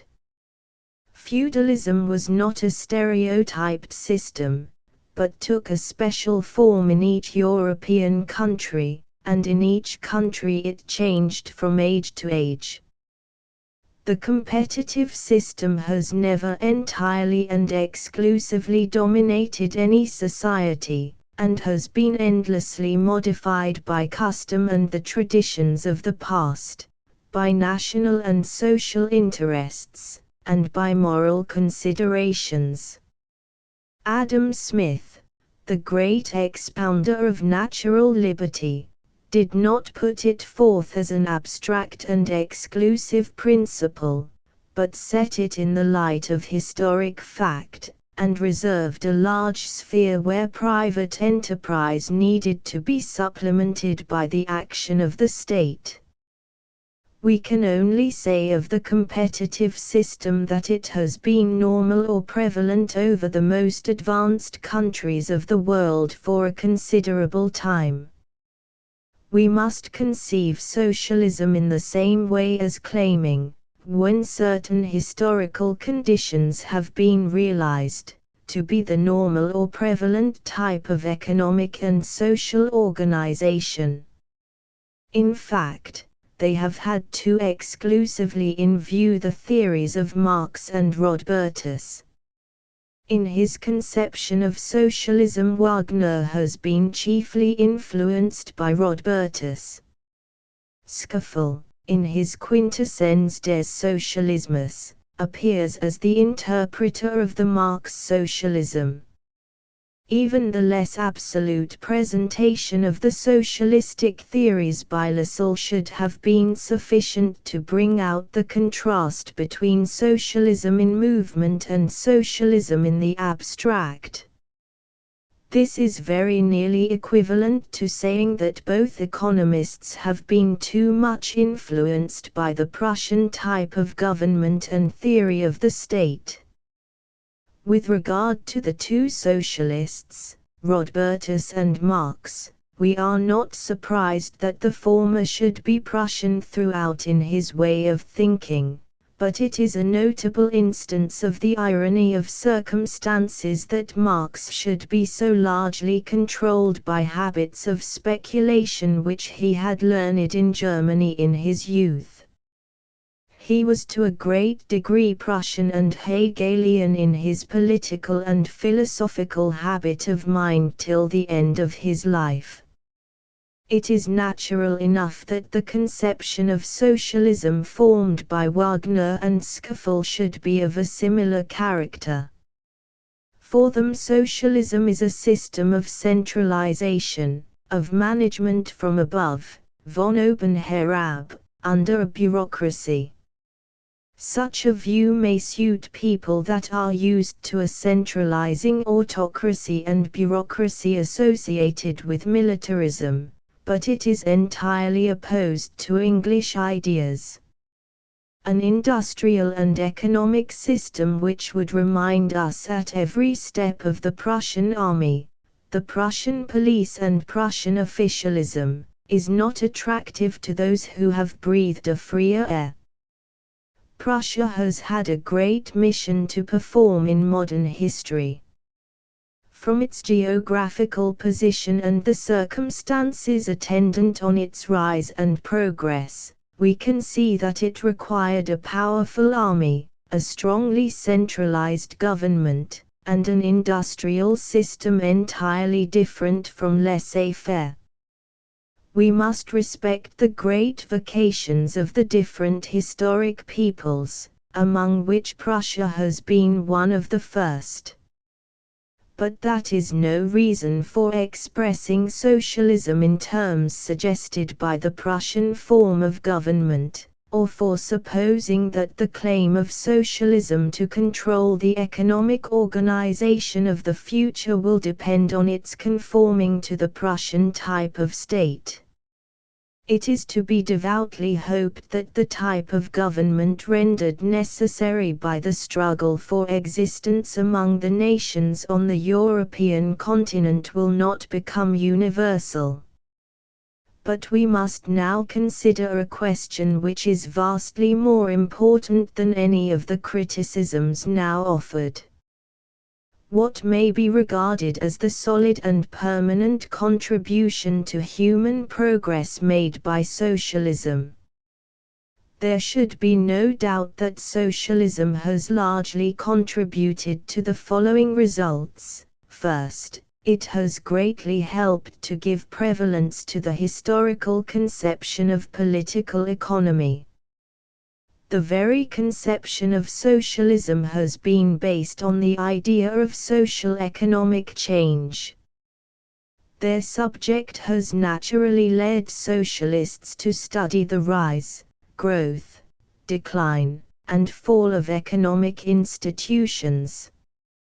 And, as we shall see later on, the influence of Hegel and Darwin has taught them to merge the idea of historical economics in the wider and more fundamental conception of evolution. In England, socialists are now the chief promoters of the advance in economic study from the ordinary standpoint to the historical, and from the historical to the evolutionary point of view. Secondly, socialism has greatly deepened and widened the ethical conception of political economy. It has, in season and out of season, taught that the entire technical and economic mechanism of society should be made subordinate to human well-being, and that moral principle should be supreme over the whole field of industrial and commercial activity. The charge sometimes brought against socialism, that it appeals only to the lower appetites and instincts of humanity, is most unjust. It would be a more reasonable criticism to say that it inculcates an unselfishness unattainable by any probable development of human nature. Thirdly, socialism has brought the cause of the poor most powerfully before the civilized world. It is one of the enduring results of socialistic agitation and discussion that the interests of the suffering members of the human race, so long ignored and so fearfully neglected, have become a question of the first magnitude, the foremost question in all progressive countries. It is this question which gives a substantial basis and a real meaning to the great democratic movement, which it would be the gravest of all errors to regard as a merely political struggle. The cause of the poor is likely to be the burning question for generations, lending to political questions their interest, seriousness, and unspeakable importance. Fourthly, socialism has given us a searching criticism of the existing social economic system. It may be said to have laid its diagnosing finger on all the sores of society. The only objection that can be rationally taken is that the diagnosis has been an exaggerated one.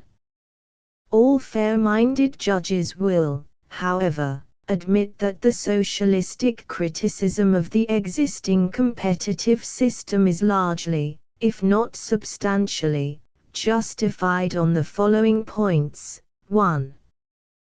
The position of the working people, who are the overwhelming majority in every society, is not in harmony with ethical ideas. It has often and largely been a position of degradation, demoralization, and misery.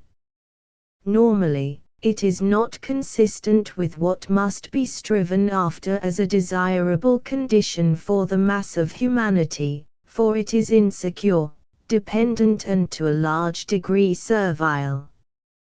The workmen have no reasonable control of their dearest interests, have no guarantee of a settled home, of daily bread, and of provision for old age. It is a delusive freedom that has no solid economic basis. 2. The prevailing competitive system is to a large degree anarchy, and this is not an accident, but a necessity of its nature. This anarchy has two great and baneful modes of expression: strikes, which are a form of industrial war, carrying misery and insecurity over large sections of population, and sometimes menacing the industrial and social life of a whole nation, and the great crises, which at times have even a more disastrous influence, spreading like a storm over the entire civilized world, overthrowing honorable houses of business, and exposing to hopeless ruin and starvation millions of honest people who are in no wise responsible for their fate. And the times of crash are succeeded by protracted periods of stagnation, which for all concerned are scarcely better than the crises which caused it. 3. The phenomena of waste, which are always more or less a feature of the competitive system, are particularly manifest during the great industrial and commercial crises.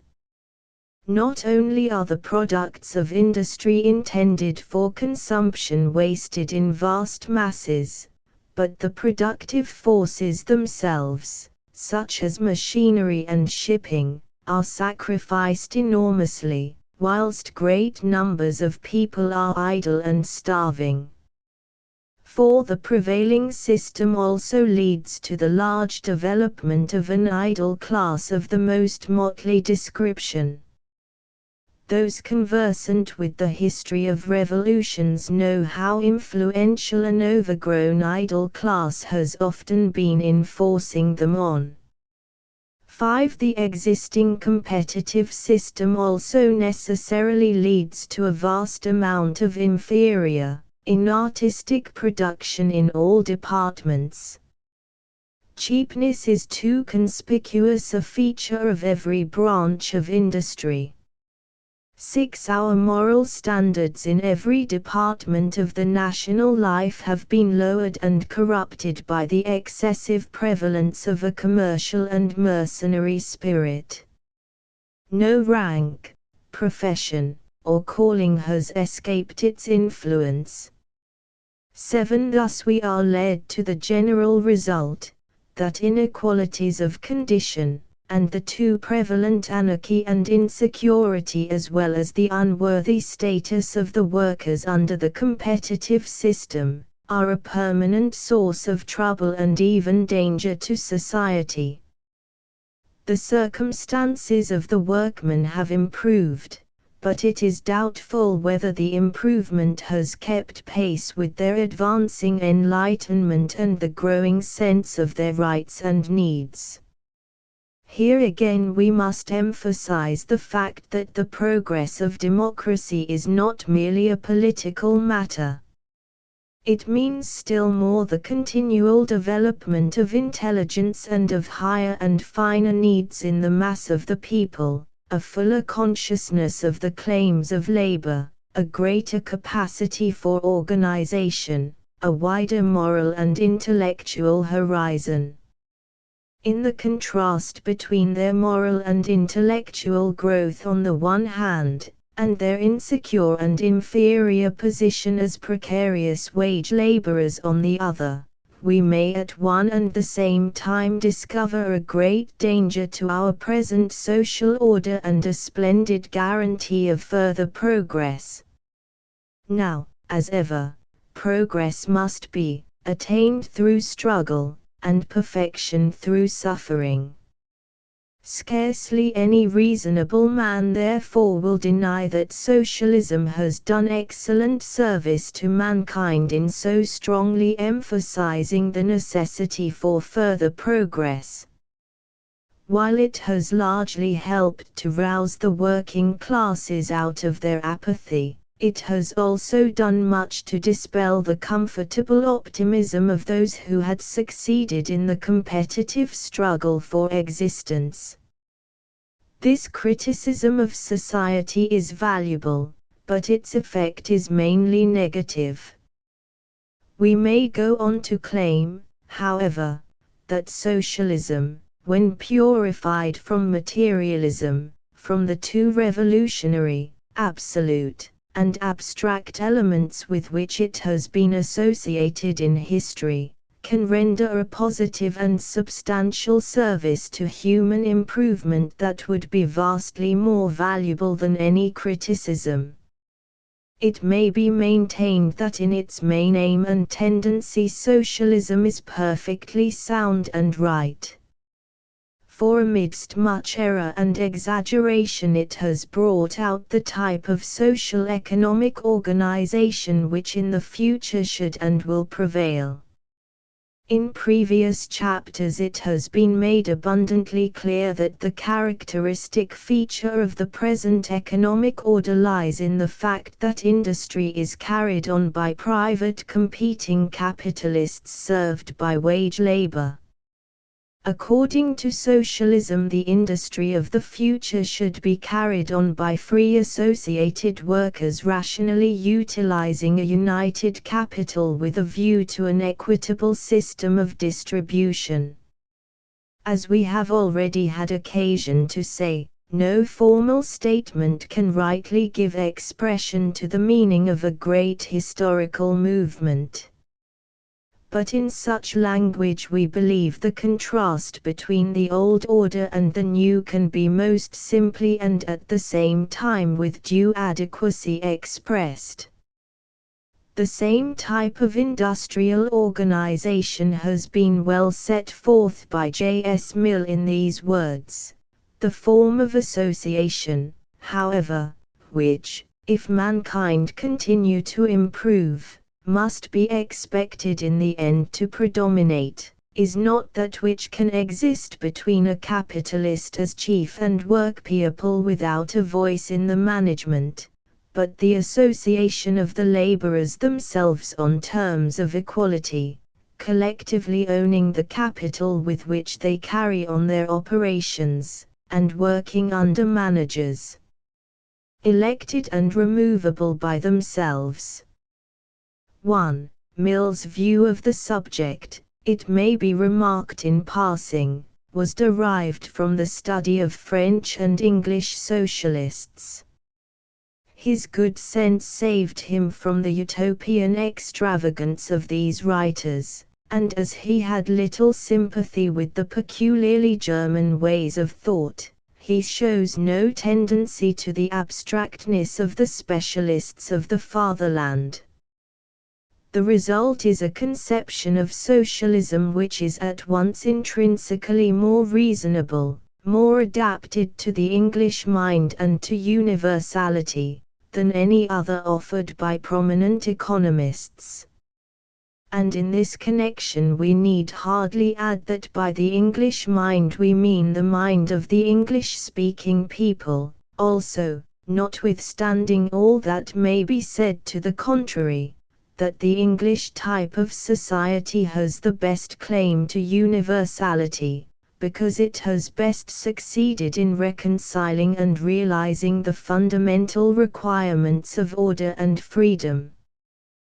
The simple expression of the socialistic theory will, no doubt, in the course of propaganda and discussion, long continue to be overlaid and obscured by a mass of detail, sometimes utopian, sometimes all too abstract and systematic. It will be well, therefore, to keep the simplicity of the type in view, but a few explanations may be necessary more fully to elucidate it. The true meaning of socialism, when rationally understood, is given in the dominating tendencies of social evolution.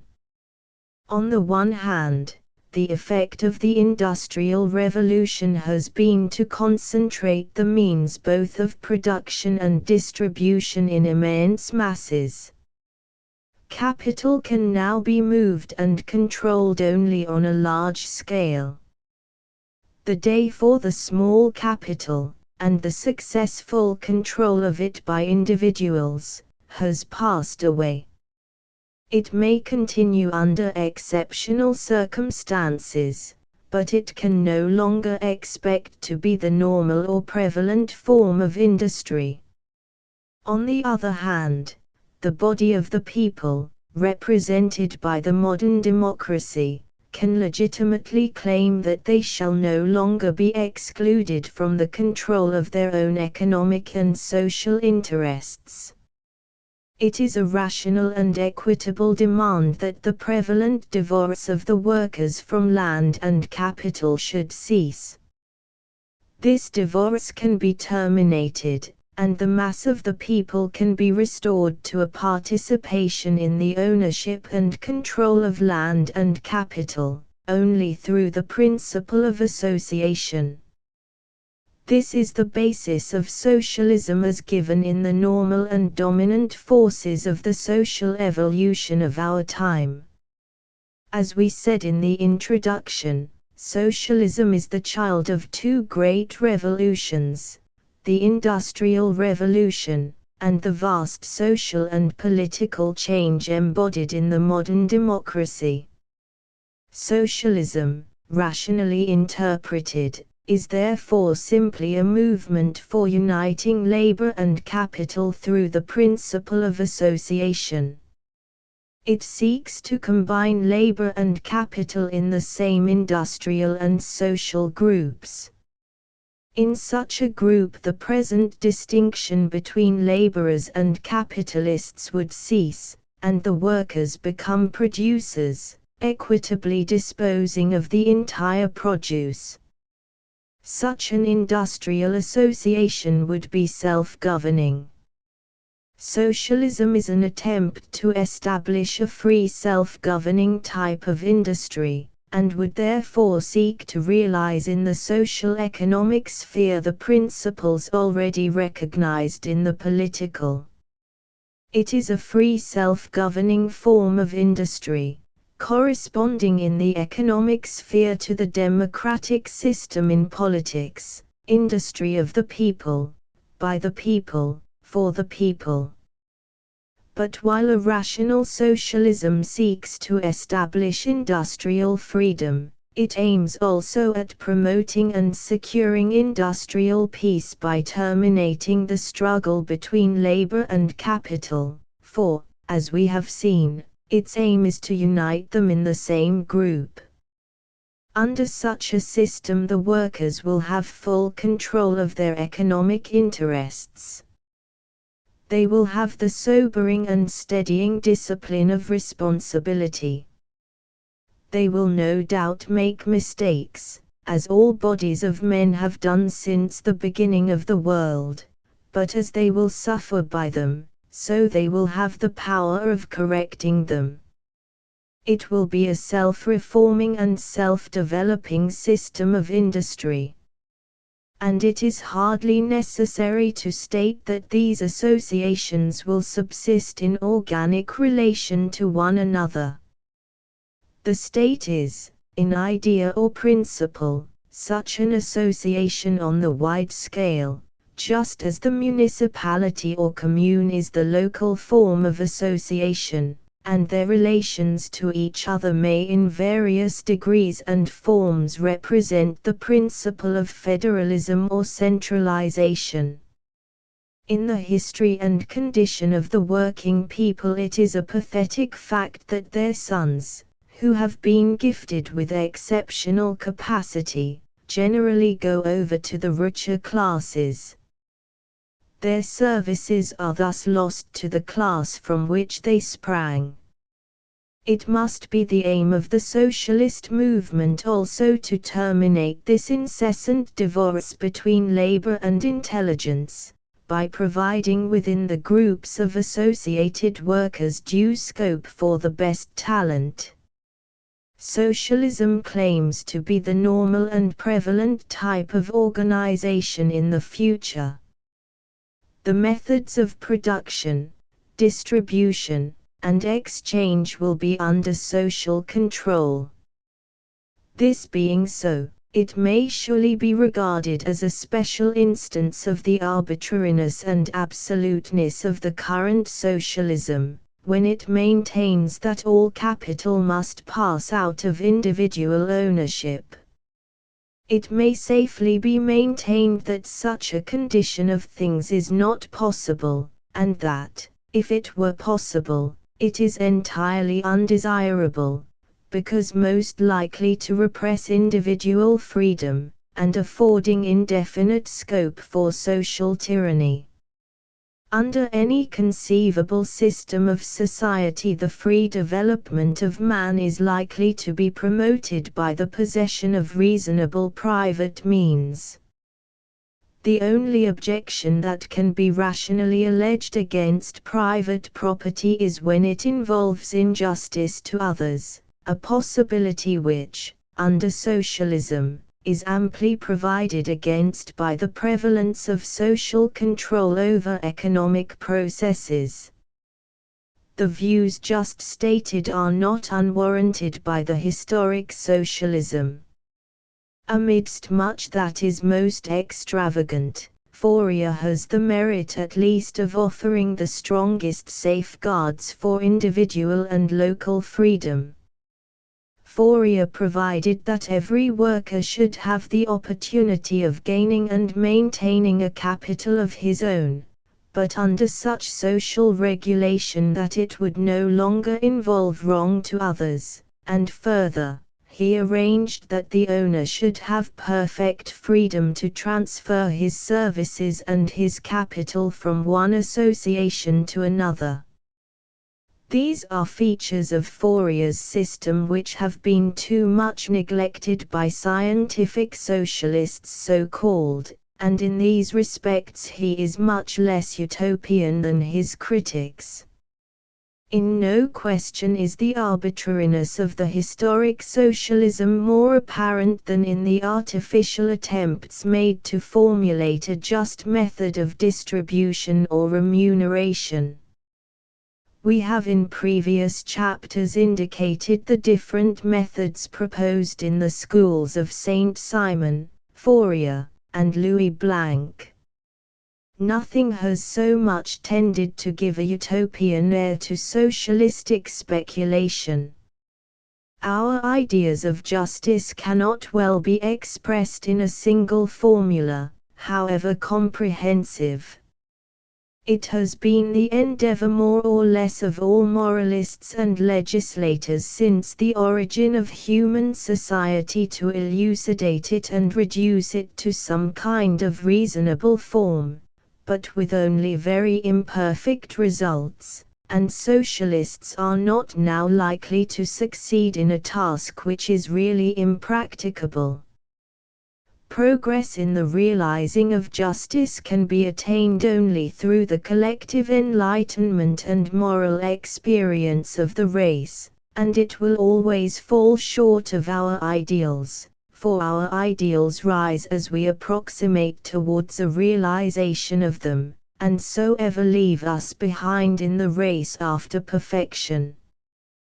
We need not say, however, that it is an obvious implicate in every equitable theory of distribution that remuneration must generally depend on work or desert.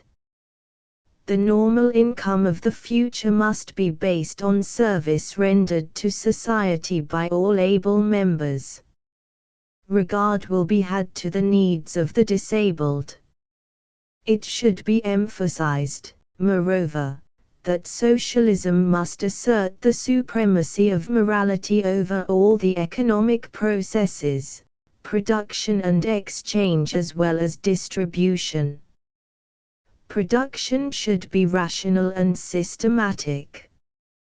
Above all, distribution should be equitable. In these respects, socialism is fundamentally opposed to the one-sided conception of competition which has been so prevalent. It seeks to supersede the existing competitive system of industry by a new order, in which reason and equity shall prevail. It should also be clear that socialism supplies the much-needed complement and corrective of the principle of natural liberty advocated by Adam Smith.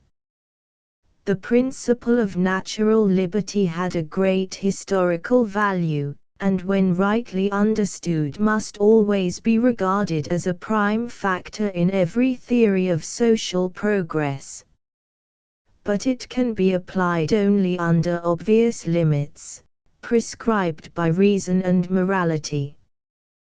The natural liberty of struggling individuals would, if unchecked, land us in social chaos. The true freedom of human beings is a rational and ethical freedom. Such principles ought to prevail in the commercial relations of nations with each other, as well as in every other department of our industrial and social life. Socialism, then, simply means that the normal social organization of the future will and should be an associated or cooperative one. It means that industry should be carried on by free associated workers. The development of socialism will follow the development of the large industry, and it will rationally, scientifically, and systematically use the mechanical appliances evolved during the Industrial Revolution for the promotion of a higher life among the masses of the people. It is a new type of industry and economic organization, the practicability of which must be decided by the test of experience. It cannot be introduced mechanically. We cannot force or improvise such a change in the constitution of society. No revolutionary violence can avail to carry through a transformation which runs counter to the fundamental laws of human nature or the great prevailing tendencies of social evolution. This will be especially manifest when we consider that its realization will above all things depend on the ethical advance of the mass of the people.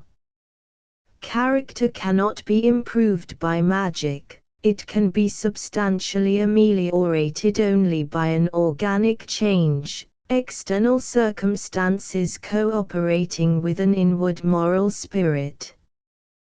The present competitive system must therefore be regarded as holding the field until socialism has given adequate proof of the practicability of the theory which it offers. 1. Mill's Political Economy, People's Edition, p. 465. Chapter 12 Socialism and the Evolution Theory. The idea of evolution has had a great influence in the history of socialistic speculation. Beginning with Saint Simon, most socialists have recognized three stages in the economic development of mankind: slavery, serfdom, and wage labor, which last they believe will be displaced by an era of associated labor with a collective capital. The idea of development may indeed be regarded as essential to socialism, inasmuch as it must contemplate a succession of social-economic changes in history. Marx and Lassalle were both trained in the school of Hegel, and naturally applied to the problems of society the Hegelian theory of development. The principle that economic categories are historical categories, so much emphasized by Lassalle, was by him, as it was by his fellow laborers, merged in the wider and more fundamental conception of evolution, historical economics thus becoming evolutionary economics. Some of the later socialists see in the theory of evolution associated with the name of Darwin a suitable expression of their ideas of development. Followers of Marx have found special points of attraction in Darwinism. Darwin himself was, of course, not a materialist, but many speculators have not unreasonably recognized in his teachings an affinity with materialism, which obviously accorded well with the materialistic conception of history held by Marx. The struggle of classes, which Marx regards as the key to history, is, we need not say, also an allied feature. But the Darwinian conception of development has to many students suggested the strongest reasons for doubt and hostility with reference to socialism. How does the theory of the struggle for existence consist with the harmony of interests contemplated by socialism? Is it not utopian of the Marx school to believe that the struggle of classes, which has hitherto characterized the course of history, can be brought to a close by a great revolutionary act? Competition, that bête noire of the socialists, is simply the social economic form of the struggle for existence. Is not competition, therefore, the prime condition of social progress? And is not socialism, therefore, inconsistent with progress? Thus we are confronted with the twofold problem, whether socialism does not deny the cardinal principles of evolution, and thereby also deny the prime condition of social progress. These questions are of considerable complexity, and their import will be better understood if we consider them in relation to another question with which they are intimately connected, and which is even more fundamental, the population question. The Darwinian theory of evolution rests on the Malthusian theory of population, and can be fully appreciated only by reference to it. In this place we need not discuss the theory of population as a whole, but merely in so far as it bears on our present inquiry. The theory of Malthus is so remarkable for its simplicity that no worthy excuse can be offered for the misconceptions regarding it which have been prevalent. The seeds of life, so runs the theory of Malthus, have been scattered throughout the world with a profuse and liberal hand. All living things tend to multiply indefinitely. Animals, even the least prolific, would, if their increase were not checked, fill the entire world. But as the means of subsistence are limited, the struggle for existence inevitably ensues, which is obviously all the more intense because so many animals are themselves the means of subsistence to others. So with man. If his natural powers of increase were exercised without check, it is only a question of time when the globe itself would be too small for the numbers of human beings, even though equipped with the most effective means of cultivation.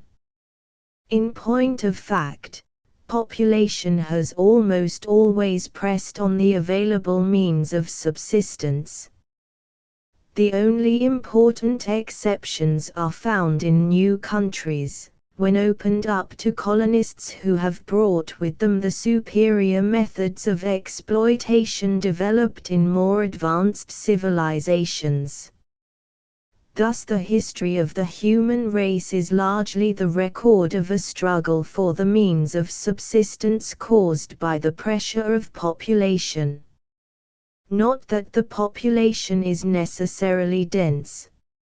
Some of the most thinly scattered peoples have had the greatest difficulty in making a living, simply because the available means of subsistence were exceptionally scanty, as the North American Indians, and above all in the continent of Australia before its settlement by Europeans. The study of human history shows that if the population was small, it was not owing to any defect in the natural powers of increase of human beings. It will be seen that the Malthusian theory rests on two great facts. 1. On the physiological fact, viz. that all human beings are capable of indefinite increase, and 2. On a natural economic fact, that the means of subsistence are not capable of a corresponding indefinite increase, the ultimate reason of this being nothing else than the limited size of the planet on which we live. The inevitable result is the struggle for existence. The Darwinian theory of the struggle for existence has the widest application to human society and human history. This struggle has gone on through a great variety of stages. In the earliest phases of human history, it generally resulted in the extermination of the vanquished, and was often associated with cannibalism. As society advanced from the hunting and pastoral into the agricultural state, the victors saw that it would be their interest to spare the vanquished that they might enjoy the benefit of their labor as slaves. In this way began the institution of slavery, on which ancient civilization rested. The warlike tribes that overturned the Roman Empire found that they could more easily and conveniently utilize the labor of the vanquished under the various forms of serfdom. In modern times, free workers, destitute of capital, are ready under a system of competition to perform the labor of society for a wage that renders them the customary subsistence. In the earliest stages, the struggle was one for bare existence, not far removed above the lower animals, but as time went on, it began, as we have seen, to take a higher form. The main motive power, however, has always been the self-regarding principle in which the struggle originated. On the whole, it was only a more rational and enlightened self-interest which dictated the change from extermination to slavery, from slavery to serfdom, and from serfdom to the system of competitive free labor. Idealism, the longing for a better life, has always had a considerable power in human affairs, and we hope that its influence will never cease to grow and prevail. Yet it could not be seriously maintained that the peoples who instituted slavery, serfdom, or the competitive system, were in the main actuated by ideal or high ethical motives. It is our duty to recognize with thankfulness that the inevitable progress of society has brought with it a higher life, even though it be merely due to a more enlightened self-interest. Thus, while in its early stages it was a struggle for mere existence, In later times it has become more and more a struggle for a privileged or superior existence. The victors in most historic struggles have reserved to themselves the loftier functions of government, war and the chase, and the vanquished have been constrained to provide a subsistence both for their masters and themselves by means of labor. Life still is a struggle for the best places in society. And it is a particular object of struggle not to belong to the class of manual labor. The competitive system is the latest form of the struggle for existence. It is not an accident, but the outcome of the prevalent historic forces. The time had come when free labor was found to be more efficient than servile labor. The feudal system, of which serfdom was a part, went down before the strongly centralized state. The competitive system is the form assumed by the struggle for existence in societies which were controlled by powerful central governments. It is industrial freedom under conditions of legality enforced by strongly constituted governments. In earlier and less settled states of society, the struggle for existence used to be decided by more direct and forcible methods. In other days men slew their rivals, at the present time they undersell them. And we need not say that the competitive system has been a process of selection, bringing to the front, as leaders of industry and also as heads of society, the fittest men. The struggle for existence, therefore, has continued through human history, and does still continue. And we may feel assured that under the pressure of an ever-increasing population it will continue. The only question is regarding the form it is likely to take in the historic conditions which now tend to prevail all over the world. For no conclusive solution of the population question is possible under any system. It has been a fundamental difficulty since the beginning of human society, and more than anything else may be regarded as the key to history. The migrations, wars, and conquests recorded in history have for the most part had their origin in want caused by the pressure of population on the extant means of subsistence. No doubt, ambition, vanity, suspicion, and restlessness have played a very considerable part of their own in the military annals of the race, but not nearly so large a part as is generally supposed. Historians have not given anything like adequate attention to the economic factors which have often so decisively operated in human affairs. In its most comprehensive form, indeed, the population question does not concern the immediate future, for the world is not nearly replenished with human beings. In all the countries dominated by European civilization, wealth has, owing to the vast mechanical development of the last 100 years, increased much more rapidly than population. But the question is one which does already practically concern the more populous centers over large areas of the world. In many of the old seats of population, both in Europe and the East, the struggle for existence is intense, and if not strongly counteracted, must tend to the increase of egotism, unscrupulousness, and general demoralization.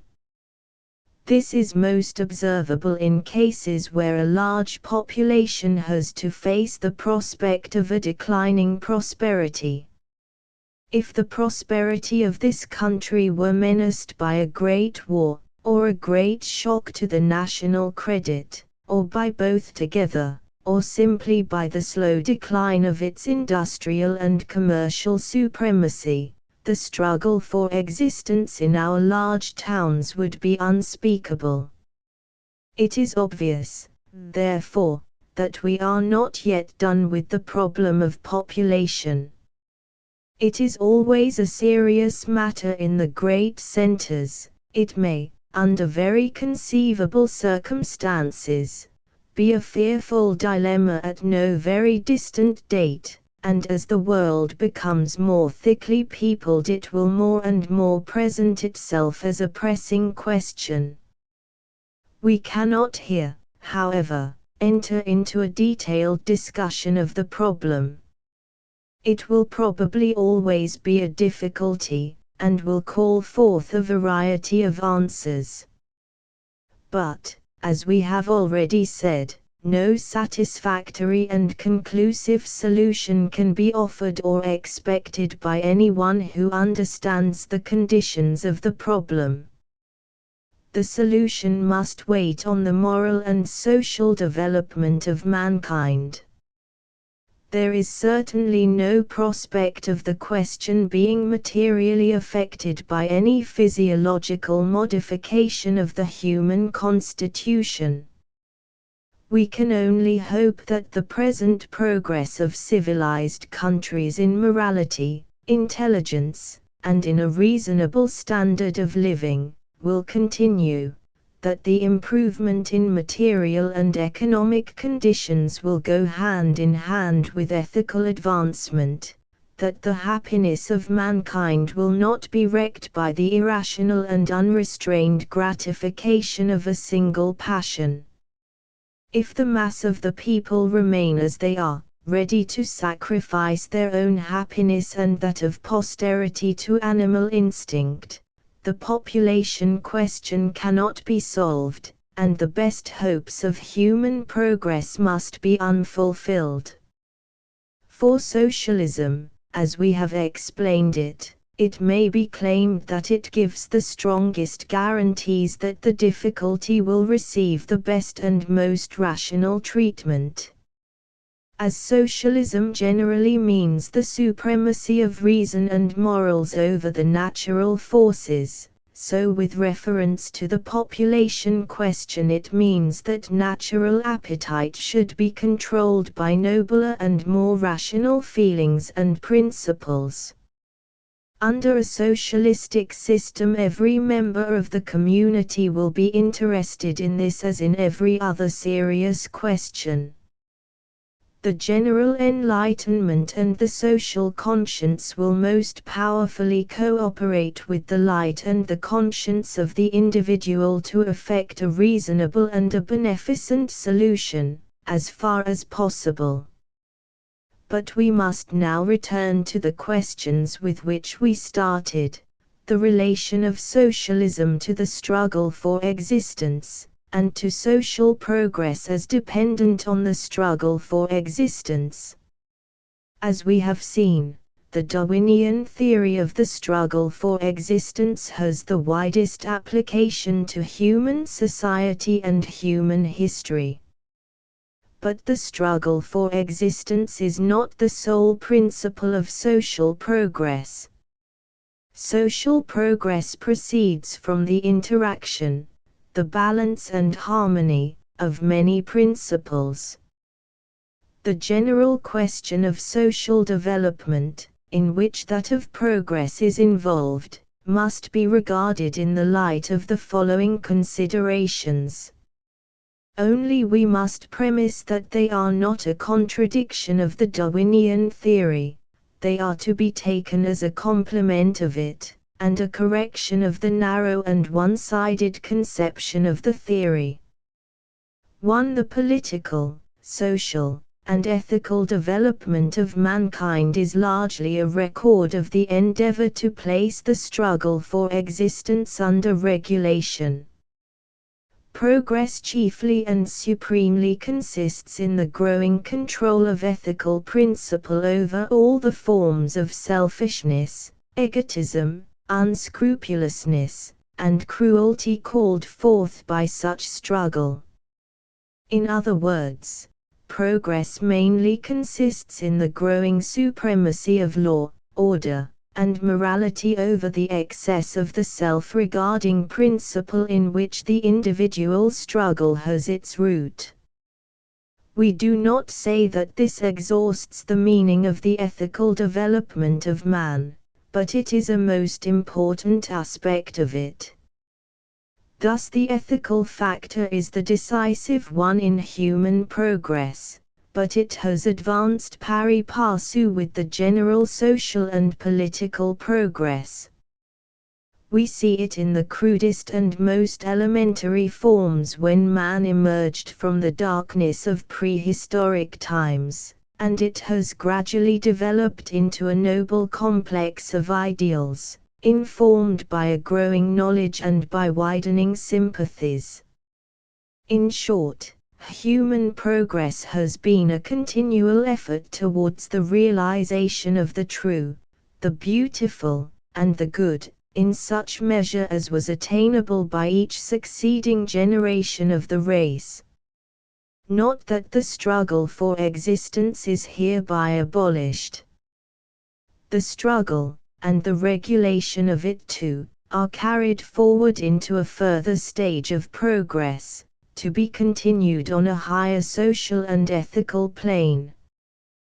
The human struggle generally is on a higher plane than the animal one which Darwin describes. It is a struggle on the plane of an intelligence which never ceases to develop, amongst beings who pursue social and ethical aims with growing clearness and energy. If the results still fall so far below our aims, it is because our intelligence and means of performance, though enlarging, are still very imperfect. What we call natural selection in the animal world is in human history transformed, elevated, and idealized. It becomes social selection. We may call it natural, if we please, only, we must remember the greatly altered character of the agents concerned in it. While at every stage we see moral and intellectual growth, we must particularly remember that the new society for which socialists strive will consist of associated free beings acting under the regulation and stimulus of high ethical and artistic ends and ideals. Nothing, therefore, can be more narrow and one-sided than to consider the struggle for existence as the sole lever of human progress. Such one-sided insistence on the idea of struggle is to deny the whole ethical development of the world. Socialism professes to continue and promote the ethical and social development which we have described, on a higher plane of progress than has hitherto been reached, to place the natural economic powers operating in human destiny under the regulation of reason, moral principle, and ideals of beauty, to render technical and mechanical appliances, and all the material and economic factors underlying human life, subservient to the well-being of man in a way hitherto unattained, and so to achieve the ethical freedom of man and his rational supremacy over the world.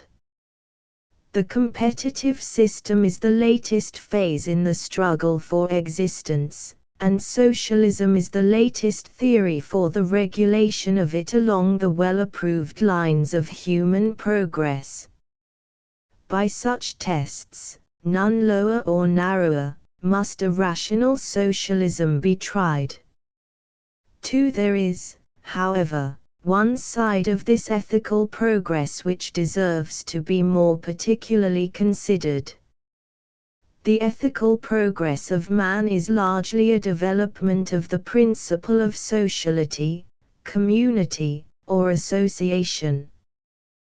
This principle has its center in the family, with all that is implied therein, in the association of man and woman, in the sacrifices made by both and especially by the mother for the children.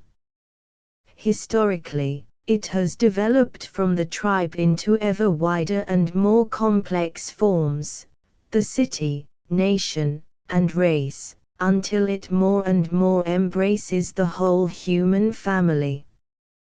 That is, it finally tends to become international, so that the whole human family may be included in common ethical and social bonds, a state of things which is still far from being realized, but it is in process.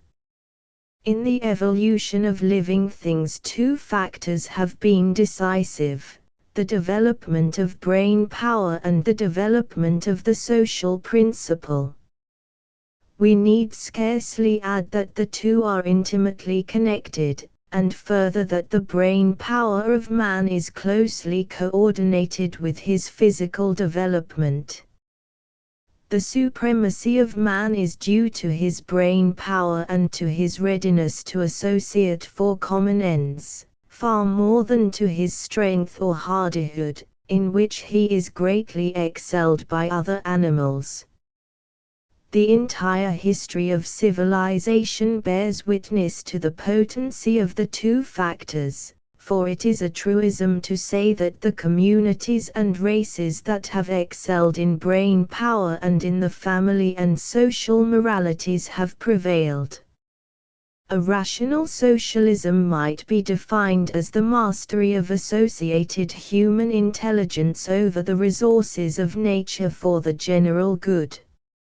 In this respect, also, the success of socialism would simply mark the continuous development of man along the tested and approved lines of progress. It is no doubt one of the many exaggerations of Lassalle, due partly to his function of agitator, that he laid excessive emphasis on the principle of community as the lever of progress, compared with the individual principle. Progress has always depended on the action and interaction of both principles. It is rather an idle question, which of the two is the more important, like that other question, whether the great man makes the age, or the age makes the great man. The man and the age make each other. We know the great influence often exerted in history by exceptional brain power or character, and both are often associated with a prominent individual. But high individual capacity is usually, if not always, found in an age and community with a high average of talent. Well-organized and well-endowed societies are most likely to produce the strongest and finest individuals, and it is only in such societies that the greatest individuals are likely to find adequate scope for their powers. We cannot form a just estimate of our subject unless we give due weight to both principles. But obviously the danger to society lies in the excessive development of the individual principle. History has too often witnessed the abnormal development of private selfishness, so overgrown as to weaken and finally dissolve the society in which it acted, thus accomplishing its own destruction. This is indeed the open secret of the ruin of most communities that have existed. We should seek in vain for an instance of a community ruined by excessive regard for the public good. A happy and wholesome individual development can be secured only by healthy relation and due subordination to society and the common weal. It will be seen, then, that the principle of sociality or of association plays a specially important part in human development. Yet in close connection with it we again observe the wide operation of the struggle for existence. The struggle for existence is not only a struggle of individuals against each other. It has also been a struggle of tribe against tribe, of city against city, of nation against nation, and race against race. In the existing society it is, moreover, a struggle of classes against each other.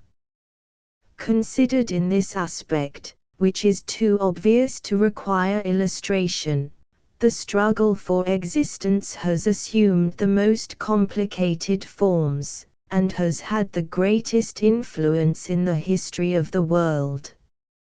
And the intensity of the struggle has called forth some of the highest human qualities: inventiveness, capacity for organization, submission to discipline, enthusiasm, heroism, and self-sacrifice.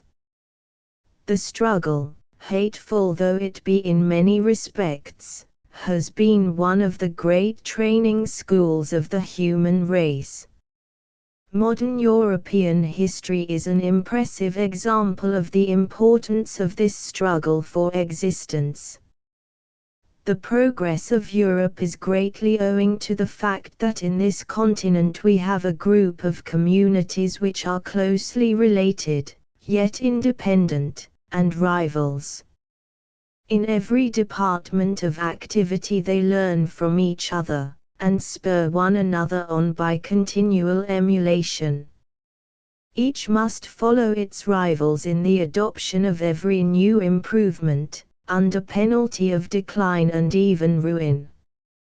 Communities like China and India in the Old World, and the native states of Mexico and Peru in the New World, were isolated, and therefore stationary. Under the existing conditions, a social organization favorable to the development of the intelligence, energy, and enthusiasm of the mass of the people is more and more necessary to success in the keen and arduous struggle waged by the European communities. The future both of democracy and of socialism will largely depend on how far they can supply these advantages of organization. For it is a struggle also between forms of social organization. Any better form of organization, when adopted by one of the communities, must also be adopted by its rivals. As soon as it was recognized that universal education and universal liability to military duty gave Prussia an exceptional advantage in the European struggle, other nations have been eager to follow. Thus, through the development of the principle of sociality in the history of civilization, the struggle for existence is not abolished. It is continued under more complex conditions, on a wider scale, over larger areas, by greater masses of organized men, with mightier weapons and vast resources. 3. It is one of the most interesting aspects of history, that we regard it as the education of the human race. Social progress is the result of a long process of discipline, and the training has often been most severe. It would appear as if mankind needed to be goaded and driven forward on the path of improvement. The theory of the struggle for existence throws new light on the education of humanity. The nations of the world have been schoolmasters to each other, and the competitive system, too, has been a process of discipline for all who have been concerned in it. Socialism, rightly understood, may be regarded as a new phase of the discipline of humanity. For the transition into socialism, if attainable at all, will be more difficult than many suppose. It must be gradual, preparing the minds and morals, the habits and institutions, of the mass of the people for a higher form of social economic life. As isolated individuals, the working class have no prospect of success. They can make progress only by practicing the virtues of combination, foresight, self-control, self-denial, discernment in choosing their leaders, loyalty, unwearying perseverance in well-doing. These qualities have been already cultivated in them by means of their trade unions and cooperative societies. The process of socialistic evolution will carry on the process of social economic education. Socialism must therefore be regarded as providing an economic and social discipline for all men who have the requisite insight, and particularly for the working class, who are its special representatives and promoters. It will offer fresh scope and opportunity to the working class as a whole. But it will also be a process of social selection, for, while inviting all, it will attract the fittest and most worthy, and lead them on to higher things. Chapter 13 Recent Progress of Socialism. During recent years, the organized socialism has made notable progress in nearly all parts of Europe. The German working men still continue to form the vanguard of the proletariat of the world.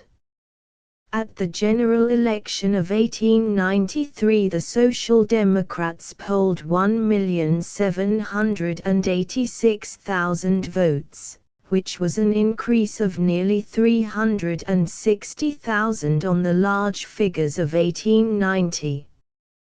At the general election of 1898, the Social Democratic vote rose to about 2,100,000. Their seats in the Riksdag increased from 48 to 56, out of a total of 397. There is no change to record in the principles of this powerful party. Its tactics, while remaining essentially the same, naturally vary to some degree according to circumstances. It adheres to the Erfurt program. Its single-minded aim is the advocacy and promotion of the interests and ideals of the working class of Germany without compromise and without alliance with other parties, though it is ready to cooperate with them in particular questions. The party consistently refuses to vote for the imperial budgets, not only because they are designed for the support of militarism, but because they are so largely made up of indirect taxes that throw an unfair burden on the poorer classes. To the high tariff, which, after long discussion, came into operation in 1906, they offered the most strenuous resistance. The Social Democrats are also in general opposed to the colonial policy of the empire. They are the champions of the democratic rights of the people, of free speech, of a free press, and especially of the right of combination, which was lately threatened by the emperor. In all matters relating to factory legislation and the better protection of the working class in its daily life and vocation, they are forward both to make suggestions themselves and to assist any legislation which is really fitted to contribute towards these important ends. They claim, in fact, to be the representatives and advocates in the widest sense of the working class of Germany, and are opposed to all measures which tend to strengthen the class state to which they are so entirely opposed. While expressing a preference for peaceful methods, they still regard as probable a great crisis or catastrophe by which they will gain political power and so realize their collectivist ideal. Such a crisis will, they say, be brought on not by them but by the ruling classes, of which the class state is the representative. At the annual Congress at Stuttgart in 1898, the busts of Marx and Lassalle appeared on the platform amidst laurels and palms. The busts of Lassalle, Karl Marx, and Engels were grouped amidst ferns and flowers round an allegorical figure of liberty on the platform at the Hanover Congress of 1899. It is only right to add that, with the development of social democracy in Germany and throughout the world, the stage on which these men appear seems to widen and their stature to grow. Their writings, whether learned or popular, are read and pondered in all lands of the civilized world, sometimes leading to organization and action, often to latent thought and conviction ready to bear fruit in due time. Lassalle and Karl Marx promise to be, if they are not already, historical figures of the first magnitude. It is also clear that, if the social democracy means to be worthy to guide the destinies of the working class of Germany, it must not stiffen and degenerate into a sect. Its principles and tactics founded on the views of Marx must be subject to continual discussion and to revision. The party is disposed to take Marx too literally, more literally than Marx took himself. They have been disposed out of season to emphasize the ultra-revolutionary side of Marx. We have already seen that this ultra-revolutionary side of Marx was the product of a time and of circumstances which no longer prevail in Germany or elsewhere, or prevail at least in a much milder degree.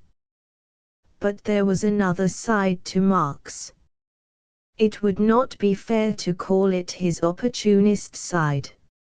On this side Marx had regard to his environment, as every man must have.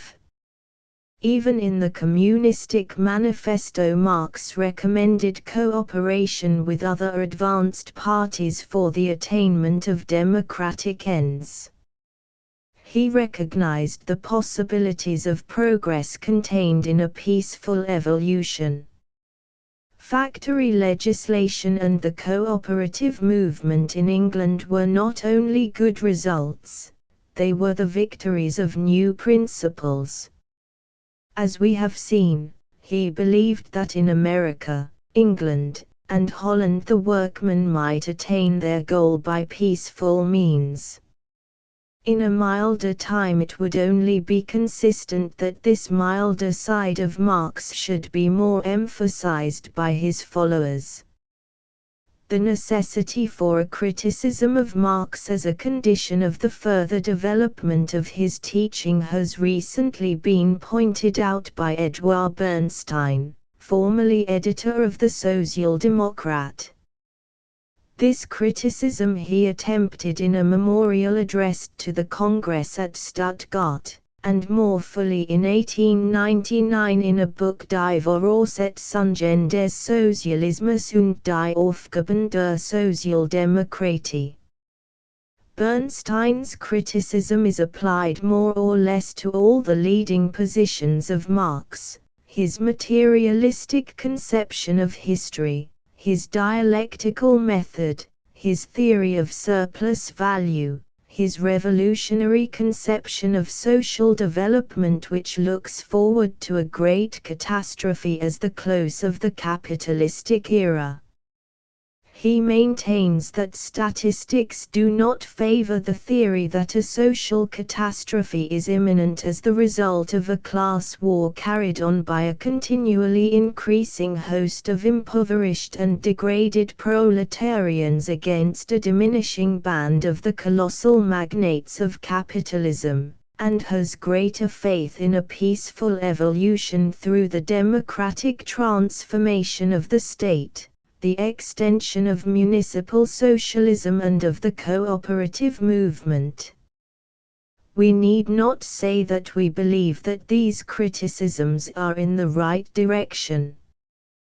Bernstein's book made a great stir in Germany, and received a limited support at the Hanover meeting. But a resolution, which was moved by Bebel in a long and able speech, and which affirmed the old positions of the party against Bernstein, was carried by an overwhelming majority. The abstract collectivism of the German Social Democratic Party is not fitted to ensure success among the peasantry. Yet at the election of 1898 they gained ground in many agricultural districts east of the Elbe. We may presume that these results were obtained chiefly among the purely laboring class as distinguished from the men who own their farms. But they do not despair of also winning over the peasant owners, many of whom are heavily burdened with mortgages. The peasant owner is often proprietor only in name, being really caretaker for the mortgagee, and therefore merely a dependent of the capitalist. All previous successes of the German Social Democrats were eclipsed by the triumph at the general election of 1903, when they counted 3,010,000 votes, and returned 81 members. Of the entire poll they had 32%, or nearly one-third. It was an increase of 900,000. The number of their seats in the Reichstag never correspond to their votes at the elections. There has been no redistribution act since the founding of the empire, and the strength of the party lies in the towns, which have grown enormously since 1871. Even under the most favorable circumstances they have little direct influence on the legislation of Germany, and still less on the executive, which depends on the emperor and his ministers. The role prescribed to them by their circumstances is vigilant scrutiny and outspoken criticism. They are an opposition party. In fact, they are more and more becoming the only effective opposition party in Germany. At the Jena meeting of 1905 the bust of Liebknecht, who died in 1900, held a place of honor on the platform beside those of Marx and Lassalle. Changes of organization aiming at greater energy and efficiency were introduced. This meeting elected a party direction, part of a stand, of 2 chairmen, 4 secretaries and a treasurer, with the 2 assessors chosen by the Board of Control. It thus consisted of 9 members. The Board of Control, which acts as check on this executive, also numbers 9 members. Among the subjects discussed were the dearness of meat and other necessaries of life caused by the German protective system, and the question of the general strike, introduced in a masterly speech by Bebel, who advocated it as a possible resource in case universal suffrage be withdrawn, or the right of combination be infringed by the government. A resolution in this sense was in principle adopted by a very large majority. It was confirmed at the Mannheim meeting in 1906. The German Social Democrats do not insist on universal suffrage in the hope of exercising any immediate influence on the government or in the Reichstag. They regard it rather as an instrument of agitation and education. They seek to enlighten the masses of the people, to make them of one mind on the political and economic questions that concern them, to organize and discipline them for the great task of emancipation. Their main field of action is the people, not Parliament. Their main aim is to win the whole working class for socialism. In this aim, their prospect of success depends on how far they can win over the Catholic working men and the rural population. With both they have so far gained ground. It is not impossible that they may in time prevail with both. In their principles and tactics there is nothing now that need give offense to the religious convictions of the Catholic electors. The rural population could be won over by a suitable agrarian program. In these circumstances the Centre and the Conservatives would alike have the ground taken away from under their feet, and the German government would find itself in an untenable position. For in such a case the army could hardly continue to be a trustworthy support.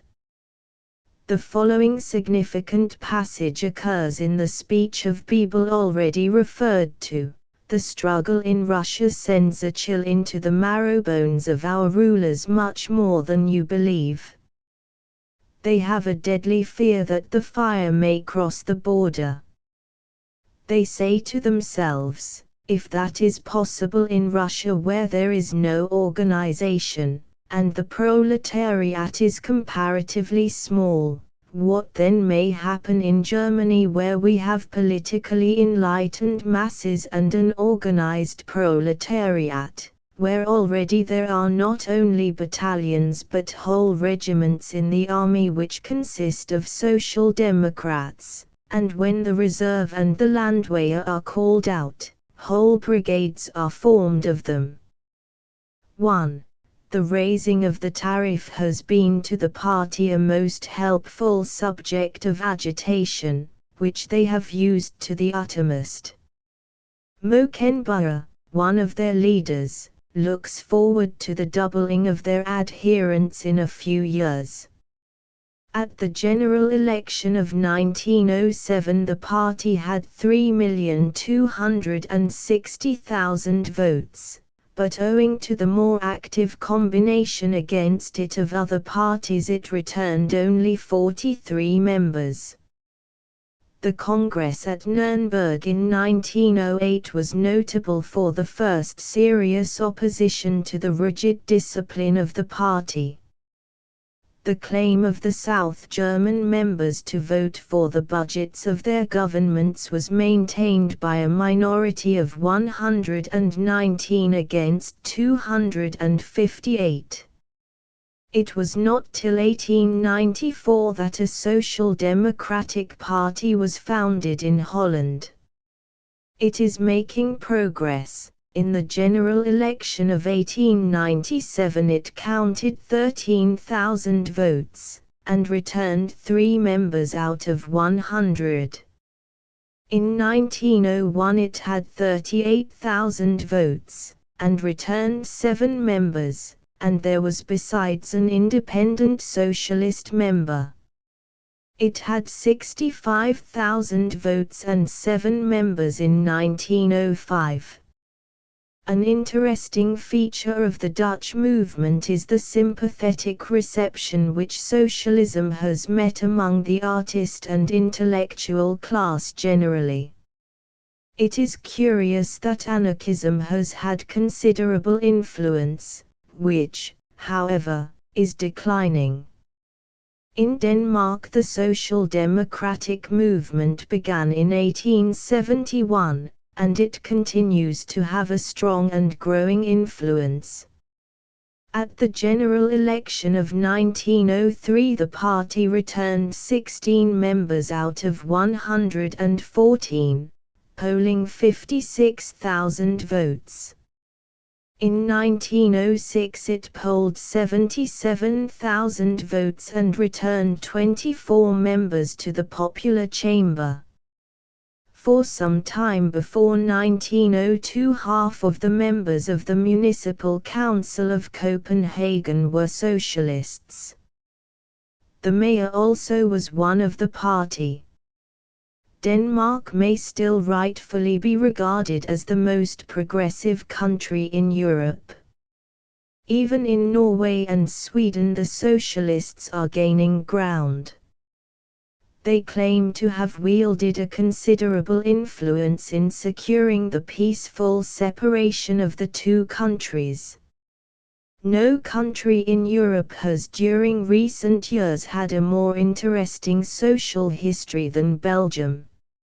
In hardly any country has the working class endured such misery.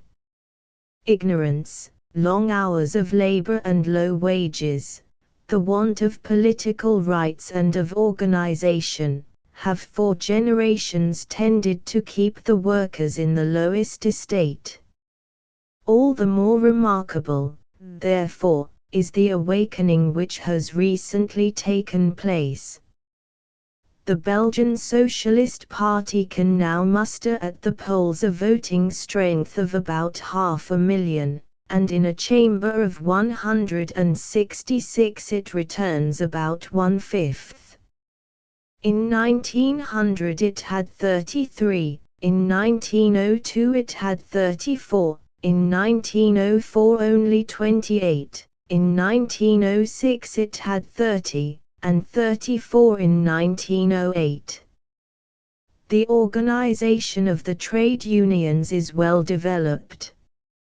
But the distinctive feature of the social movement of Belgium is its cooperative undertakings.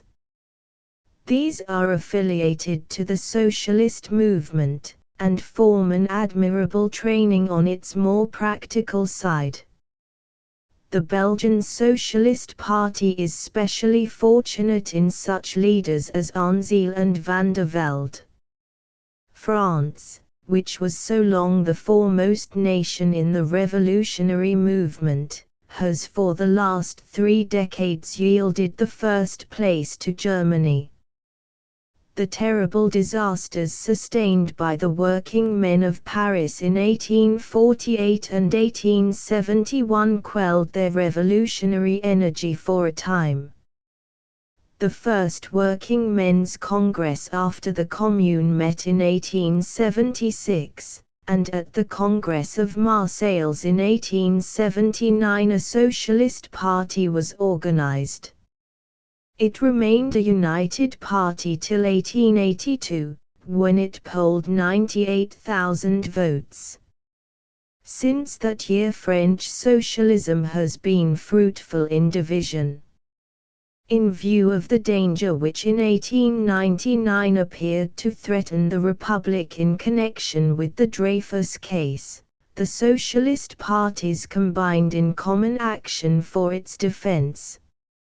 For this purpose they formed a permanent Comité d'Entente Socialiste. 5 important socialist organizations were included in the agreement. The good understanding was broken when the socialist Milrand entered the emergency cabinet of that year. Without going into details, it is enough to say that there have been 2 main tendencies in French socialism: the uncompromising revolutionary school which adheres to Marx, and an opportunist or possibilist school which has been ready to cooperate with other democratic parties. The first named school naturally objected to Milrand entering the cabinet. Socialism is rapidly becoming a power in France. According to M. Marcel Fournier, in the Revue politique et parlementaire, the radical socialists polled 171,810 votes at the general election of 1893 and 629,572 at that of 1898, whilst the socialists polled 598,206 in 1893 and 791,148 in 1898. The Parti Ouvrier or Marx Party claimed to have cast 152,000 votes in 1893 and 371,000 in 1898. The socialist members in the Chamber of 1898 numbered about 50. After 1900, two distinct parties, representing the two tendencies of which I have spoken, were for a time consolidated. The Socialist Party of France represented the uncompromising section. The French Socialist Party stood for the more opportunist policy.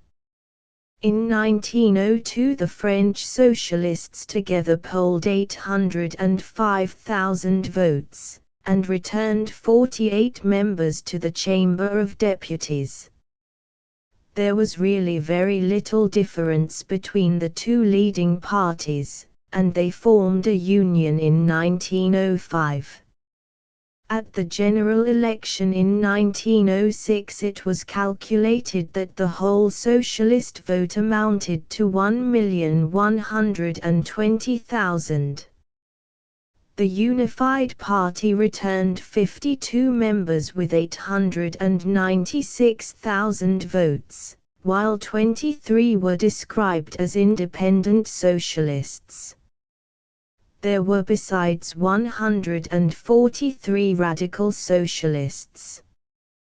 The radical and democratic Republicans are to a large degree dependent on labor and socialist support.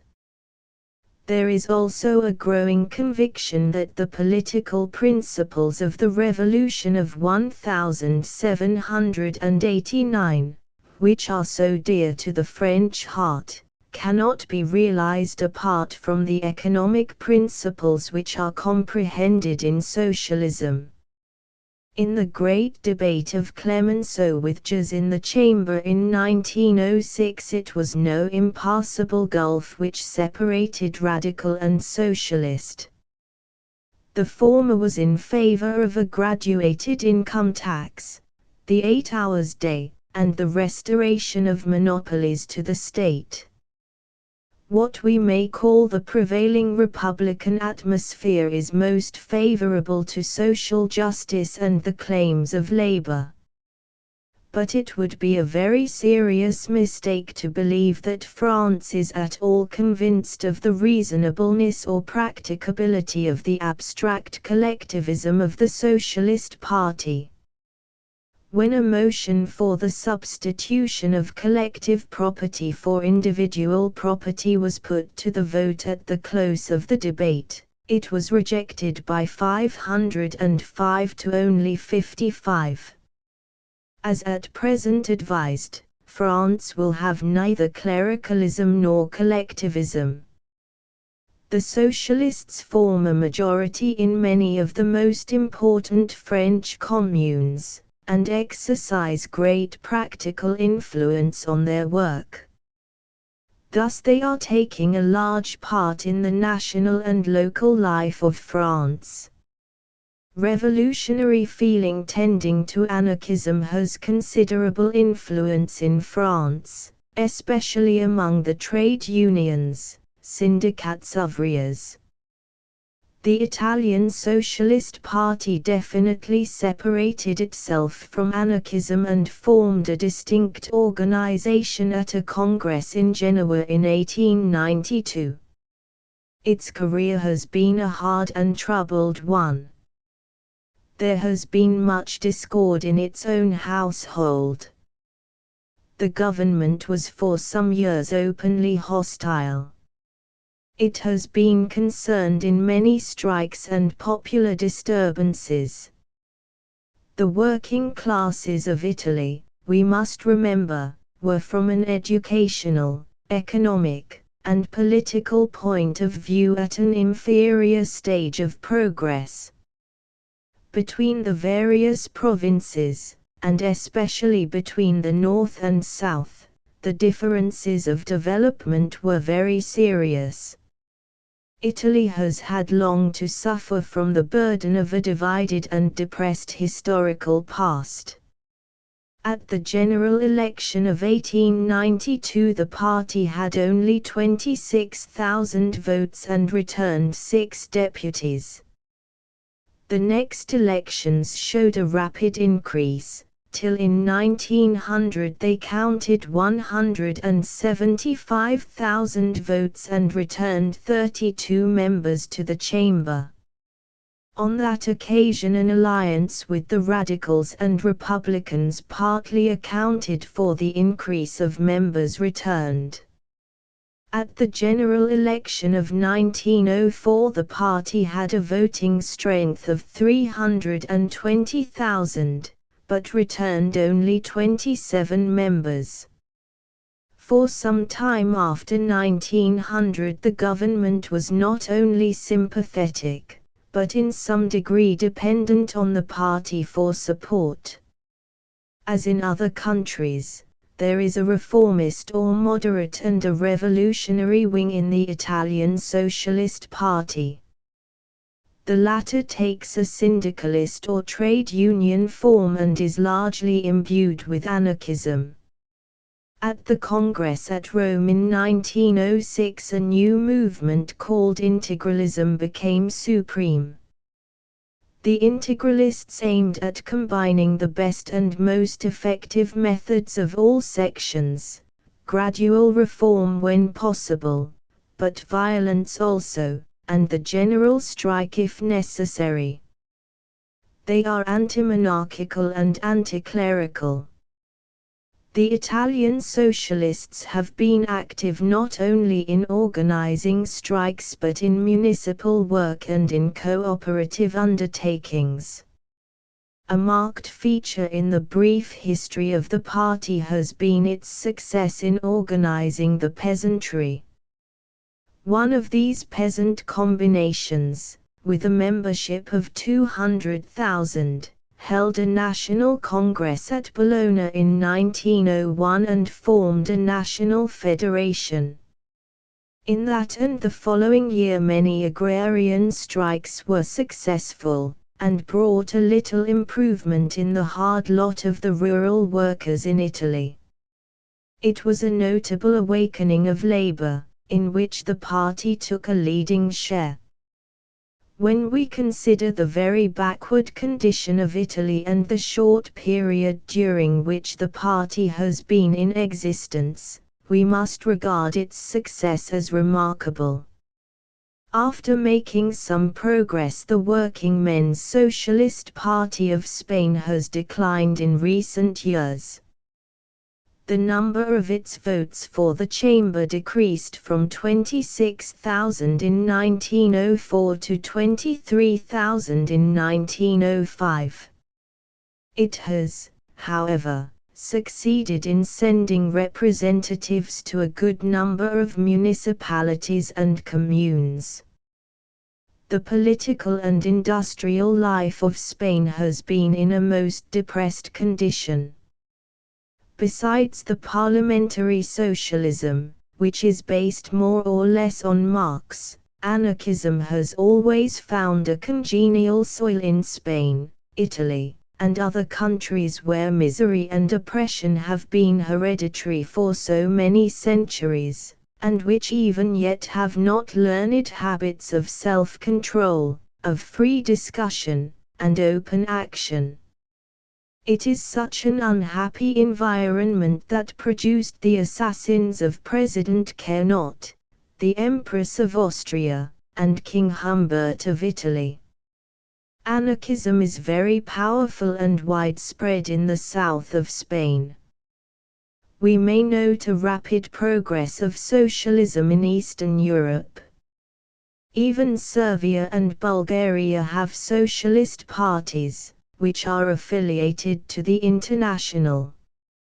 In Austria there is a numerous and active Social Democratic Party, which has introduced the federal principle into its organization.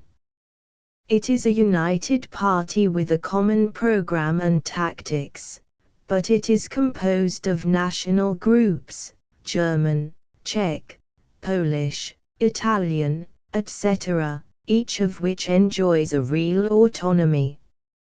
In fact, the party is an international on a small scale, of which the basis as regards principles and tactics is national autonomy and international solidarity. On the political side, it holds that the real and vital forces of the state in Austria can be developed only on the two principles of national autonomy and complete democracy. On the economic side, the party adheres to the common principles of socialism. At the general election of 1901, the party polled about 800,000 votes. Its most pressing demand was for universal suffrage as necessary to the political development of the country. After long debate, this was granted in 1907, in which year the party polled 1,050,000 votes and returned 87 members to the Riksrath. The Christian Social Party returned 96 members with 722,000 votes. In view of the medley of races and languages which exist in Austria, the position and organization of the party have a special interest. The various national groups, we are told, work together in perfect harmony. The revolutionary movement in Russia had in 1881 its tragic culmination in the assassination of the Emperor Alexander II. Though his successor Alexander III was for a time kept a prisoner in his palace at Gatchina by fear of the revolutionists, the movement was suppressed, and for several years there was comparative quiet. Among the innovating party a feeling set in that they had been trying to force the march of natural evolution, and a tendency prevailed to await the time when the economic development of the country would make revolutionary action practicable. Under a very high tariff, the Industrial Revolution made rapid progress. Large factories soon led to the creation of a numerous proletariat, with the usual strikes. A gigantic strike at St. Petersburg in 1896 may be regarded as the starting point of a new revolutionary movement arising naturally out of modern industrial conditions. A social democratic party, which laid great emphasis on the doctrines of Marx, originated in this way. The Russian socialists were for the first time represented at an international congress in London, 1896.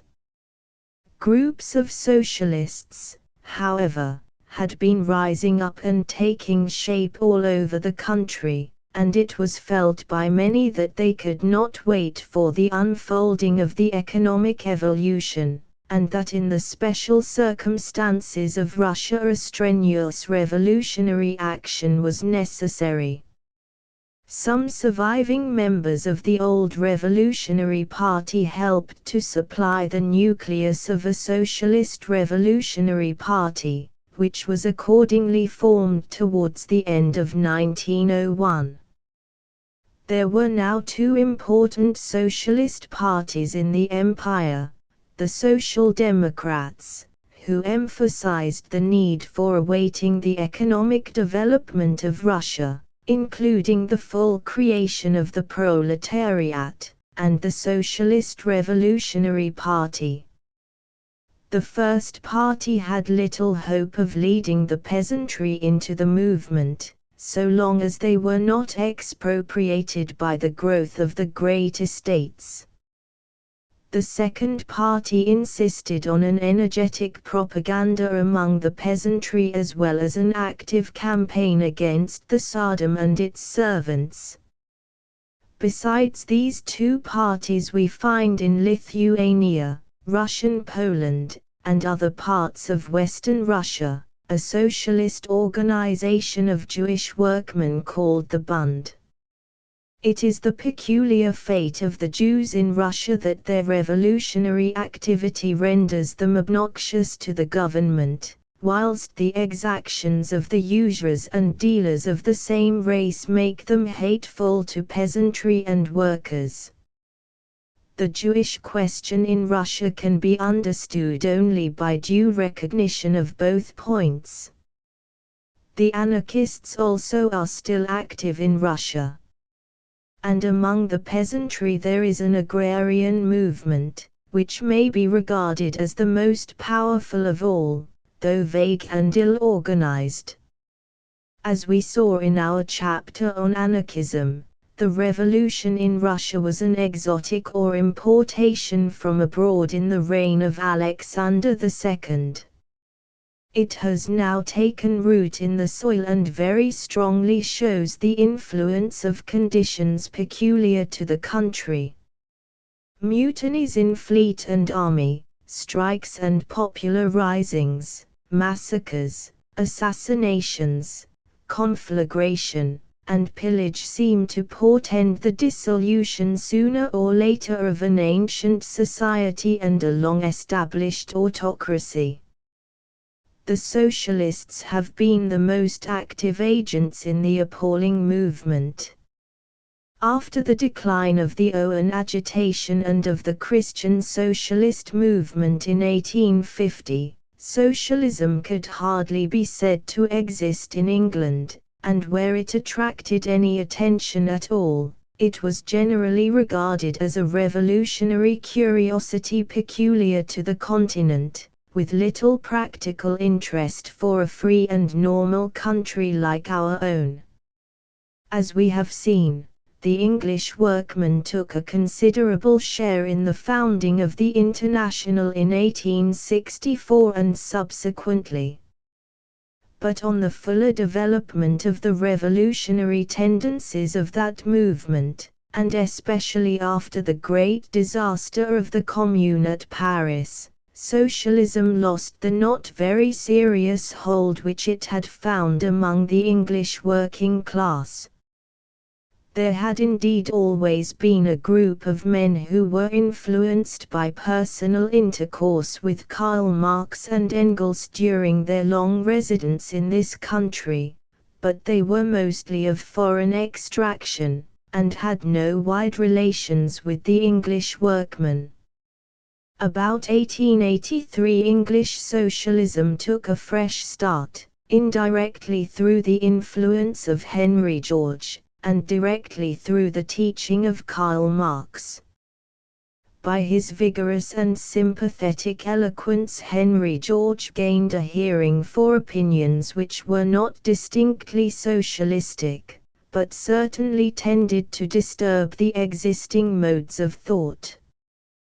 Though it led to little positive result, the agitation connected with his name was really the beginning of a radical change in English economics. A variety of causes, among which we may mention the agrarian agitation in Ireland, and the legislation which was designed to meet it, had contributed to shake the confidence of the English public in the finality of the accepted economic doctrines.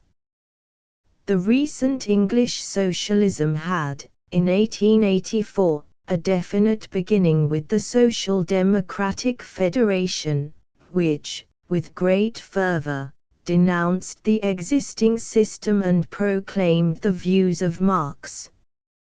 Most active and prominent in this movement was Mr. Hindman. The most eminent was the robust and genial figure of William Morris, widely known as the author of The Earthly Paradise, and one of the foremost of living poets.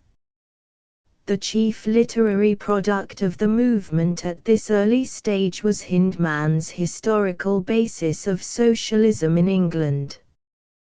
The organ of the Federation was, and continues to be, justice.